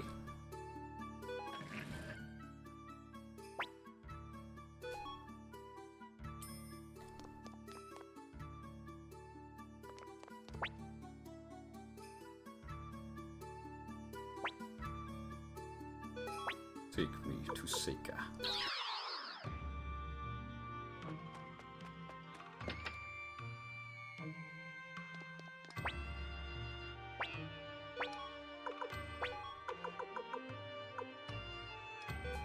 Turtle Orb. Wanda. Sunbeam Orb. Humphrey.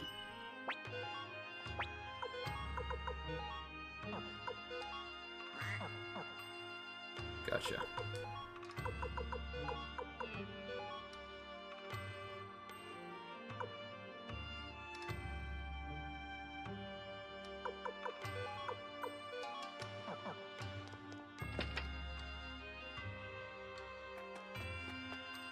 Giving it to Pond could have been a good idea as well, to be fair. Would have been.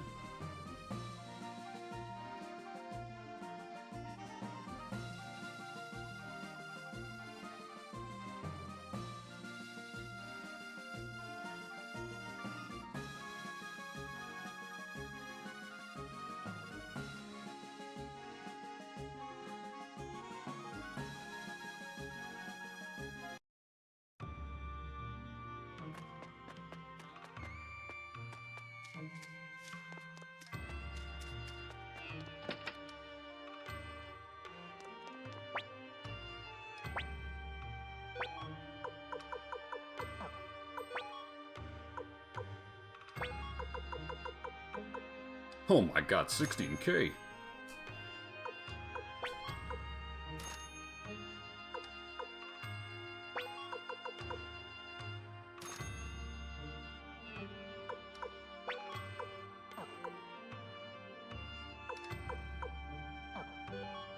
Nice. We can upgrade the weapons back home.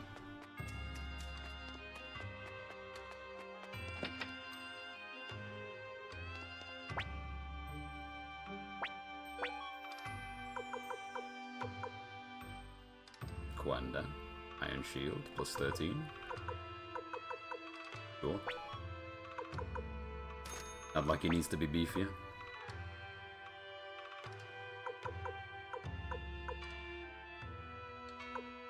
Boost magic. No, no worries.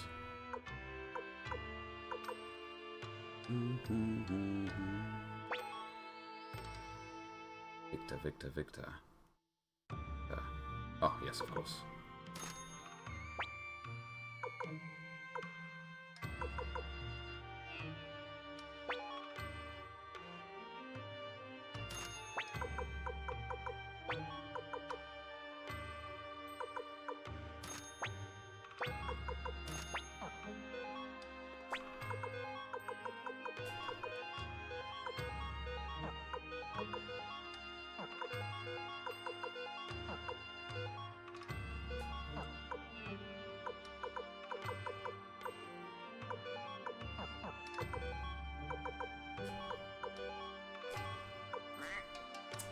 Terrible.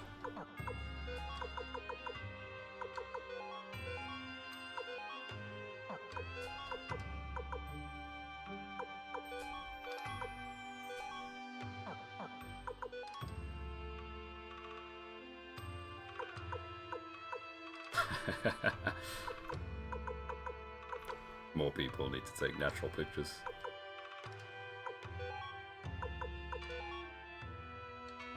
He can only wear, like, gis, I imagine. Yeah, I need, like, martial arts robes for this guy.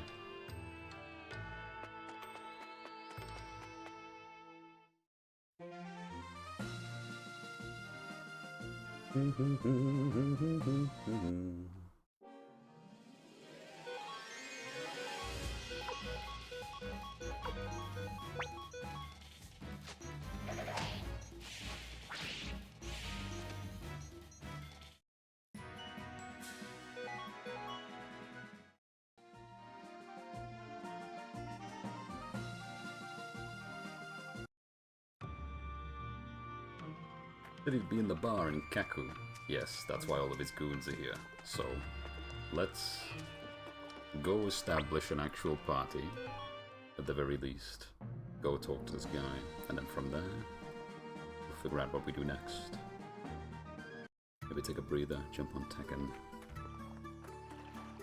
Just get things sorted first. Use the lift. Yes, please.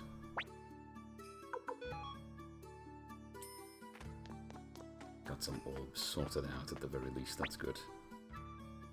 Yes, please, switch. Okay, so Kwanda can go on the bench, he's sword. Probably keep Humphrey because we're going to speak to the blue dude. That might be a good idea. We do need to level up Pawn. I'll put him away for now, just while we think about it. I think I want to bring... Oh, there's a few choices, honestly. There really is.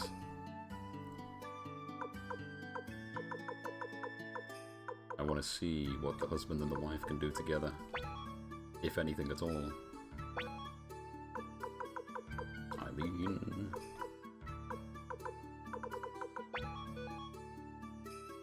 Room for one. We might not have room for one, depending on how this chat goes.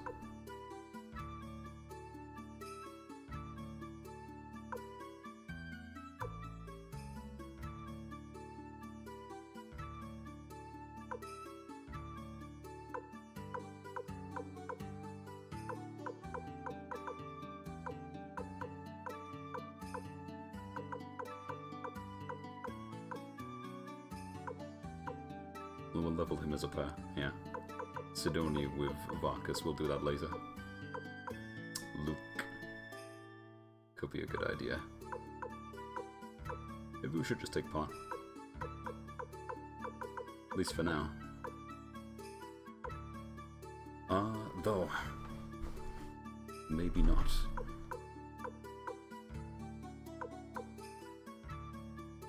someone who's long range. That's also a good idea. We've only got one. Sure. I wonder if he has any abilities of anyone in particular. He might.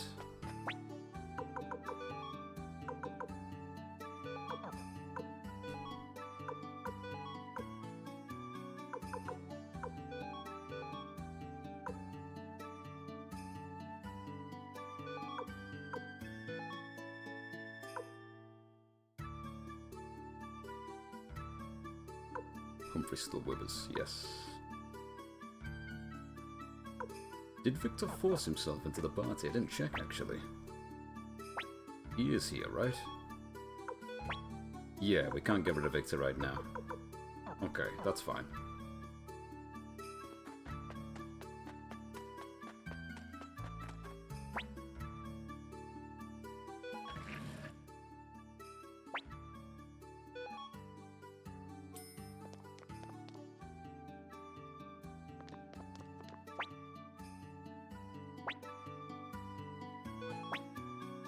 Take me to Kaku. Let's go see what the blue man's up to. But first...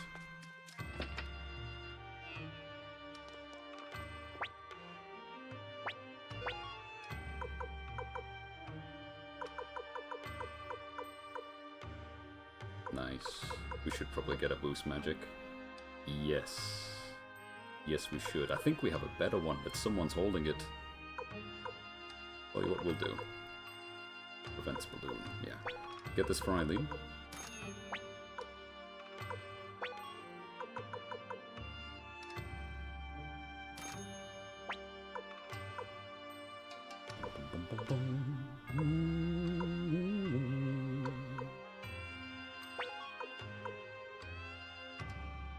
Oh, he's got an orb.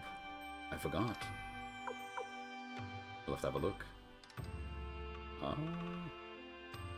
Shoulder pads. He's got chest plate and a wooden shield. He's got a wooden shield. Jeez, I gotta fix that. Grab these. Okay, hang on. Equipment, Le Bounty. Iron shield.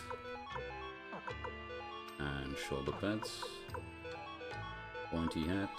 Guard robe. You can't get rid of the earrings. Recovers HP each turn. Oh, she's so blessed already. Magical wife.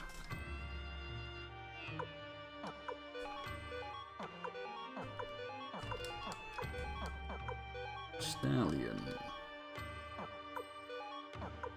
Winged boots boost speed. He's so fast. Okay, that's good. Gotcha, gotcha. That's mad that she's already got an item that does that, because I would have given her the rune that makes her heal automatically by default. She just seemed like she was built for it. But the game decided, nope.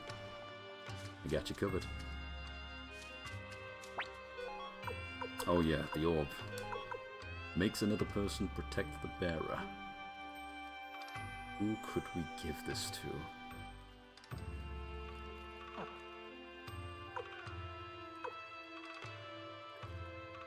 Who could we give this to? It's so specific. It's like the opposite of cover. Protect me. It'd have to be someone quite fragile. It's tough.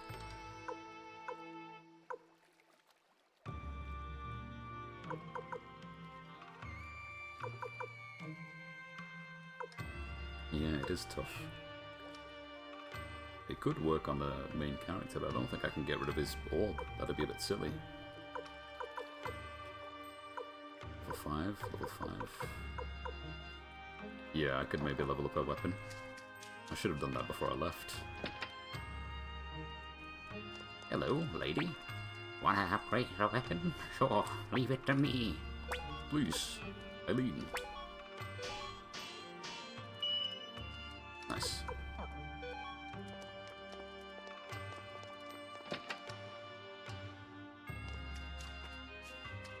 Should be here. He's not. save real quick. Nice one.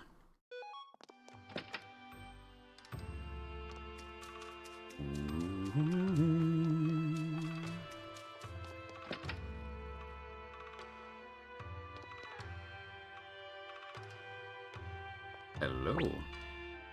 So how about it, boss? Want to play around? Tell you what, if you win, I'll join you.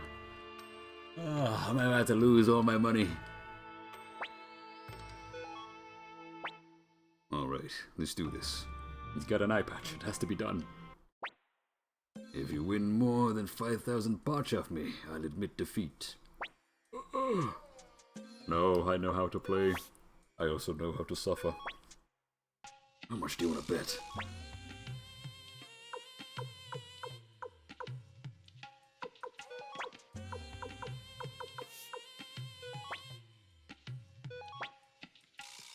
Oh, get unlucky, please. Oh my god, yes! Oh my goodness. Wanna go another round? I'm gonna lose all my money. Alright, okay, tell you what. You wanna be cheeky? You wanna be cheeky? Alright. See how it goes. This is good. No. Yes. That's a storm of 3 ones. It'll cost the roll a triple. Money. Another round. Yes, don't mind if I do. Now I need you to make that mistake one more time, Humphrey. One more time.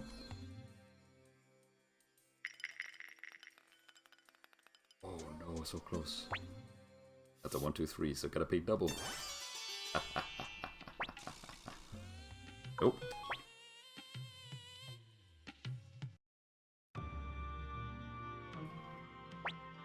Tough luck. Guess you still haven't earned the respect. Alright, that's me getting my money back. I need another 5,000. Yee. Gasper, not Humphrey. Oh no, I missed. Mm-hmm. Yep. Uh-huh. Gotcha.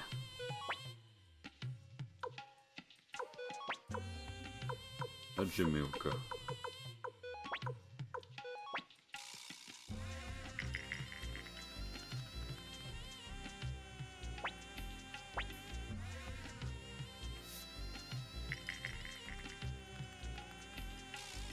We're doomed.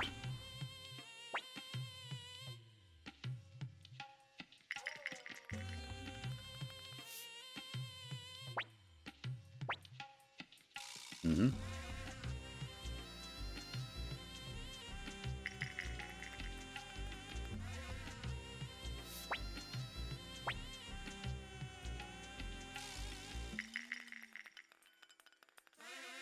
Not bad.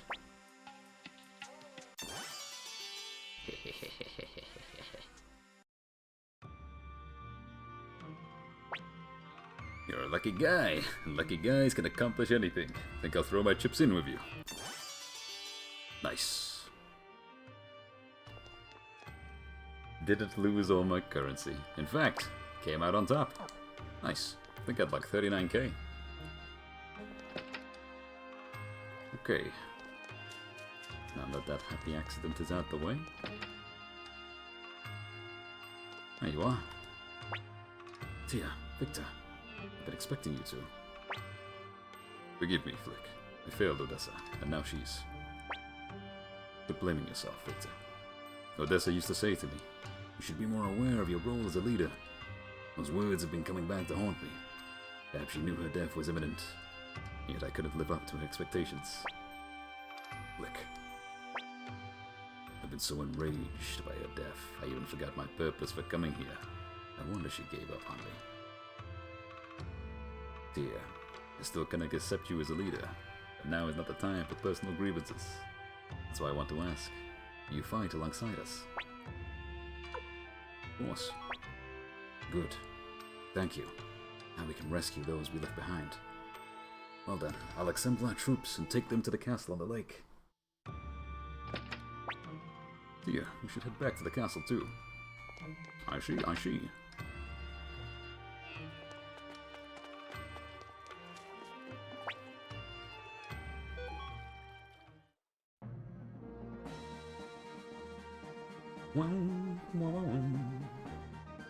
I don't even have a chance to break in this party.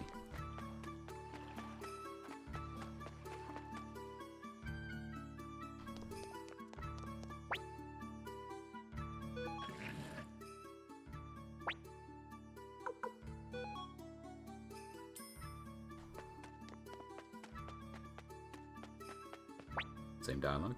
Yes, yes, I see, I see.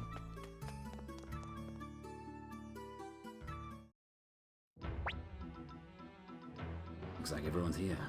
Now then, listen up. After the attack in our hideout at Lennekamp, I fled west toward Milik's domain. Milik. Speaking of Milik Oppenheimer, the flower general of the 5 great generals. Right. I was gathering the scattered remnants of the Liberation Army. Suddenly, the Empire intensified their crackdown on the rebel factions. Many of our comrades were captured. But when I heard about the new Liberation Army, I made my way here. We must fight together to liberate Milik's domain in the west. Agreed.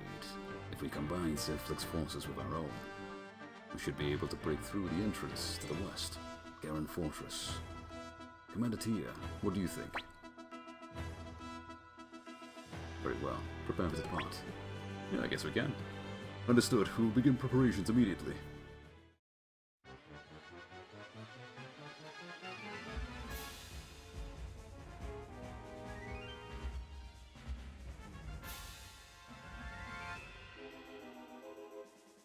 Straight into warfare. Yeah, I should have saved. I should have saved. Liberation Army? Never heard of it. Huh? You mean the guys who defeated General Kwanda's army? Yeah, I should have brought Kwanda with me. That would have been banter. This is it, young master. Please be careful.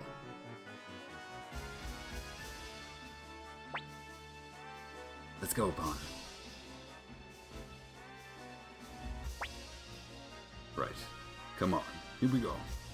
I can see why leveling up the characters would be beneficial. That's good. I'll make these segments a lot more tidy.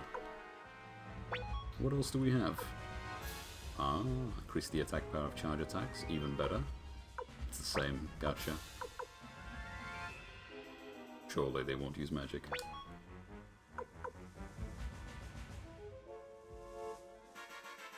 Invulnerable defense. Yep.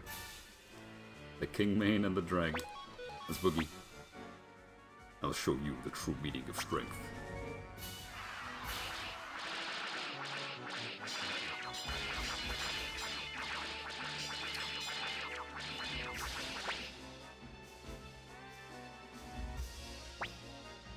Not bad.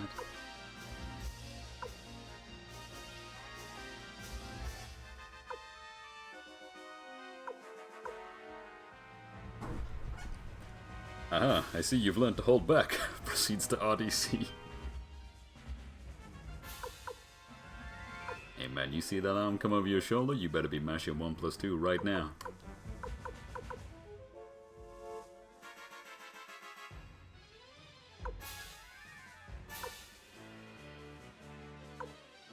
Sure, go on then.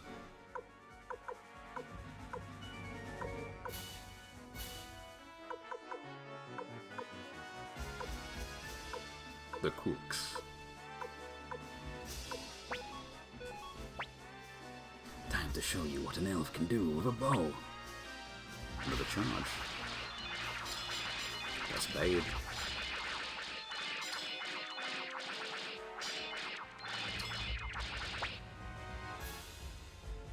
Clearly need more people in the kitchen.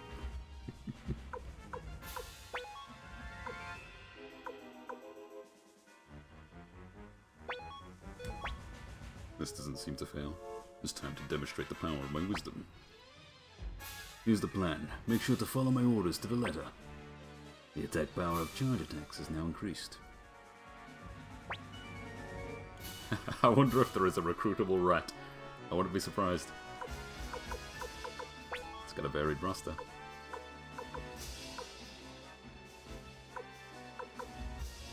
Commander's team.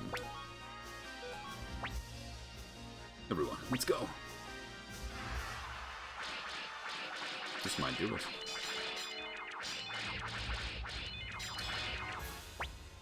Yep. Full wipe.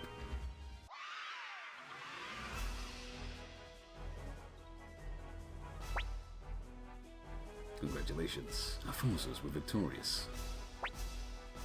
We did it. We beat the Imperial Army. The Liberation Army has won. He's so happy, the blue man. Is that all they've got? Turns out the Imperial Army is all bark and no bite. Phew. Oh, young master, are you okay? Good old Gremio. You sure haven't changed. Master Tia, let's attack immediately and finish them off. Wait, Commander Tia.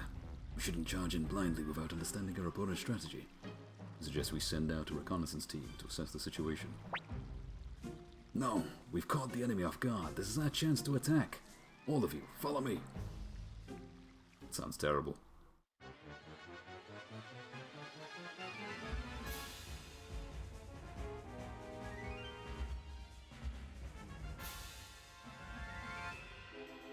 Back to back? Back to back.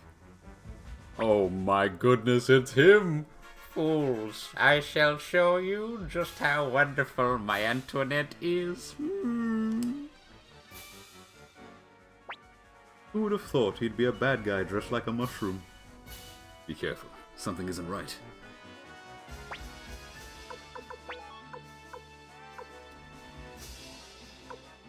We could do with something quite powerful off the bat here.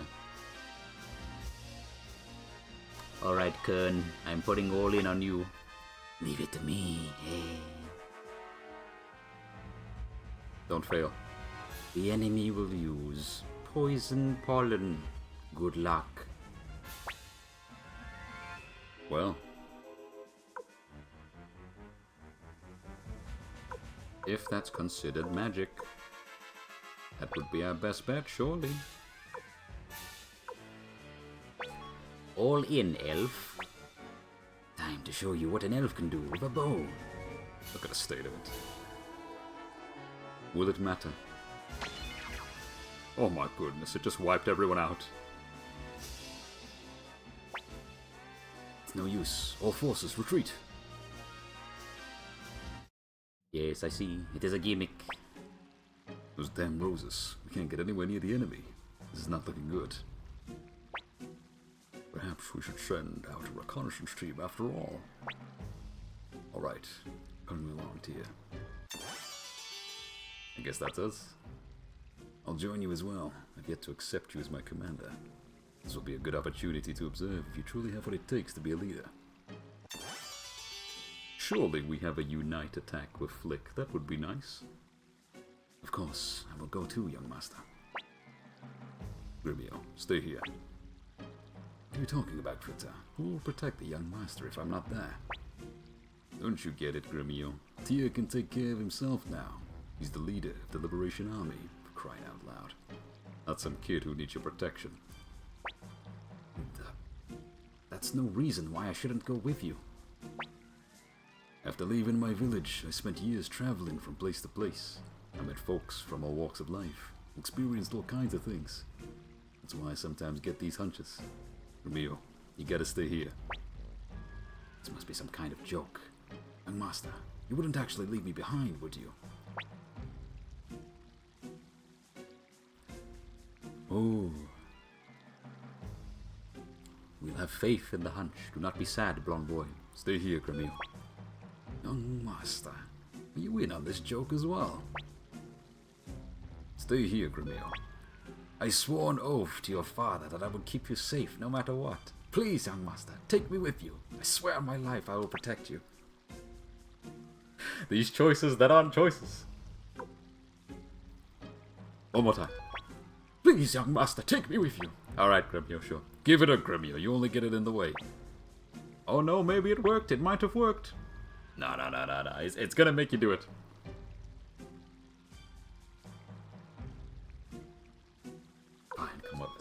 It's fine.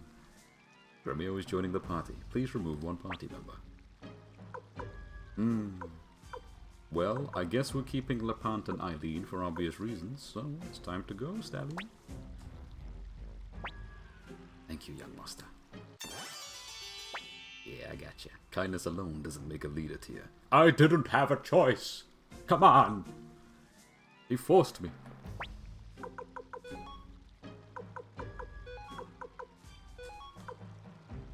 Boom, boom, boom, boom. Let's see.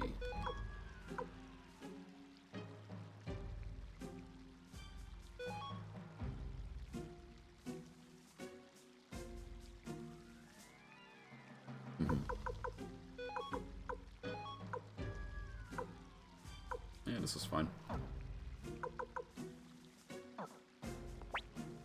Would you like to switch party members? Ah. Safe travels.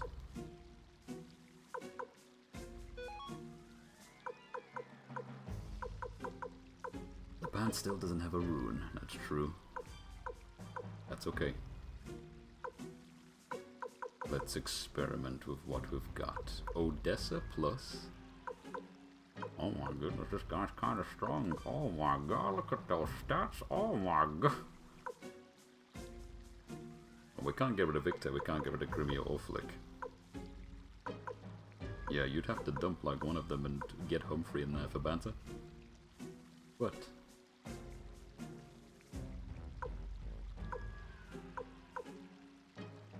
I think I'm okay with this.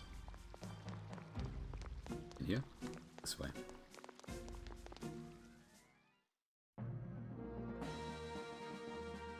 Recon, recon.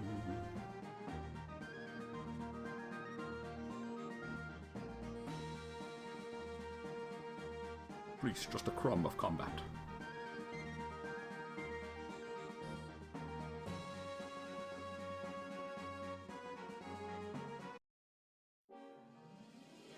Yeah, there's a huge amount.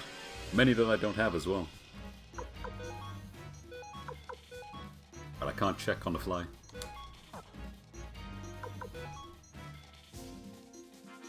It's really nice. One enemy, all enemies. 600 to 1 at this guy is strong.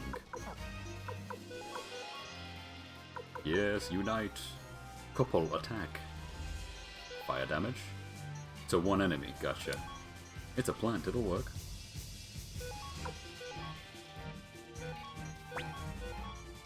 Let's see.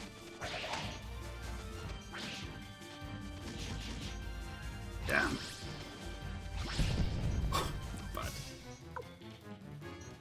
Okay, we got a bit of a problem here. I didn't check who was the fastest, but I imagine. Yeah, he's got no items too. I gotta fix that.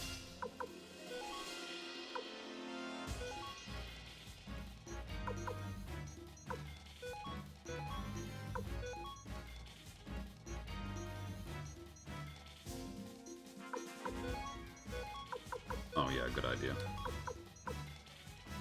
Good idea.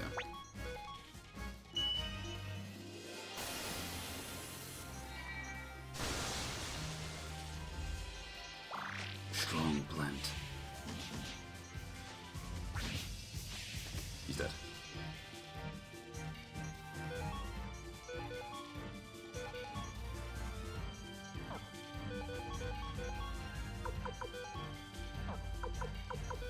Yeah, sure, just in case. Oh, should have done that.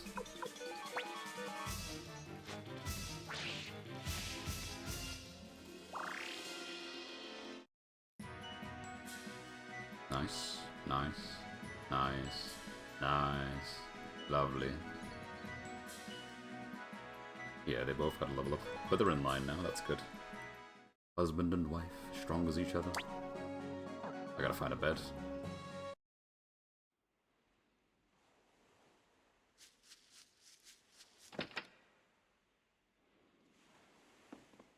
Oh, recruitable old woman. You just know.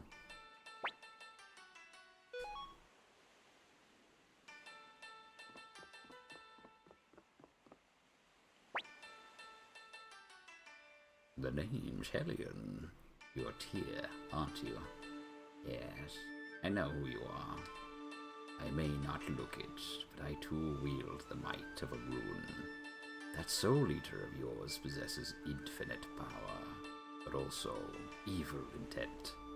I'm curious to know the nature of what guides this power. So how about it? You let me look into your future? Not for free, of course. I'll lend you my strength in return. Do we have a deal? You remind me of someone. Much obliged. I'll head to your castle.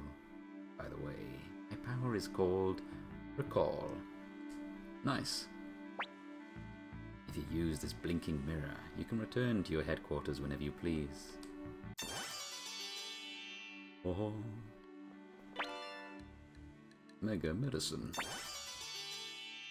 Perfect. Useful item that will never leave my side. Who's got it? Party item. Even better. Oh my goodness. Now we can head back whenever we need.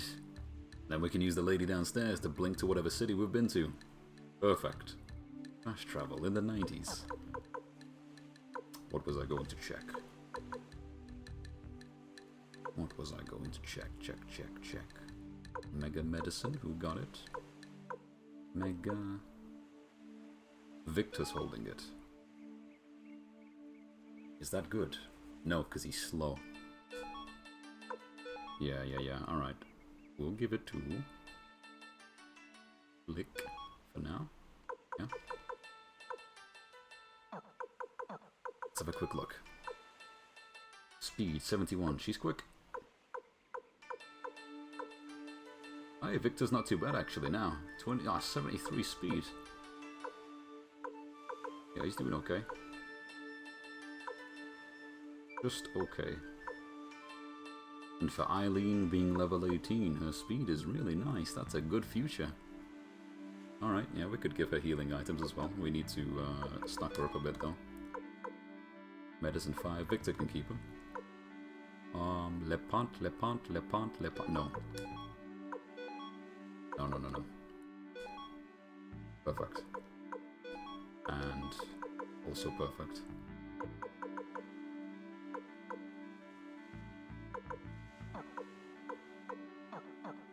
Nice. Yo. What you got? Yes. We could do with another one of these.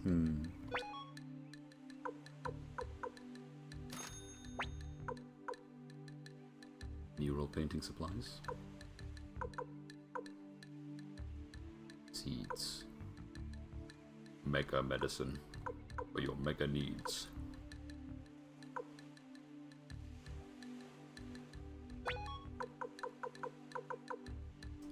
Flick. He's got 3. And yeah, I mean, sure. 21 seconds to cut. 21 seconds to cut. And overnight stay will be 150 per person. We already stayed, I think. But we didn't save. Maybe.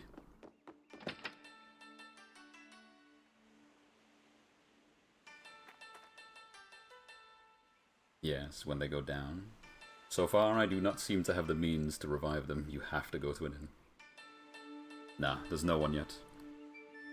Though I haven't tried doing the basic thing of throwing medicine at that corpse. It could work, I just assume it does not. I'm sort of waiting for a moment of finding out someone has a revive ability. But it could be simple. It could just be medicine. You're part of the Liberation Army, aren't you? Do it. Come on, you gotta hurry up and liberate this town. I'm also trying my best not to look things up online. Keep it nice and blind.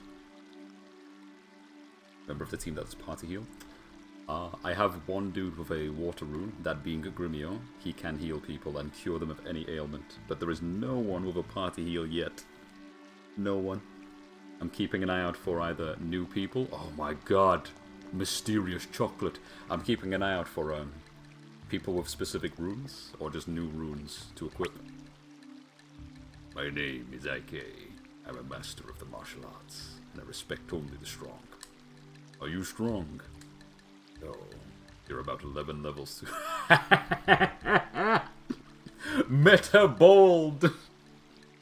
My guy just said, let me look at that stat sheet real quick. No, you're too weak. Fang Mei!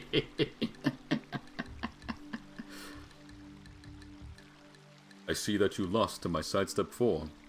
One and done.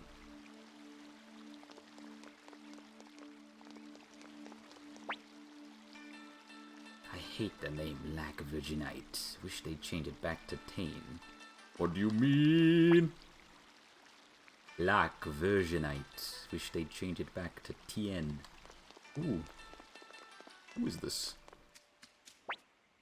Don't say you heard it from me. You know that poisonous fog surrounding Scarletishia Castle? I hear there's a fellow who can create an antidote that renders the fog harmless. Oh. Neat. Hello? You look unique and have a ponytail. Let's go again. Who the hell are you guys? Liberation Army? Never heard of you. I got no interest in such things.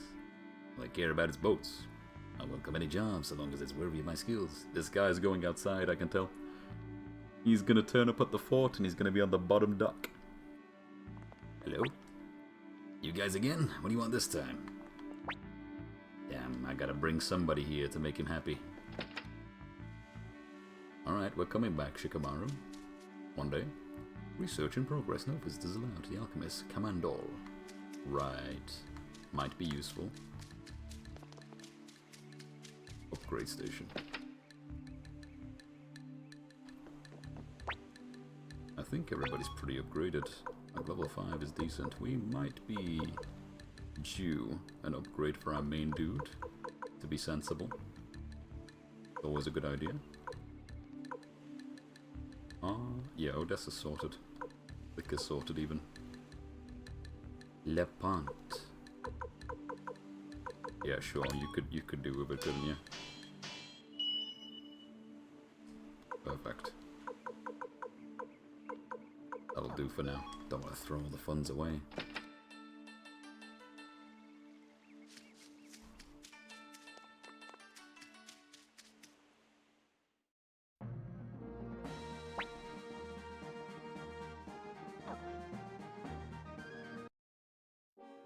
Enemies here are a bit tough. We gotta be a little bit careful.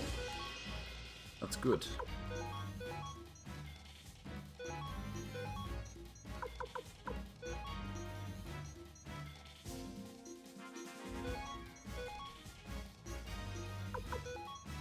Yeah, this is basically what I've got at the moment. Gremio with his water rune can heal one ally fully. So no matter how beefy they are, how buggered they are, it's just a full cleanse. Which is really nice to have.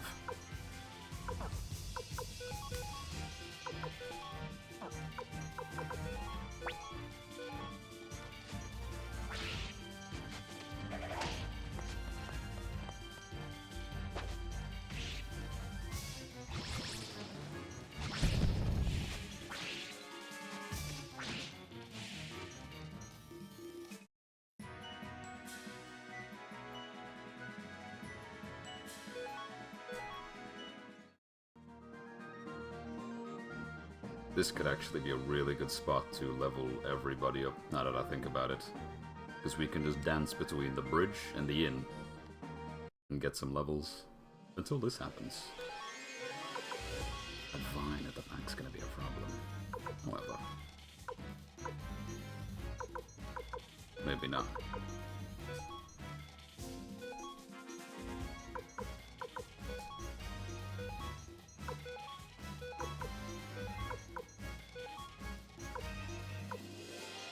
Causes invulnerable to one ally, 3 turns. My god, she's the best.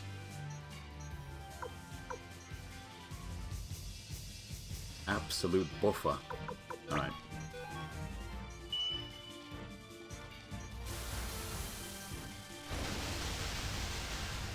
Be gone.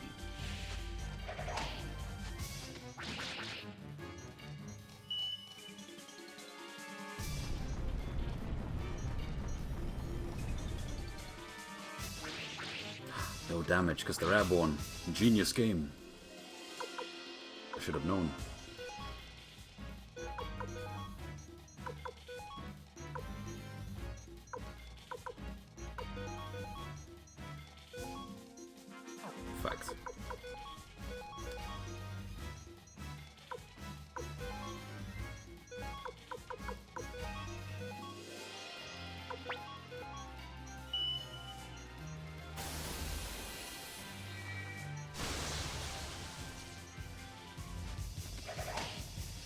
400 crit. Not bad. Let's counter.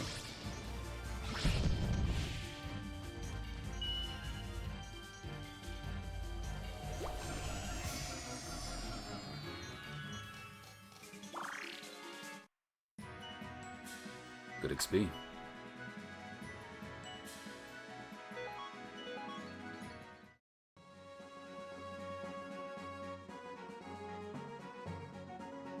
Mind you, the only room I have. Yeah, that's true. I can only get rid of 2 spaces.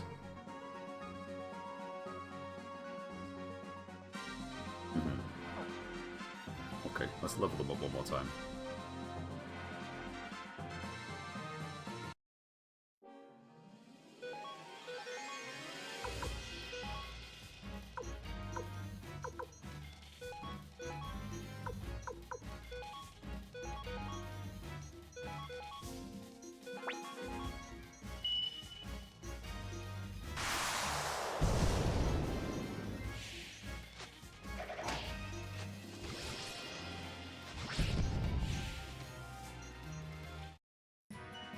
So sick.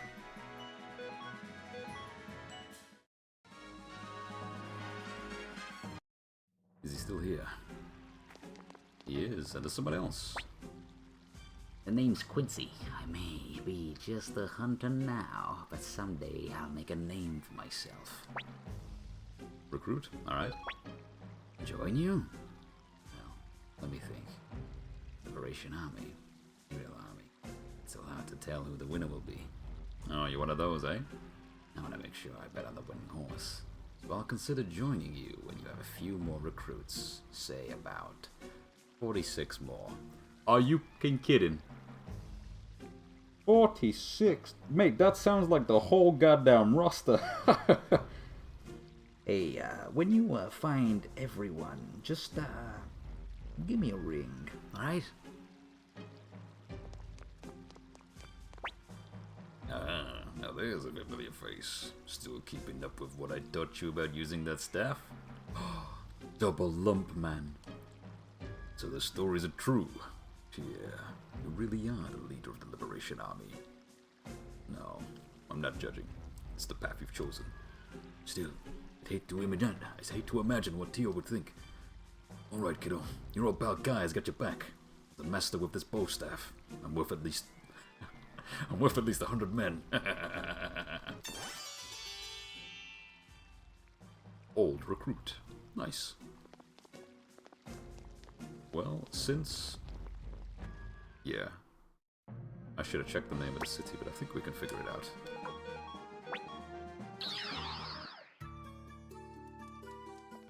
Old lady, hello. Yes, you have need of this old crone? What does the mirror do? Oh, right, of course. Never mind. She's probably not recruitable after all. She's just here to give you a back and forth for fast travel. Makes sense. Let's have a quick look. Because you wanted to check, right? So this slot right here, this is basically telling you how many there is overall. We've got 1, 2, 3, 4, 5, 6, 7, it's 8 per page, 16 overall. It's consistent. Oh, 16, 24. Ah, hang on. I'm gonna do this right.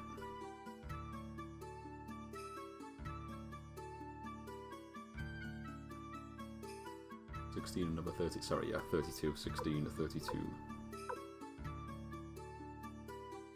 48,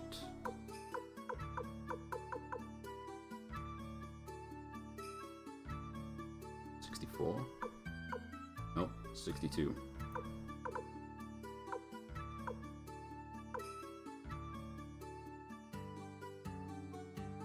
72, 73, 74, 75, 76, 77, 78. Yep. 88, 94. Is it the same here? 94. 95, 96, 97, 98, 99, 100, 101, 2, 3, 4, 5, 6, 7, 8. There's about 108, roughly, if I added that up right. 108 recruits. Not all playable, but the few that aren't playable are very few. It's not a lot. There's probably like 8 characters that you can't play, so the number's about 100. There's about 100 characters. Oh yeah, where was she? Gasper's not playable. Gotcha, he's just doing business. Old lady, where are you? She is playable. She has stats. Mother Earth rune. Ah, yes, excellent, wonderful. Old lady. Yes. Alright, Levant, Eileen. Not many choices, eh? We could put Pan in right now since Grimmy was forced. That would be a good idea, actually. We need to show him some respect. But if we put Pan in, who goes in the other slot? Leo? Maybe. Ah, there is also Tai Ho and Yamku. That could be a good idea. We need some runes for these two. We do.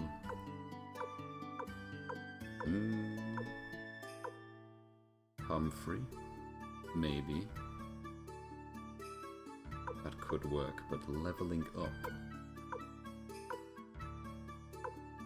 Yeah, there's a mixed bag of choices. We could do Sidonia and Varkas. Damn, crazy. Yeah, alright, we'll get Pawn. And for the singular slot, Kurumibi's fine, he's 28. Stanleyan could honestly be a good idea.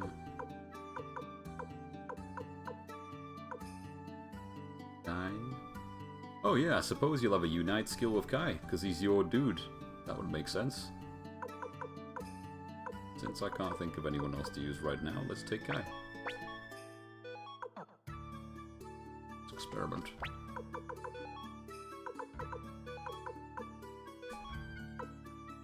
Perfect. Opposite sides of each other, yes, yes.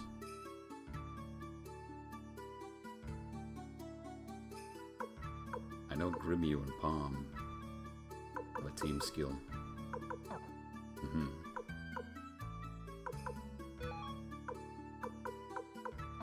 Alright, sure.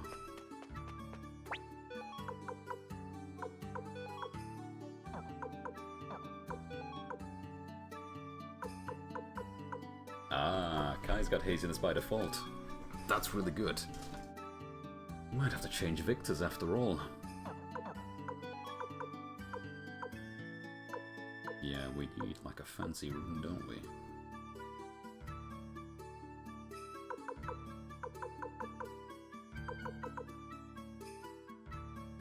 Okay. At this point in time, yes. He's like he's a main guy. And that's fine.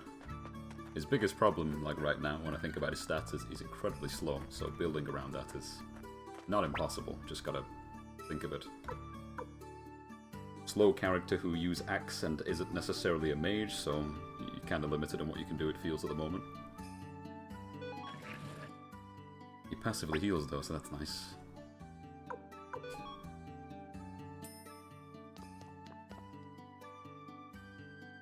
But he's got good synergy with Pawn, so if I can level up Pawn right now, that'll be good for the future. Ah, Vicky. Take me to New City. Whatever it was called. It's probably this place because of what the lady said. Yeah. Nice one. Oh, wait, hang on. Let's not make a mistake now. Hello. I would like to save.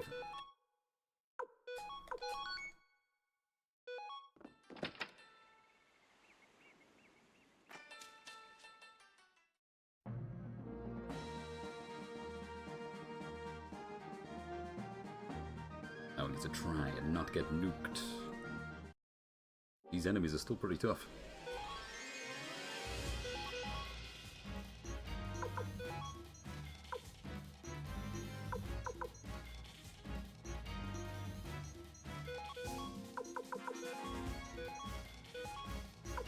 Perfect. So all enemies. Alright. This might be sick.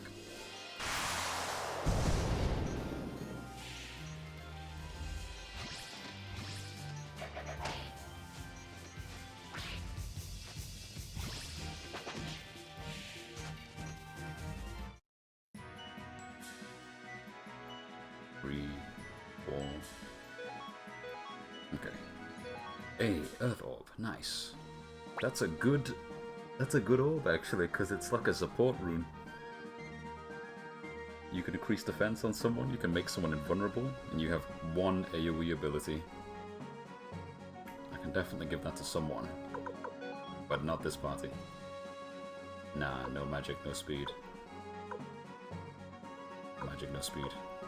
Somebody else, that's good. First things first though, let's make sure the tier is holding it.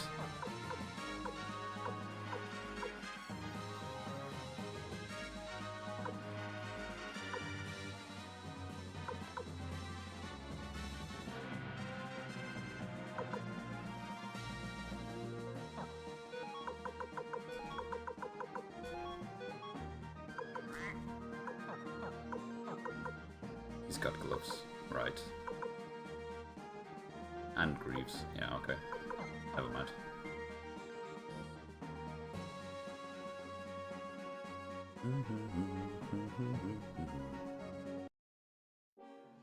This could actually be bad, because these things are surprisingly sturdy. We'll start with one. We'll get rid of one. Yeah, sure.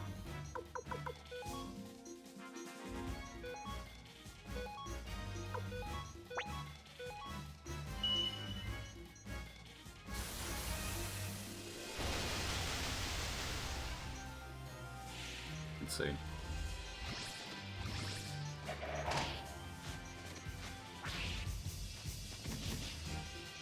Live!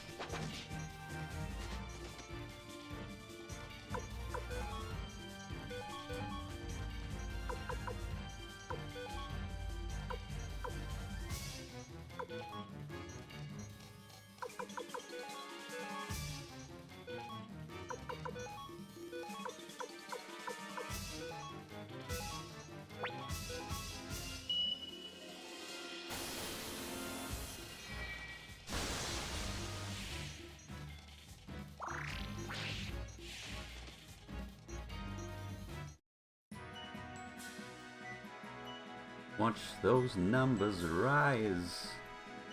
Almost got 100 strength. 10 levels behind our main dude, and his strength is already up there. Nice.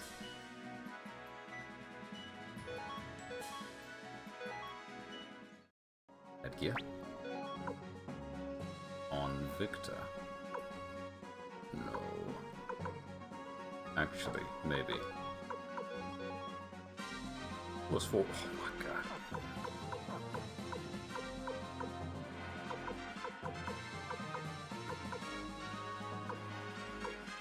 Yeah, okay.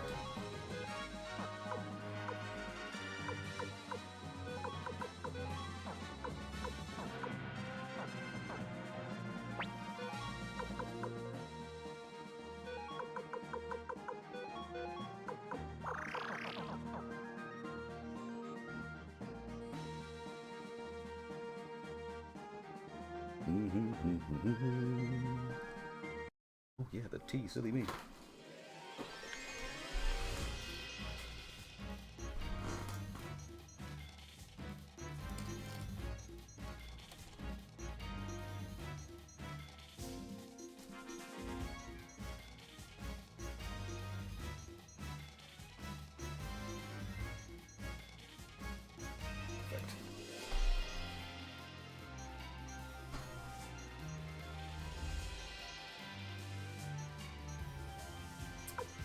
Let's see.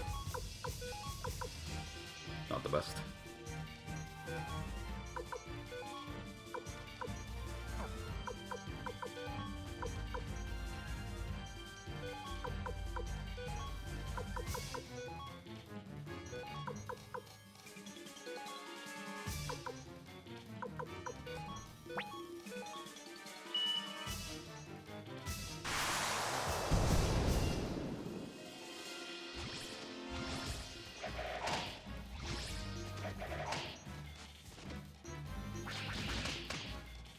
Nice counter. Automatic. Hey. Not bad, not bad.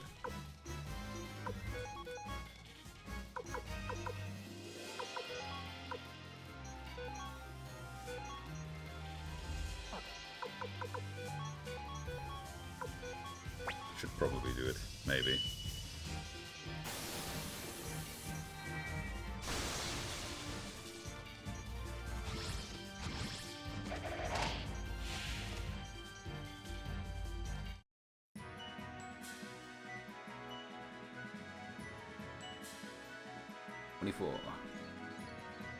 Catching up real quick. How's he doing now? Speed 51? Kinda slow. Luck not great. Defense not too bad. Just his strength really. He hit hard. Maybe his health. 297. It's okay. Yeah, it's not too bad.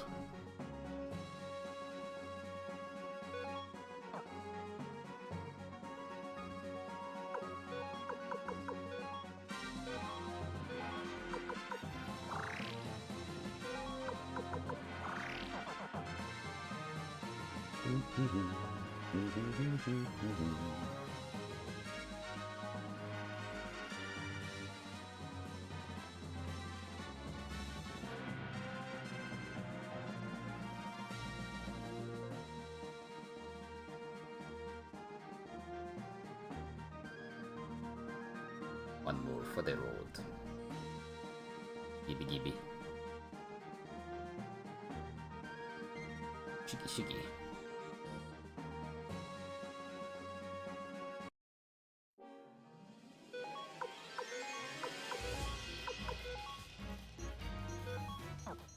Let's see what his attack's like.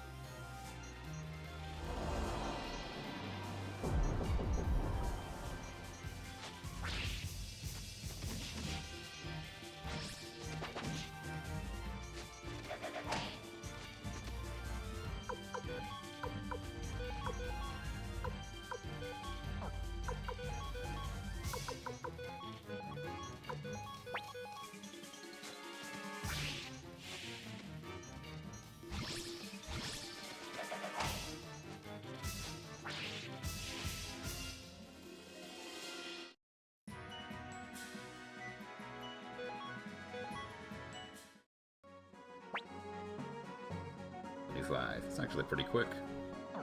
Yeah, I could probably do something like this off stream, but it's not that big of a deal, really.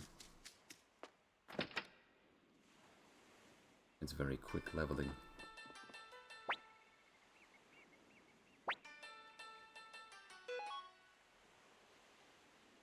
Boom, boom, boom, boom, boom, boom, boom, boom. 6 o'clock.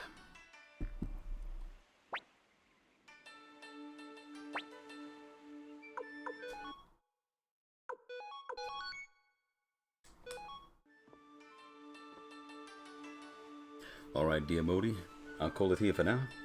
Take a breather, sort out some things in the house, and maybe jump on Tekken later. Cheers for stopping by, cheers for the banter. In the meantime, have a good night.